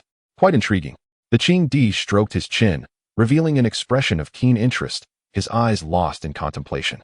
Amidst the familiar starry expanse, Jiang Feng's figure materialized abruptly. The rules converged within him, and his strength seamlessly ascended to the level of a true immortal of the myriad realms. Having once experienced the overwhelming power of an immortal king, Jiang Feng found himself somewhat dissatisfied with his current stature as merely a true immortal. After all, the disparity between the two is still quite vast. The sudden feeling of emptiness intensified Jiang Feng's yearning for power. Very well, let the next instance commence. Would you like to start the instance? Start. Instance transitioning. Current instance. My heartfelt sister falls for me. Instance synopsis. You are the sole heir of the Jiang family, a founding figure of the Daqian Empire. Your wife, Yi Chuhan, serves as the supreme judicial officer of the empire. Betrothed to you yet unwilling to allow you even the slightest touch. You believe that a sincere heart could melt glaciers, yet unexpectedly. Restrictions. This world is close to the original world, and the host can only exert the limits of human strength. Current world foolishness value, 65. Task objective, foolishness value below 5. Reward, realm of the profound immortal of the myriad realms, division of realms. Immortal realm, human immortal. Profound immortal, great Luo golden immortal, immortal sovereign, immortal king, immortal emperor, mortal realm. Refining chi, foundation establishment, golden core, nascent soul, transformation, integration, great ascension. Crossing tribulation. In an instant, blinding light flashed before Jiang Feng's eyes, and upon reopening them, he found himself reclining upon an opulent bed. This bed was as soft as a cloud, the sheets crafted from silk, and the minute details indicated that the original owner was of considerable wealth and status. Closing his eyes, he perused the unfolding narrative. This body belonged to the sole heir of the Jiang family in the Daqian Empire. The Jiang family had once stood as the right arm of the Daqian emperor during times of war, seamlessly vanishing during the subsequent purge following the establishment of the nation. Eventually, they ascended to the rank of 3 dukes, benefiting 3 generations, and now, in Jiang Feng's time, they had reached the 5th generation, with Jiang family members and former officials scattered throughout the court. This scenario was strikingly familiar to Jiang Feng, reminiscent of the instance wherein an army of 800,000 guarded the borders. The distinction lay in the fact that he now wielded political power, whereas that instance was governed by military might. However, both narratives featured a female lead. His betrothed, Yi Chuan, a breathtaking beauty akin to an ice mountain, rivaling the past Zhao Rian. Yi Chuan was the only daughter of the Yi family, which had been unable to evade the purge following the establishment of the nation, with descendants lost to history. The ancestors of the Jiang and Yi families had once been sworn brothers. In Jiang Feng's generation, he had finally discovered the last bloodline of the Yi family, Yi Chuan. Thus, Yi Chuan became Jiang Feng's wife. It appeared to be a tale of a domineering noble falling in love with him, yet the reality was far different. Yi Chuan and Jiang Feng had been married for 3 years, yet she had not permitted him to touch her even once. The original owner believed his heart was not sincere enough, vainly hoping to win her over with love. However, having delved into the narrative, Jiang Feng understood that it was not a matter of love at all. Yi Chuan simply did not like men, she preferred women. Indeed, this was a world of Yuri literature. The principal female lead was Yi Chuan, while the other lead was a girl named Feng Linglong. At present, Feng Linglong was still attending university, while Yi Chuan had risen to become the supreme judicial officer of the empire, leveraging the Jiang family's influence. Their fates intertwined when Fong Linglong became embroiled in a case against her. Fong Linglong, the quintessential fairy in her own eyes, believed the world was focused on her, and all men were beneath her interest. This behavior, of course, would not go unchallenged. While attending classes at Imperial Capital University, Fong Linglong accused a classmate of persistent harassment. Unbeknownst to her, this classmate hailed from a powerful family, and to prove his innocence, he brought her to the Empire's judicial department. The case was taken up by none other than Yi Chuhan. Subsequently, Yi Chuhan would transform into a confidant, caring for Fong Linglong with utmost attention, often using the Jiang family's authority to shield her, incurring the ire of numerous factions within the court. Ultimately, the conclusion would see Yi Chuhan severing ties with her own family, eradicating the Jiang family as a malignancy within the Daiqian Empire, and then uniting with Fong Linglong as lovers. Jiang Feng's face darkened, for having arrived at this juncture, he found it too late to address the issue at its source. The narrative had already progressed a quarter of the way, and Yi Chuhan, utilizing her identity as Jiang Feng's wife, had granted Fong Linglong numerous privileges, alienating many, even drawing the ire of the common folk of the Daiqian Empire. The original owner saw nothing amiss, even indulging Yi Chuhan's whims. Damn it, a family of fools. Jiang Feng cursed softly, hastily rising to tidy up this mess. Upon opening the door, he found a maid waiting outside. After refreshing himself, he encountered Yi Chuhan at the dining table. With a single glance, even someone as accustomed to beauty as Jiang Feng found himself momentarily entranced. If Zhao Rian exuded allure, then Yi Chuhan radiated an icy elegance. Jiang Feng was not particularly drawn to the seductive allure of Zhao Rian, as that demeanor failed to captivate him. In contrast, Yi Chuhan's cool, regal presence held immense appeal for Jiang Feng. More importantly, he inadvertently began to forget that he was in a narrative world. Unconsciously, a shy smile crept onto Jiang Feng's face. As he contemplated what names to give their future children, he was suddenly jolted back to reality. Having failed to conjure a suitable name, he stumbled back several steps, drenched in cold sweat. The abrupt scene caused Yi Chuhan to furrow her brow slightly. In a cool voice, she remarked, "Do not employ such tactics to gain my attention. I have made it clear that I do not like you." With that, she picked up a napkin to wipe her mouth and left the dining hall. Only after Yi Chuhan departed did Jiang Feng take a seat, his expression dark as he gazed at the chair she had occupied, feeling an impulsive urge to approach it. Slap! Jiang Feng instinctively struck himself hard on the face. The stinging sensation brought him back to clarity. Damn it, in a world so close to the original, the corruption of female narratives is indeed severe. I almost fell into its trap, and thank goodness I am not the original owner. Naming children is beyond my cultural grasp. Jiang Feng felt fortunate for his ordinariness. Or rather, he could accept and confront his own ordinariness. Those who traverse into other worlds are often exceptional beings, either a national marshal or a powerful immortal king. Yet, Jiang Feng always understood that all of this was a product of the system. He remained simply an ordinary individual. It was precisely because he never regarded himself as a destined child that he had just escaped the clutches of that sycophantic mindset, evading the fate of being imprisoned by foolishness. As Jiang Feng suddenly realized, the ethereal beauty Yi Chuhan held no regard for him. A windfall from the heavens could hardly be deemed a stroke of good fortune. Yet, Jiang Feng remained troubled. A mere glance at Yi Chuhan nearly ensnared him. The crux of the matter was that his cultivation was sealed. Otherwise, he would have effortlessly transformed Yi Chuhan into a banner of power. System, while you do not restore my celestial cultivation, could you at least grant me the ability to transform? This world is close to the original world, and no one can wield power beyond the limits of the original world here. This is the decree of the Supreme Will. The host can unlock original world tasks upon ascending to the rank of Realm Master, at which point the power restrictions will be lifted. Jiang Feng rolled his eyes, but upon reflection, he could comprehend. He was the chosen host of the Supreme Will in the male realm, and the Supreme Will's control over him was limited to this aspect. Whether in task execution or other endeavors, his degree of freedom was remarkably high. The one stipulation was to ensure Jiang Feng would not, in a fit of rage, annihilate the original world, leading to the total destruction of the male realm. The condition for unsealing was simply to possess sufficient strength. This could almost be considered pampering. Very well. Let this dear sister witness what it means to wield the power of the 4 generations and 3 dukes. Jiang Feng squinted, plotting his next move. The first order of business was, of course, to eliminate his near-ensnarement by merely glancing at Yi Chuhan. Otherwise, trouble was inevitable. The most effective method would be to erase the divine halo that attracted him to Yi Chuhan. He retrieved his phone and made a call. Soon a capable young man named Xiao Li entered. What are your orders, master? Xiao Li was a death warrior secretly nurtured by the Jiang family. Jiang Feng contemplated, initially intending to instruct Xiao Li to disfigure Yi Chuan. However, such an act would constitute a clumsy move, considering Yi Chuan was currently the highest official of the judicial department of the Great Qian Empire. An impulsive attack would undoubtedly shock the entire court. Take 2 trustworthy individuals and capture Yi Chuan. Bring her to the outskirts and toss her into a cesspool. Upon hearing Jiang Feng's command, even Xiao Li, as a death warrior, was momentarily taken aback, displaying a face of confusion and disbelief. While he could kill without hesitation, the notion of tossing someone into a cesspool, especially the Jiang family's young mistress, was another matter entirely. Jiang Feng furrowed his brow and coldly remarked, "What? Is it beyond your capability?" Xiao Li quickly replied, "I shall obey. My subordinate will take care of it immediately." Jiang Feng nodded. "Go, and ensure this task is executed flawlessly." Xiao Li expressed his lack of understanding, but respected the order.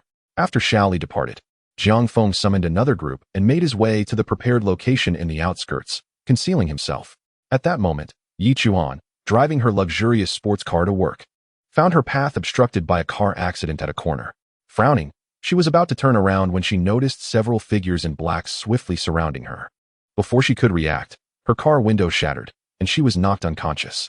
In the outskirts, Jiang Feng observed the distant cesspool, wrinkling his brow, even from afar. A glance was enough to churn his stomach. Yet, he cautiously instructed, "Remember, for the next hour, regardless of the threats I utter, to release me. You must not let me go. Do you understand? If anyone dares to release me, allowing me to stray beyond 3 meters from this chair, I will take their entire family's lives. However, should the task be completed successfully, I guarantee your families will enjoy wealth and honor for 3 generations. Do you comprehend?" The death warriors surrounding Jiang Feng responded in unison, "We obey, master." Secured by 6 death warriors, Jiang Feng finally felt at ease. Next, he aimed to sever the allure Yi Chuan held over him. He was determined that not even the most beautiful woman could tempt him into the depths of filth. Just then, Xiao Li arrived with Yi Chuan. Upon exiting the vehicle and gazing at the 10-square-meter cesspool, nearly a meter deep, with its overwhelming stench detectable from over 100 meters away, even Xiao Li grimaced. Jiang Feng's position was a visual blind spot, preventing Xiao Li from seeing him. This mission was not solely aimed at Yi Chuan. It was also a test for Xiao Li, to see if he would be swayed by her beauty and betray Jiang Feng. Should he pass this trial, Xiao Li would rise to become Jiang Feng's right-hand man, soaring to new heights. Inside the burlap sack, Yi Chuan struggled fiercely, but Xiao Li's expression remained unperturbed. As a death warrior, he was an unfeeling machine of death. Although he did not understand Jiang Feng's rationale for this task, he would execute his master's orders without fail. Donning a mask, Xiao Li untied the sack's opening. A somewhat disheveled Yi Chuan emerged, her tousled hair framing her forehead, evoking a tragic beauty. Watching this scene from a distance, Jiang Feng felt his heart stir unexpectedly. How unreasonable. Jiang Feng began to grasp why the male realm could be so easily infiltrated by the female realm. What did strength matter? As the saying goes, even heroes struggle against the allure of beautiful women. This was no empty adage. Hold me down. I must not act impulsively, do you understand? The surrounding death warriors wore serious expressions, and upon witnessing this scene, Jiang Feng finally breathed a sigh of relief. Below, Yi Chuan looked at the masked Xiao Li and the others, and rather than fear, she laughed mockingly. "Heh, you dare to kidnap me? Do you know who I am?" Yi Chuan rose, pointing at Xiao Li with an air of superiority. "I am the young mistress of the Jiang family. Moreover, I am the highest official of the judicial department of the empire. You dare to abduct me? Tomorrow, you'll all be imprisoned for life." Xiao Li remained calm, gesturing toward the cesspool beside them. "Someone wishes to see you swim in there. Will you go willingly, or shall I assist you?" Only then did Yi Chuan realize the stench emanating from the cesspool. Upon hearing the notion of swimming in filth, even her complexion paled. Gritting her teeth, she furiously retorted, "What are you saying? I will make you regret this. How dare you offend someone from the Jiang family? Let me guess. Are you from the Zhou family or the Zhao family? I assure you, this matter is far from over." While threatening, Yi Chuan tried to maneuver herself into a position to escape. Yet, Xiao Li offered her no opportunity, and with a nod, 2 burly men rushed forward to restrain her. Feeling the iron grip on her arms, Yi Chuan finally panicked. Her face turned ashen, and her trembling lips softened her tone. "Please, if you let me go, I will pretend this never happened. I can offer you money, a great deal of money. You know my status, my word is my bond." Xiao Li dismissed her pleas with a casual wave of his hand. From a distance, Jiang Feng suddenly felt his body become uncontrollable, struggling to intervene and stop Shaoli. Fortunately, the Death Warriors held him firmly in place. In the midst of Yi Chuhan's despairing countenance, two burly men exerted their strength, unceremoniously casting her into the very center of the cesspool. The viscous, foul-smelling substance enveloped her in an instant. Yi Chuhan erupted with a piercing scream, causing even Shaoli to instinctively cover his ears. "Ah, I shall kill you. I will dismember you into pieces, and I will make you regret ever being born." The cesspool was not particularly deep, allowing Yi Chuhan to stand precariously within it. However, moving proved to be an arduous task. The filth clung to her like a swamp, and her high-heeled shoes hampered her mobility. Standing in the heart of the cesspool, the noxious stench nearly overwhelmed her senses. Shaoli calmly remarked, "We are leaving, Mississippi. I hope you can manage to climb out on your own." With that, he and his entourage of assassins departed in their vehicle. Meanwhile, from a distance, Jiang Feng observed Yi Chuhan, now submerged in the cesspool, and the tumult of emotions within him began to wane. The smaller head had finally come to be controlled by the larger head. Jiang Feng exhaled a sigh of relief. Damn it. No wonder she could infiltrate the primordial world. One cannot afford to let their guard down. At that moment, despair overcame Yi Chuhan as she beheld the departing figures of Shao Li and the others. Fully grasping her predicament, with her phone confiscated, her only recourse was to rely on her own strength to escape this wretched place. Each step she took was met with the cloying filth and the stench that elicited waves of retching from her. Halfway through her struggle, she slipped, tumbling into the muck. As she fought to move, Jiang Feng's initial desire for her diminished further. By the time Yi Chuhan, now covered in filth, managed to crawl ashore, Jiang Feng had completely lost the awe he once felt upon first meeting her. In fact, he found himself feeling a sense of revulsion. As Yi Chuhan wept on the bank, Jiang Feng stood up without sparing her a glance and turned to leave. Once inside his vehicle, he instructed his waiting secretary, "Communicate with those at the 6 departments, and tell them not to extend any leniency to Yi Chuhan on my account."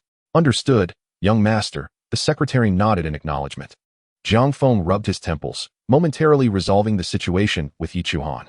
It was time for him to meet the true leading lady of this narrative, Feng Linglong.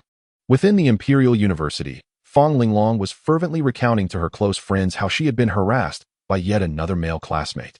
Preparing to report him to the Ministry of Justice, she emphatically cautioned, "Ladies, we must prioritize our safety. None of those men are trustworthy. Their minds are filled with sordid thoughts. At critical moments, we must bravely stand up. The Imperial Ministry of Justice is our backing. Do you understand?" Her friends nodded in agreement, gazing at Feng Linglong as if she were a revered sage. Meanwhile, in a nearby vehicle, Jiang Feng observed the scene. Feng Linglong's short hair rendered her ambiguous from afar, her features leaning toward androgyny. As she walked through the campus, male classmates avoided her with palpable trepidation, while female classmates cast envious glances her way. "Damn it," Jiang Feng muttered under his breath, realizing he had arrived a tad late. The plot had already commenced, forming a nonsensical logic chain that would be difficult to dismantle. It seemed he would have to resort to some extreme measures. Jiang Feng stroked his chin and opened the car door, striding toward Feng Linglong. Although Jiang Feng's appearance could not be deemed exceptionally handsome, his impeccably tailored attire, the artistry of a professional stylist, and the aura of an affluent gentleman guaranteed him attention wherever he went, especially on campus. Feng Linglong's friends immediately noticed Jiang Feng and found themselves unable to divert their gaze. Satisfied with this reaction, Jiang Feng approached Feng Linglong with a smile. Just as she anticipated that he would request her contact information, Jiang Feng instead asked for the contact details of everyone around her, completely bypassing her. This unexpected turn of events shattered Feng Linglong's defenses. "Stop!" As Jiang Feng prepared to leave, Feng Linglong called out, halting him in his tracks. Turning calmly, Jiang Feng inquired, "Is there something you need?" Indeed, Feng Linglong had a grievance. "You requested everyone's contact information, yet you did not ask for mine. Who could accept such treatment?" Yet, the words faltered on her lips. How could she maintain her image as the sage among friends? After all, she typically presented herself as disdainful of men, exuding an aversion to them. But now, compelled to speak in front of witnesses, she found herself in a predicament. "Linglong, what's wrong? Linglong, are you all right? Speak up, Linglong. Don't scare us." The chorus of her friends' concerned voices ignited a spark of clarity in Feng Linglong's mind. With a sudden burst of inspiration, she pointed at Jiang Feng and exclaimed, "He just used the pretext of wanting your contact information to take a candid photo of me. He even secretly touched my hand." The revelation sent a wave of astonishment through the crowd. Fong Linglong's friends gasped, their faces a mixture of disbelief. Seeing their reaction, Fong Linglong smiled. Having not only regained her dignity but also determined to teach this man a lesson for not asking for her contact information. What of his noble status? If he wished to have her number, he was unworthy. At that moment, the expression on Jiang Feng's face shifted to one of amusement. He had anticipated needing to lay a couple more traps to ensnare Fong Linglong, yet she had bitten the bait immediately. It seemed she had developed a dependency on such patterns of behavior. Surrounding students closed in, effectively trapping Jiang Feng in their midst. The female classmates vocally condemned him, their words venomous and laced with disdain. Yet Jiang Feng merely smiled, tilting his head toward Fong Linglong. Do you know who I am? Fong Linglong scoffed. It matters not who you are. What I know is that this is the Imperial University. This is a realm of free learning, and people like you are not welcome. I don't care who you are or what background you possess. That does not justify your actions of taking my photo or threatening me. Her emphatic words resonated powerfully, garnering unanimous approval from those around her. Jiang Feng, however, merely shook his head with a smile. Well said, but perhaps refrained from repeating such sentiments. His demeanor suddenly shifted, growing cold. At that moment, the unmistakable roar of engines echoed from the entrance of the Imperial University. In the next instant, armed soldiers disembarked from transport vehicles, forming a perimeter around the campus within mere minutes. The abruptness of the scene left everyone in shock. Fong Linglong felt a surge of intense unease rise within her as she glanced at Jiang Feng, an unsettling thought emerging. Could these soldiers have been summoned by him? As soon as the thought crossed her mind, she dismissed it. After all, they were the garrison forces of the imperial city. Who could command them? Only the emperor, perhaps. Yet the subsequent events left Fong Linglong utterly dumbfounded. An officer hurriedly approached Jiang Feng and respectfully saluted. The 1st Regiment of the Imperial Capital Garrison is assembled and awaiting your orders. Jiang Feng nodded. Well done. Your task now is to ensure that no one enters or exits the entirety of the Imperial Capital University. This is an order. Yes. The officer's expression turned serious as he saluted again and swiftly departed. The surreal scene left Fong Linglong utterly dumbfounded. Her heart raced, and a wave of fear surged within her. At that moment, her close friend whispered, Linglong, do not be afraid. No matter how powerful his background may be, can he truly defy the laws of the empire? Everyone must abide by the law. Not even the emperor himself can violate it. Fong Linglong gritted her teeth, a fierce glint flashing in her eyes. You are right, I must stand firm. Otherwise, to accuse someone of such high status would cost me dearly. She spoke resolutely. You are correct. Even the emperor must adhere to the law. Jiang Feng heard her words and wholeheartedly agreed. Indeed, you are right. Now, I intend to show you what it truly means to uphold the law. Jiang Feng clapped his hands, and a dozen men in uniform approached from a distance. The 4-clawed black dragon embroidered on their uniforms signified their identity, the Imperial Black Dragon Guard, a clandestine unit tasked with managing the royal family's dirty work and conducting covert investigations. The onlookers, who had believed the existence of the Black Dragon Guard to be mere rumor, were now utterly astonished. What do you intend to do? Fong Linglong questioned, her voice trembling. Jiang Feng calmly responded, the Black Dragon Guard enforces the law by royal decree. You dare to slander the son of the Duke of Dinghua, the contemporary heir of the Jiang family, the commander of the garrison in the capital. Now, I require your cooperation with the Black Dragon Guard for an investigation. As these titles were proclaimed by the Black Dragon Guard, Fong Linglong was rendered speechless. Her friends recoiled as if they had encountered a plague. However, the Black Dragon Guard was not one to be trifled with. One by one, they subdued and took her away. Fong Linglong's heart was now filled with dread. She could not fathom that the young man before her was second only to the emperor within the entire Dragon Kingdom, a being above countless others. Yet, the more she realized this, the more determined she became to pin the blame on Jiang Feng for his actions. Otherwise, she feared she might not even have the luxury of choosing how she would meet her end. In that moment, the figure of Yi Chuhan flashed through her mind. Grasping at this lifeline, she shouted, You disregard the laws of the empire. I will sue you. Pointing at Jiang Feng, she continued, You spied on me and falsely accused me. Do you think I fear you just because you wield power? Do you dare to face me in court? Let the Ministry of Justice decide who is at fault. Jiang Feng had been waiting for this very moment. However, before that, he intended to teach Fong Linglong a lesson. Want to reason with me? That depends on whether I grant you the chance. Jiang Feng's voice was low but sent a chill down Fong Linglong's spine. Take her away. Let her experience the methods of the Black Dragon Guard. Remember, do not kill her, and do not make it too humiliating. I still have use for her. Following Jiang Feng's orders, the Black Dragon Guard acted without hesitation, dragging Fong Linglong away to present her with the full menu of their methods. Just then, a figure burst in, exclaiming, "Stop!" Jiang Feng did not need to look to know it was Yi Chuan. Naturally, the Black Dragon Guard had no intention of heeding her words. As Fong Linglong was about to be taken away, Yi Chuan rushed forward to Jiang Feng, questioning, "Jiang Feng, do you realize what you are doing?" Jiang Feng disdainfully waved his hand in front of his nose. "Did you eat something foul? Your mouth reeks. What did you say?" Yi Chuan erupted in anger. After leaving that filthy place, she had scrubbed herself dozens of times, barely suppressing the incessant feeling of nausea. To her surprise, Jiang Feng's comment about eating something foul shattered her defenses. Jiang Feng found her reaction amusing. He had intended to provoke her. Ever since Yi Chuan escaped from that pit, she had lost all allure in his eyes. After all, humans inherently recoil from excrement. However, that did not prevent some from having an affinity for it. But Jiang Feng was clearly not one of them. Yi Chuan realized her reaction was somewhat excessive, which only made her appear more guilty. Suppressing her fury, she coldly stated, "Jiang Feng, do you understand what you are doing? Mobilizing the garrison to surround Imperial Capital University, what are your intentions? Do you have any regard for the law?" Jiang Feng scoffed, his gaze filled with contempt. "You are so concerned about the laws of the Empire. Have you noticed that among the 3 names written on the first page of the Empire's law tome, one of them bears the surname Jiang? How dare you lecture me about the law?" Yi Chuan found herself at a loss for words. When it came to discussing laws, Jiang Feng naturally stood above all others. After all, it was their regulations that one must adhere to. Yi Chuan clenched her fists and solemnly replied, "But that does not justify your actions. Do you not understand that the emperor is subject to the same laws as the common people? Your actions are endangering the Jiang family and igniting a fire that will consume you." Jiang Feng's icy gaze swept over Yi Chuan. "So what do you propose? Should I simply walk away and pretend this slander never occurred?" Hearing this, Yi Chuan thought Jiang Feng was momentarily intimidated and exhaled with relief, softening her tone. "Withdraw the garrison, publicly apologize, and we can put this matter to rest." Jiang Feng nearly laughed at the notion of an apology. "You expect me to apologize to her? And it must be a public apology? Is that your meaning?" Yi Chuan frowned, disliking Jiang Feng's tone.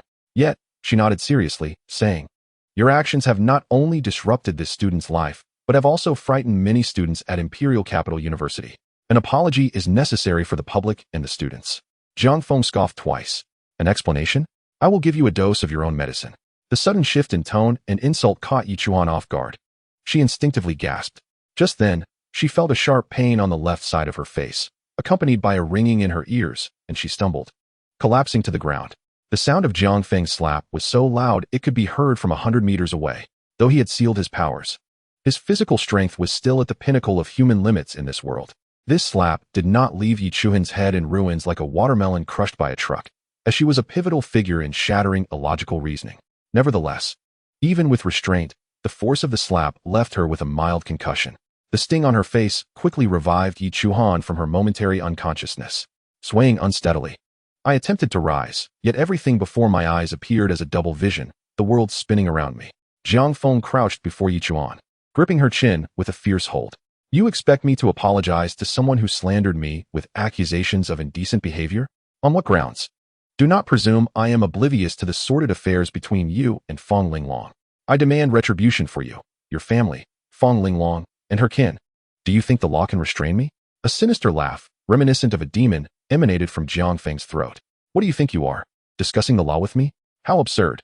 He cast a glance at those nearby, and Yi Chuan was taken away for treatment. Meanwhile, Fong Linglong stood frozen in fear. She had expected the older sister she encountered at the Ministry of Justice to protect her as before, only to find herself at the mercy of this man, who had struck her with brutal force. Now, Fong Linglong was genuinely terrified. The Black Dragon Guard, the Jiang family, and Jiang Feng's complete disregard for repercussions made her realize a harsh truth. Her life was entirely in this man's hands. With a mere exertion of his strength, she could meet her demise. Take her away. The execution will be broadcast nationwide. Anyone daring to slander the son of the Duke of the State today, who speaks lies, will dare to betray the country tomorrow and lead extraterrestrials to attack Earth the day after. Such individuals must face severe punishment. With these orders, many students present felt a wave of satisfaction. However, an ill-timed voice pierced through the tension. "Stop! What are you doing?" Jiang Feng furrowed his brow. Yi Chuan was barely clinging to life, and now an unwise individual dared to obstruct him? Following the sound, a portly middle-aged man was seen hastily approaching, wiping sweat from his brow. After covering merely a few hundred meters, he stood before Jiang Feng, drenched in perspiration, resembling a freshly boiled pig, exuding an unpleasant odor. The middle-aged man glanced at Jiang Feng and commanded the Black Dragon Guard, "What are you doing?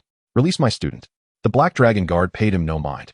Offering no courtesy whatsoever, Jiang Feng observed the oily figure before him and, after a moment's consideration, refrained from taking action.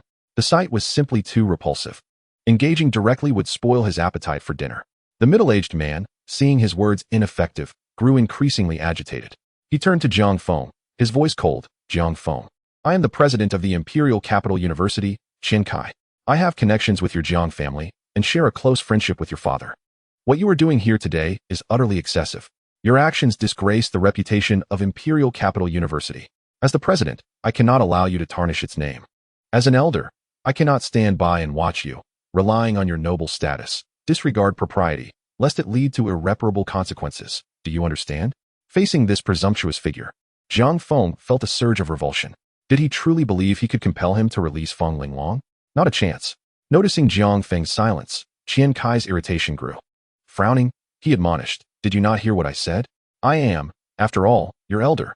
My intentions are for your own good. You cannot invoke the Jiang family status to create trouble. You are aware I am the heir of the Jiang family. Yet you dare speak to me in such a manner, Jiang Feng shook his head, gazing at Qian Kai with a mix of pity and disdain. What a shame. Had you been born a pig, you would surely be the most outstanding in the pen, a prized asset for any farmer to boast about. But alas, you were born a human. Jiang Feng snapped his fingers. Take Mr. Pig away. Oh, and we need a reason, right? Jiang Feng stroked his chin, a spark of inspiration igniting as he beckoned a nearby student. The student hesitated, fear evident, yet approached Jiang Feng cautiously. Is it me? Jiang Feng nodded. Indeed. You have caught my eye. Along with the Black Dragon Guard, extract every ounce of profit from your president. I trust there are secrets regarding your dormitory, cafeteria provisions, and internship opportunities that I am unaware of, but you are well aware of. The student's eyes widened in shock, quickly replaced by excitement. Really? I will spill everything. Jiang Feng nodded, surveying the throng of students surrounding him. With a serious demeanor, he proclaimed, You may not recognize me, but now you shall. I, Jiang Feng, have come to Imperial Capital University for 3 things.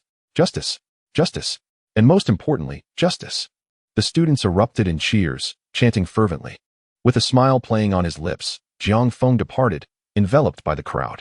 Meanwhile, Qian Kai attempted to assert his authority as the president of Imperial Capital University, equating it to a position of power, yet the Black Dragon Guard paid him no heed. They had apprehended far more significant figures than mere school presidents. Within the nation, aside from the Jiang family, no one required permission to act. Jiang Feng's actions at Imperial Capital University quickly spread across the country, fueled by those with vested interests. The public was outraged by Feng Linglong's slander, but even more so by Yi Chuhan's blatant favoritism and President Qian Kai's self-serving desire to protect the university's reputation. Seeking to sweep Jiang Feng's grievances under the rug. Reflecting on the situation, one could not help but feel a chill. Had the accused not been Jiang Feng today, even someone with considerable connections would struggle to achieve justice against the formidable shields of Yi Chuhan and Qian Kai. As public opinion intensified, Jiang Feng remained unfazed, leisurely tending to fish and flowers at the Jiang family estate. He awaited an opportunity, one that would shatter the fallacious logic of the situation. A chance that required the voice of the most influential individual in the empire. On the surface, that person could be Jiang Feng or the Duke of the State. But in reality, only the one seated upon the dragon throne held true power. Just then, the phone rang. Answering. A voice filled with age yet resonating with vigor echoed on the other end. You rascal, causing such a stir. Do you wish for me to depart this world sooner? Jiang Feng smiled faintly. The state affairs are in disarray, and I am merely alleviating your burdens, dear Duke. You little rascal, the Duke chuckled. Enough with the banter. 3 days from now, you are to enter the palace. The Emperor wishes to see you. You better not create further trouble. Jiang Feng acknowledged, rising to gaze towards the Imperial Palace. It was time. Stretching lazily, he set off toward the Black Dragon Guard's dungeon. Along the way, passers-by greeted Jiang Feng's vehicle with waves.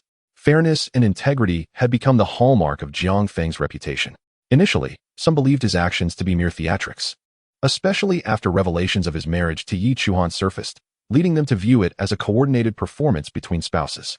As time progressed, the 24-hour live interrogation by the Hei Longwei commenced, dispelling all doubts. Within the depths of the Hei Longwei prison, Jiang Feng encountered Yi Chuhan and Fong Linglong. At that moment, Fong Linglong appeared utterly ravaged, her skin marred beyond recognition, a clear testament to the inhumane and unspeakable tortures she had endured. The sole remaining orb of her eye reflected Jiang Feng's figure, stirring an overwhelming sense of excitement within her. With the little strength she could muster, she raspingly pleaded, "Please. I falsely accused you. I deserve to die. Let me die, I implore you." Jiang Feng chuckled lightly. "Die? It is not so simple. The moment you slandered me, you ought to have considered the consequences. Nothing is done without a price. If there is, allow me to exact that price." His devilish smile elicited tears of anguish from Fong Linglong. Regret coursed through her veins as she lamented her earlier actions of defamation. Her heart burned with resentment towards Yi Chuhan. Were it not for Yi Chuhan's initial leniency, she would not have stumbled into such a predicament.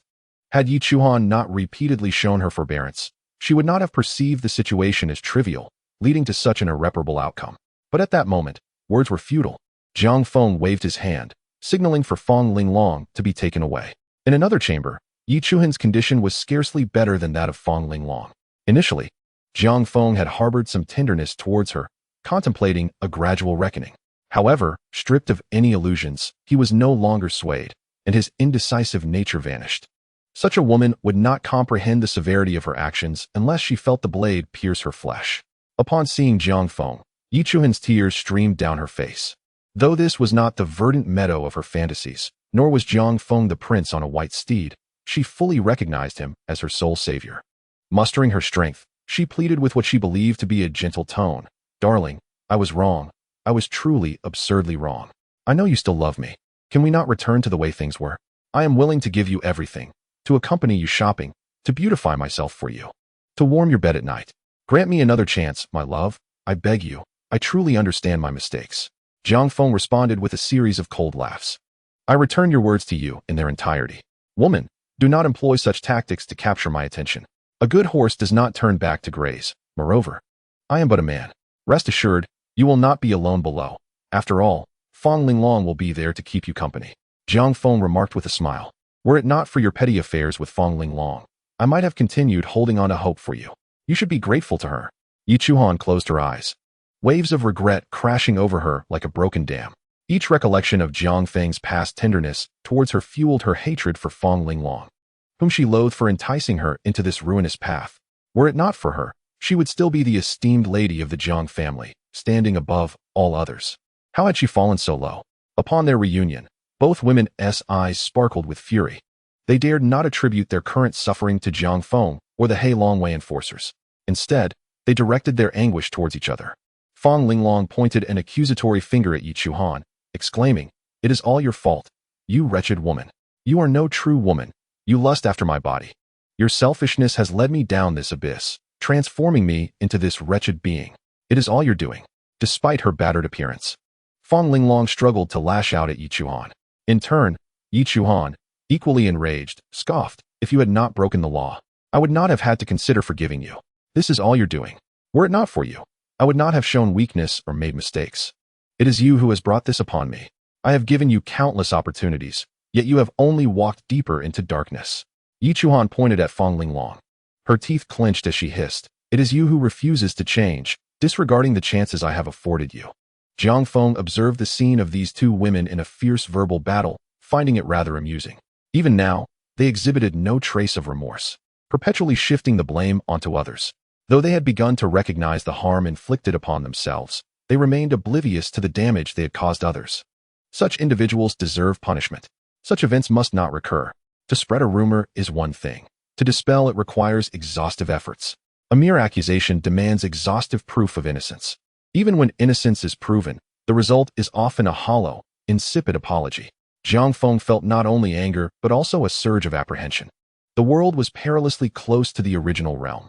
If it were to be tainted here, would the original world also be affected? In the foundational world of male narratives, how would he respond if such occurrences transpired? Shaking his head, Jiang Feng cast aside these confusions. Since fate has chosen him, the system must surely provide a solution. With determination in his gaze, Jiang Feng felt little sense of righteousness. He simply wished to survive. Or perhaps, after witnessing the wonders of these myriad worlds, he was reluctant to lose it all. Selfish? So be it. "Sir, The time has come, a Heilongwei officer quietly reminded him. Jiang Feng regained his focus, nodding to proceed as planned. The two women were silenced and escorted to the execution ground. Outside the execution site, a crowd had gathered, comprised of men and women alike, all hurling curses at Yi Chuhan and Feng Linglong. For standing before them was Jiang Feng, symbolizing order and justice. Certainly, his timely arrival played a pivotal role. Had he arrived any later, the illogical reasoning would have solidified, and the concepts of rules and order would have dissipated entirely. For such notions were non-existent in the world of female narratives. As the blade descended, two heads, filled with regret and defiance, rolled from the stage, plunging the arena into silence. In that moment, it felt as if something had shattered.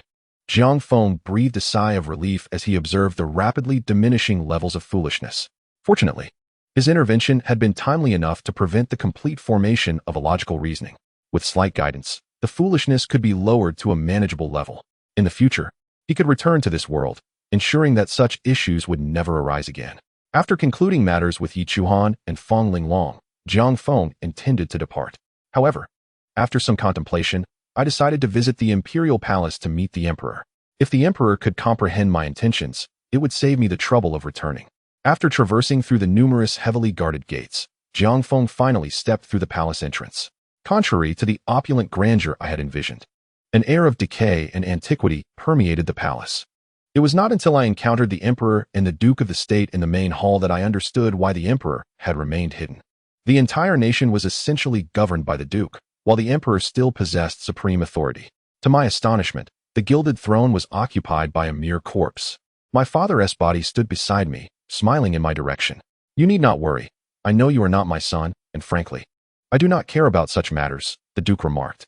"His Majesty is quite fatigued, having to fend off the chaotic invasion while maintaining the nation's fortunes, leaving him no time for trivial matters.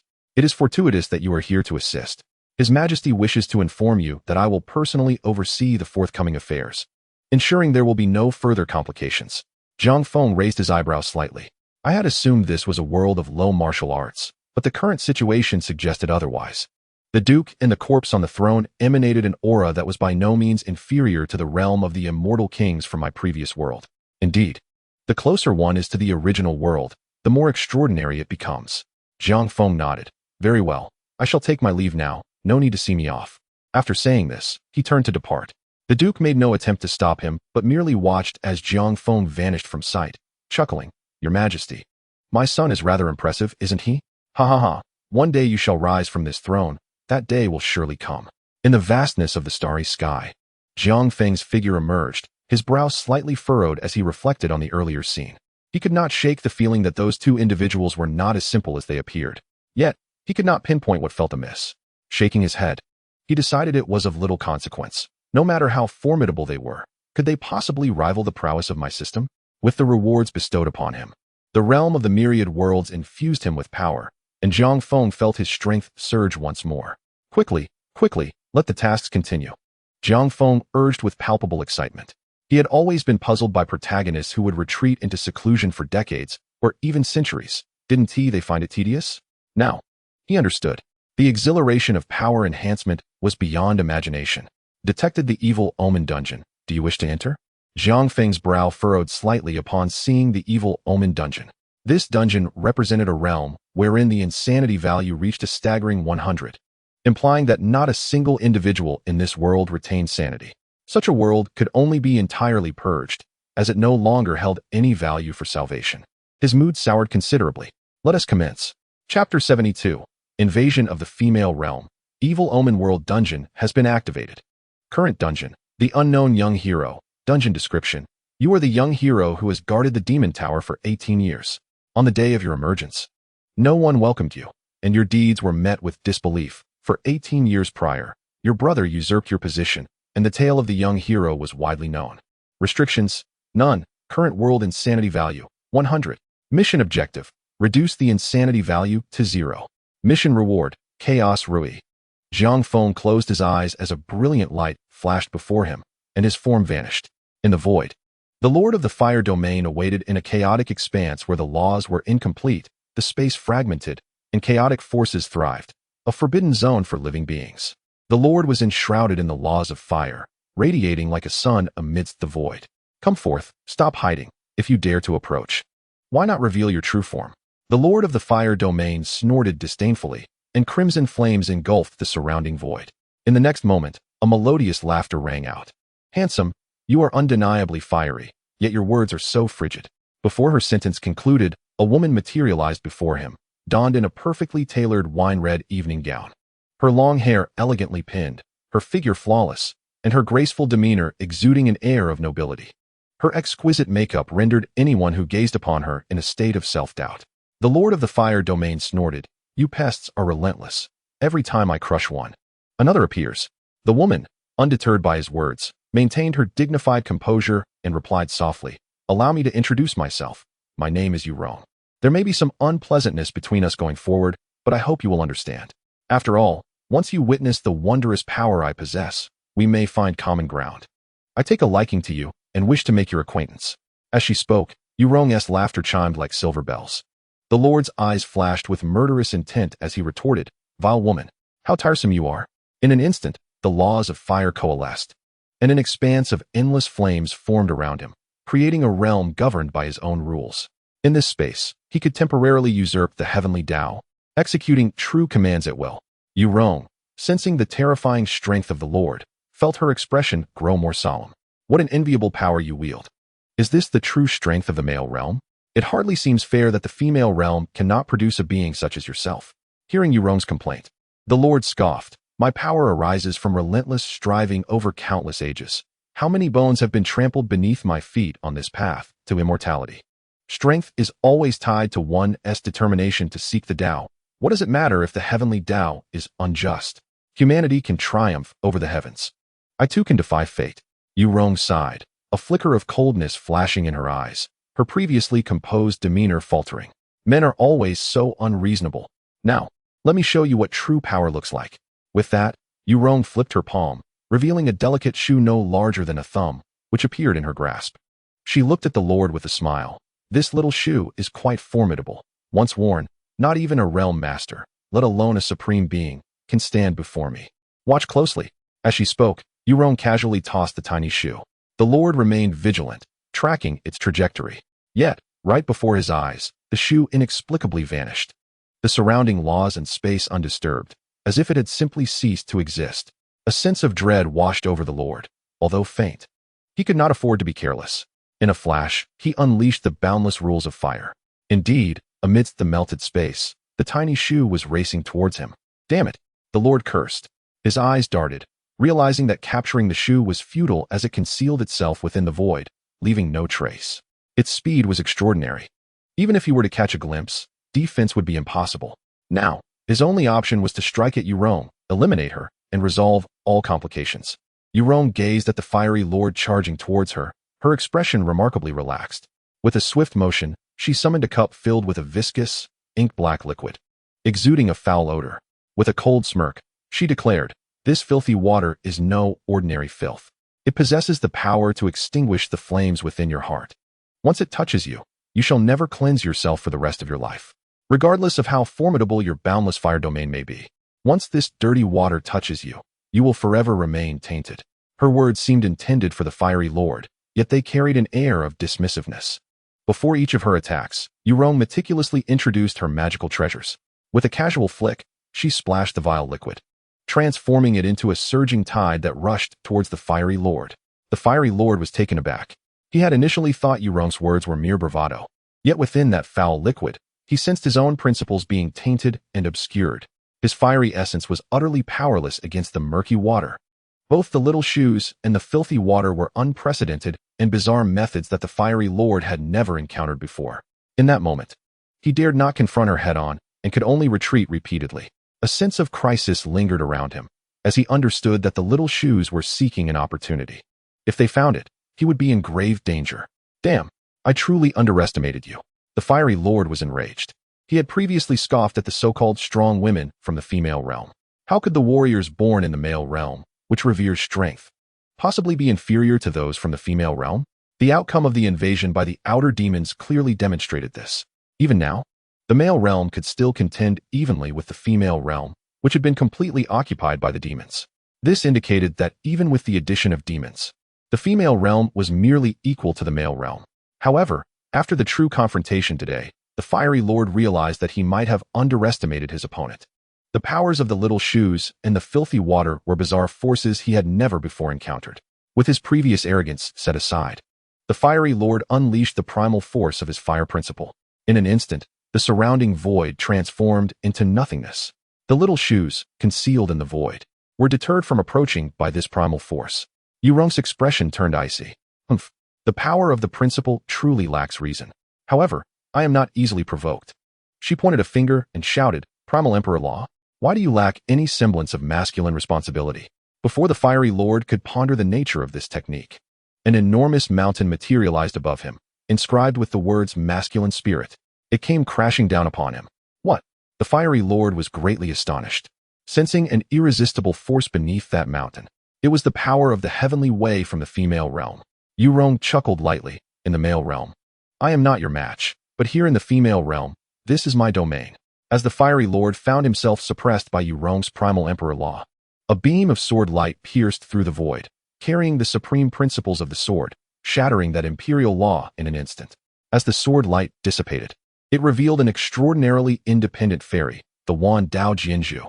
Upon seeing the arrival of the sword master, the fiery lord displayed an unusual shyness.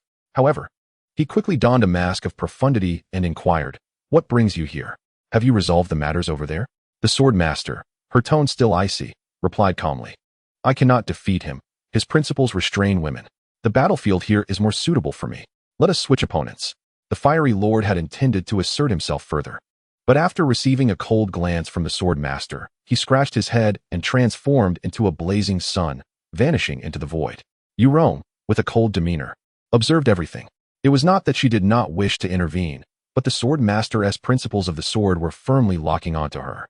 Should she reveal any weakness, she would meet her demise in an instant. Yurong sneered. Hee, we are both women. Why must women trouble one another? As a woman in the male realm, it is inherently unfair for you. Why not return to the embrace of the female realm? The Wan Dao Jianzhu's expression remained as cold and tranquil as ever, devoid of emotion. Nuisance. You insects think that by employing some devious tricks, you can stand against me. What male realm? What female realm? Anyone who dares to obstruct me shall be struck down by my sword. Yurong, still reluctant to concede, pointed at the sword master and declared fiercely, Primal Emperor Law. 1,000 miles of fate connected by a single thread. However, the Primal Emperor Law, which had proven effective against men, faltered before the sword master. The sword master coldly replied, I am not a man. Your little tricks are of no use against me. Prepare to meet your end. Yurong sighed, turning to flee. Yet the sword master's principles of the sword were renowned for their lethality. In a flash, Yurong was torn apart. Such a ruthless heart. Being sisters, how can you not understand the importance of mutual assistance? Yurong's voice echoed from a distance. But her complexion was grave, her aura diminished. Transformation technique? How many of you have come this time? The sword master queried. Yurong chuckled, offering no response, and vanished into the void. The sword master remained where she stood, sensing the entanglement of the female realm's principles with the heavenly way of the male realm. A rare frown forming on her brow. Damn it, she cursed inwardly, before transforming into a beam of sword light and disappearing. Meanwhile, the fiery lord soon located the previous adversary of the sword master. It was a somewhat slender youth, adorned with light makeup and eyes that seemed to shimmer like flowing water, exuding an allure not inferior to that of women. The sight repulsed the fiery lord. What the hell are you, male or female? As the words left his mouth, the fiery lord shook his head. Forget it. I can't be bothered. If you dare to touch my woman, I will see you dead. Without further ado, he unleashed the fiery principles surrounding him, distorting the void with the scorching flames. The androgynous figure displayed a grave expression upon witnessing this. Damn, his principles only affect women and certain men, and clearly, I am not among them. Sensing the fiery lord's violent power, he could only choose to evade. Humph, do not be too proud. One day, I will trample you beneath my feet. With that, the figure turned to flee. The fiery lord felt bemused, but with pent-up rage, he was about to pursue when he suddenly felt a pang of anxiety. He dared not advance recklessly. While these invaders from the female realm were not particularly strong, their methods were exceedingly strange. Cautiously, he retreated repeatedly. At that moment, a sly laughter echoed. I've caught you. This treasure shall be mine. In the next instant, the androgynous figure felt a chill in their groin. A shadow darted by like a phantom.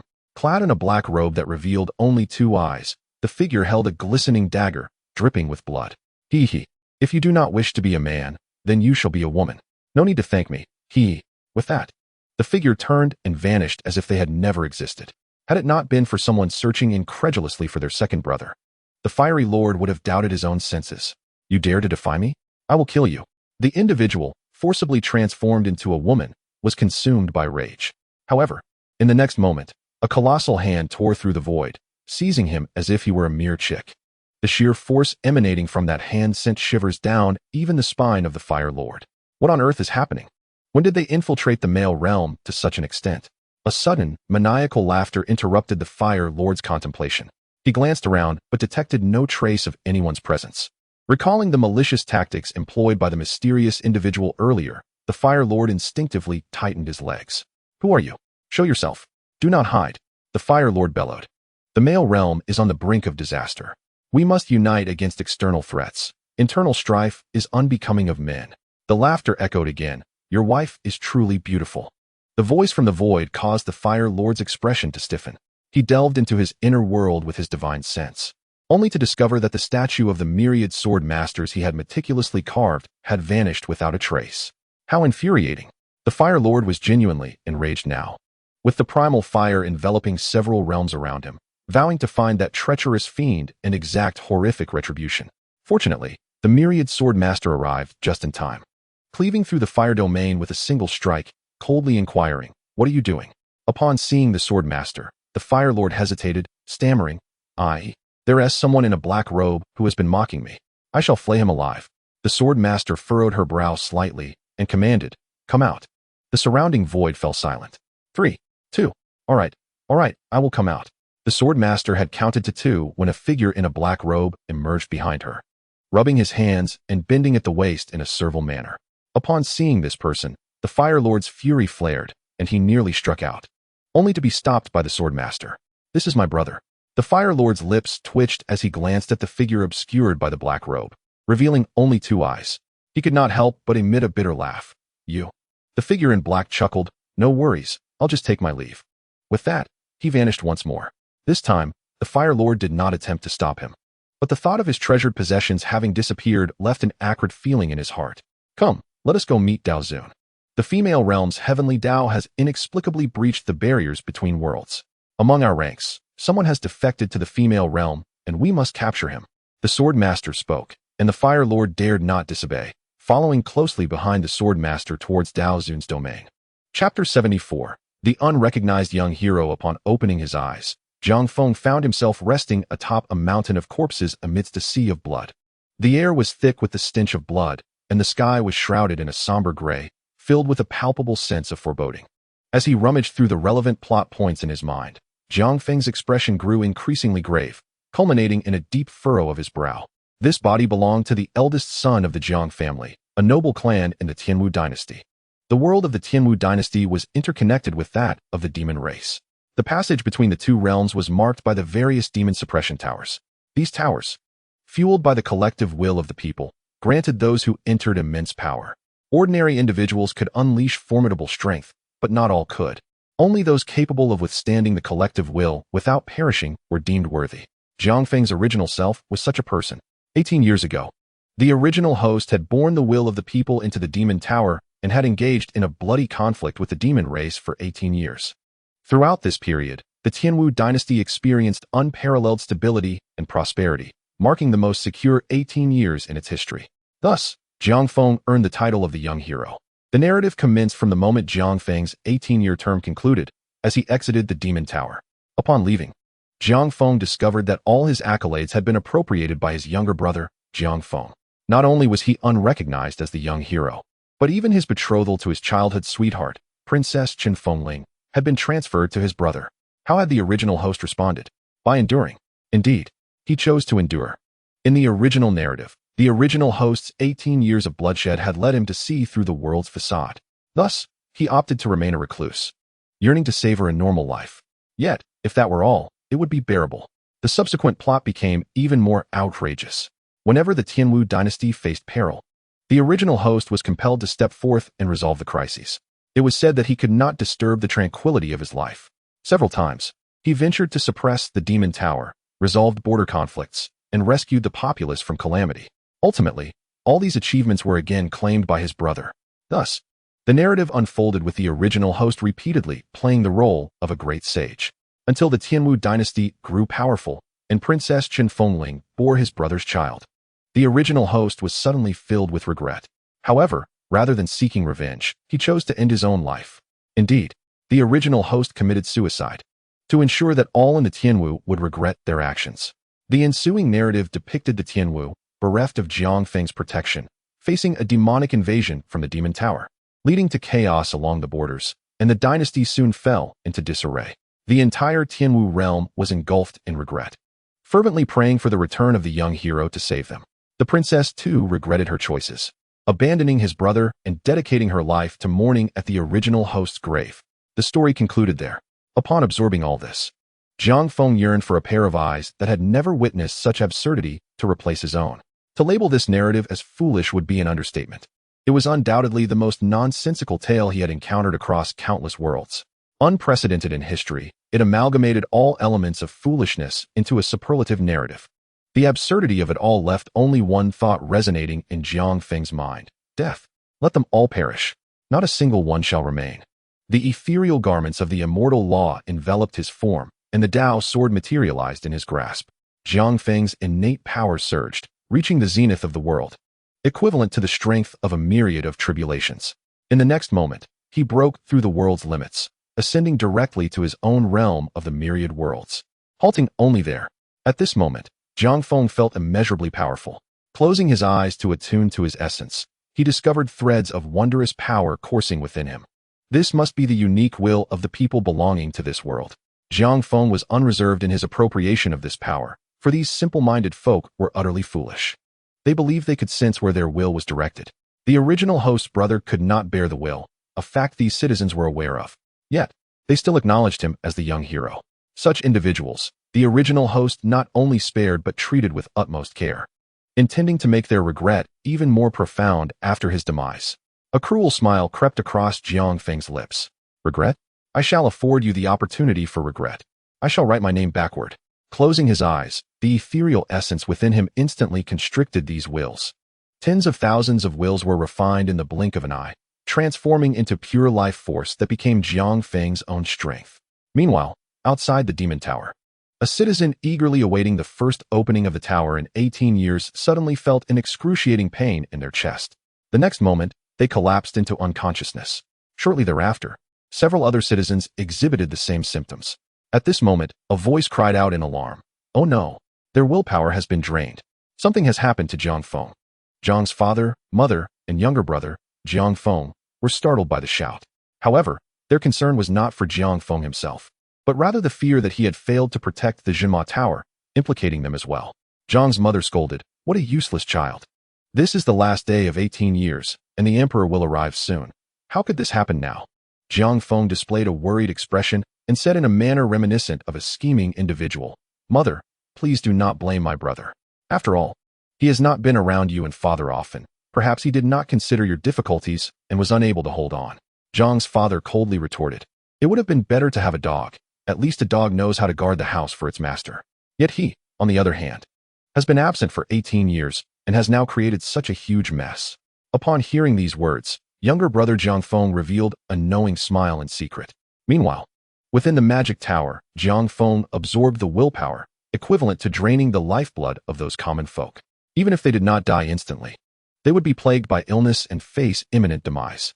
It was time to leave. Jiang Feng tightened his grip on the Tao sword, closing his eyes to carefully sense the spatial rules around him. He could not help but furrow his brow slightly. In a realm akin to the tribulations of the myriad worlds, there existed a Jinma Tower comparable to an immortal artifact, driven by demonic energy. How intriguing. With a swift slash, the rules within the Tao sword erupted with terrifying power, instantly tearing through the firmament and creating a gaping wound in the Jinma Tower. From this opening, Jiang Feng exited the battlefield within the tower and finally beheld the light of day once more. Outside the tower, the onlookers were equally astonished by the sudden scene. The sword energy that shattered the Jinma Tower and surged into the sky, disrupting half of the clouds, was enough to make anyone tremble at the sight. The figure emerging from the breach in the tower emanated a terrifying killing intent, causing many of the faint-hearted to collapse in fear. Initially, Zhang's father feared that a member of the demon clan had emerged. However, upon closer inspection, he realized it was none other than his eldest son, Jiang Feng. Immediately, his expression turned serious as he scolded, "Jiang Feng, do you know what you have done? How dare you destroy the Jinma Tower? What punishment do you deserve?" Jiang Feng displayed a disgusted expression. Indeed, in such a world, there seemed to be no intellect. What spilled from their crushed heads was but excrement. He had just broken through the Jinma Tower with one sword strike, and rather than fearing himself, the one with the power to destroy the tower, he was reprimanded for doing so. Had he always been this courageous? What punishment? What punishment? Oh dear, I am so frightened. Jiang Feng feigned terror, yet Zhang's father revealed a smug expression, coldly stating, "It is good that you understand fear. You must realize that it is the Jiang family that has brought you to this point. Everything you have owes a debt to the Jiang family." Jiang Feng fell silent. He had not anticipated that this old fool would be so brainless as to not even understand human speech. He sighed heavily. "Alas, killing you all gives me the sensation of slaying the simple-minded. My heart is laden with guilt." No sooner had he spoken than Jiang Feng's eyes widened in fury. Pointing a finger, "Stupid instant death finger." The celestial essence surged forth, instantly transforming into a massive finger that bore down on Zhang's father with terrifying pressure. Zhang's father, witnessing this, was struck with panic, sensing the dreadful power of that finger, knowing he could not evade. He shouted, "Jiang Feng, you ungrateful wretch! How dare you raise your hand against your father? Are you not afraid of being reviled by the masses?" The finger paused midair as Jiang Feng appeared to ponder, stroking his chin in contemplation. Seeing this, Zhang's father finally breathed a sigh of relief. Yet, the next moment, without warning, the finger moved again, swiftly crushing both his physical form and soul. Jiang Feng chuckled lightly. "I was just thinking that being reviled by the masses is indeed unpleasant, so if I kill everyone, then there will be no one to criticize me, right?" The words sent the crowd into an uproar. Some had already sensed the danger and fled. Jiang Feng, however, was too indifferent to pursue the few who ran, knowing they could not survive his impending destruction of the world. Turning his gaze to his younger brother and mother, the two trembled in fear, sensing the violent killing intent radiating from Jiang Feng. Their steed let out mournful cries, refusing to budge despite their attempts to spur it on. As Jiang Feng approached, his younger brother was so terrified that he cried out, "Mother! Mother! He has gone mad! He has gone mad! Save me! Save me, mother!" Zhang's mother, as if activated by maternal instinct, halted her fear and glared at Jiang Feng, pointing a finger at him and shouting, "Unfilial son! You stop right there. The grace of giving birth is a debt that cannot be repaid in 1,000 years. Even if your father and I have done wrong, you as a child should not lay such a poisonous hand upon your parents. Do you still wish to kill your brother? Do you not feel any kinship, any humanity? How can you do this and still be worthy of our teachings, of the 10 months of carrying you in my womb?" Jiang Feng paused, pretending to contemplate, stroking his chin as he spoke solemnly. "You are right, but..." Mid-sentence, Jiang Feng suddenly revealed a sadistic expression, sneering, "Hee hee. But what if I am indeed devoid of humanity?" Zhang's mother widened her eyes in shock, her words caught in her throat, unable to utter a single syllable. She could only tremble, pointing at Jiang Feng. Jiang Feng leisurely approached Zhang's mother, gently taking her hand. With his other hand, he clasped her delicate fingers and smiled. As the saying goes, 10 fingers are connected to the heart, and children are indeed the flesh of their parents' hearts. I imagine that during my 18 years of blood-soaked battles in the Jinma Tower, I must have caused you considerable heartache, no? Just right. I now wish to see what it looks like when your heart aches. As the words fell, a sharp crack echoed, followed by a heart-wrenching scream. With a slight exertion of his grip, Zhang's mother's entire finger was crushed to pieces. When he released his hand, the shattered remains hung limply like noodles. This scene utterly terrified his younger brother Jiang Feng, who appeared as if he were a mere ornament swaying in the wind. His face drained of color, lips turned pale, and his pupils constricted violently. If he had not been cleaned out, he might have lost control of his bowels. Sensing his younger brother's terror, Jiang Feng turned his head and displayed a benevolent expression. "Don't worry, you are next." This statement sent his younger brother into unconsciousness. Jiang Feng could not help but roll his eyes. "Is that all it takes to faint? That won't do. You must witness it." With a flick of his finger, he shielded his younger brother's spirit with celestial essence, ensuring he would not die from fright. Finally satisfied, Jiang Feng turned his gaze back to Zhang's mother. "Now, it's your turn." As soon as he finished speaking, Jiang Feng proceeded to crush several more fingers. Jiang's mother, filled with rage, cursed vehemently, "Beast! You are nothing but a beast, an ingrate. I should never have borne you after 10 months of carrying you. You are a complete and utter beast." Jiang Feng scoffed dismissively, even began to feel that her scolding was rather justified. Of course, this referred to the original self, that cowardly wretch. Had it not been for Jiang Feng's recent transmigration, usurping his identity, such torment would have been meted out to that coward 100-fold. Now, with no opportunity for vengeance, he could only settle for a repayment from the parents. Emotionless, Jiang Feng crushed the bones of Jiang Mu with his fingers, inch by inch. Her wails echoed through the heavens, unceasing. Thanks to Jiang Feng's prior use of celestial essence to shield her heart veins, even after her bones were shattered, Jiang Mu still clung to a breath of life. This scene was wholly witnessed by the green tea younger brother. At this moment, regret washed over him. His brother, who should have been a weakling easy to bully, had transformed into someone entirely different upon emerging from the demon suppression tower. Why? Why did he seem like a different person? The good brother, Jiang Feng, became increasingly neurotic. He shook his head, mumbling incoherently. His demeanor resembled that of a madman. Jiang Feng frowned at the sight. With his celestial essence protecting his heart veins, how could he possibly lose his sanity? As expected, a sweep of his divine sense elicited a cold chuckle from him. Such acting prowess, truly a waste of talent. With a single stomp, he crushed Jiang Mu's head like a ball, then calmly walked toward his good brother. At this point, the good brother trembled violently, tears streaming down his face. Still feigning madness, desperately wishing Jiang Feng would show him mercy. Yet, in the next moment, the excruciating pain in his fingertips caused him to scream uncontrollably. Jiang Feng pinched the tender flesh at the tip of his good brother's finger, peeling it away like skinning a banana, revealing the stark, white bone beneath. Chapter 76. The Unrecognized Young Hero. Oh, not mad, are we? Jiang Feng's smile appeared to the good brother as that of a demon.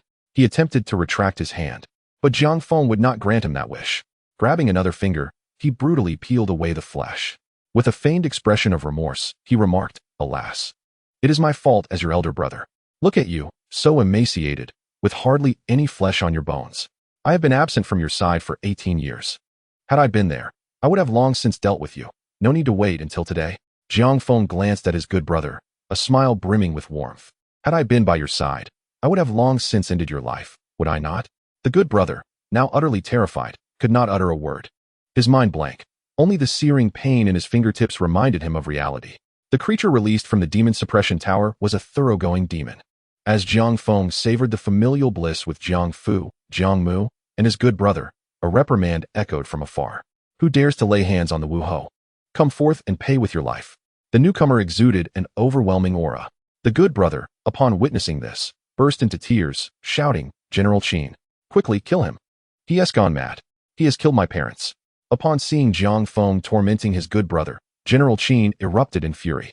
He swung his broadsword, delivering a fierce strike. Bellowing, "Demon, meet your end." The good brother's eyes sparkled with a glimmer of hope, envisioning Jiang Feng's head severed by the blade. At that moment, the entirety of Wu Ho's estate would belong solely to him. Was that not a fortuitous turn of events? Everything would be his. Feeling the gust of wind approaching from behind, Jiang Feng casually swatted. What an annoying mosquito. General Qin suddenly felt an immense force applied to him out of thin air. Before this power, he had no chance to utter a final word. Jiang Feng dismissed him as one would a mere insect, obliterating him with a single slap. Now, true despair gripped the good brother, the glimmer of hope extinguished in an instant. He murmured, "No, how could this be?" Just then, the imperial entourage of the Tianwu dynasty drew near. Thousands of guards surrounded the scene. From the dragon and phoenix palanquin descended a formidable middle-aged man and an extraordinarily graceful young woman. The man was the emperor of Tianwu, while the woman was Chen Fengling, the very childhood sweetheart whose thoughts consumed Jiang Feng, who ultimately chose to end her life to reclaim her regrets. Setting aside other matters, the female leads Jiang Feng encountered in these worlds were invariably stunning. Each one possessed a unique beauty, never lacking in allure.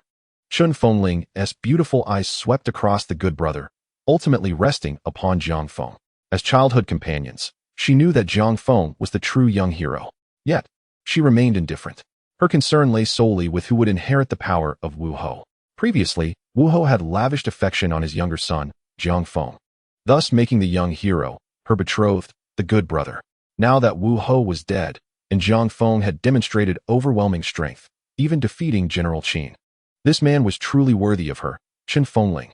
Approaching Zhang Feng, Chen Fengling extended her hand, her calm demeanor barely concealing her lofty tone. Come, return to the imperial capital with me for our wedding. I acknowledge you as my husband, the prince consort of Tianwu. Zhang Feng, barely restraining a laugh, thought to himself. With my strength far beyond the confines of this world, you dare tell me I am now qualified to be your pawn, your sycophant? How ludicrous. He shook his head in disbelief, utterly bemused. Observing this, Chen Fengling's gaze turned frosty, her voice cold. What? If you harbor any grievances, save them for later. Today is our engagement. Do not make me repeat myself. Rising to his feet, Zhang Feng swiftly twisted and broke all 4 limbs of the good brother, leaving them on the ground to ensure his inability to escape. He then turned to Chen Fengling, his expression instantly chilling. Who gave you the audacity to speak to me in such a manner? With a resounding slap, Zhang Feng struck Chen Fengling fiercely across the face. In the next second, she flew backward, crashing into a group of palace maids and guards, rendering them unconscious. At this moment, the emperor, who had remained calm until now, finally acted. Pointing a finger, he shouted in rage, "Rebel! Seize him! Such a traitor deserves to be executed by 1,000 cuts. How dare you strike my precious princess? I will make the entire Jiang family pay." Zhang Feng sighed helplessly. Is this truly a world plagued by such foolishness? In a realm so thoroughly corrupted, devoid of rules and reason, they lack even the fear of consequences, their thoughts consumed by trivial matters between men and women. Suddenly, Zhang Feng felt that tormenting them held little meaning. In this world, they resembled marionettes, entirely stripped of independent thought. Such beings, no? They could no longer be called human, were merely puppets of the malevolent forces beyond. As Zhang Feng's anger gradually subsided, he sighed, I still possess mercy. Let me grant you a swift end. Remember to thank me. Upon finishing his words, Zhang Feng's celestial energy surged explosively around him. All who came into contact with this celestial force were instantaneously evaporated, leaving no trace behind, their very souls obliterated. In a mere span of 2 breaths, this formidable energy eradicated the majority of those present, sparing only 2 individuals, his dear younger brother and the half-conscious Chen Fengling. At that moment, his younger brother was utterly dazed, unable to fathom the authenticity of the day's events. Chen Fengling, upon regaining consciousness, was equally stunned by the scene before her. Finally, she too felt an overwhelming sense of fear. Zhang Feng, observing their reactions with satisfaction, remarked, to speak candidly, you two truly appear to be a match made in heaven. My suggestion is to keep yourselves confined. Do not venture forth to wreak havoc upon others. Considering one of you is my beloved younger brother and the other my childhood companion, do not say I have not granted you a chance for survival. With a smile, Zhang Feng continued, you two share a profound bond, having spent the last 18 years side by side. I imagine your feelings must run deep. If you can engage in a contest of devouring each other, the victor shall be granted life. His demeanor grew increasingly affable. I trust in your unwavering love. Surely you would be willing to sacrifice yourselves to afford the other a chance at life. As he spoke, he waved his hand, and the recently deceased Tianwu emperor was mysteriously restored to flesh and blood. Yet, before joy could take root, Zhang Feng casually crushed him into powder, turning his gaze back to his younger brother and Chen Fengling. You see, in this world, there is nothing beyond my capability. If you can consume one another, I shall ensure the survivor lives. Moving closer to Chen Fengling, Zhang Feng whispered, you see, if you devour my younger brother, I shall spare you. In that case, the entire Tianwu dynasty will be yours, and the Zhang family will be no more. You shall ascend as the Empress of Tianwu. A vision of her coronation began to materialize in Chen Fengling's mind. She cared not for who her partner was, so long as he wielded power and influence befitting her stature. The prospect of wielding such power herself was undeniably enticing. Her gaze towards her younger brother turned covetous. Zhang Feng then approached his younger brother, gesturing towards Chen Fengling. Behold, this is the childhood companion you have always sought to claim from me. Did you know? She has always harbored feelings solely for you. With such love, do you think she would not sacrifice herself for your survival? Consider this, by consuming her, you would become one, inseparable for eternity. Is that not your desire? His younger brother's expression twisted into one of madness. He envied everything Zhang Feng possessed, his parents' affection, the favor of his childhood companion, the princess. He sought to seize it all. This world was meant to revolve around him. Zhang Feng, in a moment of kindness, healed their wounds and conjured a table and chairs, along with some refreshments, preparing to witness a splendid spectacle. Such a narrative of an uncherished young master was rare in any world. It was only in those realms thoroughly infiltrated by female-centric tales that one could encounter such narratives disguised in male-centric garb, yet fundamentally gender-reversed. The defining characteristic of such a world was two simple words: absurdity. With just a few words of provocation, he could incite them to turn against one another. In a normal world, such thoughts would be inconceivable. Jiang Feng was keen to observe just how far they could go.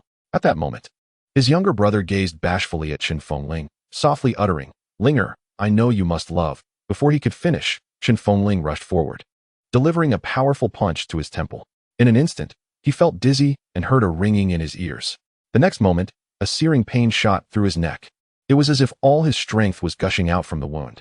When clarity returned, he could only dimly perceive Chen Fengling bathed in his blood, chewing on something and suppressing her nausea as she swallowed. "You, how could you?" His younger brother had not anticipated Chen Fengling's decisive action, his confusion morphing into resentment. With his last vestiges of strength, he cursed, "You will regret this for a lifetime. You will regret it." Chen Fengling chuckled. "Let us see if you still feel that way when you're reduced to filth. I shall tenderly dispose of you."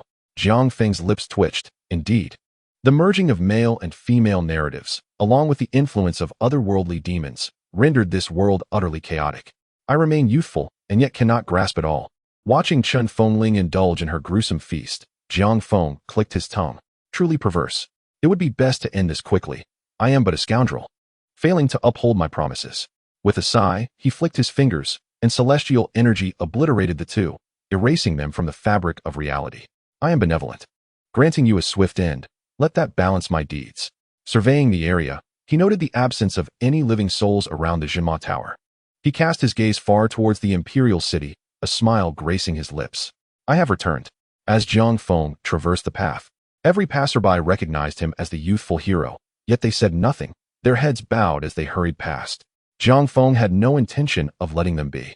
He casually crushed a couple of insignificant insects underfoot, far too vexed to care. Upon reaching the grand and majestic gates of the imperial city, a smile illuminated his face. "Jiang family, I have returned." As a prominent family of martial nobility, the Jiang estate was indeed substantial. Guards, trained by the Jiang family, stood sentinel at the entrance. Upon sighting Jiang Feng's approach, they brandished their weapons, blocking his path. "Who dares intrude upon the Jiang family?" Jiang Feng rolled his eyes, having thought that after his younger brother's demise, such a narrative would not unfold again. Yet, here it was, the familiar intimidation sequence activated. Disinterested in further discourse, he snapped his fingers, and the guards were instantly turned to dust. He proceeded into the estate, where every member, from the steward to the servants, mocked him upon his arrival, some even contemplating direct confrontation. In the original narrative, the protagonist had tolerated such treatment. To quote him, "Ants bite you a few times. Can you retaliate?" Jiang Feng retorted, "I may not retaliate against the ants, but I can certainly upend their entire nest." Strolling through the Jiang estate, as if on a leisurely walk, Jiang Feng soon located his purpose, a treasure of the Wu Ho Jiang family, the key to unlocking the seal of the Jinma Tower. The royal family and the Jiang family each held a shard of the key, which, when combined, could open the tower's seal.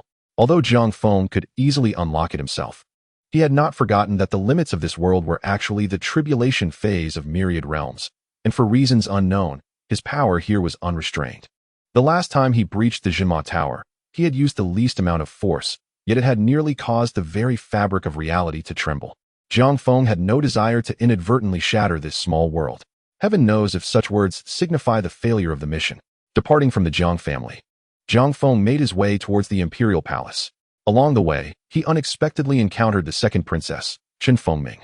In the original narrative, the second princess was betrothed to the protagonist upon his return to the royal capital, ostensibly to appease the family. Their relationship blossomed into a tragic, yet laughable romance. However, this second princess is not of the human race.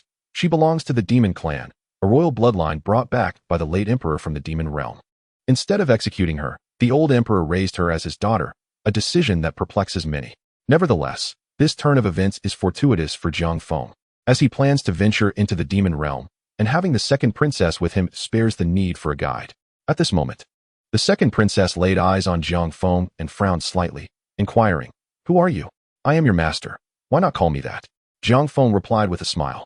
Chen Fengming's delicate brows knitted together as she coldly retorted, "You scoundrel." Enough with the idle chatter, Jiang Feng dismissed, waving his hand impatiently. With a swift motion, He sealed her cultivation, lifting her as one would a chick. What?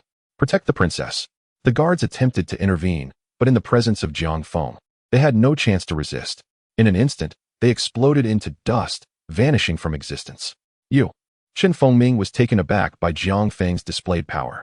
Jiang Feng, uninterested in explanations, ascended into the air, riding the wind.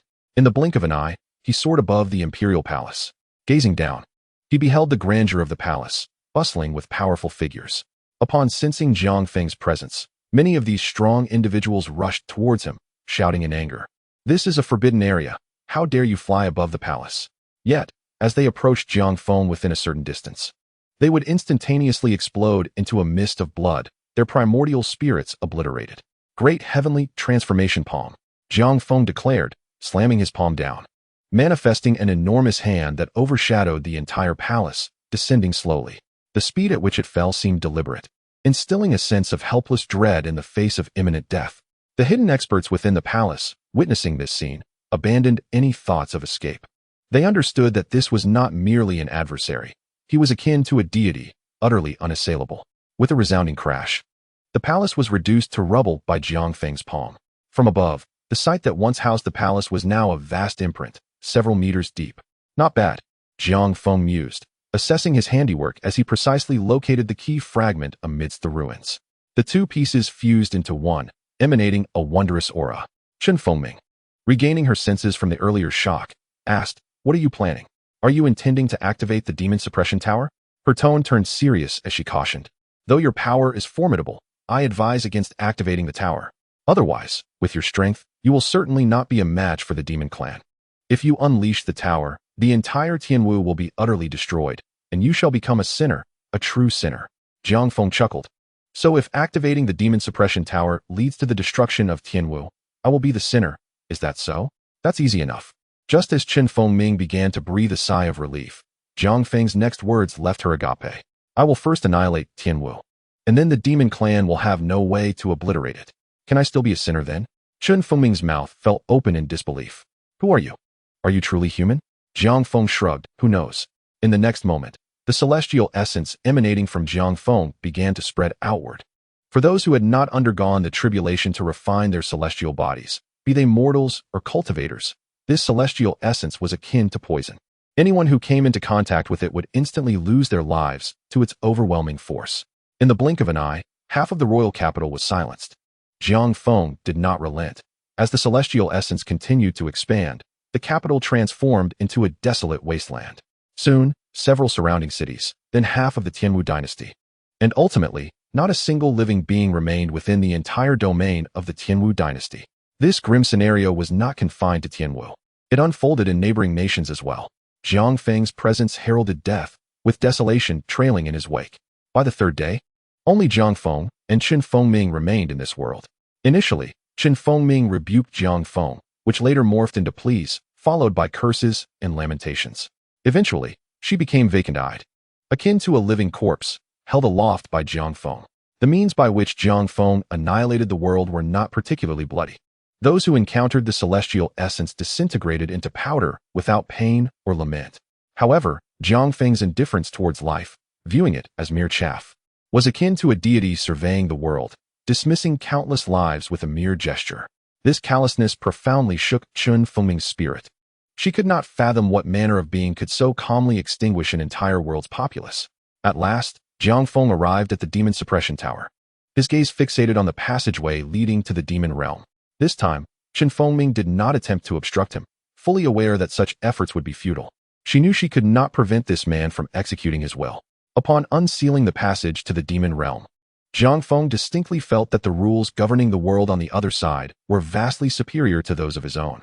It seemed this was the reason he had not been restricted in power during his foray into this side quest. Crossing the threshold, Jiang Feng found himself in a completely different landscape. The surrounding world was withered and decayed, exuding an air of desolation. This sensation instantly alerted Jiang Feng, for he had previously encountered a similar state in the women's realm. It dawned on him that an entire miniature world had clandestinely infiltrated. Using a male-oriented world as a facade, the outer appearance was merely a ruse. Jiang Feng quickly grasped the situation. No wonder the demon suppression tower was powered by demonic energy. It was the women's realm concealing its true nature, deliberately orchestrated. He casually eliminated Chen Fengming, recognizing that since this demon realm was not a genuine realm, but rather a disguise of the women's world, her existence had become redundant. Just then, a figure approached swiftly from afar, adorned in resplendent garments, with skin like cream and eyes bright as the moon. In their hand, a folding fan opened and closed, bringing flowers, birds, fish, and insects to life upon the paper. Young Master Gu Qing, at your service, the figure greeted. Zhang Feng did not require further deliberation. The unmistakable scent of the women's realm emanating from the individual was palpable. This must be the destined one of this women's world. No more idle talk. Today, either you perish or I do. This world shall be mine. Zhang Feng's proclamation rendered Gu Qing's expression somber. With a cold snicker, he retorted, Humph, what are you, a frog in a well, understand? I had intended to offer you a glimpse of true power, but it seems you are just as foolish as the others. Prepare to witness what true power entails. Origin Emperor Technique. 3 lives, 3 worlds. Gu Qing's face bore a hint of playful amusement, and in the next moment, he unexpectedly self-destructed. Zhang Feng, witnessing this scene, furrowed his brow, unwilling to act carelessly, and instead remained vigilant, acutely sensing the peculiar methods of his opponent. At that instant, however, Zhang Feng felt a distortion in the memories within his mind. Having traversed multiple worlds, Zhang Feng was particularly sensitive to his memories. In a hidden corner of his consciousness, he discovered the existence of a master he had never known. He was a small disciple picked up by his master from the mountains, harboring a deep affection for his mentor. Ultimately, he met with an untimely demise due to an accident, leaving his master heartbroken. Following this, he reincarnated and was once again found by his master, who took him back to the mountains, nurturing him with care for a century.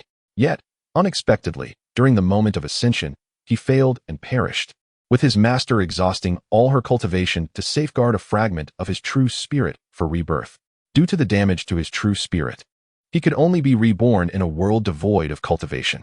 After enduring numerous tribulations, he ultimately arrived here and encountered his master.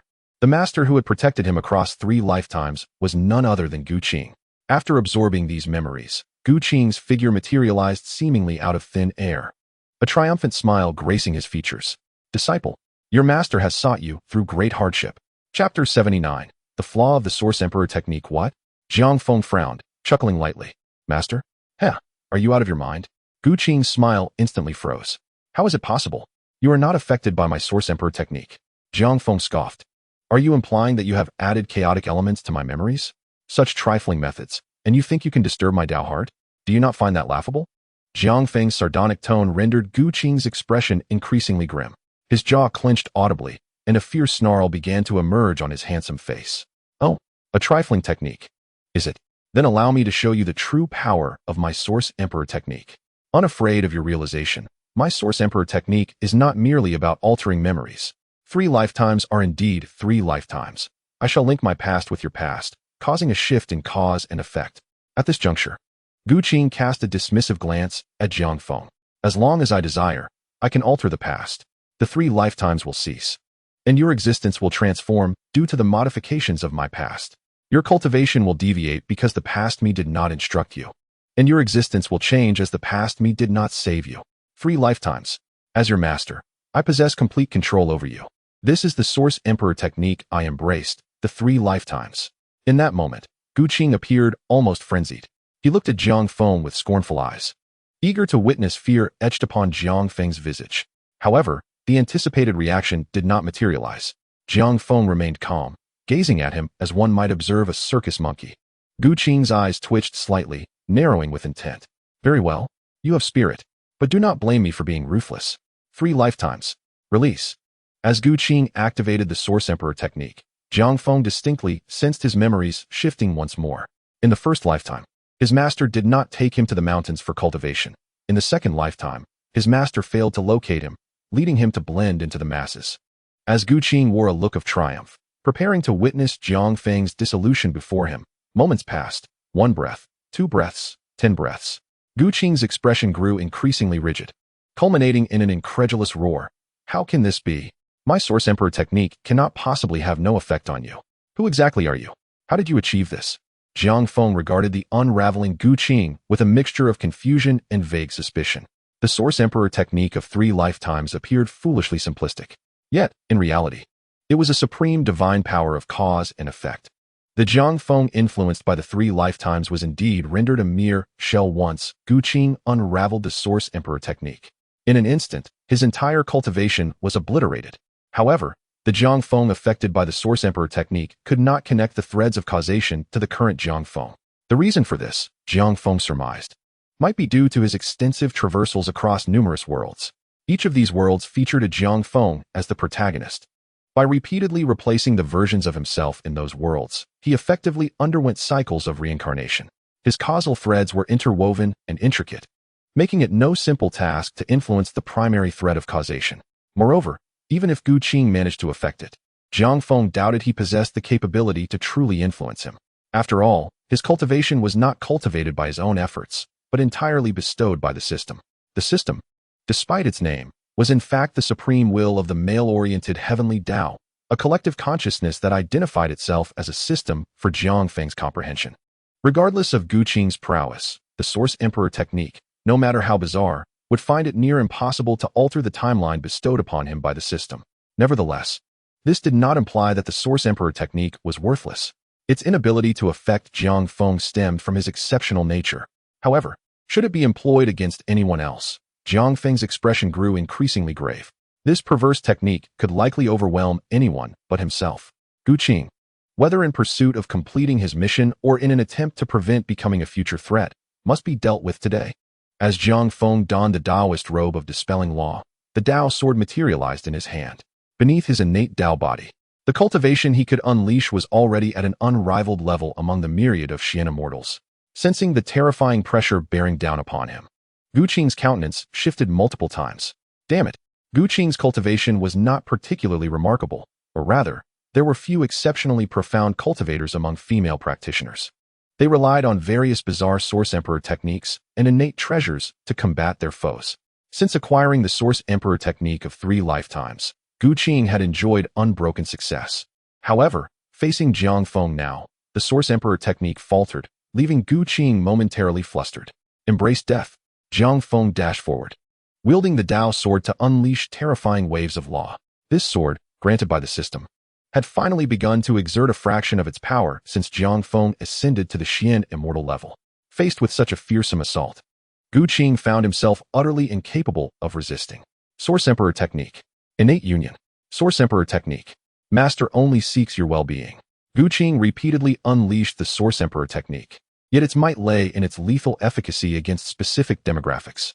For instance, Gu Qing possessed immense destructive power against female cultivators. However, Jiang Feng was a man. Consequently, her Source Emperor techniques bore no effect on him. The Source Emperor technique could not influence Jiang Feng, and Gu Qing was now genuinely engulfed in despair. Perish. In a flash, the Tao sword swept past, dissipating the law's aura surrounding Gu Qing. The clash of powerful beings often transpired in an instant. Gu Qing dead. As Gu Qing vanished, his source laws returned to the cosmos. In a world that was once desolate and dilapidated, life began to flourish from the very spot where Gu Qing met his demise. Jiang Feng carefully sensed his surroundings, only to discover that this realm was devoid of any living beings. He shook his head, reflecting on Gu Qing's existence, which could not be neatly categorized as right or wrong. The path to immortality was fraught with challenges, necessitating the trampling of others to pursue the zenith of power. Gu Qing's betrayal of the heavenly path and embrace of the malevolent forces from beyond was merely one of the many ways to grow stronger. And Jiang Feng refrained from passing judgment on such choices. However, since Gu Qing's actions had begun to affect him, his continued existence could not be tolerated. Jiang Feng never considered himself a virtuous man. Every action he took was driven by self-interest. He understood that, in a certain light, he was no different from those who had fallen at his hands. But what of it? With a thought, Jiang Feng's figure returned to the boundless starry sky. A flash of brilliance revealed a jade ruby before him. He reached out to touch it, its smoothness captivating him. He marveled at its quality. After contemplating for a moment, he ultimately decided against activating a new quest. He needed to rest. The weight of his previous world weighed heavily on his heart, for he had ruthlessly exterminated an entire realm's worth of souls. The sight of lives extinguishing before him, though not a new experience, still struck him with profound shock. Choosing not to embark on another adventure, he returned to his original world. He reappeared in the same place he had departed, feeling a sense of relief as he sensed the seal on his cultivation. He spent 3 days in the original world, doing nothing but resting at home, awakening, eating, and sleeping, truly adopting the life of a recluse. In this time, he felt the essence of an ordinary person's spirit within him. He was not the Zhang Feng capable of annihilating worlds, but merely an ordinary individual chosen from the multitude. Upon leaving the original world, Zhang Feng circled back through the realms he had traversed before. They had returned to their rightful states after feeling the impact of his thunderous methods. The only notable change was within the Bei Ming Xian Yu's Jiang family. Jiang Tao had showcased exceptional talent and strength in Jiang Feng's absence. Jiang Feng had witnessed the evolution of 2 worlds, while Jiang Tao was now not far from achieving the status of Xian Wang. His cultivation speed surpassed even that of Jiang Feng, who possessed a system. The aura of a male protagonist grew ever stronger around him, suggesting that it would not be long before the male realm would gain yet another top-tier expert. Once assured that there were no pressing matters, Jiang Feng prepared himself for the next quest. The journey commenced. Crossing begins. This quest. Why regret after I departed? Quest overview. You were the most inconspicuous logistics member of the team. In a crisis, you were abandoned outside the safe zone to serve as bait for the others. After enduring countless hardships and reclaiming your life to return, you vowed to make them regret their actions for eternity. Mission objective. Maintain a stupidity level below 20. Current stupidity level is 60. Restrictions. Cultivation sealed. Physical body unrestricted. Reward. Golden immortal cultivation across myriad worlds. A flash of white light enveloped Jiang Feng, and he found himself in a barren wasteland. The air was thick with yellow dust, remnants of walls lay shattered, the sky was dim, and the atmosphere was tainted with a foul stench. Consulting his memories, Jiang Feng began to grasp the essence of this world, a post-apocalyptic wasteland plagued by zombies and mutated beasts. Humanity had mutated, resulting in formidable physiques that led to the establishment of numerous safe zones. The original self was merely a logistics member of a hunting team, tasked with planning supplies, processing the meat of mutated beasts, and extracting valuable parts from their kills, essentially, a logistics supervisor. The narrative commenced when the team was besieged by a horde of beasts, necessitating the sacrifice of one as bait to ensure the others escape. After the original self returned to the safe zone, having narrowly avoided death, the story truly began. Instead of seeking vengeance, the original self chose to observe from the sidelines as those who had cast him aside regretted their actions upon losing their logistical support. However, this alone did not warrant Jiang Feng's intervention. The crux of the matter lay in the fact that the original self's 7 teammates were all women. Jiang Feng foresaw the ensuing drama without needing to witness it firsthand. Those who had once caused the original self to face near death would repeatedly wallow in regret, only to be rebuffed time and again, leading to a spiraling cycle of remorse and rejection, a melodrama unfolding within the wasteland. While it was not particularly foolish, given that the stupidity level of this world was merely 60, the sheer essence of the female narrative was far more potent than any other realm Jiang Feng had encountered.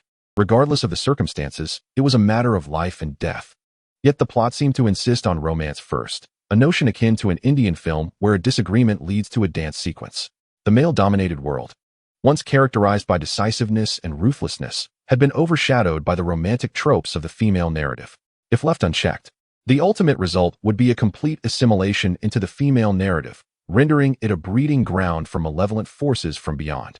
Jiang Feng, though uncertain of the ultimate goal of these sinister entities, recognized the reality of invasion and the necessity of resistance. Thus, he resolved to steer this wayward world back on course. Rising to his feet, Jiang Feng noted that the present moment marked the time of his abandonment. The 7 female companions had already distanced themselves, while the horde of beasts loomed dangerously close. Observing the monstrous creatures, each the size of a truck, he stretched his limbs, relishing the opportunity for some physical exertion after such a long absence. The following day, when the hunting team ventured out of the city, they were left speechless by the scene before them. Each mutated beast bore gaping wounds, some reduced to mere remnants of their former selves. The ground was littered with deep craters, and at the center of one lay unmistakable footprints. An entire horde of beasts, capable of threatening even the safety zone, had been mercilessly eradicated in this desolate expanse, all signs indicating that a single individual had executed this feat remarkably. Jiang Feng had accomplished this in less than half an hour. The so-called mutated beasts were no match for his celestial body. Upon returning to the safe zone, Jiang Feng headed directly to the location of his former teammates. He believed that revenge should never be postponed. Regrettably, only one of his 7 companions remained at the base, while the others had vanished. The sole presence was the artillery expert Zhu Mingming, a slightly chubby little girl. Upon seeing Jiang Feng, her round face was filled with disbelief. "How is this possible? How could you, of all people, have survived?" she exclaimed. Jiang Feng chuckled. "Do you wish to know how? Allow me to enlighten you." Zhu Mingming swiftly drew her firearm, pointing it at Jiang Feng, and shouted, "Don't come any closer. I know you harbor hatred for us, leaving you behind. But this is also a matter of necessity. You originally lacked combat prowess, and it is already quite a challenge for us sisters to protect you. It is only natural for us to leave you behind in times of danger. Moreover, our team consists solely of women, and you are the only man. You should bear some responsibility as a man. Since you have not perished and can return now, we still acknowledge you as our team member." Jiang Feng chuckled, retorting, "Are you suggesting that because I am a man, I must yield to you all? Is that correct?" Zhu Mingming nodded affirmatively. "Indeed." Chapter 81. The Last Day's First Kills the Holy Mother 2. Zhu Mingming unhesitatingly affirmed, making Jiang Feng realize one thing. When one is rendered speechless, laughter may indeed escape their lips. Jiang Feng chuckled lightly, nodding repeatedly. All right. How brazenly shameless you are. Since you are so candid, do you have any objections if I return now to exact my revenge?" Zhu Mingming furrowed her brow. "Revenge? What are you seeking revenge for? You are part of our team and the only man. It is only right for you to stay back in times of peril. What do you mean by revenge?" Jiang Feng scrutinized her from head to toe, realizing that this was indeed Zhu Mingming's true sentiment, and she genuinely believed it. Has she already taken gentlemanly conduct for granted? Jiang Feng, seeing this, could not be bothered to say more. Since correction was impossible, he thought it best to eliminate. Why not leave behind what can still be amended? After all, if you refuse to change, someone else inevitably will. If all else fails, then perhaps change is unnecessary. In the myriad realms, the power of this small world is not missed, yet it can be spoiled by a mere drop of rat droppings. As Jiang Feng approached, Zhu Mingming's alarm bells rang in her mind. She raised her modified weapon, resembling a hand cannon, and without hesitation pulled the trigger at Jiang Feng. Boom! The deafening explosion of gunpowder erupted, countless projectiles raining down like droplets, transforming into a metallic onslaught directed at Jiang Feng. As the smoke cleared, the sight before Zhu Mingming left her agape in disbelief. The dense barrage of the hand cannon had surprisingly halted just 5 centimeters from Jiang Feng's body, as if the very space had congealed, firmly suspending the projectiles in midair. Jiang Feng raised an eyebrow. Although his celestial energy was sealed, his celestial body and immunity to myriad laws remained intact. While a pure celestial body is invincible in its own right, who would complain about having additional means of defense? Who are you? You are not Jiang Feng. Who are you really?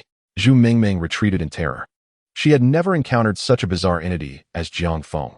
Even the Lord of the Safe Zone could not prevent bullets from coming near. Furthermore, Jiang Feng's strength was feeble. He couldn't even defeat a mere mutated beast cub. How could he possibly possess such power? A horrific thought dawned upon Zhu Mingming. The Jiang Feng before her was an impersonation of a mutated creature. Without a second thought, Zhu Mingming drew a signal pistol from her waist and fired it into the air. As she watched the signal flare ascend, Jiang Feng remained unmoved, conveniently sparing her the trouble of searching for others. Firing a signal flare within the city indicated an invasion of mutated creatures into the safe zone. Mere moments later, the first batch of the guard team rushed over. Upon seeing the guards arrive, Zhu Mingming breathed a sigh of relief and hurried towards them. Jiang Feng coldly scoffed. Trying to escape? Dream on. In a flash, he stood before Zhu Mingming. Before she could react, Jiang Feng swiftly struck like lightning, twisting her limbs in the opposite direction. Ah! Her piercing scream shattered the sky. The other team members, hurrying towards the base, felt their hearts tighten upon hearing Zhu Mingming's wails. Quick! Move faster! Something must have gone wrong. The team leader, Sun Wanting, urged anxiously. Following closely behind were 5 other team members, each a stunning beauty with captivating figures. This hunting team of 7 lovely ladies was a force to be reckoned with within the safe zone. Countless individuals had envied Jiang Feng for his proximity to such beauty. After all, who wouldn't desire a life surrounded by enchanting women? When Sun Wanting and her team returned to the base, they were taken aback to see Jiang Feng locked in a standoff with the guard team, and upon noticing Zhu Mingming at Jiang Feng's feet, fury surged within her. Sun Wanting approached with a stern expression. Jiang Feng, what do you think you are doing? Release Mingming. I will plead for your leniency with the city lord regarding your transgressions. Jiang Feng rolled his eyes. Plead? For what? What have I done wrong? Being abandoned by all 7 of you in the wilderness to await death is somehow my fault? Hearing Jiang Feng's retort, the team's medic, Jia Qingqing, frowned and countered. This is undoubtedly your fault. You are weak and of no use to the team, merely a burden. When danger arose, instead of stepping up to stay back, you refused even that. You possessed not an ounce of responsibility. Upon uttering this, the surrounding city guards and onlookers nodded in agreement, believing that Jia Qingqing's words held merit.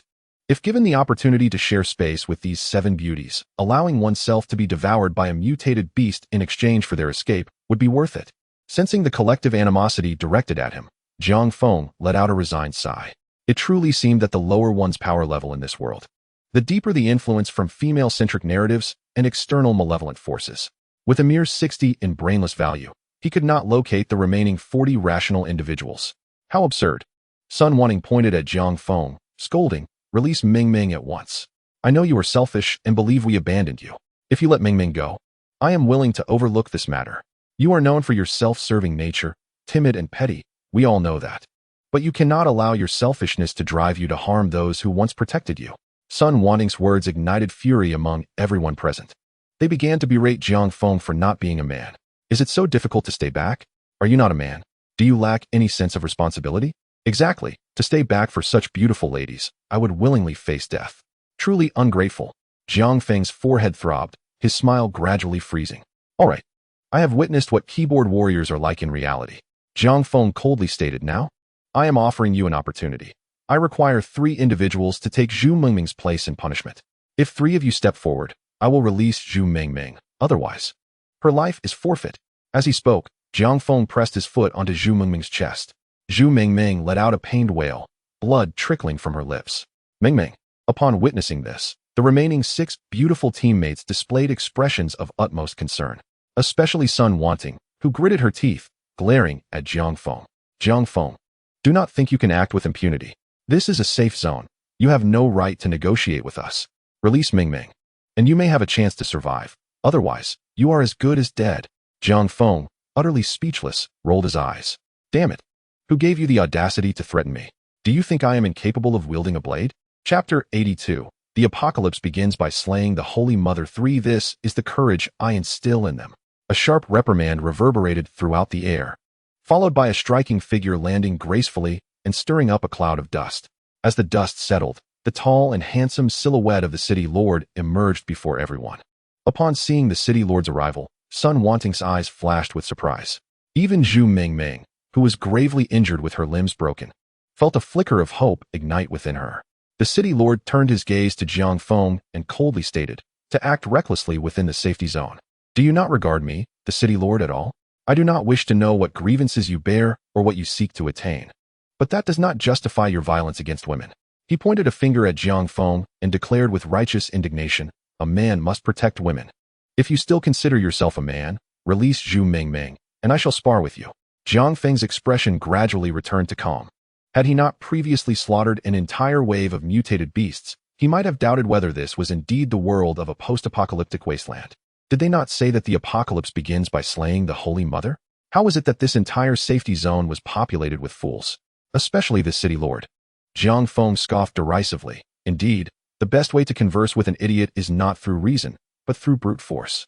The city lord's countenance darkened as he questioned, "What are you saying?" As soon as he spoke, the city lord felt as if the world was spinning around him, as though everything had ceased to be normal. Before his eyes appeared a headless corpse, its powerful heart pumping forth a geyser of crimson blood. Jiang Feng held the corpse's head in his hand, and the city lord watched in horror as his own headless body collapsed. The sudden onslaught of violence left the spectators momentarily stunned. Once the city lord's headless corpse hit the ground, they finally regained their senses. A member of the city guard murmured, "The city lord is dead?" This statement sent a ripple of gasps throughout the crowd. The guards instinctively took a few steps back. The way everyone looked at Jiang Feng transformed from disdain to sheer terror and dread. Sun Wanting's expression turned ashen, her face a mask of distress. Jiang Feng casually tossed aside the city lord's head and coldly laughed. "Now, who else wishes to spar with me?" At these words, everyone present retreated 2 steps, none daring to step forward as the scapegoat. They had been unaware of Jiang Feng's true strength, which had emboldened them to speak so recklessly. But they all understood the power of the city lord. Jiang Feng's ability to obliterate him in an instant was a force none could contend with. Anyone could boast. But when it came down to the reality of combat, how many could discern their bearings? Sun Wanting spoke coldly. No matter how strong you are, you must adhere to reason. Moreover, with great strength comes great responsibility, just as the city lord protected us. Your selfishness and pettiness grant you no right to judge us. Jiang Feng chuckled. Do not misunderstand. What you call judgment is merely my act of vengeance. My engagement in dialogue with you is solely for the pleasure of witnessing your futile struggles before death. Who gave you the delusion that you are worthy of conversing with me on equal terms? Sun Wanting's countenance darkened further upon hearing these words. The humiliation Jiang Feng inflicted upon her was almost unbearable. Regardless of what she said, Jiang Feng's lofty tone remained unyielding. This left Sun Wanting, accustomed to being revered, feeling deeply unsettled. For a moment, she even forgot her intentions, consumed by the need to stand above Jiang Feng, to make this man pay. It was Jia Qingqing who, sensing the urgency, pulled Sun Wanting back to reality. Captain, I fear Meng Meng is on the brink of death. You must devise a plan. Other team members echoed. Yes, Captain. Think of something. If all else fails, let us apologize to Jiang Feng. Upon hearing this, Sun Wanting's gaze sharpened into a blade directed at her. What did you say? We did nothing wrong. Why must we apologize? Gentlemen, men ought to stand tall and protect women. Those around them, including the city guards and onlookers, chimed in with agreement. They believed this matter did not concern them, so why not voice their opinions? Of course, the number of those speaking out remained limited. The recent death of the city lord had made many realize that Jiang Feng was not someone easily constrained by morality. He would act without hesitation. The truth of this was proven instantaneously. Jiang Feng swiftly locked onto those who had spoken, his gaze icy, and with a powerful push of his feet, he vanished from sight. In the blink of an eye, he darted through the crowd, and before anyone could react, the heads of those who had just spoken in support were severed from their bodies. What? Some gasped in horror, while others fainted from sheer fright. Sun Wanting's face turned pale, nearly losing her balance. She had not anticipated Jiang Feng's strength to exceed her expectations. Did this man's power have no limits? Jiang Feng surveyed the crowd's commotion, listening to the cacophony around him, and coldly commanded, silence. In an instant, the surrounding area fell silent. The sound of a pin dropping audible. Compared to moral coercion, it was evident that the threat of death held far greater power. Jiang Feng turned his attention to Sun Wanting, smiling as he said, Do not claim that I lack consideration for you. How about this? Since so many support your words, if anyone present is willing to take Zhu Mingming's place, I shall release her. I am a man of my word. Sun Wanting's gaze swept the crowd, only to find no one daring to meet her eyes. She instantly adopted a pitiful expression, choking out, They say men must protect women. How is it that, when it truly matters, you all? This lament, coupled with Sun Wanting's sorrowful demeanor, captivated the attention of a few weak-willed individuals. Just as one was about to speak, Jiang Feng moved swiftly, severing his head before he could utter a word. Continuing calmly, he asked, Is there anyone else? Such shameless behavior drew a furious glare from Sun Wanting, yet she dared not utter a single word. Soon, others attempted to speak up to substitute for Zhu Mingming, but were all met with Jiang Feng's swift and lethal response. In no time at all, the entire assembly fell silent, acutely aware of the reality before them. What nonsense about masculinity and the notion that men ought to yield to women. Before death, all are equal. A man possesses but one life, and a woman possesses but one life. No life is more precious or less valuable than another. From the city lord down to the onlookers, in Jiang Feng's presence, life could be extinguished in an instant. Chapter 83. The apocalypse begins by slaying the Holy Mother Forhumph, a pack of fools. Jiang Feng scoffed dismissively, stepping down with force, crushing Zhu Mingming's head into a pulp. Mingming, Sun Wanting, and her companions cried out in despair, but it was evident that Zhu Mingming could no longer respond. Jiang Feng, are you still human? Do you even comprehend your actions? Were it not for our sheltering you, you would have perished from starvation in the safe zone long ago. Mingming has protected you on numerous occasions, and yet you repay her with such treachery. Tears streaming down her face, Sun Wanting shouted with red eyes, Jiang Feng, I have truly misjudged you. You are unworthy of being called a man. Jia Qingqing, choking back her emotions, added, with no sense of responsibility, simply because we chose to cover your retreat, you would turn against Ming with such malice. Furthermore, despite possessing such formidable strength, you feign being an ordinary person to elicit our sympathy. A person like you has no right to exist in this world. I feel ashamed for you. The crowd around them was once again stirred, pointing fingers at Jiang Feng. To them, it was a given that the strong should protect the weak. It was a right they believed they were entitled to.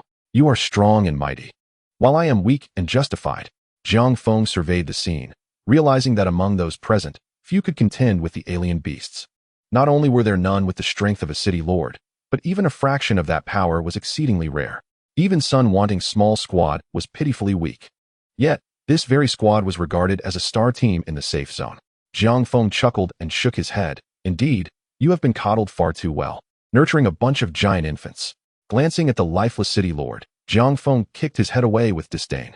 You are also a wretched spawn. The flattery of a group of weaklings has led you to such arrogance, truly disgraceful. Jiang Feng's gaze swept across the crowd as he calmly stated, I am not this foolish city lord. I have no obligation to protect you, nor do you deserve my protection. Sun Wanting stepped forward to interrupt. Did your family not teach you that a man should protect women? This is your inherent duty. We women are naturally weaker than you men, and you should guard us. Were it not for your mother bearing you for 10 months, how could such an ungrateful wretch as you exist? Jiang Feng's expression turned icy in an instant.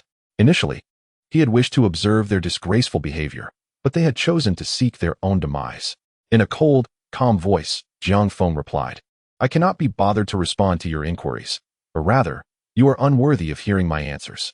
Right now, I merely wish to send you to hell.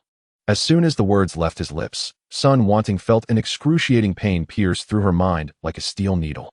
She opened her mouth, but could not produce a sound. Her blurred vision darted around, and everyone else was covering their mouths, displaying expressions of terror. Looking towards the man before her, what was he holding? No one answered her. The intense agony caused her to faint. Jiang Feng casually discarded the severed tongue and stepped heavily onto Sun Wanting. Bit by bit, he crushed her bones. The audible cracking sounds echoed repeatedly. Everyone present trembled, attempting to flee, only to find their legs felt as heavy as if weighed down by lead. An overwhelming fear shattered their inner resolve. In this apocalyptic utopia, they witnessed cruelty for the first time. Jiang Feng stated calmly, Protect you? On what grounds? Simply because you are weak? Or because you stand here to accuse me? Respect for the elders ensures love for the young. You show no gratitude for protection while expecting endless demands. Do you truly think I am a wish-granting machine, clapping my hands to make your desires come true? With a sharp step, Jiang Feng turned Sun Wanting's once beautiful face into a puddle of mush. He disdainfully wiped the sole of his shoe. His gaze shifted to the remaining 5 teammates, and he smiled. When you left me in the wilderness, were you not also exerting the oppression of the strong over the weak? Now that the tables have turned and I have become the strong, you cannot endure it? Jia Qingqing's face turned pale, her body trembling yet still resolute. You are a man. We are all women. You should shoulder your responsibility. Sighing deeply, Jiang Feng lamented that this world had been deeply influenced by foolishness. In the worlds he had previously traversed, even the most ignorant would have a moment of clarity when faced with death. Yet in this world, even in death, they would not realize the gravity of their situation. They would only perceive it as the world being unfair to them. Jiang Feng fell silent, surveying the crowd, noting their delicate appearances, utterly devoid of any semblance of a post-apocalyptic wasteland. This was merely a romantic world disguised as an apocalypse. Everything revolved around love, the bonds between humans and ghosts, and between humans and demons, all remained unresolved. Jiang Feng felt his anger surging. Damn it, the alien beasts are incompetent and disgraceful. It seems I must take matters into my own hands. Jiang Feng surveyed the surroundings, pointing out the men clad in hunting gear. These men approached Jiang Feng with trepidation, heads bowed, fearful of displeasing the killing machine before them. Tell me, do you like women? Answer me. Jiang Feng's roar sent shivers through them. In unison, they replied, yes. Jiang Feng chuckled, very well. I now present you with 2 choices. The first is to play the so-called big man, protecting these women, allowing them to live without worry in the apocalypse, even indulging in the luxury of makeup and adornment. Then, based on their feelings, they may choose to grant you a taste of their affections. Or, Jiang Feng chuckled mockingly. Or perhaps the women you have so well protected will choose to climb into other men's beds. Upon hearing these words, Jiang Feng sensed a flicker of doubt stirring within their hearts. There is an old saying, between men and women, there is no pure friendship. It ultimately evolves into the impulse for procreation. Ask yourself, would you feel burdened protecting a dozen voluptuous, stunning beauties? No. But what if it were a woman weighing over 400 pounds with a grotesque face? The answer is apparent. Jiang Feng never denied his inner thoughts. And now he aimed to strip the facade of civilization from these individuals in the apocalyptic order. He sought to break the moral shackles binding them. A civilized society requires morals, but the apocalypse does not. Upon hearing Jiang Feng's words, flames of desire ignited within the hearts of those present. This was the fire of longing, and what Jiang Feng intended was to let this fire consume all reason, transforming this world into a true apocalypse. Chapter 84. The Apocalypse first slays the Holy Mother 5. Gazing at this group now ablaze with desire, Jiang Feng's voice slithered through the air like a demon's whisper. This second choice is to take up arms. Do you see those people over there? Jiang Feng pointed to the group that Jia Qingqing had just incited to point fingers at him. Go, kill them. You are inherently stronger than they are. The strong dominate the weak. This is the survival principle of the apocalypse. Slay them. These women are your rewards. The men looked towards Jia Qingqing and the others, greed flickering in their eyes. Jiang Feng stood aside, a smile on his face. Go. At the command, the members of the hunting team swiftly drew their weapons and charged towards the residents of the safe zone, whom they had once sworn to protect. Perhaps there was a fleeting moment of hesitation, yet the words of Jiang Feng had etched themselves deeply into their hearts. Indeed, this was the apocalypse. The residents looked on in horror as their erstwhile guardians raised their blades. And only when the knife struck their own bodies did they realize that everything they had previously enjoyed without reservation had long been marked with a price in the shadows. Faced with the hunting teams battling ferociously against the beasts, the residents who had never ventured beyond the safety of their enclave possessed no means of resistance. It was only after those who had once criticized Jiang Feng were thoroughly eliminated that the bloodthirsty hunting teams sought to continue their assault, only to be halted by a single command from Jiang Feng. Stop. His voice, though not loud, compelled everyone to cease their actions involuntarily. In that moment, Jiang Feng had undeniably become the new authority, the new core. They were now adhering to the rules he had established, a genuine set of regulations befitting the apocalypse. Observing the mere decrease of 10 in the brainless value, Jiang Feng concocted further schemes in his mind. Turning to the hunting team that had obeyed his commands, he smiled and declared, "Follow me, and I shall lead you to a life of abundance. Status, power, women, all shall be yours." With arms wide open, Jiang Feng laughed heartily. "Now, go and revel in your spoils." Upon hearing his words, the hunting team could hardly contain their excitement as they rushed towards Jia Qingqing and her companions.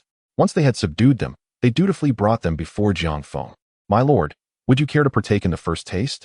Jiang Feng chuckled lightly. "Is this meager reward all that satisfies you? Follow me, and the whole world shall tremble beneath our feet. The glory of conquering the world shall not solely belong to me, Jiang Feng. Every brother who follows me shall bask in this honor together." With these words, the crowd's fervor surged, and the word loyalty escaped their lips unbidden. Jia Qingqing and the other team members naturally became the spoils available to those who followed Jiang Feng. As the scene concluded, Jiang Feng gazed upon the group of hunters, akin to ravenous wolves with gleaming eyes. He pointed towards the residents of the city lord, and they surged forth like a pride of lions. Those who had longed for a chance to join the fray now flocked to the ranks. Jiang Feng did not deter them. It mattered not whether their intentions were genuine. The hunting team would naturally weed out those unfit for this apocalyptic world. Soon, the city lord's mansion was breached, and Jiang Feng assumed the position of the lord.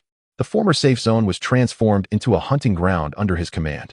As for the once unconditionally protected infants, they were either cast out to feed the beasts or distributed as spoils among the hunters. The primal instincts, long suppressed by the influence of brainless values, gradually broke free. The apocalypse had truly arrived. In the following period, Jiang Feng led the hunting team on a campaign of conquest. The various strongholds of the desolate world fell one after another to the hunting team. With each successful hunt, the brainless value of the world continued to decline. No longer would anyone utter the foolish notion that men should protect women or that the strong ought to shield the weak. The harshness of reality delivered a heavy blow to those who clung to unrealistic fantasies. Such is the nature of this world. If you do not seize a mouthful for yourself, there will always be someone who will take it from you. If you do not rob others, you must prepare to be robbed. The so-called fairness is merely a trick to deceive children. Here, it is a world where the strong devour the weak. Jiang Feng ultimately found the initial 40 normal individuals of this world on a continent isolated by the ocean.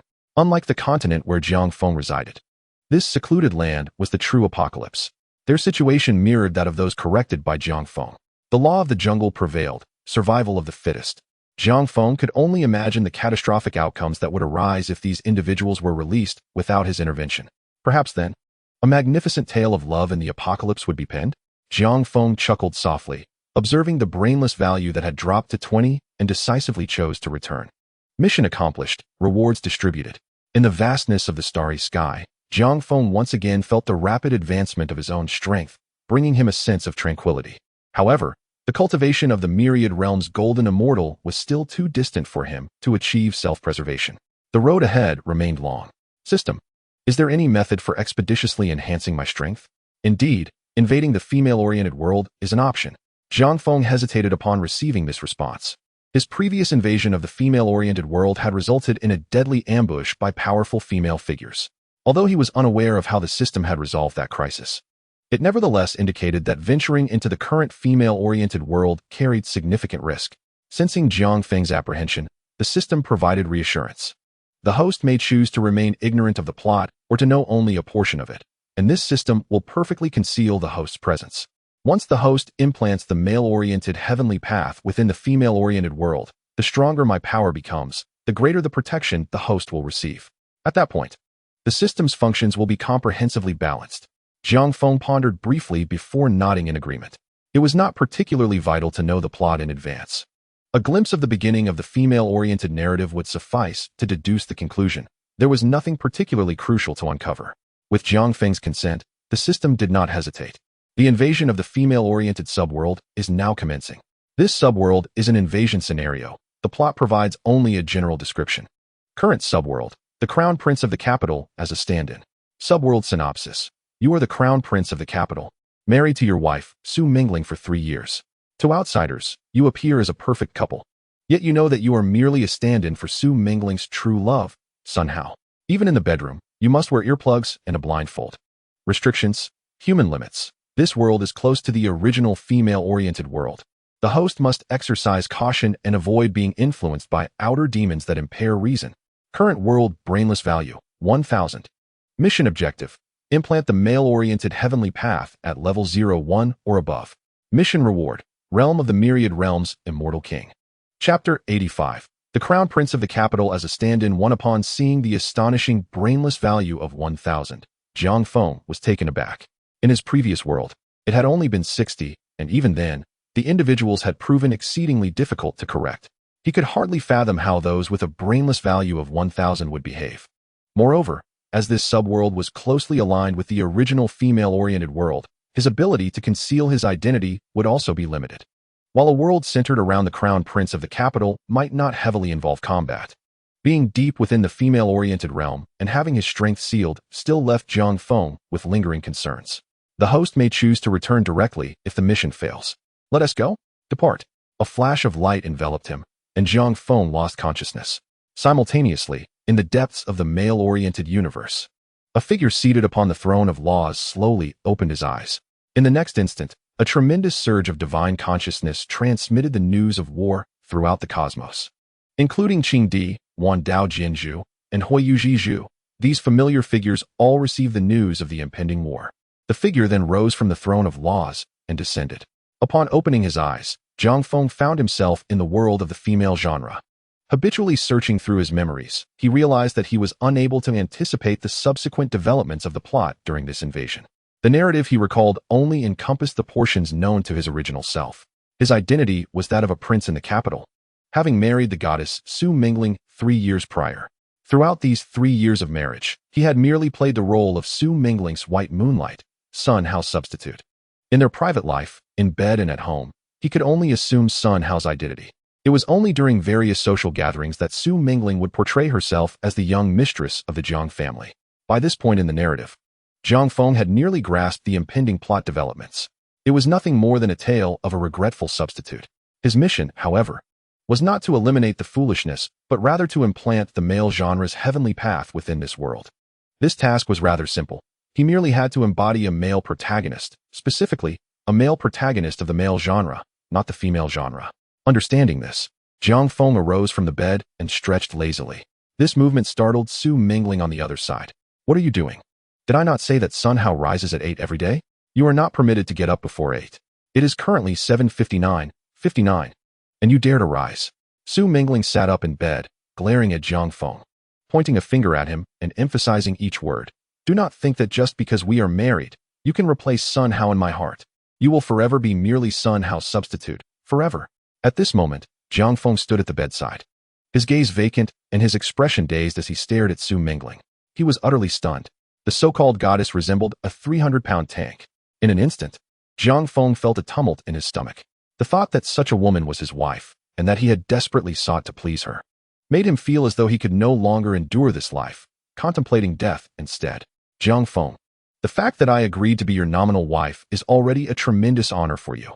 Allowing you to be Sun Hao's substitute is an even greater gift. As she spoke, Su Mingling wore a disdainful expression. I know you are trying to attract my attention through such means, but let me tell you, a substitute will always remain a substitute.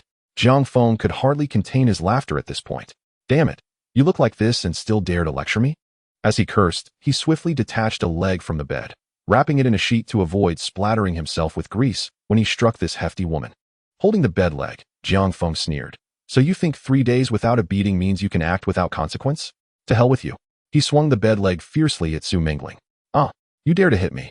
Su Mingling had not anticipated such a turn of events. And given Jiang Feng's physical prowess, which was at the peak of this world, she had no opportunity to resist. As Jiang Feng struck her with the bed leg, she cried out, resembling a pig awaiting slaughter, dashing wildly around the spacious bedroom. This was indeed the bedroom of the capital's prince, surprisingly vast. Otherwise there would be nowhere for her to flee. By the time the servants heard the commotion and rushed in, Su Mingling had barely survived the encounter. Tossing aside the bed leg, Jiang Feng pointed at Su Mingling and coldly commanded, "Throw this pig out." What manner of creature is allowed to dwell in the Jiang family? From this day forth, I shall convert to Islam. I cannot abide such a gross creature. Jiang Feng's orders were met with indifference from the Jiang family's servants, who not only failed to comply, but also glared at him in anger. This situation left Jiang Feng utterly perplexed. Was he truly the capital's prince? He quickly searched his memories again. There was no information regarding the origins of his identity as the prince. Who were his parents? Unknown. What was his background? Unclear. Where did his wealth come from? No one cared. This prince of the capital had an inexplicable sense of entitlement. Yet Jiang Feng was indeed the prince, with a long string of numbers resting in his bank account. The high officials would also grant Jiang Feng a measure of respect. Yet, if he were truly the prince, why would the household servants dare to oppose him? Just as Jiang Feng pondered this, the housekeeper stepped forward with a stern expression. Pointing at Jiang Feng, she chastised. "Young master, how could you dare to strike such a wonderful woman as the young mistress? Do you not know how many people dream of her?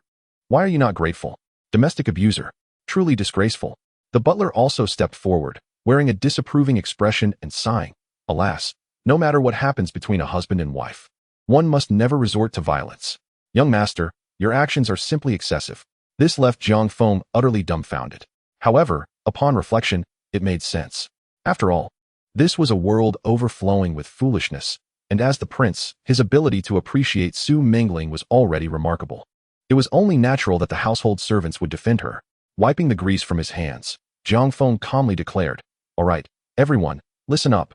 I hereby announce that all of you are dismissed. Take Su Mingling and get out of the Jiang family." Jiang Feng's reprimand did not instill fear in the servants. They glared at him and coldly replied, "You need not dismiss us. We will leave on our own. Indeed, you strike women with a boss like you. Do not expect us to work for you, no matter how much money you possess. Absolutely, just because you have a little money, you think you are the best in the world? How laughable." Jiang Feng's lips twitched. He sought to find a reliable assistant, reminiscent of those sycophantic secretaries from the male genre. After a thorough search, he found none. Damn it, why was this prince of the capital so pathetic? Jiang Feng cursed, realizing that his identity was not that of a prince, but rather a mere mutt of the capital, with no dependable subordinates and unable to manage the household servants. He felt utterly defeated. Dressed in a fitted suit and polished shoes, Jiang Feng felt an overwhelming sense of discomfort. Yet the problem lay in the fact that his wardrobe consisted solely of this same outfit. The reason being that Su Mingling's white moonlight, Sun Hao, favored this style. Thus, as a substitute, he too had to conform. It was utterly mindless. Pushing open the villa's door, he found the courtyard resembling a meticulously maintained garden, where servants and aides were busily packing their belongings to leave. Each one spat at Jiang Feng before departing. This scene left Jiang Feng dumbfounded, a large question mark appearing in his mind. Am I truly the prince of the capital? At that moment, Su Mingling had already been taken away by an ambulance, and as it departed, the expansive villa and garden were left with only Jiang Feng. He felt utterly speechless about the situation. Well, this world is not lacking in people. If you do not wish to work, there are plenty who will. With this thought in mind, Jiang Feng sought out more servants. In this mundane world devoid of any cultivation systems, the necessity to take matters into one's own hands not only undermines one's dignity, but also leads to utter exhaustion. Despite seeking assistance from numerous bespoke service companies, Jiang Feng was met with outright refusals to his requests. It was evident that the events of that morning had triggered a chain reaction. The individuals under the influence of a certain obsession cared little for anything beyond the heroine Su Menglian. This predicament left Jiang Feng somewhat perplexed. With the entire world seemingly devoted to the heroine, he found himself pondering what course of action to take. Jiang Feng then drove to a mental institution, expressing his desire to find patients with limited cognitive abilities. Soon, among the patients, he discovered individuals unaffected by the obsession. Those with high emotional intelligence were dubbed as Songming, while those with lower emotional awareness were simply referred to as weak-minded. Jiang Feng treasured them as if they were precious gems. Before long, a group of about 10 sycophants was assembled. These individuals, though intellectually challenged, were not swayed by the obsession and could grasp roughly 40 directives. Special circumstances warranted special treatment. Just as Jiang Feng was preparing to deal with the overseas student by Yueguang's son Hao, a court summons arrived in his hands. Su Menglian had sued him for intentional injury. This revelation left Jiang Feng astonished. He had not anticipated the existence of legal processes in a world primarily oriented towards romance. It was truly peculiar that in a realm where various abuses went unregulated, he would be summoned to court merely for having struck Su Menglian earlier that day. Not one to resist, he was curious to see what peculiarities would unfold. Upon entering the courtroom, Jiang Feng encountered Su Menglian once more. She was bound in bandages, resembling a mummy, with only her eyes betraying her animosity. "Look, boss, a mummy. We don't see such things around here," one of his subordinates remarked, eliciting a chuckle from Jiang Feng, while the enforcers struggled to contain their amusement. "Get over there," Jiang Feng playfully admonished. The presiding judge, a stern female magistrate, rapped her gavel and fixed her icy gaze upon Jiang Feng. "Mr. Jiang, you have grievously injured Miss Su. I am inclined to sentence you to life imprisonment. Do you have anything to say?" Jiang Feng's lips twitched at the absurdity of the situation. Life imprisonment for such an incident? Was there no semblance of logic? It seemed that in cases of male-on-female violence, the punishment began with life and escalated to the death penalty. Thankfully, being a local aristocrat in the capital, he possessed a certain influence and understanding of power dynamics that could be leveraged. With a mere phone call, Jiang Feng was released without charges, nearly inciting the judge's fury. Ultimately, he was ordered to compensate Su Menglian 300 million. Indeed, 300 million. However, Jiang Feng remained unfazed. His bank account, as the local aristocrat, held an unfathomable sum. In contrast, he recalled his previous status as the president of an intergalactic corporation, a position of far greater prestige. Although he, too, was a sycophant in that realm, he still exuded the gravitas expected of a corporate leader.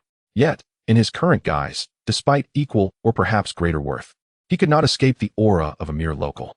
Outside the courthouse, he encountered Su Menglian once again. A single glance at her made him feel nauseous. "Boss, what's wrong?" his subordinate inquired, leaning in with concern. "I feel ill.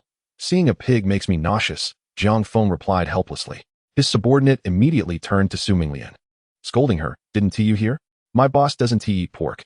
Get lost." Fuming, Su Menglian trembled with rage, nearly bursting free from her bindings. "Fine. You'll regret this. From now on, you won't even be qualified to be a substitute for my brother's son Hao. We are getting divorced." Jiang Feng's eyes widened in disbelief. "Are you serious?" Su Menglian sneered. "Furthermore, I will move out of your house because my brother's son Hao is returning.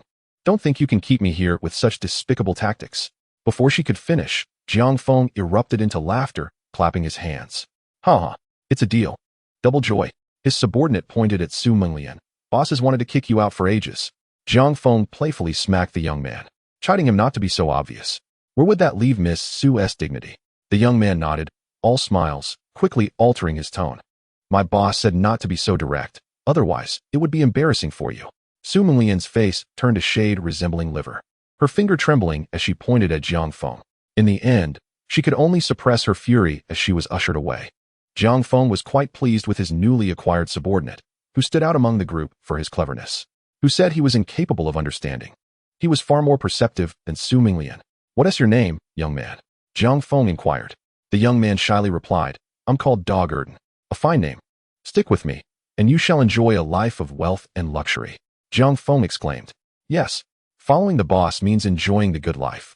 Jiang Feng chuckled, shaking his head as he left the courthouse with Dog Erden, already plotting his next moves. Jiang Feng had resolved that no grievance should go unaddressed. And he was beginning to understand the underlying logic of this world. Avoid Su Minglian, and he could act freely. As for the heroine's beloved Sun Hao, Jiang Feng had already tested the waters. He was not protected by the same obsession. This indicated that competing with Sun Hao was entirely in line with the narrative.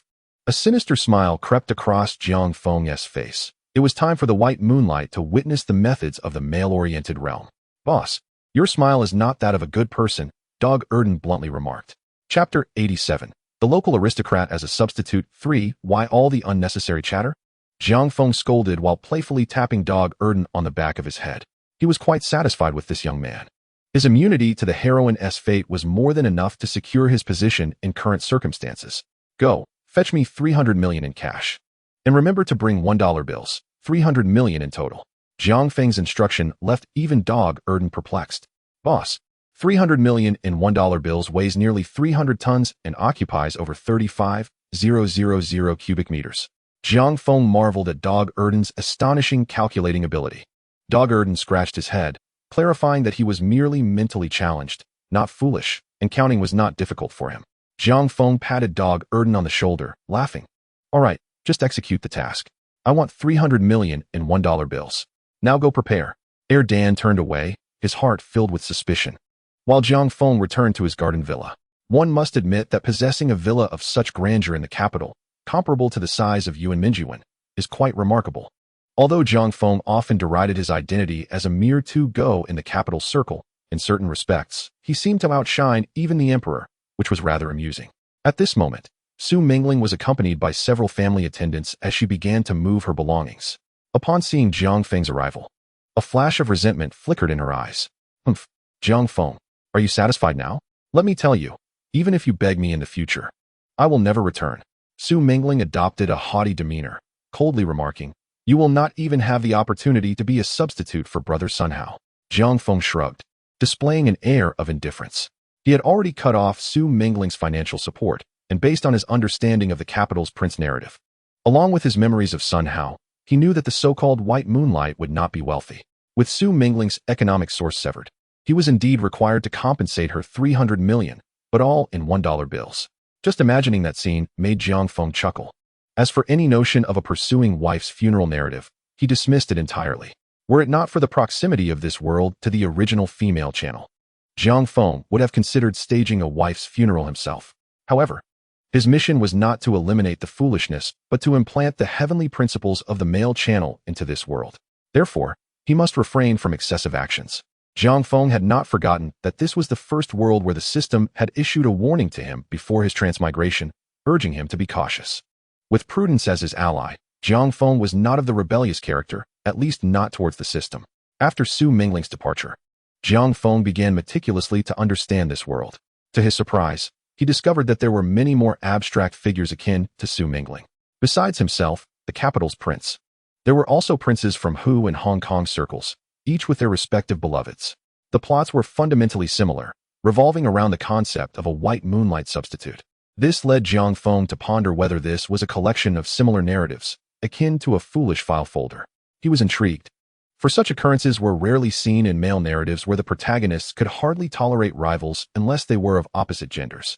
Only in female narratives could such phenomena arise.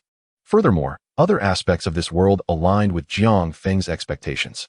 The heavenly principles, thoroughly corrupted by external evils, had altered the rules of this world. When he attempted to contact the government elite, he found them shrouded in a fog, existing in a state between presence and absence. Concurrently, societal morals and legal systems were similarly in this superposed state, likely only accessible to the female protagonists. Or perhaps the entire heavenly principle existed solely to serve these heroines. This reminiscence brought Jiang Feng to think of Gu Qing. That fellow was weak in strength, yet his original imperial technique was extraordinarily potent. It seemed that this technique had derived its power from usurping the authority of the heavenly principles, only capable of being wielded under the auspices of the supreme heavenly principles of the female channel. A sense of impending crisis washed over Jiang Feng. He needed to take action. Dan, Jiang Feng called out. Dan jogged over. Boss, what is it? Jiang Feng nodded. How is the investigation regarding Sun Hao coming along? Dan grinned. I found out. In the entire capital, there isn't a single person named Sun Hao. Isn't that strange? Jiang Feng awaited further information from Dan, only to find him standing there, beaming and expecting praise. Sighing, Jiang Feng remembered that Dan was indeed a normal person. Well done. Go train with your brothers. There will be opportunities for you to shine soon, Jiang Feng instructed. Dan, with a serious expression, saluted and left with a smile. Jiang Feng's countenance darkened. This white moonlight, Sun Hao, was returning from studying abroad and calculating the time. He would soon arrive. Jiang Feng needed to prepare a welcome ceremony for him. Brother Hao, I miss you so much. That Jiang Feng is truly despicable. How dare he hit me? In a rented room, Su Mingling was on the phone with her white moonlight, Sun Hao. Her sorrowful voice made Sun Hao's heart feel as if it were being scratched by a kitten. With righteous indignation, he comforted her. Humph. I told you that Jiang Feng is no good. Rest assured, I am studying financial management abroad, and when I return to the capital, I will ensure Jiang's bankruptcy, making Jiang Feng kneel before you to apologize. Hearing this, Su Mingling's eyes sparkled with joy. Brother Hao, I miss you so much. When will you come back? Sun Hao chuckled confidently. I can't wait to realize my ambitions. My flight will land in the capital tonight. Really? Su Mingling exclaimed in delight. I will go to the airport to wait for you. After 3 years apart, I miss you so much. So do I. As the two exchanged sweet sentiments. On the other side, the walls had ears. Jiang Feng, having tracked down Su Mingling's rented house, naturally would not miss the opportunity to eavesdrop on her.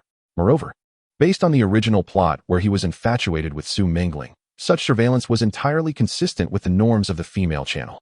Thus, rather than relying on Dan and his gang, a regular private investigator was employed, and the information quickly reached Jiang Feng. Oh, arriving tonight? That is quite fast. Jiang Feng mused with a smile as he surveyed the beautiful women before him, ultimately selecting 3. One was youthful and radiant, another cold and proud, and the last was fiery and passionate. You 3 will accompany me to the airport tonight to welcome an old friend. Whoever wins my old friend's favor, I, Jiang, promise to elevate you to international stardom. Yes, master. The 3 women responded in unison, eager to fly to the airport immediately. Jiang Feng was exceedingly pleased. Now, he would see if this white moonlight, after 3 years apart, could still remain steadfast in affection. On the plane, Sun Hao eagerly anticipated his return to the capital, especially missing Su Mingling after 3 years. As for the prince of the capital, Jiang Feng, who had always lingered behind Su Mingling, Sun Hao regarded him with disdain. His heart filled with contempt. Humph, Jiang Feng, once I land, it will be your end. Jiang family, humph. Meanwhile, outside the rented room, Su Mingling had waited for over 10 minutes without a single taxi in sight. Although she could drive and Jiang Feng had provided her with a vehicle. In a bid to assert her independence, or rather, due to Jiang Feng's refusal, she had not taken her car when leaving the Jiang family's garden villa. She could only rely on a taxi to get to the airport. However, Jiang Feng had anticipated this, positioning people to monitor the distant crossroad. As taxis approached, they were promptly sent away with a stack of cash. Su Mingling's hope of reaching the airport before Jiang Feng was utterly futile. By the time Sun Hao landed, Jiang Feng, accompanied by 3 stunning women, was already awaiting him. Ha! Brother Sun, after 3 years, I've missed you terribly, Jiang Feng exclaimed, greeting Sun Hao with a warm embrace. Before Sun Hao could react, his handbag and suitcase were snatched away and thrown to Dan, who took them to be incinerated. Hey, that's mine, Sun Hao exclaimed, his eyes wide in an attempt to stop them. At that moment, 3 beautiful women, who had long been prepared, surrounded him, playfully preventing him from speaking further. Oh, handsome young man, you are so charming, one of them exclaimed. Little brother, your sister really likes you. Another added. Humph.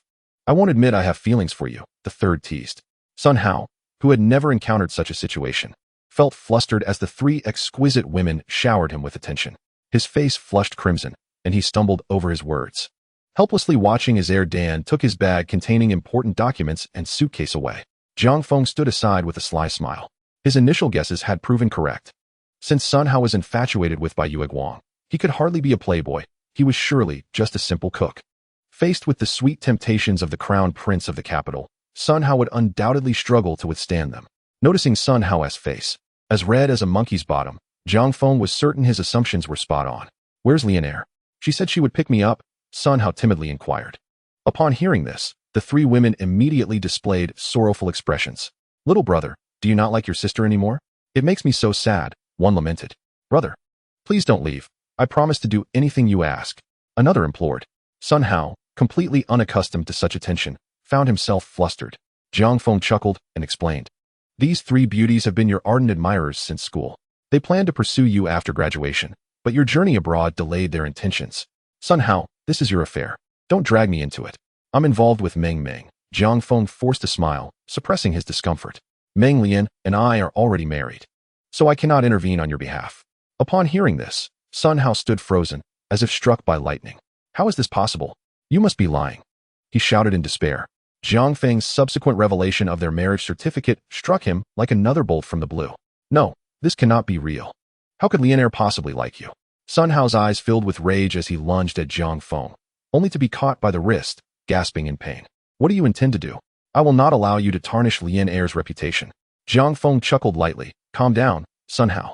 Our marriage is merely a formality. You know how anxious Meng Lian's parents are. During your absence, I had no choice but to assume the role of her husband.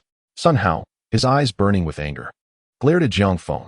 Yet, Jiang Feng's earlier display of strength quelled any thoughts of retaliation. Meanwhile, the three women encircled Sun Hao again, showering him with affection. Still fuming, Sun Hao found it difficult to direct his anger at the ladies. Ah, Bai Yue Guang, how it is, he thought, bemused. Haha, Meng Lian is already waiting at the hotel. The best 10-star hotel in the capital, just for us. Let us go. Jiang Feng cheerfully pulled Sun Hao into the vehicle, taking the front seat while leaving the back for Sun Hao and the three women. Jiang Feng deliberately chose a compact sports car, squeezing Sun Hao between the three ladies, their alluring scents making him feel dizzy. In truth, Jiang Feng had added a certain substance to the perfume. When it came time to disembark, Sun Hao blushed and hesitated. Stuttering, I feel a bit carsick. Let me wait a moment. Jiang Feng paid no heed, urging the three women to help drag Sun Hao out of the car. Sun Hao hunched over, his face as red as a ripe apple. Without needing Jiang Feng's cue, the three women eagerly pressed closer to him, practically escorting him into the hotel. Inside the luxurious suite, Sun Hao did not see the one he longed for. Su Menglian. At that moment, however, he could hardly think of anything else. His mind felt foggy, overwhelmed by the presence of the three stunning women by his side. With Jiang Feng, that mischievous troublemaker, throwing obstacles in his path, Sun Hao became oblivious to his surroundings. He lost count of how many drinks he had consumed and the reason behind the ensuing conflict among the three women over him. In a bewildering turn of events, he found himself behaving like a playboy. When Sun Hao finally regained consciousness, it was already the next day. The deed had been done, and he was utterly disoriented. Meanwhile, in another room, Jiang Feng observed the scene through a monitor, a smile playing at the corners of his lips. Bai Yue Guang, his childhood sweetheart? He was eager to see whether this delicate flower could stomach the harsh reality of life. With a grimace, Jiang Feng thought to himself, damn it, don't give me an opportunity, or I'll make you pay. Just then, Dan entered. Boss, what are you watching? I didn't see anything. I'll just step outside. Jiang Feng's expression darkened as he barked, come back. Dan waved his hands. Boss, you don't need to be polite. I'm not watching this. Jiang Feng's lips twitched in annoyance. Who the hell was being polite? Who told you to watch this? How is the task I assigned you coming along? Scratching his head in confusion, Dan asked, what task? Jiang Feng sighed, trying to maintain his composure as he pressed on. What about Su Menglian? How is that going? Oh, Dan smacked his forehead. It's all set. She's still waiting at the airport. I bribed the ground staff to say that Sun Hao's flight was delayed. Jiang Feng nodded, satisfied. Well done. It's time to meet my old friend. Jiang Feng stood and headed to Sun Hao's room. At that moment, Sun Hao was stealthily dressing, careful not to awaken the three beauties from the previous night. However, Jiang Feng's boisterous laughter as he entered shattered any hopes of escape. Ha! Sun Hao, did you enjoy yourself last night? Sun Hao's expression turned icy upon seeing Jiang Feng's grin and the three women roused from their slumber. Even he, despite his naivety, realized he had been set up. He glared at Jiang Feng, growling, you think such despicable tactics will force me to leave Lianair? Dream on. Jiang Feng shrugged. What tactics? I don't comprehend what you're saying. Alas, it's a pity for these three lovely ladies who hold genuine affection for you, only to find you heartless. You. Sun Hao pointed an accusatory finger at Jiang Feng, seething, such underhanded methods. You will never win Lianair's heart. Jiang Feng merely shrugged. Why don't you trust me? Here is a thought. I'll take Su Menglian to the Civil Affairs Bureau for a divorce today. What do you think? As he said this, Jiang Feng threw an arm around Sun Hao's shoulder, feigning sorrow as he sighed. I thought we were good brothers. Which is why I took care of Su Menglian. I never imagined you would think of me this way. It truly hurts. Jiang Feng's performance left Sun Hao somewhat bewildered. In his mind, the incessant debate regarding whether Jiang Feng was a good or bad person raged on, ultimately leading to no conclusion. Behind him, the three beautiful women displayed expressions of indifference, one of them slapping Sun Hao before turning to leave. As Sun Hao reached out in an attempt to retain her, he was halted by Jiang Feng. What is this? After one night of worldly pleasures, do you still wish to engage with them? Think of Su Menglian. Remember her. Sun Hao let his hand drop in defeat, feeling as though since the plane had landed, everything was spiraling beyond his control. How could a single night result in such a transformation? This was indeed peculiar.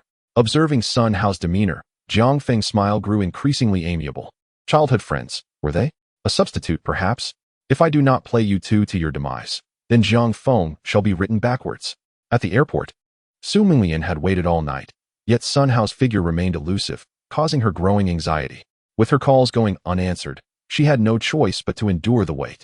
Just then, Jiang Feng appeared from behind, leading Sun Hao. Upon seeing him, Su Menglian's joy was immeasurable, but the moment her gaze fell upon Jiang Feng, her smile vanished in an instant. Brother Hao, how have you been? Are you well? As Sun Hao took her hand, he expected to be overwhelmed with emotion after 3 years apart, eager to rekindle their past. Yet, inexplicably, the words hung on his lips, unspoken. The feeling was akin to an abrupt fading of affection, devoid of the anticipation and yearning. It felt rather mundane. Jiang Feng understood well the nature of this shift. Colloquially speaking, it was the phenomenon known as Sage time. Su Menglian sensed Sun Hao's detachment, but attributed it to Jiang Feng's influence. She pointed at Jiang Feng, ready to unleash a tirade, only to be silenced by the marriage certificate he revealed. Let us go. Let us get a divorce. I know that for all these years, I have merely been a stand-in for Sun Hao. Now that the original has returned, it is time for me to depart. Jiang Feng's smile was tinged with a mixture of melancholy, helplessness, disappointment, and pain. Do not question why his face resembled a palette. It was simply designed that way. In that moment, Su Menglian appeared touched, reminiscing about their 3 years of married life, momentarily lost in thought. She could scarcely recall the pain she still bore, inflicted by Jiang Feng. After all, matters of the heart are often devoid of reason. Observing her expression, Jiang Feng realized that he had entered a narrative of a love triangle filled with anguish.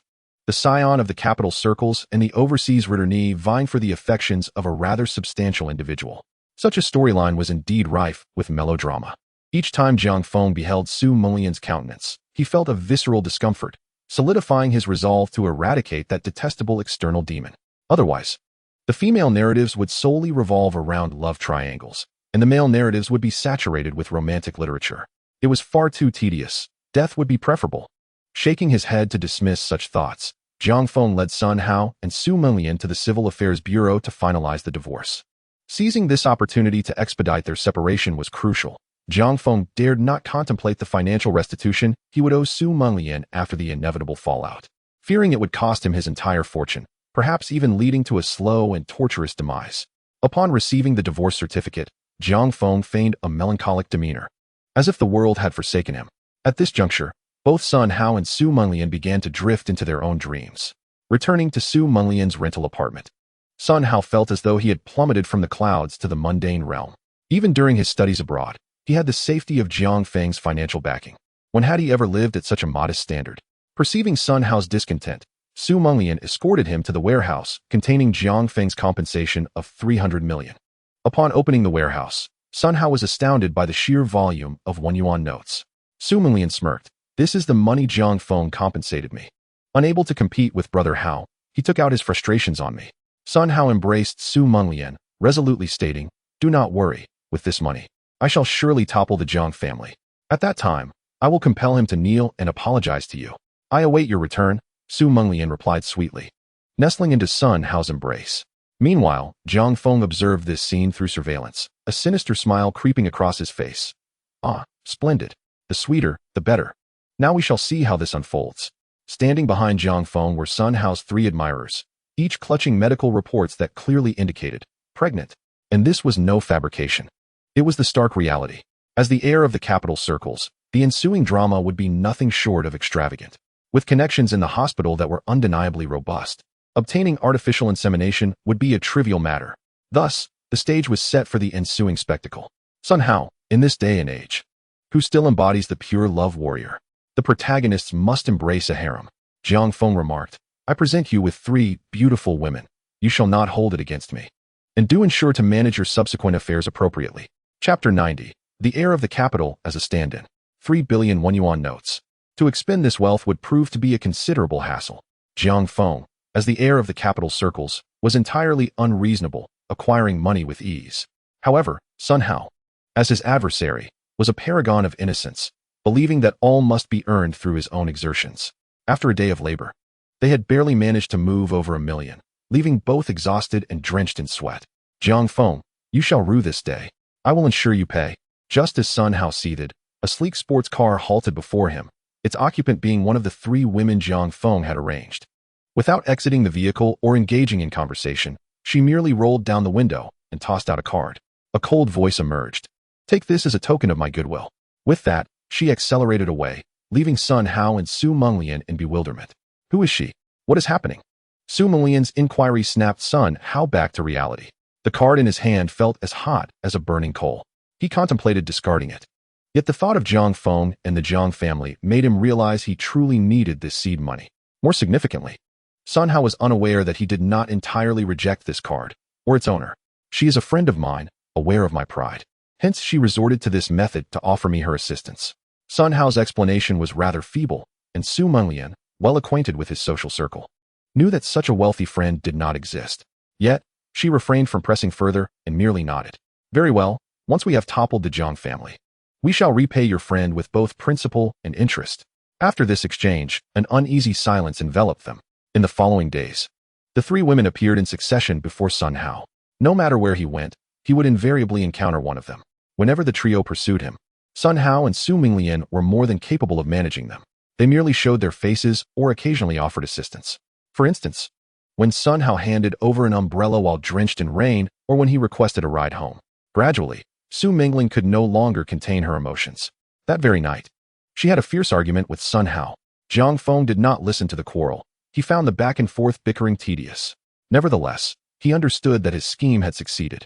Although Sun Hao was confused and unable to discern right from wrong, his emotions still adhered to the logic of his white moonlight. To everyone except Jiang Feng, he maintained a warm demeanor, embodying the role of a good man. Su Menglian's jealousy and assertiveness were simply facets of her status as the beloved of the group. Presently, she sensed a threat from the 3 other women. Yet, Sun Hao still held feelings for Su Menglian. This misinterpreted goodwill would ultimately tear the 2 apart. Jiang Feng observed Sun Hao's despondent descent down the stairs, a scene where the moon was cold and the stars sparse, as the childhood friends walked away from each other. Jiang Feng knew it was time for him to intervene. On Su Menglian's side, he employed a subtle tactic to cut off communication signals in the area, rendering her unable to reach the outside world. Meanwhile, the 3 women prepared to confront Sun Hao with pregnancy test results in hand. Upon seeing the 3 pregnancy diagnoses, Sun Hao was astounded. How could this be possible?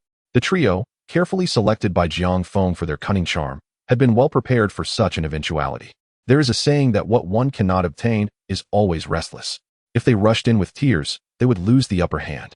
The 3 women displayed an attitude of "You are the father of the child, but not my husband," and promptly made to leave. However, Sun Hao's virtuous nature did not permit him to abandon his flesh and blood. Rising resolutely, he declared, "I will take care of you." This scene moved even Jiang Feng. What a paragon of virtue! Yet, outside, the festivities continued, leaving the matter at home unresolved. By the time Sun Hao returned to Su Menglian's side, it was already the early hours of the following day. This time, his demeanor was exceptionally frigid. He no longer treated Su Menglian with the previous tenderness, instead behaving as if they were strangers. Su Menglian, of course, sensed the shift and sought to mend a rift. However, having tasted the finer things in life, Sun Hao dismissed her advances with disdain. Ultimately, he even uttered the words, "I only see you as a sister." This led to discussions about Jiang Feng and Su Menglian's 3 years of marital life.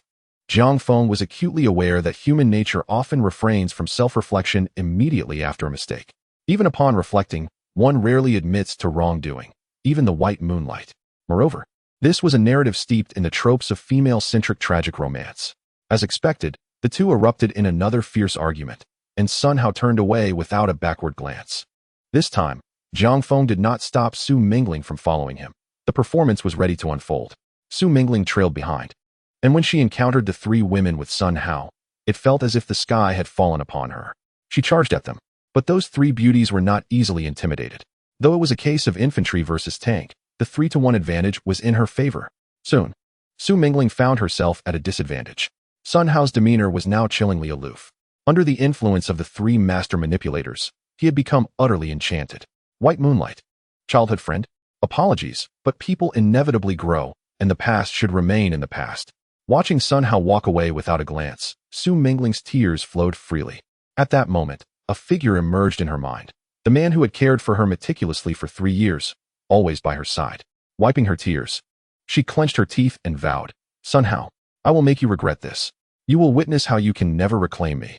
Su Mingling headed towards Jiang Feng's garden villa. Naturally, Jiang Feng would not meet her. Encountering her at this time would only make her perceive him as a mere sycophant.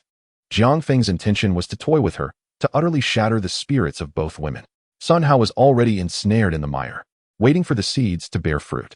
As for Su Mingling, Jiang Feng aimed to make her experience the harshness of life. That very night, a fire broke out in the warehouse holding 300 million in cash, leaving Su Mingling destitute. Shortly thereafter, a car accident landed her in the hospital, burdened with hefty bills and debt.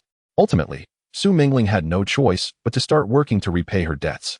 She had sought Jiang Feng's audience multiple times, but to no avail. After tasting the bitterness of life and being abandoned by Sun Hao, she finally yearned to turn back. She beseeched Jiang Feng to reconsider. Waiting in the rain outside the Jiang family villa, hoping to catch a glimpse of the man with whom she had shared 3 years of intimacy. Meanwhile, Jiang Feng observed the scene from behind the surveillance cameras with a cold gaze.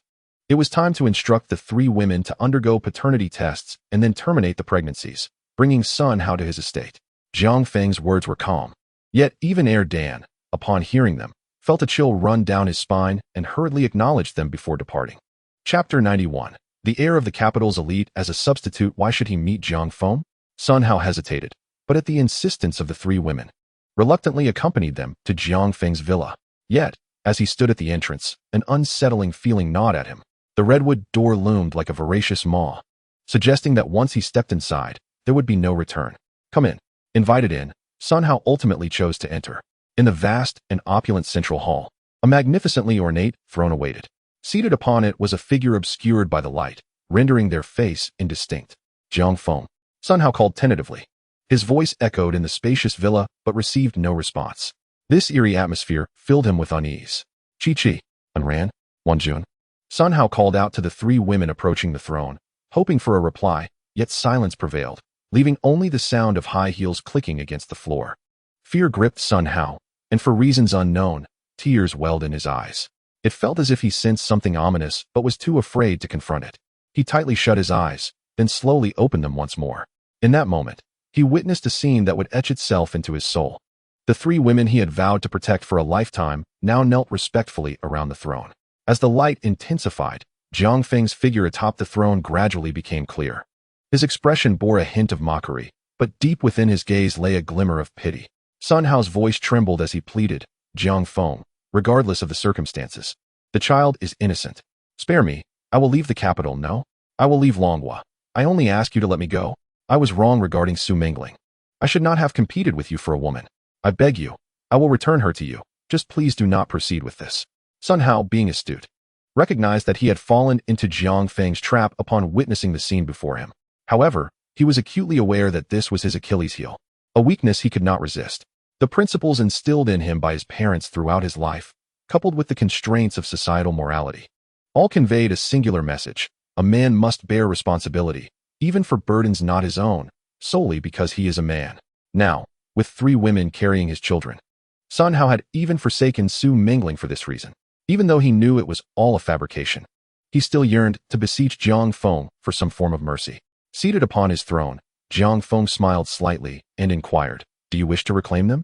Yes, I implore you. Sun Hao pleaded. Jiang Feng gently caressed the heads of the 3 women and softly asked, Do you wish to return to him?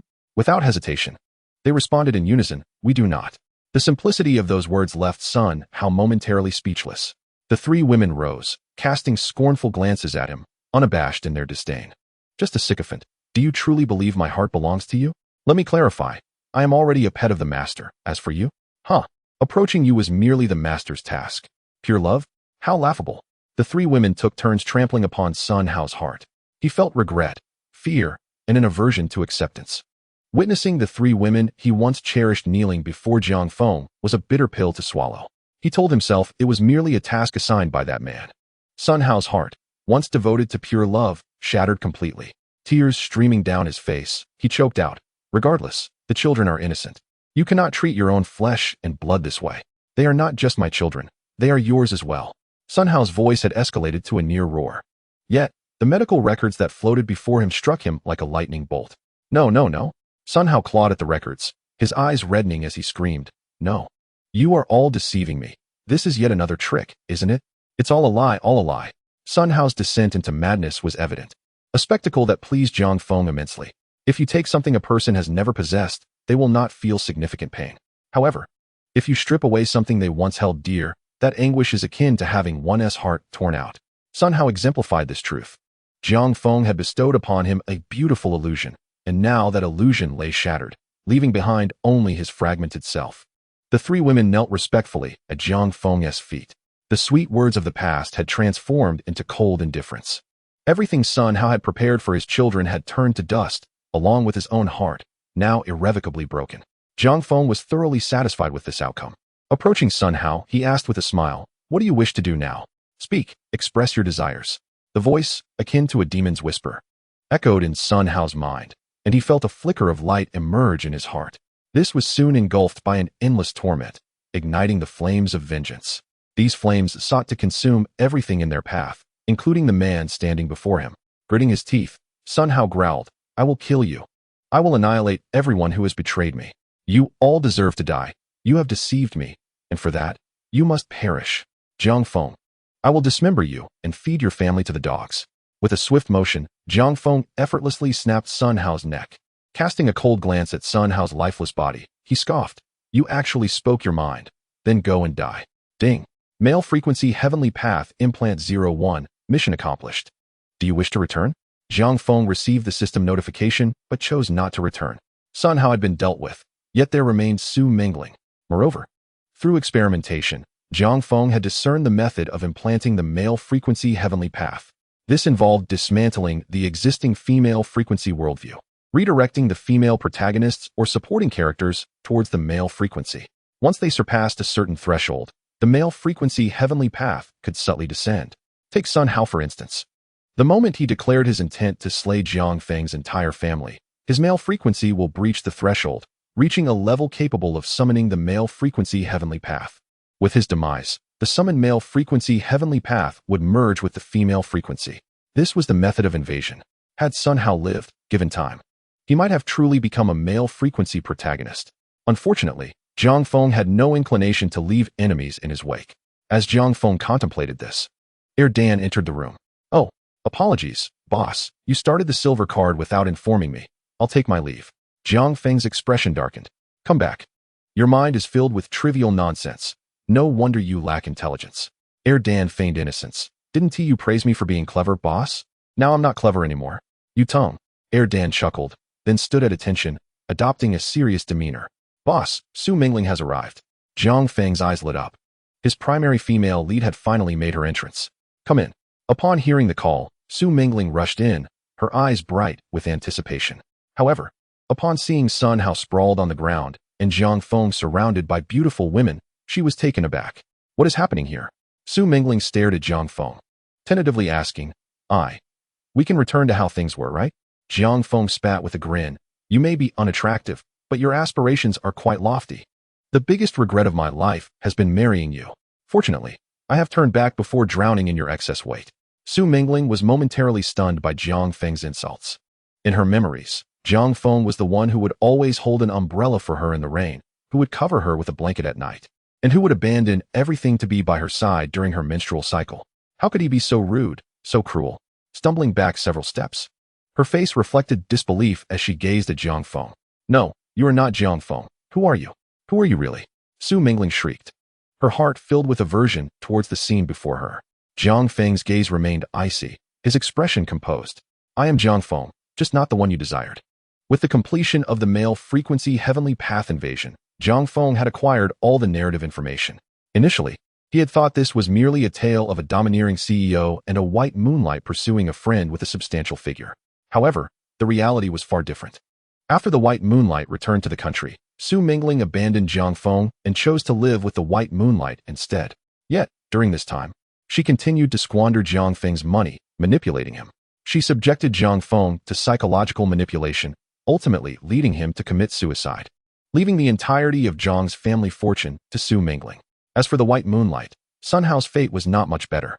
The men surrounding Su Mingling were akin to disposable slippers in her wardrobe.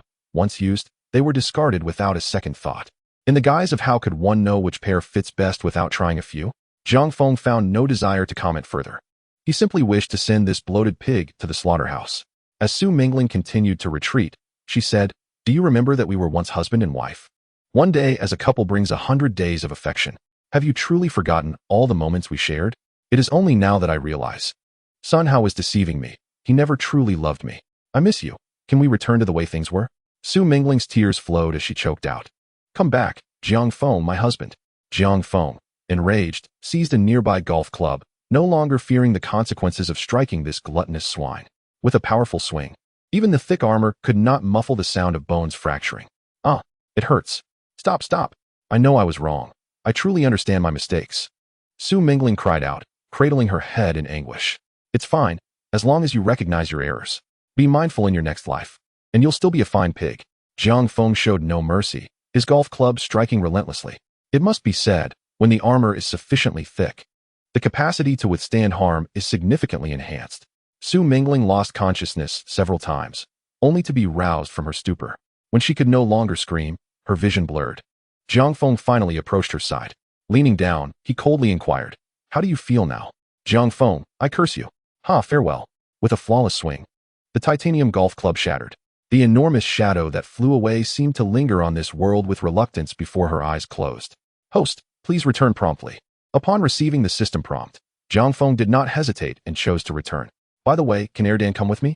"Yes." Just as Jiang Feng and Erdan vanished, the entire world fell into stasis. A gigantic, multicolored eye emerged in the void, gazing at this realm. Its gaze swept across before finally resting on Su Mingling and Sun Hao. In the next moment, the two were reborn, bewildered, as if nothing had transpired. The giant eye then vanished, and this world appeared as though Jiang Feng had never existed. However, after the eye's disappearance, subtle changes flickered across Su Mingling and Sun Hao's expressions. They exchanged a knowing glance, an understanding passing between them. "Did you feel that? Aren't you feeling the same? We finally entered. That kid truly has some skill." Shoo! Silence.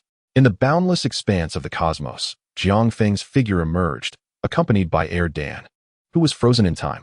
The laws surged around him, and Jiang Feng felt a familiar power returning. It was the realm of the immortal king, even more potent than he had previously possessed. As the mightiest within the realm of the myriad worlds, Jiang Feng was unrivaled.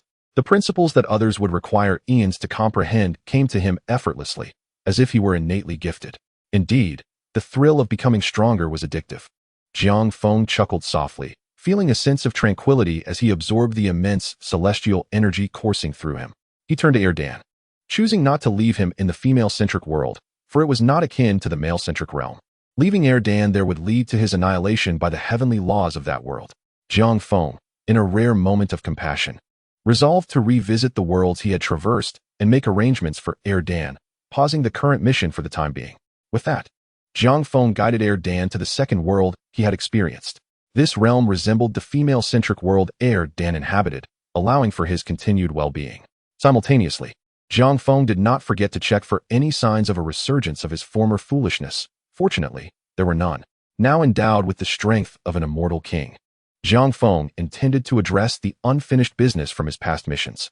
For instance, the gaze that had descended from the upper realm during his first experience.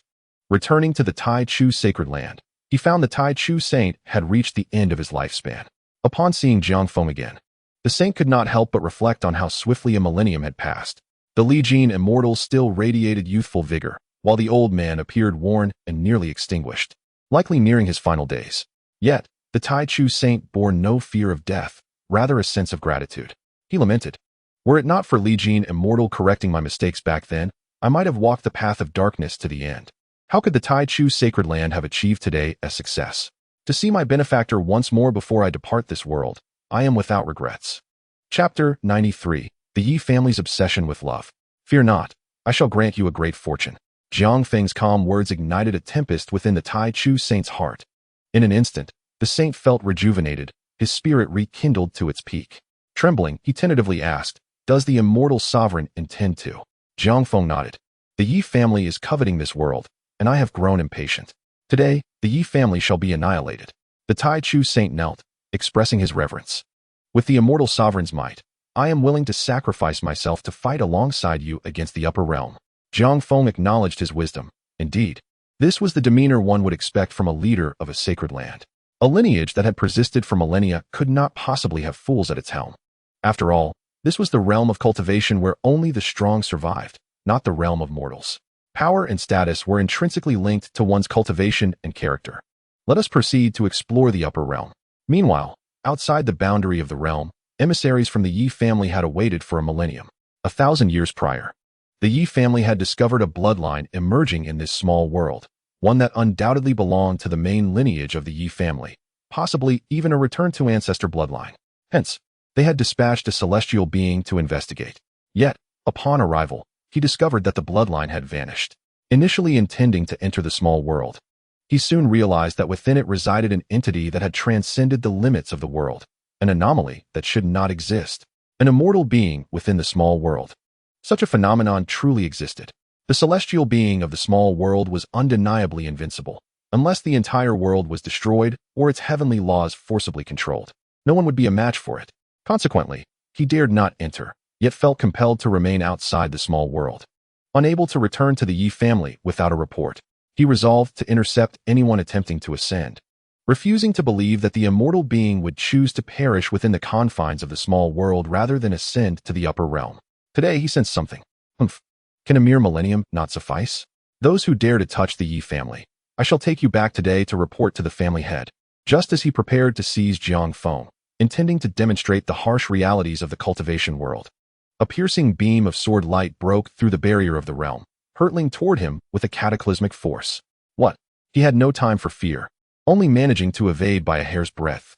Yet, he was still struck by the sword light, severing half of his body, and even having his own Tao rhythm and spirit. Who is this esteemed elder? Thank you for sparing my life.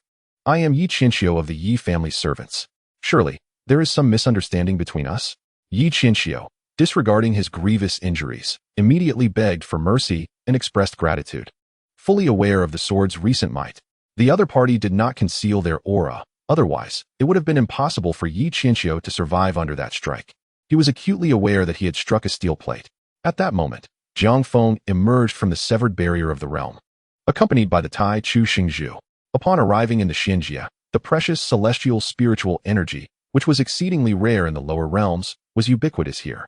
The Tao was more complete and clear, and the rules of heaven and earth were immensely powerful. Even without experiencing the heavenly tribulation, Tai Chu Xingzhu had successfully extended his lifespan by 1,000 years, regaining the appearance of his middle age.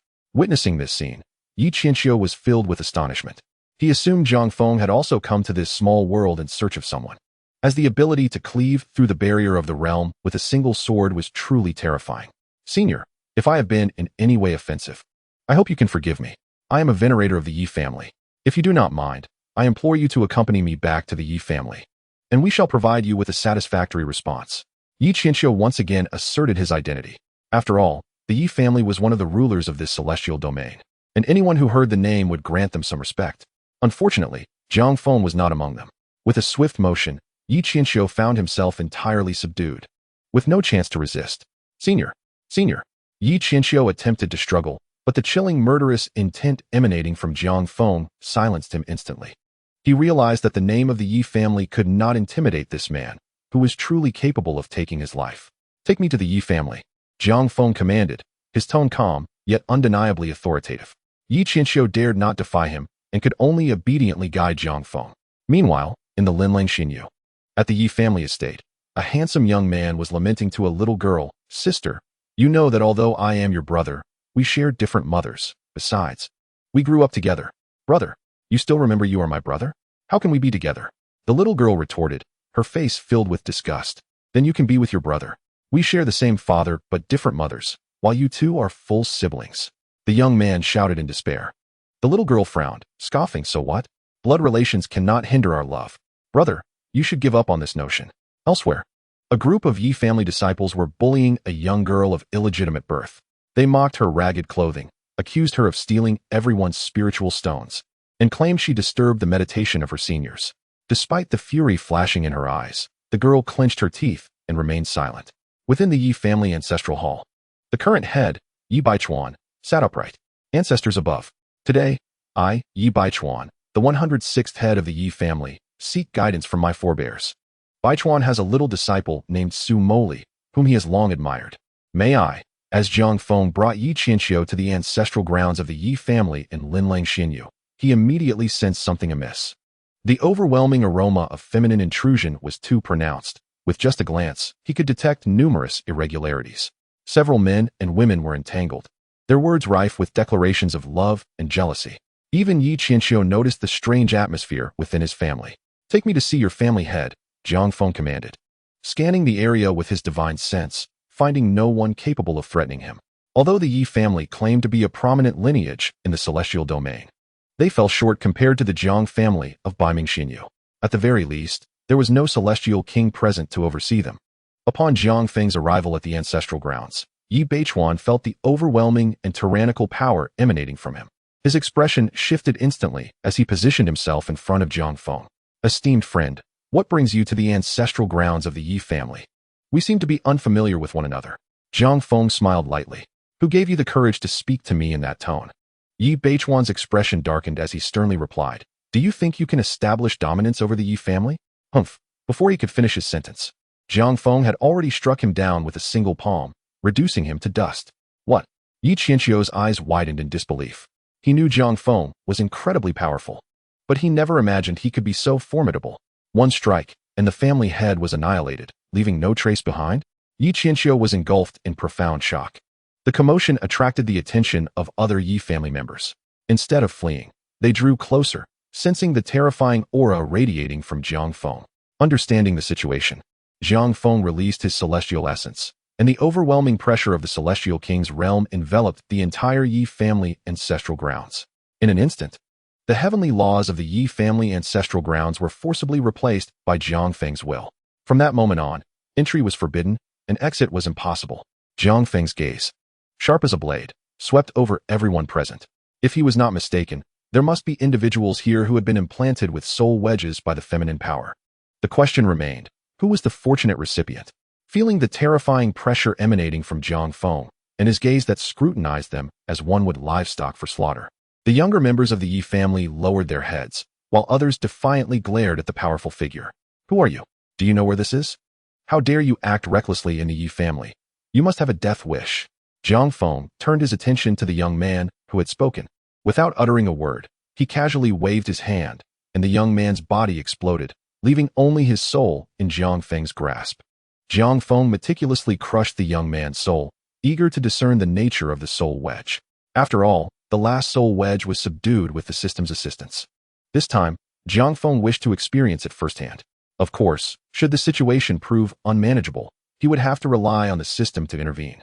Jiang Feng was not inclined to take unnecessary risks. As the young man's soul was gradually obliterated, his anguished cries echoed throughout the Yi family ancestral grounds, instilling fear in all who heard. Yet, even as Jiang Feng shattered the young man's soul, he did not discover what he sought. Disappointment etched across his face, he remarked, "I had hoped to find my target. It seems I must cast a wider net." As soon as the words left his lips, a jade rui of emerald green appeared in his hand, the very reward from his previous task. Though its grade was uncertain, the system's creation was undoubtedly exceptional. Just as that sword, any other powerful individual would likely be left in awe upon witnessing it. With a gentle approach to the rui, Jiang Feng whispered, "Rui, Rui, fulfill my wishes, manifest swiftly." In the next moment, the chaotic rui erupted with brilliant light. Wherever the light touched, both the physical forms and treasures of the Yi family members shattered, leaving only their souls behind. At that instant, even the dullest among them realized the necessity of fleeing. However, Jiang Feng had already sealed off this world, preventing any opportunity for escape. They could only endure as the radiant light swept through, their souls confined in place. Jiang Feng, undeterred by the effort, began to seize each soul, crushing them as if opening jars. Though most were empty, there were bound to be some that contained hidden treasures. Meanwhile, on the battlefield of the world, the master of 10,000 swords struck down upon the celestial stars, simultaneously forcing back the female realm's lord before him. Yet, under the dual enhancement of the female realm's heavenly path and the malevolent forces from beyond, the evidently feeble female realm's lord managed to withstand the master of 10,000 swords' attack without faltering. "Ah, sister, your strength truly astounds me. But why do you choose to be with those men instead of your sisters?" The master of 10,000 swords, disinterested in a reply, swung his sword once more, pushing the adversary back. At the same time, such battles unfolded throughout every corner of the world battlefield. The oppressive presence of realm lords, who could dominate an entire realm, was not uncommon here, with at least a dozen present. Among them were two figures exuding an even more terrifying aura, their bodies enveloped in the flow of law, positioned high above in confrontation. They were none other than the man from the throne of deep space and the golden-eyed lord who had once attacked Jiang Feng from across the realms. Heavenly Emperor, do you not learn from experience? At your level of power, you should understand that embracing new strength is our rightful path. The golden-eyed lord, undaunted by the Heavenly Emperor's authority, chuckled lightly. The Heavenly Emperor's cold gaze swept across the battlefield, calmly stating, "No need for further words. It is merely a matter of life and death. I shall remind you, no one can attain immortality without cost.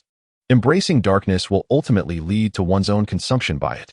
The golden-eyed lord's expression turned icy as she retorted sharply, "Nonsense.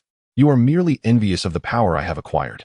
Let me tell you now, the male realm has already been invaded to a considerable extent." As she spoke, the golden-eyed lord chuckled. "The reason for not launching a full-scale assault yet is merely to give you a false sense of hope. Even your original world has long become our domain." She continued, "Now, we offer you a chance. As long as you are willing to surrender, it is not too late." The Heavenly Emperor remained expressionless, his ancient and tranquil eyes, as if perceiving the essence of all things, settled upon the golden-eyed lord. "Found you?" The golden-eyed lord, somewhat perplexed, instinctively inquired what? Immediately, she felt her power rapidly diminishing. The strange laws she commanded began to unravel piece by piece. In disbelief, the golden-eyed lord exclaimed, "How is this possible? My power, my laws, how can this be?" The Heavenly Emperor replied calmly, "Did you think only you could invade us while we could not infiltrate you? Do you presume that by wielding the power of law, you can control everything? This entity has endured countless epochs, ultimately converging into one. The myriad paths return to unity. Only one's own path is the true path." At that moment, within the female realm, a tremendous upheaval erupted in the world Jiang Feng had just departed. A mysterious virus swept across the entire realm, causing those infected to attack anyone they encountered, and the bitten would swiftly succumb to infection. The virus spread with terrifying velocity. As the young heirs from various circles succumbed one after another, the level of foolishness in this world plummeted precipitously. Simultaneously, the golden-eyed lord's power deflated like a punctured balloon. "What have you done to my world?" The Heavenly Emperor offered no response, merely extending a hand and gently waving it. The golden-eyed lord's existence vanished in an instant. Just then, within the female realm, a colossal, multicolored eye appeared in the sky. In the next moment, those who had been infected began to disappear from their locations. Some reappeared after vanishing, albeit more ignorant and chaotic, while others were lost forever. Under the watchful gaze of the giant eye, this world swiftly returned to its original state, as if nothing had transpired. However, the golden-eyed lord, who could challenge the Heavenly Emperor, had truly vanished. Nonetheless, the power belonging to the golden-eyed lord required a successor. The giant eye randomly selected a woman, and in the blink of an eye, her strength soared, and she obtained power equal to that of the golden-eyed lord. "Praise the divine!" the woman exclaimed excitedly, raising her hand. Back on the battlefield, with the Heavenly Emperor resolving the conflict, the scales of war began to tip in favor of the male realm. The Heavenly Emperor's strength was evidently beyond the reach of any realm lord. With his entry into the battlefield, the female realm's cultivators, who had previously been evenly matched, began to falter. In less than the time it takes to brew tea, the male realm declared victory. Yet, the expressions on everyone's faces were grim, even deeply serious. For most of the powerful beings present were experiencing a true confrontation with female realm cultivators for the first time. Previously, they had held the female realm in disdain, believing that those pretentious beings, even if they embraced malevolent forces from beyond, would amount to nothing against them. "I can vanquish them with a single strike." However, Only upon engaging did they realize that the female cultivators, empowered by the malevolent forces, were practically avatars of the celestial laws. They commanded the very essence of the law. More importantly, while mortals could perish, the essence of the law would never dissipate, as long as the world that birthed them remained intact. Even if one were to slay them 100 times, there would always be those who grasped the same laws emerging from the infected world. Conversely, if their own people died, it was truly the end. In an instant, the victors could hardly muster any joy, a heavy weight pressed upon their hearts, making it difficult to breathe. Fellow cultivators, the Heavenly Emperor called out, then released his suppressive laws. Instantly, the unique power of the Heavenly Emperor enveloped the surrounding universe. Such might instilled awe in every individual present. The Heavenly Emperor retracted his power, calmly stating, "The myriad paths of cultivation lead to the same destination. Should anyone seek the shadows, I shall not obstruct them. However, when we meet again, you shall be my enemy." With that, the Heavenly Emperor turned and vanished into the depths of the cosmos. The crowd exchanged glances, ultimately bursting into laughter. "What is there to fear?" They chuckled. "Those who have cultivated to our level have long forgotten the meaning of fear. Let us strive together. One day, we shall penetrate the female realm and demonstrate our might." Indeed, ha ha ha. The crowd clasped fists in farewell and left.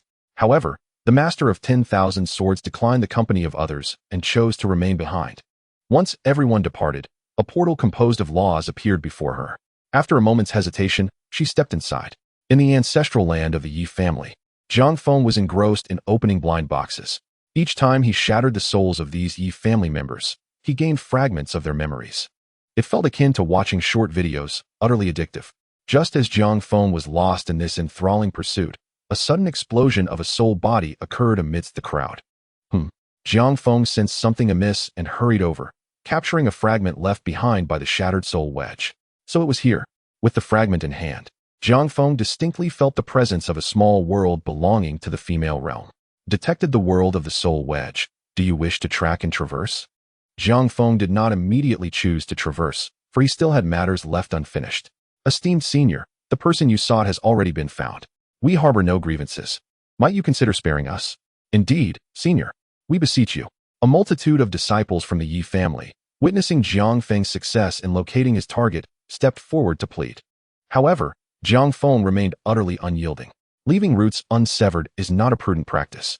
Nevertheless, since this matter bore no relevance to the remaining individuals, he resolved to grant them a swift end. With a mere wave of his hand, all members of the Yi family within their ancestral grounds were reduced to ash in an instant. The absence of a painful demise constitutes the greatest mercy.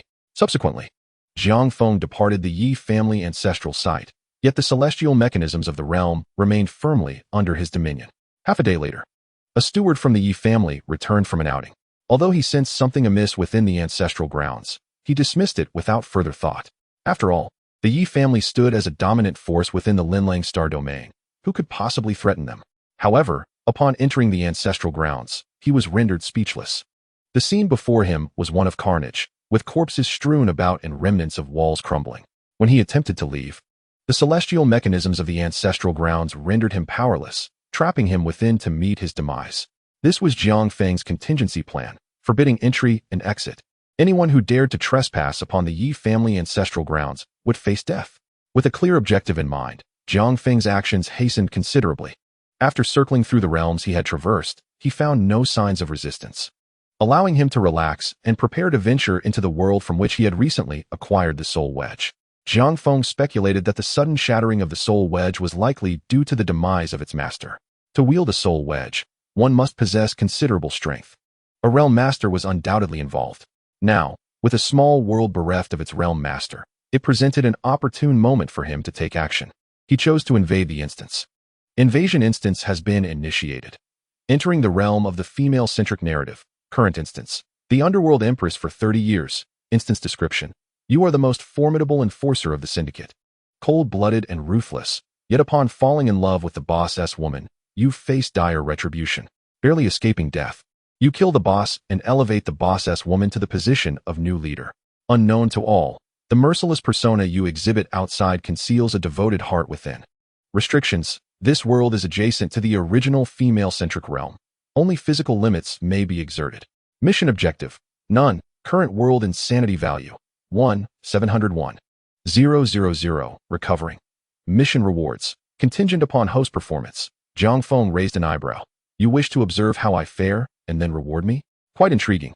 He inquired of the system. In this realm I am entering, must I adhere to the rules of the female-centric narrative? As long as the host does not annihilate the world, it is permissible. Zhang Feng nodded. Until now, he had truly obliterated only one small world within an instance. Naturally, the total slaughter in those two ominous instances did not count.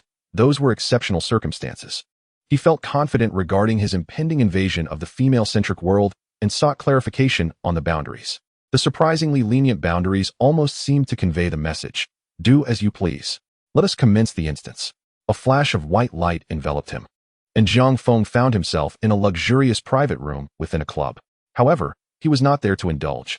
From his perspective, it appeared as though he was kneeling. Chapter 96. The Underworld Empress for 30 years. 1 Zhang Feng. Do you dare covet my woman? Have I not shown you enough leniency? Zhang Feng lifted his gaze to the man seated on the sofa before him. Portly, adorned with tattoos and a large gold chain, his face was an embodiment of brutishness. And he was now scrutinizing Zhang Feng intently. Reflecting upon the plot, Zhang Feng's expression gradually settled into calmness. This body belonged to the premier enforcer of the Black Dragon Society, an orphan adopted by the leader, Ilong, who had been raised to be heartless and ruthless. He was the strongest aid that had propelled the Black Dragon Society and Ilong to their current heights. Things took a turn with the arrival of a woman named Zhao Xue, Ilong's new girlfriend and the sister-in-law to all. Upon their first meeting, the original body fell hopelessly in love with Zhao Xue. However, Ilong soon discovered this and sought to eliminate Zhang Feng, the most formidable enforcer of the syndicate. In an unexpected turn of events, Ilong met his demise at Zhang Feng's hands, who then embraced Zhao Xue as the new leader of the Black Dragon Society. Ultimately, Zhao Xue ascended to the title of Underworld Empress, while Zhang Feng became her devoted protector. What appeared to be a mundane storyline concealed hidden secrets. The original character was an ardent admirer. The title of Underworld Empress not only referred to Zhao Xue's status, but also to her true reign. Indeed, while Zhang Feng appeared to be a relentless killer, he privately served as Zhao Xue's loyal hound. Upon realizing this, Zhang Feng felt a wave of disbelief wash over him. Though he did not grasp the nuances of the alphabet community, he respected it. However, if it were to be imposed upon him, he would not take it lightly. Zhang Feng raised his head slightly and spoke calmly. In all these years, I have diligently eliminated countless foes for the syndicate. And you would seek to kill me over a mere woman? Ilong scoffed at this, dismissing him with disdain. Xue is my woman. Dare to cast a glance her way, and I shall take your life. Who do you think you are? You are nothing but. Before he could finish, Zhang Feng swiftly appeared before Ilong like a specter. In the face of Ilong's terror, Zhang Feng chuckled lightly. I am your forebear. With that, he decisively snapped Ilong's neck. Only then did Ilong's subordinates react, drawing knives and weapons to confront Zhang Feng. Unfazed, Zhang Feng calmly stated, You all should be well aware of Zhang Feng's contributions to the syndicate. Now that Ilong is dead, those willing to follow me shall be guaranteed wealth and prosperity. As soon as he finished speaking, one of them retorted, Bah, our boss is dead. His position should rightfully belong to our sister-in-law. Who do you think you are? Exactly. Who do you think you are? You have no blood relation to the boss. How dare you aspire to his position? Zhang Feng felt a deep sense of exasperation. Did they think the position of a gang leader was akin to a throne, requiring bloodline to inherit? He could not be bothered to argue further. He delivered a swift kick, shattering the kneecaps of the two dissenters. As they howled in agony, Zhang Feng dealt them 2 resounding slaps, crushing their skulls. Wiping his hands on the remains of their clothing, he calmly inquired, So, does anyone else have an objection? The remaining individuals shook their heads in unison. Who would dare provoke someone who killed with the ease of slaughtering chickens? From this moment on, I, Zhang Feng, shall be the president of the Black Dragon Society. His calm declaration resonated with undeniable authority. Having witnessed his power, none dared express dissent. After leaving the club, Zhang Feng promptly made his way to Ilong's villa. Upon taking control of the villa, he encountered the female lead, Zhao Xue. The good news was that this time, the female lead was not a 300-pound woman, but rather an attractive companion of decent appearance. Upon seeing Zhang Feng arrive, Zhao Xue displayed an expression of startled innocence. You, what do you intend to do? Where is Ilong? Zhang Feng regarded her exaggerated demeanor with a sense of revulsion. Especially when I recall my role in the original plot as her loyal hound, the nausea intensifies. Damn it, it was this wretched woman who caused my elder brother's predicament. Find her for me. Jiang Feng issued the command, yet none dared to execute it. Looking around, I found that the subordinates who had accompanied me were utterly entranced by Zhao Xue, their minds having long since vacated their bodies. Jiang Feng's expression turned frigid as he seized one individual and effortlessly twisted him into a grotesque contortion. In a chilling tone, he declared, "Now, carry out my orders." The world with a mere brainless quotient of 170 was evidently less terrifying than the previous one with a staggering 2,000. At least when faced with a threat of death, they would still heed commands. In the previous world, they would rather perish than lay a hand on Zhao Xue. "Jiang Feng, what do you intend to do? I am your sister-in-law. What do you plan to do?" Zhao Xue screamed, but Jiang Feng remained indifferent. This time, my mission lacked a specific target. The only requirement was to avoid annihilation. Thus, I had no intention of undertaking anything with a defined goal. Whoever displeased me would pay the price. At present, Zhao Xue was the source of my irritation. In the basement of the villa, Zhao Xue was bound and discarded in the center. Surrounding her were numerous lackeys of the Black Dragon Society, numbering over 100, not including those waiting outside.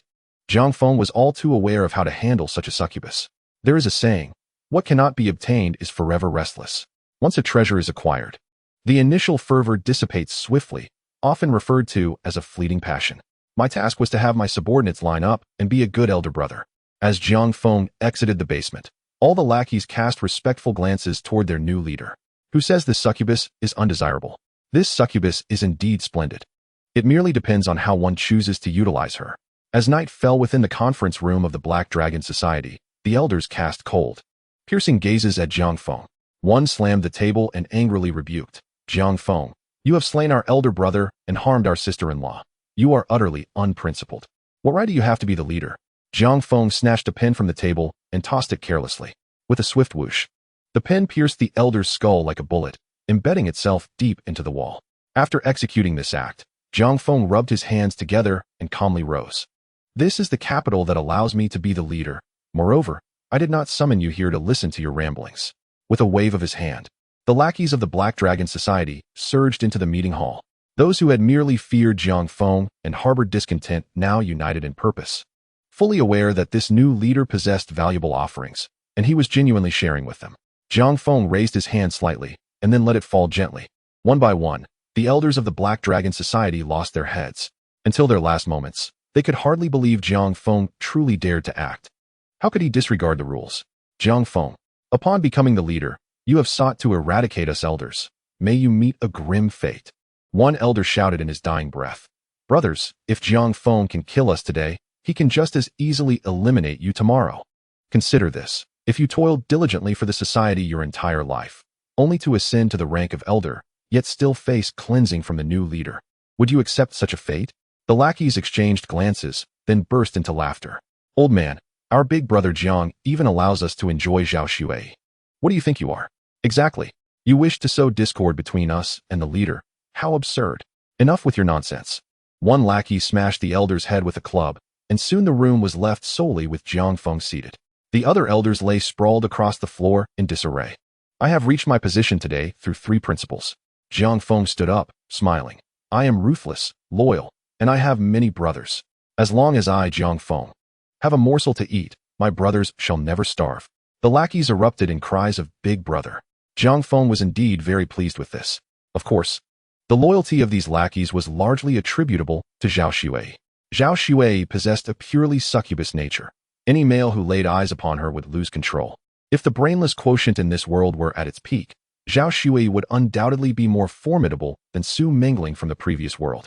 Because once the brainless quotient is excessively high, death cannot awaken rationality. At that time, all the males in the world would yield solely to Zhao Xue. Jiang Feng could think of no other way to alter this situation except through annihilation. However, the current scenario is different. A brainless quotient of 170 is indeed elevated, but death can still temporarily revive their rationality. Now, Jiang Feng wielded a big stick in one hand and a carrot in the other. Those who resisted faced the stick, while those who complied could join the queue. Such a favorable opportunity was utterly irresistible. Simultaneously, it made everyone realize that a forcibly obtained fruit, though not sweet, still quenches thirst. Forget about mutual affection. The question is, have you secured a spot in line? As for the warm-hearted man, he would have to wait behind the devoted followers. Jiang Feng's ascension to the position of leader of the Black Dragon Society swiftly spread throughout the underworld.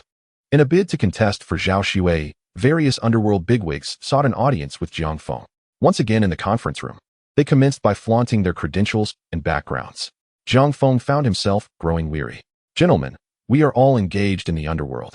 How about we resolve our issues in a manner befitting our domain? Upon hearing this, the underworld bigwigs displayed disdainful expressions. Who among us is a mere thug? I am a businessman.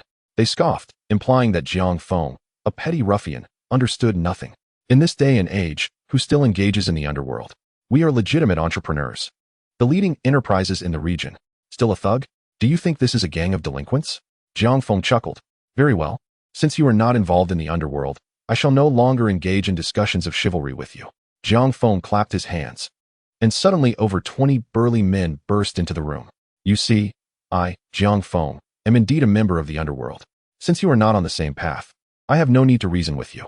With a loud bang, one of the men angrily slammed the table, standing to shout, Do you think you are the only one who can call for help? I can summon 100 men to come and kill you in an instant. If you dare lay a finger on me, I will ensure your entire family is wiped out by tomorrow. Jiang Feng raised an eyebrow and smiled. Oh, so formidable. The elder, thinking Jiang Feng was intimidated, arrogantly retorted, Humph, let me tell you, do not presume that your bravado can intimidate me. If it comes to ruthlessness, I am far more ruthless than you. Jiang Feng's expression turned cold. He gestured to a subordinate, who immediately understood the cue. He called out, Come in. The next moment, 3 muscular giants entered the conference room. The assertive elder, upon seeing these towering figures exceeding 6 feet 3 inches, suddenly felt a pang of insecurity. What do you intend to do? Let me inform you, as long as the White Tiger Hall remains without a leader, the Black Dragon Society will never find peace. Jiang Feng disregarded the threats posed by the other party, as a devilish, low laughter reverberated throughout the conference room. It's nothing. I merely observed that the temper of the White Tiger Hall's leader is quite explosive, and I believe you are harboring too much internal heat. As a seasoned traditional Chinese medicine practitioner with a decade of experience, I diagnosed that your fiery temperament stems from stagnated heat within your body, and I wish to alleviate it for you. The face of the White Tiger Hall master turned pale in an instant. He growled, Jiang Feng, you cannot jest about such matters. What kind of traditional medicine practitioner are you? Is there anyone with 10 years of experience like you? Jiang Feng replied with a serious expression, Do not slander me. I am indeed a bona fide practitioner with 10 years of experience. If your head aches, I will strike it. If your feet hurt, I will strike them. If you are disobedient, I will cut out your tongue. If you speak recklessly, I will sever your ears. Jiang Feng chuckled as he approached the White Tiger Hall master, patting his face. For someone like you, releasing some steam would suffice. It is merely that your yang energy is overly abundant, and you fail to understand how to regulate it. The White Tiger Hall master, witnessing 3 burly men approaching him with grins, felt as if he were a frightened mouse, retreating incessantly. I do fancy your plumpness. Be good and do not worry. Jiang Feng smiled as he stood by, waving his hand, and his subordinates immediately understood the cue. They turned and left the conference room, returning shortly with 3 boxes in hand. Upon seeing this, the White Tiger Hall master felt a slight sense of relief. However, he was taken aback when the boxes were opened to reveal an entire assortment of blue candy beans. Jiang Feng furrowed his brow and chided. The White Tiger Hall master is getting on in years. Can he handle this? This is utter nonsense. Hearing this, the White Tiger Hall master quickly played along, waving his hands and declaring, Boss Jiang, I am utterly loyal to you, by the sun and moon. From today onwards, anyone who dares to oppose Boss Jiang will have me, as their first adversary. Jiang Feng paid no heed to the White Tiger Hall master's words. He seized the 3 boxes of candy beans and tossed one to each of the 3 burly men. Addressing his subordinate, he remarked, You are too generous to the White Tiger Hall master. What about the others? Good fortune cannot all be monopolized by the White Tiger Hall master. If the other leaders see this, they will surely claim that I, Jiang, am biased. The subordinate nodded repeatedly. Yes, boss, I understand. The other leaders, witnessing this scene, shook their heads vigorously, their voices trembling as they pleaded, No, Boss Jiang, it was just a jest. Indeed, we all know you, Boss Jiang. Value loyalty and friendship. Although these old fellows were a few years your senior, we have reached the age of retirement. The world now belongs to the younger generation. Jiang Feng's cheerful demeanor at this moment appeared to these black leaders as nothing short of that of a hellish demon, particularly the 3 burly men, whose aggressive gazes instilled a palpable fear in the present leaders. Zhang Feng was no mere mortal. The act of killing was trivial. This was a matter of striking at the very heart. Zhang Feng surveyed these leaders, smiling as he said, "I am aware of your loyalty. However, let me remind you of one thing. Loyalty is not absolute. It is merely a precursor to disloyalty. Before you can be unequivocally loyal to me, allow me to present to you a grand spectacle." With that, Zhang Feng turned and exited the conference room, instructing his subordinate at the door, "Do not let these leaders close their eyes. Let them witness this performance before calling for me." "Understood, boss." In the basement, Zhang Feng encountered Zhao Xue. At that moment, Zhao Xue resembled a rose battered by hail, exuding a tragic beauty. Were it not for Zhang Feng's extensive experiences, which rendered him nearly immune to feminine charms, he might have willingly become her devoted servant. Upon seeing Zhang Feng's arrival, a flash of deep-seated resentment flickered in Zhao Xue's eyes, quickly concealed as she pleaded in a hoarse voice, "Please, just kill me. I beg you for a quick end." Zhang Feng, like a smiling tiger, maintained a serene smile, though the coldness in his eyes was unyielding. "Do not rush. Your time to die will come, but not now. I must admit, you are the most useful tool in my arsenal. With you around, many issues need not require my effort to resolve. How could I bear to let you perish?" Standing before Zhao Xue, Zhang Feng calmly stated, "Not only will I spare your life, but I will also ensure you live well. I have summoned the finest physicians and medical team, so rest assured, even if you are reduced to nothing but a skeleton, they will restore you. Enjoy life fully." Listening to Zhao Xue's furious tirade, Zhang Feng laughed as he exited the basement and returned to the conference room. Hearing the wails from within and the palpable terror seeping through the door, he nodded with satisfaction. He pushed open the door and entered. Upon his arrival, the three burly men wiped their mouths, still savoring the aftermath. The White Tiger Hall Master appeared vacant, utterly dazed, clearly shaken by the profound impact on his worldview. However, the greater fear was evident among the other black leaders observing the spectacle.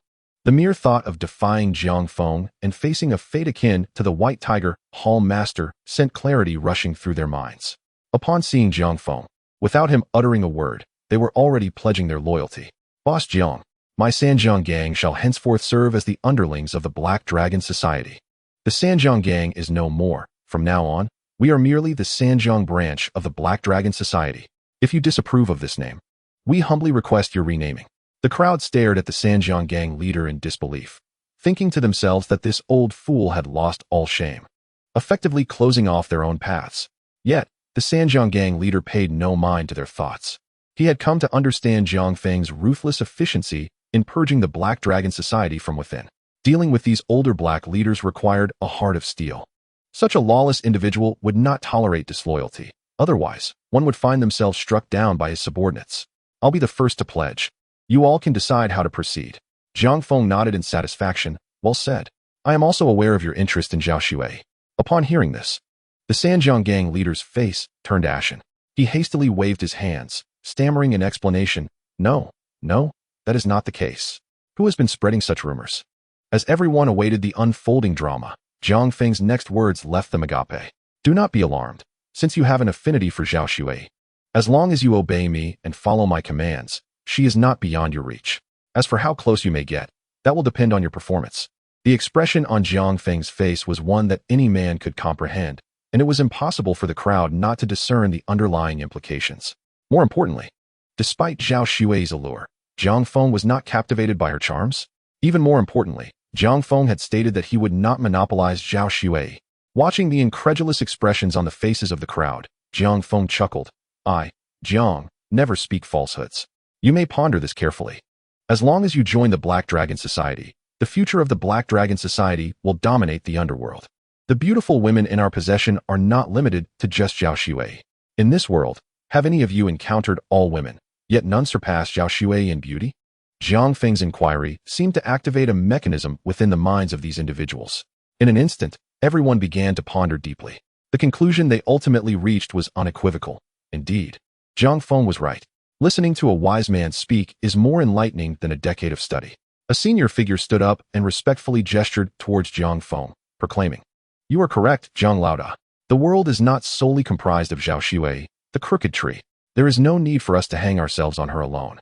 As long as we unite in purpose and seize control of the underworld, names like Huang Shui or Li Shui will come easily." Upon hearing these words, A wave of resonance swept through the crowd.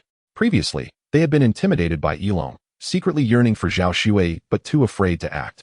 Now, Jiang Feng had provided them with a new perspective. Since you possess what I desire, what reason do I have to negotiate with you in this underworld? Why not simply seize it? Jiang Feng observed the small leaders gradually asserting dominance over the larger ones, a smile playing on his lips. In the realm of the underworld, who still speaks of reason, holds meetings, or engages in discussions of bloodline inheritance? If one does not betray their allies, does not covet their brother's wife, or sell out their comrades, what kind of underworld are they truly part of? As the consciousness of the crowd awakened, Jiang Feng dropped a bombshell. To all who sincerely pledge their allegiance to me, I, Jiang, shall not hold past grievances against you. Moreover, Zhao Shui is waiting for you. I, Jiang, keep my promises. This declaration sent shockwaves through the room. However, a few individuals could not hide the glimmer of greed in their eyes, which Jiang Feng keenly noticed. These fellows were still unable to resist the temptation of using the public for personal gain. As expected, at the moment Jiang Feng turned away, those individuals exchanged glances and rushed forward, pressing knives against Jiang Feng's throat. Huh, did you think I would be your subordinate? You are more likely to be mine. They sneered. If you perish, Zhao Shui will still be ours. Jiang Feng said nothing, merely grasping the knife held by one man with a casual flick of his hand. Snapping it effortlessly, he tossed the broken blade aside, where it spun through the air, piercing the solid wooden conference table and embedding itself into the floor beneath. Fools! Jiang Feng scoffed, and with a motion akin to plucking an apple, he severed the man's head from his shoulders. Even the hardened leaders of the underworld were momentarily paralyzed with fear at this unprecedented display of brutality. Though they had taken lives before, they had never witnessed such an extraordinary method as Jiang Feng's. The few who had approached now recoiled in terror, their faces pale and trembling hands raised in surrender. Please, Jiang Laoda, we were blinded by greed. One pleaded.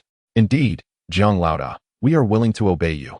Jiang Feng chuckled lightly, expressing his disappointment. Originally, I intended to offer you an opportunity, but now, it seems unnecessary. Just as he finished speaking, several figures entered from outside, the subordinates of the assembled leaders. Jiang Feng gestured towards them, declaring, kill your leader, and you shall become the new leader. Upon hearing Jiang Feng's words, the assembled leaders felt a wave of panic wash over them. They hastily resorted to emotional appeals. Xiao Sun, do you remember when you owed over 3 million at the casino? I was the one who paid it for you. When you were being pursued, I was the one who rescued you. Xiao Wu, do you recall? Jiang Feng regarded the hesitant second-in-commands with a contemptuous laugh. Fools! Today you stand here because I have summoned you. Even without violence, you would become thorns in my side if you choose to remain. Do you truly believe you have a future? Seeing that they could not comprehend the gravity of their situation, Jiang Feng was confident that others would. He clapped his hands, and more subordinates from various factions entered. With the same rhetoric, these followers did not hesitate to plunge their knives into their leaders' hearts. After executing this grim task, they followed Jiang Feng to the basement, where they encountered Zhao Shui. Jiang Feng could distinctly see the flicker of greed and possessiveness in their eyes. Simultaneously, their fear of Jiang Feng compelled them to bury these desires deep within. The ability to restrain one's inner cravings is the essence of rationality. As Jiang Feng noted the diminishing intelligence of his audience, he felt a sense of satisfaction. Follow me, and you will not only ascend to the position of leader, but also gain the chance to be close to Zhao Shui. He continued calmly, in this world, there will not be just one Zhao Shui. There will be a second, a 10th, 100 Zhao Shui. As long as you possess power, you too can possess such unparalleled beauty at will. The goddess in your eyes is merely a plaything for me. Moreover, this is all due to the absolute strength I command. Jiang Feng's words resonated deeply, stirring the hearts of those who had just slain their leader and inherited immense power. Indeed, they realized that a more ruthless and reckless approach could secure them the leaderess position. A woman as beautiful as Zhao Shui would be within their grasp if they too possessed Jiang Feng's strength and status. A flame of ambition began to burn away their remnants of intelligence, while the diminishing rationality only fueled this fire of desire. These individuals were increasingly inclined to opt for more straightforward means of acquiring what they wanted, rather than seeking a woman's affection through emotional means. They preferred to possess her in a more visceral, physical sense. At that moment, the sacred aura surrounding Zhao Shui shattered. She was no longer the queen of the underworld, but a spoils of war, ripe for the taking. The strong would prevail. And now Zhao Shui had become the prize only the powerful could claim, no longer the revered queen to be held aloft. As the tumult in the basement subsided, Jiang Feng's Black Dragon Society asserted dominance over the entire underworld. In this imperfect world, ruling the underworld equated to controlling the very fabric of society. With the notion of the weak being prey to the strong firmly entrenched, the rules of the world began to shift imperceptibly. Zhao Shui would not be permitted to leave the basement for even a day. With each passing moment, the world's intelligence would diminish. As this intelligence gradually faded, Jiang Feng faced numerous assassination attempts, indicating that some individuals could no longer wait to inherit the leader's legacy. However, Jiang Feng bore no anger at this. Their audacity to defy him and conceal themselves after attempts on his life indicated they were no longer mere puppets of Zhao Shui. The foundational rules of this world had been irrevocably altered. What followed was the time for reaping rewards. Jiang Feng descended into the basement to meet Zhao Shui, who appeared vacant and lifeless, evidently having been subjected to severe torment. Even upon seeing Jiang Feng, she had no desire for death, understanding that her demise would only come when Jiang Feng deemed it necessary. There was no point in pleading for her life when it was not yet her time. This time, however, Jiang Feng granted her wish. With a flash of the blade, her head fell, as Zhao Shui perished. The illogical chains binding this world shattered silently and without fanfare. Simultaneously, a female figure from the realm of fiction felt the call of an otherworldly demon and descended upon this world, locking onto Jiang Feng's location. Annoying pest, perish. The woman, with her graceful hand, instantaneously froze the space where Jiang Feng resided. Sensing this formidable power, Jiang Feng remained unperturbed. It was fortuitous. He too yearned for a genuine confrontation with a formidable adversary from the female realm, to discern who was superior. Drawing forth his Dao sword, the ethereal garment of the immortal law manifested around him, and Jiang Feng's aura underwent a dramatic transformation. In the next moment, he burst forth like a shooting star, transcending his constraints and entering the cosmos. After painstakingly dismantling the nonsensical logical chains of this world, he could not allow the aftermath of their battle to disrupt him, lest his efforts be in vain. The female realm's sovereign pursued him closely, adorned in a pale blue gown, her hair elegantly tied back, and a long sword in hand gleaming with a cold light, exuding the demeanor of a serene, celestial being. With a flick of her sword, she coldly remarked, "Not only do you not flee, but you also await my presence here? Should I deem you foolish or merely overestimating your capabilities?" Jiang Feng chuckled lightly. "We shall see the truth in our confrontation."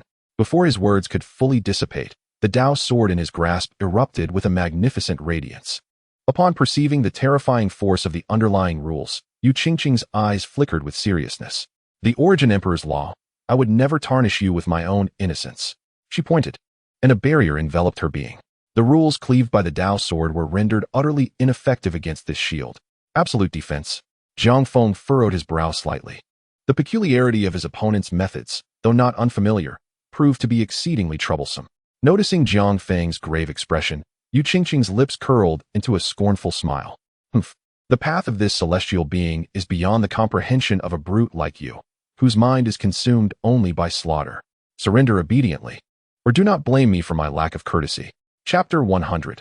Confrontation with the female realm sovereign. Jiang Feng sheathed his Dao sword, fully aware that against the enigmatic strength of the female realm's sovereign, victory could not be achieved solely through cultivation.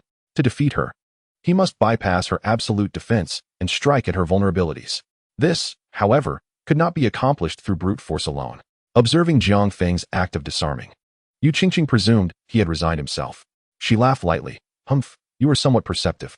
There is a saying among the male realm that those who recognize the times are heroes. I see you are quite astute."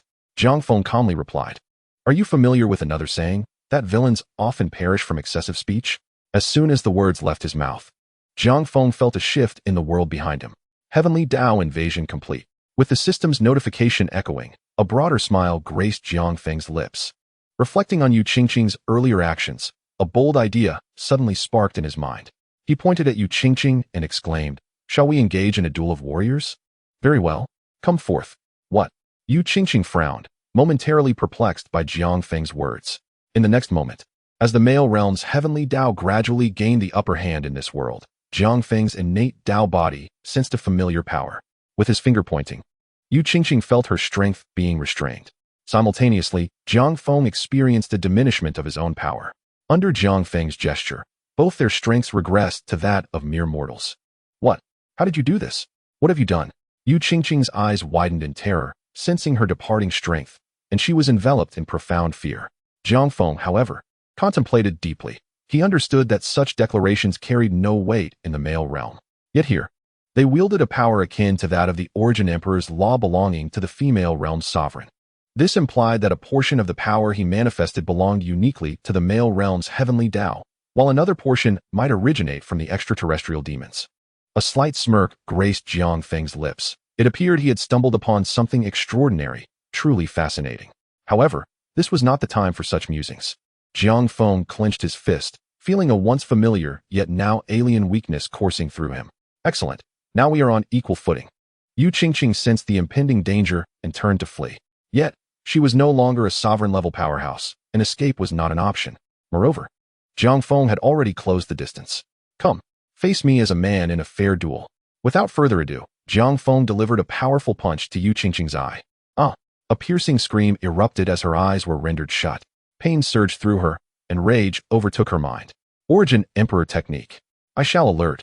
Remain silent. Feign death. The rules belong to me. Yet, upon uttering those words, her once invincible Origin Emperor technique failed her at that moment. Yu Qingqing's face was painted with disbelief as she murmured, "How is this possible? My Origin Emperor technique cannot fail?" Jiang Feng's lips curled slightly, and he formed a hypothesis in his mind.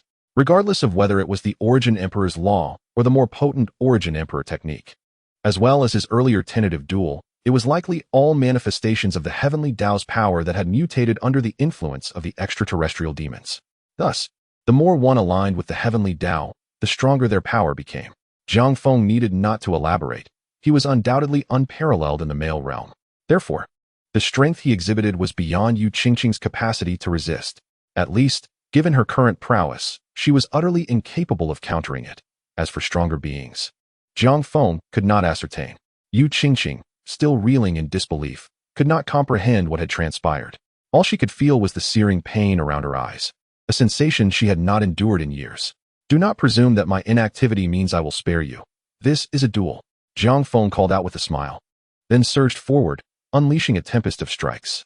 Initially, Yu Qingqing attempted to activate her Origin Emperor law and Origin Emperor technique. Upon realizing they had truly failed, she resorted to a struggle against Jiang Feng. Although Jiang Feng's power was sealed, after traversing numerous worlds, countless memories coalesced within his being. In terms of combat skills, he was likely unparalleled, even among both realms combined.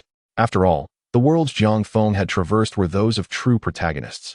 Yu Qingqing could not resist. She could only shield her head while screaming for mercy. Stop. I understand my mistake. I realize my error.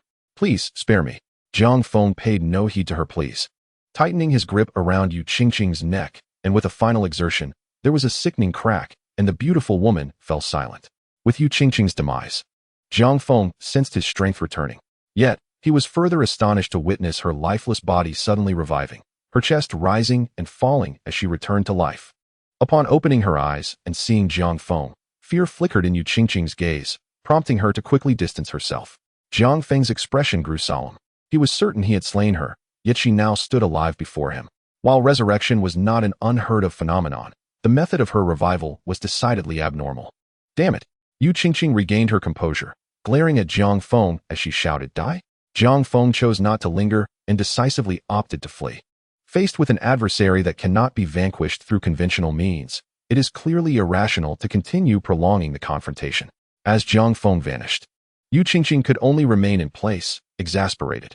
Regarding the shattered logical realm, she chose not to obliterate it, but instead reconstituted the rules, thereby giving birth to a new Zhao Shui.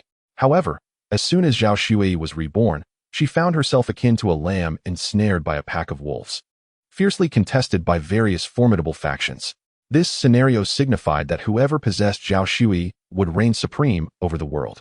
Pleased with this development, Yu Qingqing took her leave, albeit unaware that following her departure, Zhao Shui fell into the hands of a notorious underworld overlord. Yet, contrary to expectations, the anticipated narrative of a black-hearted queen did not unfold. Instead, she was returned to that basement. The underworld figure who acquired Zhao Shui became a mirror image of Jiang Feng. To employ a metaphor, Zhao Shui was akin to the imperial seal of this realm. Her worth did not reside in her essence, but was conferred by her possessor, bestowing upon her a sacred value. He who holds Zhao Shui becomes the emperor of this underworld domain. The strong thrive, while the weak perish. Chapter 101. The Dark Universe and the Extraterrestrial Demons. Once again amidst the familiar night sky, Jiang Feng's heart felt heavy. The immortality of Yu Qingqing, along with the enigmatic Origin Emperor arts and Origin Emperor laws, posed a daunting challenge. To decisively overcome these formidable female cultivators infused with extraterrestrial demonic powers, one would likely need to surpass them by at least 1 or 2 great realms. Engaging them at the same level could easily result in unforeseen calamities. The most viable solution, ironically, was to embrace the strength of the extraterrestrial demons, defeating magic with magic. This realization somewhat deflated Jiang Feng's spirits. Could he truly save the entire male realm? Was he capable of shouldering such a monumental burden? In the midst of his contemplation, the manifestation of the will of heaven appeared before him as a stunningly beautiful woman. Though your strength is still insufficient, your abilities have proven my choice to be correct. This time, I shall provide you with answers. Jiang Feng gazed at the breathtaking woman, his heart racing. Is this your true form? I am the will of heaven. I possess no singular form. As she spoke, the will of heaven transformed into various shapes. A robust man, a scruffy old man, a sharp-tongued crone, and even cats and dogs. Jiang Feng smacked his lips. Could you please change into a grand orb of light? This form is too distracting and impedes my tasks. The will of heaven morphed into a luminous sphere, and Jiang Feng nodded in satisfaction. As a regular human, he too experienced desires and emotions. His reluctance to act as an unparalleled hero in various realms stemmed not from a sense of mission or noble ideals, but rather from a lack of interest and a touch of spiritual fastidiousness. However, if his system were to transform into an unparalleled beauty, Jiang Feng was uncertain whether he could maintain his composure. Suppressing his inner desires, Jiang Feng exhaled a long breath. My first question is, what exactly are these extraterrestrial demons? Jiang Feng awaited the response, and the will of heaven seemed to hesitate, but ultimately replied. Beyond the vast universes of male and female realms lies a chaotic dark universe, where laws are more libertine, rules more disordered, and power more ominous. The so-called extraterrestrial demons are the manifestations of laws birthed from this dark universe. You have recently experienced their power. I can tell you that these extraterrestrial forces are devoid of morality, distinguished solely by the user. However, once someone engages with this formidable power, many find it impossible to sever ties with it. Jiang Feng furrowed his brows, perplexed. How did it evolve into its current state? This should be a good thing. The acquisition of power comes at a price. To gain strength from the extraterrestrial realm, you must exchange it for an equivalent force. As the will of heaven spoke, it conjured a mirror before Jiang Feng, revealing an infant just born. The child then began to grow, cultivating energy, achieving the golden core, ascending, and ultimately becoming an immortal. Each step was a result of his own cultivation. The will of heaven added cultivation, martial arts, engaging in commerce, or governance in the microcosm are all paths. They are the Tao, the essence of myriad worlds. There are countless paths, all leading to the same destination. Regardless of the path you tread, your efforts bring you closer to enlightenment. Yet the power of the extraterrestrial demons is distinct. It can elevate you to the pinnacle in an instant, yielding immediate results. The cost is that you must exchange your own paths with the extraterrestrial demons. You have traversed the female realm. You should have seen those indescribable entities that siphon the universe. They are the manifestations of extraterrestrial demons. The ultimate outcome will be the entire female universe succumbing to the dark universe. At that point, no one will be born from these realms, and there will be no new life. For those who wield the power of the extraterrestrial demons, after obliterating the Tao of this world, they become indestructible. Upon hearing this, Jiang Feng felt a chill creeping up his spine. The strength of his adversaries was beyond imagination, and their current predicament was dire. How could they possibly turn the tide? Jiang Feng sighed and posed the question, do we still have a chance of victory? Without hesitation, the will of heaven provided an answer. Yes, what you are doing is your chance of victory. A single spark can ignite a prairie fire. I have made countless choices in the endless universe. You are the only one who has escaped the cage, capable of wielding the power to confront the extraterrestrial demons. It is you who has made me realize that the so-called protagonists do not constitute the core of the male and female realms. Rather, it is the countless ordinary individuals, like yourself, who form the entirety of the male universe. To succeed, every individual must rise to greatness to break free from adversity and turn the tide. Jiang Feng found himself at a loss for words. After a moment of silence, he suddenly burst into laughter. Were it not for the system, I would still be that ordinary worker, a life of little value. Prepare for the next realm. I am recharged. A smile graced Jiang Feng's face. Upon reflection, was this not in alignment with what the system had said? Everything was part of the Tao, and he was indeed on the path of seeking the Tao. What extraterrestrial demons, what dark universe? If each person walked their own path, they would never be able to invade. As for those who stray from their own path, he would take it upon himself to deal with them. Dungeon opening. Current dungeon. The Prime Minister with dominant power. Dungeon description. You are the Prime Minister of the Daiqian dynasty, holding immense power. Your daughter, Jiang Wan, is the queen of the harem and has given birth to the crown prince, but unbeknownst to you, the side consort's young prince has been secretly cultivating assassins with the intent to usurp the throne. Limitations. The maximum cultivation level in this world is the tribulation stage of all realms. Mission objective. Reduce the stupidity value to below 5. Current stupidity value, 65. Reward. Ascendant realm of all realms. Jiang Feng took a moment to calm his emotions. Let us proceed. In the next instant, his figure vanished from the expanse of the starry sky. Daiqian dynasty, imperial capital, prime minister's residence. Jiang Feng awoke amidst a realm of warmth and softness, his feet cradled by a warm bed maid, flanked on either side by two beautiful maidens, each in the bloom of youth. This indulgence was not a reflection of the original owner's proclivity for romantic entanglements. Rather, the original owner had known only a single deceased lawful wife and a sole daughter, Jiang Wan.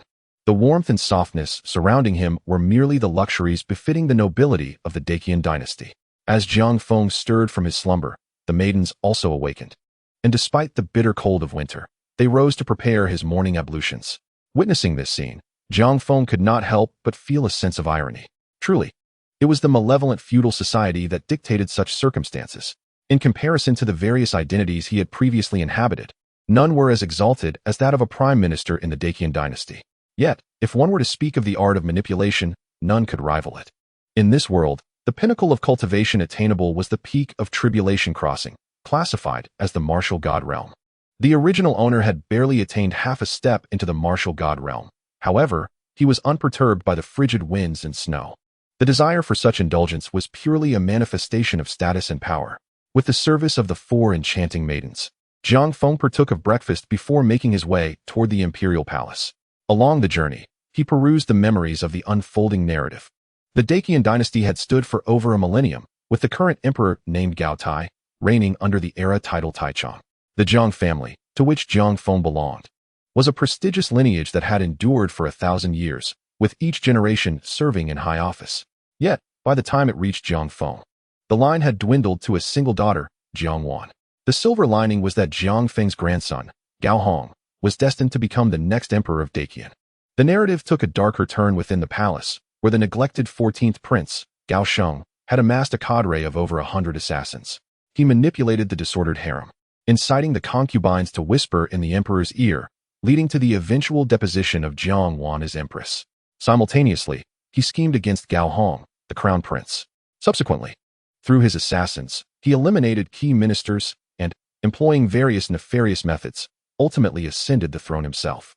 While this appeared to be a mere tale of royal intrigue, it was far more complex, rife with absurdities. A dynasty that had persisted for a millennium, with power rivaling the strongest of the middle martial world, allowed a lesser prince, the most disregarded of the imperial offspring, to command such influence with merely a few hundred assassins, to topple Empress Jiang Wan and the crown prince. His methods were limited to seducing the overlooked concubines and orchestrating their encounters with the emperor, whispering sweet nothings into their ears. Jiang Feng could hardly stifle a laugh upon realizing that such treachery could potentially dismantle a 1,000-year-old empire. Surely, if one possessed any intellect, they would not be so utterly foolish. Gao Sheng was it.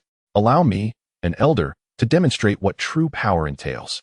The carriage carrying Jiang Feng, traversing through the heavy snowfall, stood out starkly within the palace grounds. The officials trudging through the snow dared not overstep their bounds. Upon entering the palace, Jiang Feng occupied a seat just below the dragon throne, where a warm hearth burned, filling the air with the subtle fragrance of fine sandalwood charcoal. After taking his seat, Emperor Gao Tai entered, surrounded by attendants, accompanied by 2 young men of striking countenance, one of whom bore the dignified demeanor of the crown prince, Gao Hong, while the other was the 14th prince, Gao Sheng. The 2 princes stood beside the emperor, who, upon glancing at the composed Jiang Feng, said nothing as he ascended to the dragon throne. Court is now in session, the attendant proclaimed. Long live the emperor, long live, long live. The ministers knelt in reverence, while Jiang Feng merely clasped his fists in salute, remaining seated. "Rise," he said. "Thank you, Your Majesty." The morning assembly bore no significant matters to address. The Dacian dynasty was the sole sovereign of this realm, and while it could not be deemed entirely peaceful, it was, at the very least, free from major calamities. After discussing some trivial matters, the assembly would typically conclude. However, this time, the emperor unexpectedly spoke. "My esteemed ministers, I have an announcement to make. My 14th son, Gao Sheng, has presented a governance strategy that I find quite reasonable. The Dacian dynasty has endured for 1,003 years, and it is time for reform." At these words, the hall fell into an eerie silence. Both the emperor and the ministers turned their gazes toward Jiang Feng, fully aware that the Jiang family held influence across the land.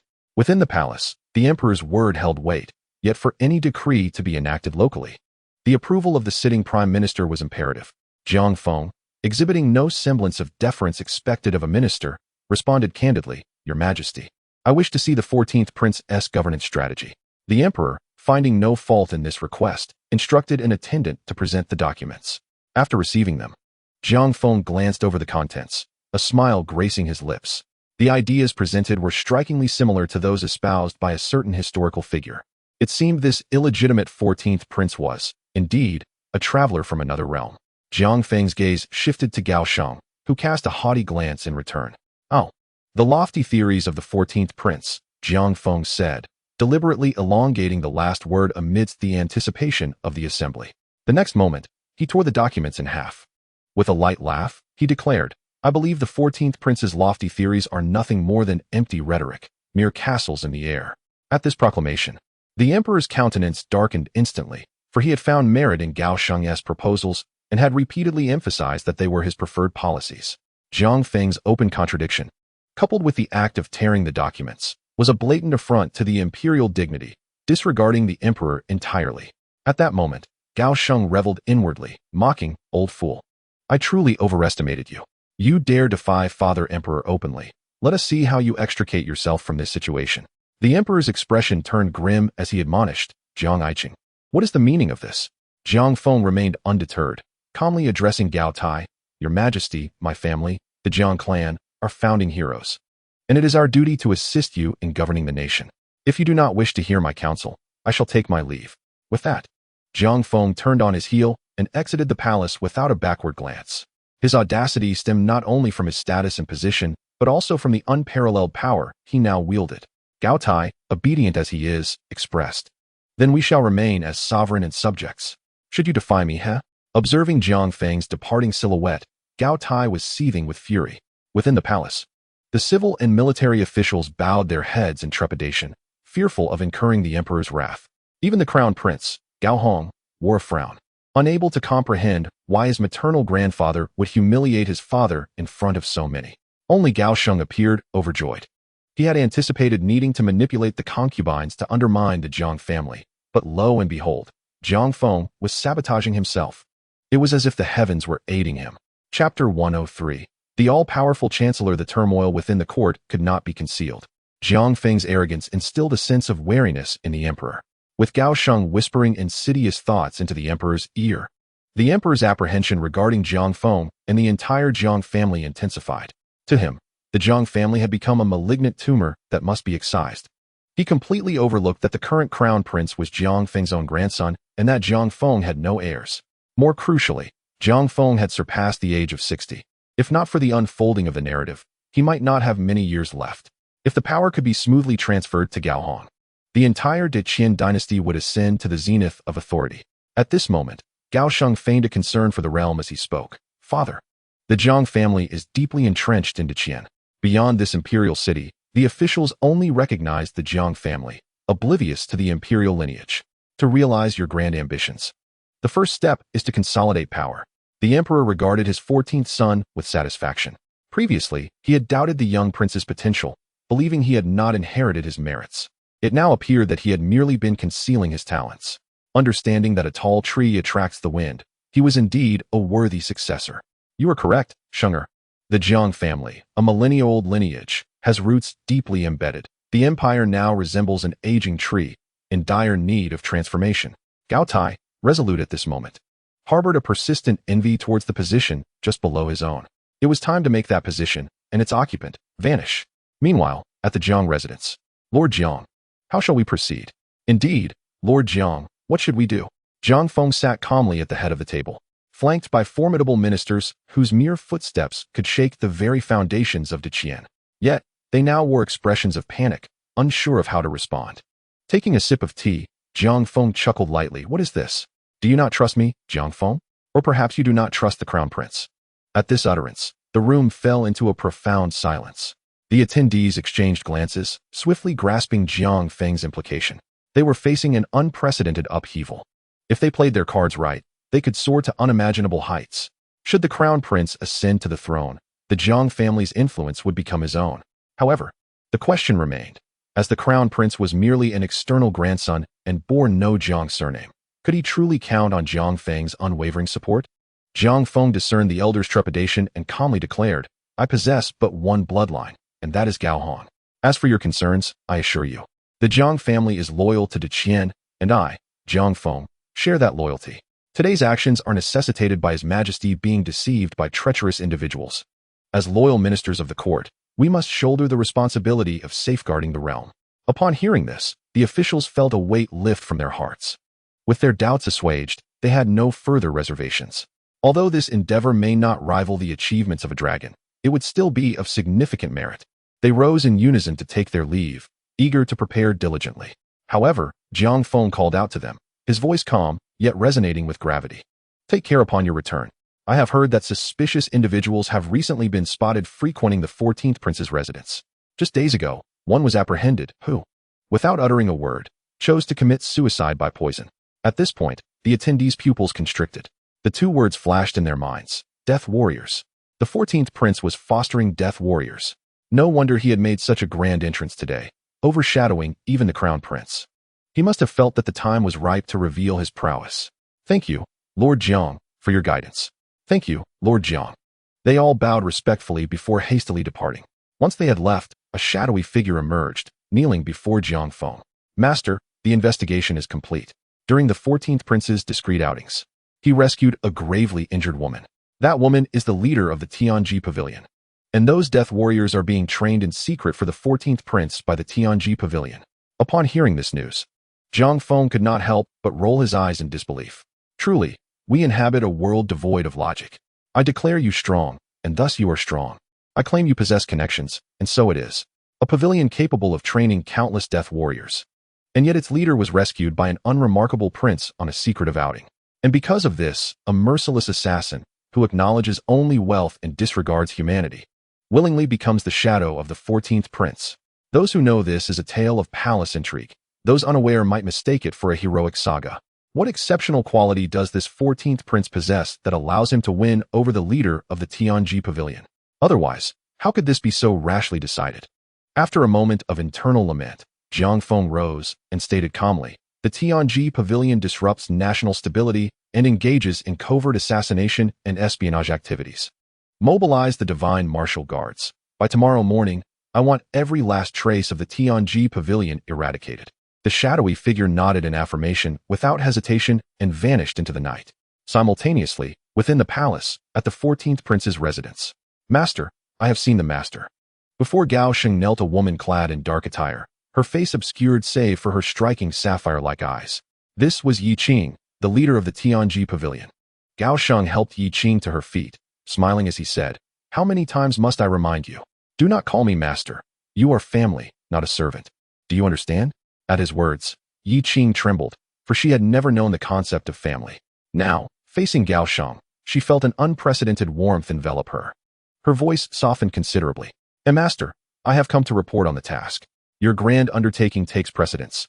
I, observing Yi Qing's stammering demeanor. Gao Sheng's eyes glimmered with a peculiar light. Releasing his grip on her shoulder, he cleared his throat and said, Then do share your findings. Yes, master. Yi Qing straightened her attire, her tone returning to its icy demeanor, mechanically stating, the Tianji Pavilion spies have conducted comprehensive surveillance on the Jiang residence. This afternoon, numerous officials from the court visited the Jiang family. Here's the list. Gao Sheng accepted the list, his expression instantly turning cold. This list nearly encompasses 3/4 of the officials in the court. This does not imply that the remaining individuals are unrelated to the Jiang family. Rather, those left lack the rank to meet Jiang Feng at the Jiang residence. In other words, on the surface, the Daqian dynasty is ruled by the Gao family. Yet behind the scenes, all are tethered to the Jiang name. Chapter 104. The powerful Chancellor Yi Qing's feelings for Gao Sheng exist in a state akin to a thin veil separating them. Affectionate embraces may occur, but she always hesitates to venture further. This formidable assassin, who has taken countless lives, is as innocent as a child when it comes to matters of the heart. As she departed the palace, her face, concealed beneath a mask, flushed a deep crimson. Under the cover of night, she made her way to a cave outside the city. Standing at the entrance, gazing at the cold moon and sparse stars, clenching her fists, she murmured, "Brother Shang, I will fulfill your wishes, and in return, I shall offer myself to you." With a sense of determination, Yi Qing encouraged herself before stepping into the cave. What she failed to notice, however, was the presence of over 100 figures clad in scale armor, silently lurking in the surrounding woods, akin to specters. These were the Divine Martial Guard. The leader among them was the Dark Guard Jiang Feng had previously encountered. Act, as per the master's orders, leave no survivors, he commanded. With that, the Dark Guards surged into the cave.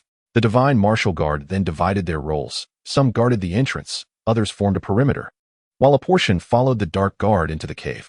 Soon, the sounds of battle echoed within, but just as quickly, they faded. Inside the cave, the Dark Guard swung his long blade, blood splattering against the walls like a serpentine river of crimson.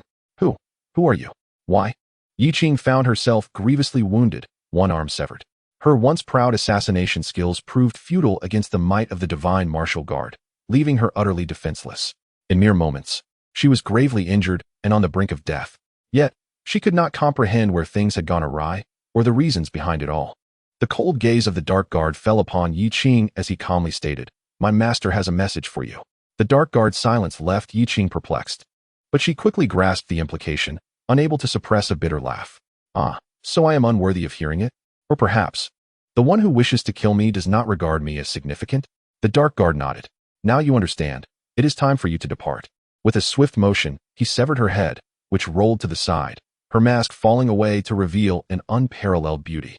The desolation in her eyes and the bitterness etched upon her face were forever frozen in that moment. The Dark Guard turned away with calmness, leaving behind the instruction, "Eliminate all traces, do not leave a single clue." With that, he vanished into the night. The following morning, Jiang Feng occupied his position beneath the emperor, but this time, only the 14th prince accompanied the emperor, with the crown prince notably absent. Officially, it was stated that the crown prince was unwell, yet all understood that this was the emperor's way of expressing dissatisfaction with the Jiang family. Even hinting at a desire to eradicate them, Jiang Feng remained unfazed, or perhaps considered such tactics beneath him, as they bore no impact on his standing. The morning court session proceeded with trivial matters, predominantly reports of natural disasters from various regions, until the commander of the Divine Martial Guard stepped forward. "Your Majesty," he said solemnly, "I have recently received reports from numerous ministers concerning the presence of assassins in their households. Upon investigation, I confirmed the existence of these assassins, affiliated with an organization known as the Tianji Pavilion. Last night, I led the Divine Martial Guard to eradicate this organization entirely." At this proclamation, Gao Sheng became rigid, nearly losing his composure in public. The emperor, however, remained indifferent, viewing the assassin organization as inconsequential. He offered a lukewarm commendation. "Well done, my minister. The Divine Martial Guard truly is the bulwark of the capital's peace. A reward of 10,000 taels is merited." Gao Sheng's gaze was fixated on Jiang Feng, yearning for the opportunity to destroy this old man with his own hands. He was acutely aware that this was Jiang Feng's scheme. The thought of the beauty he had embraced the previous night, now potentially a cold corpse, ignited a fiery rage within him. He resolved to ensure Jiang Feng would kneel before Yi Qing's grave, personally claiming his head.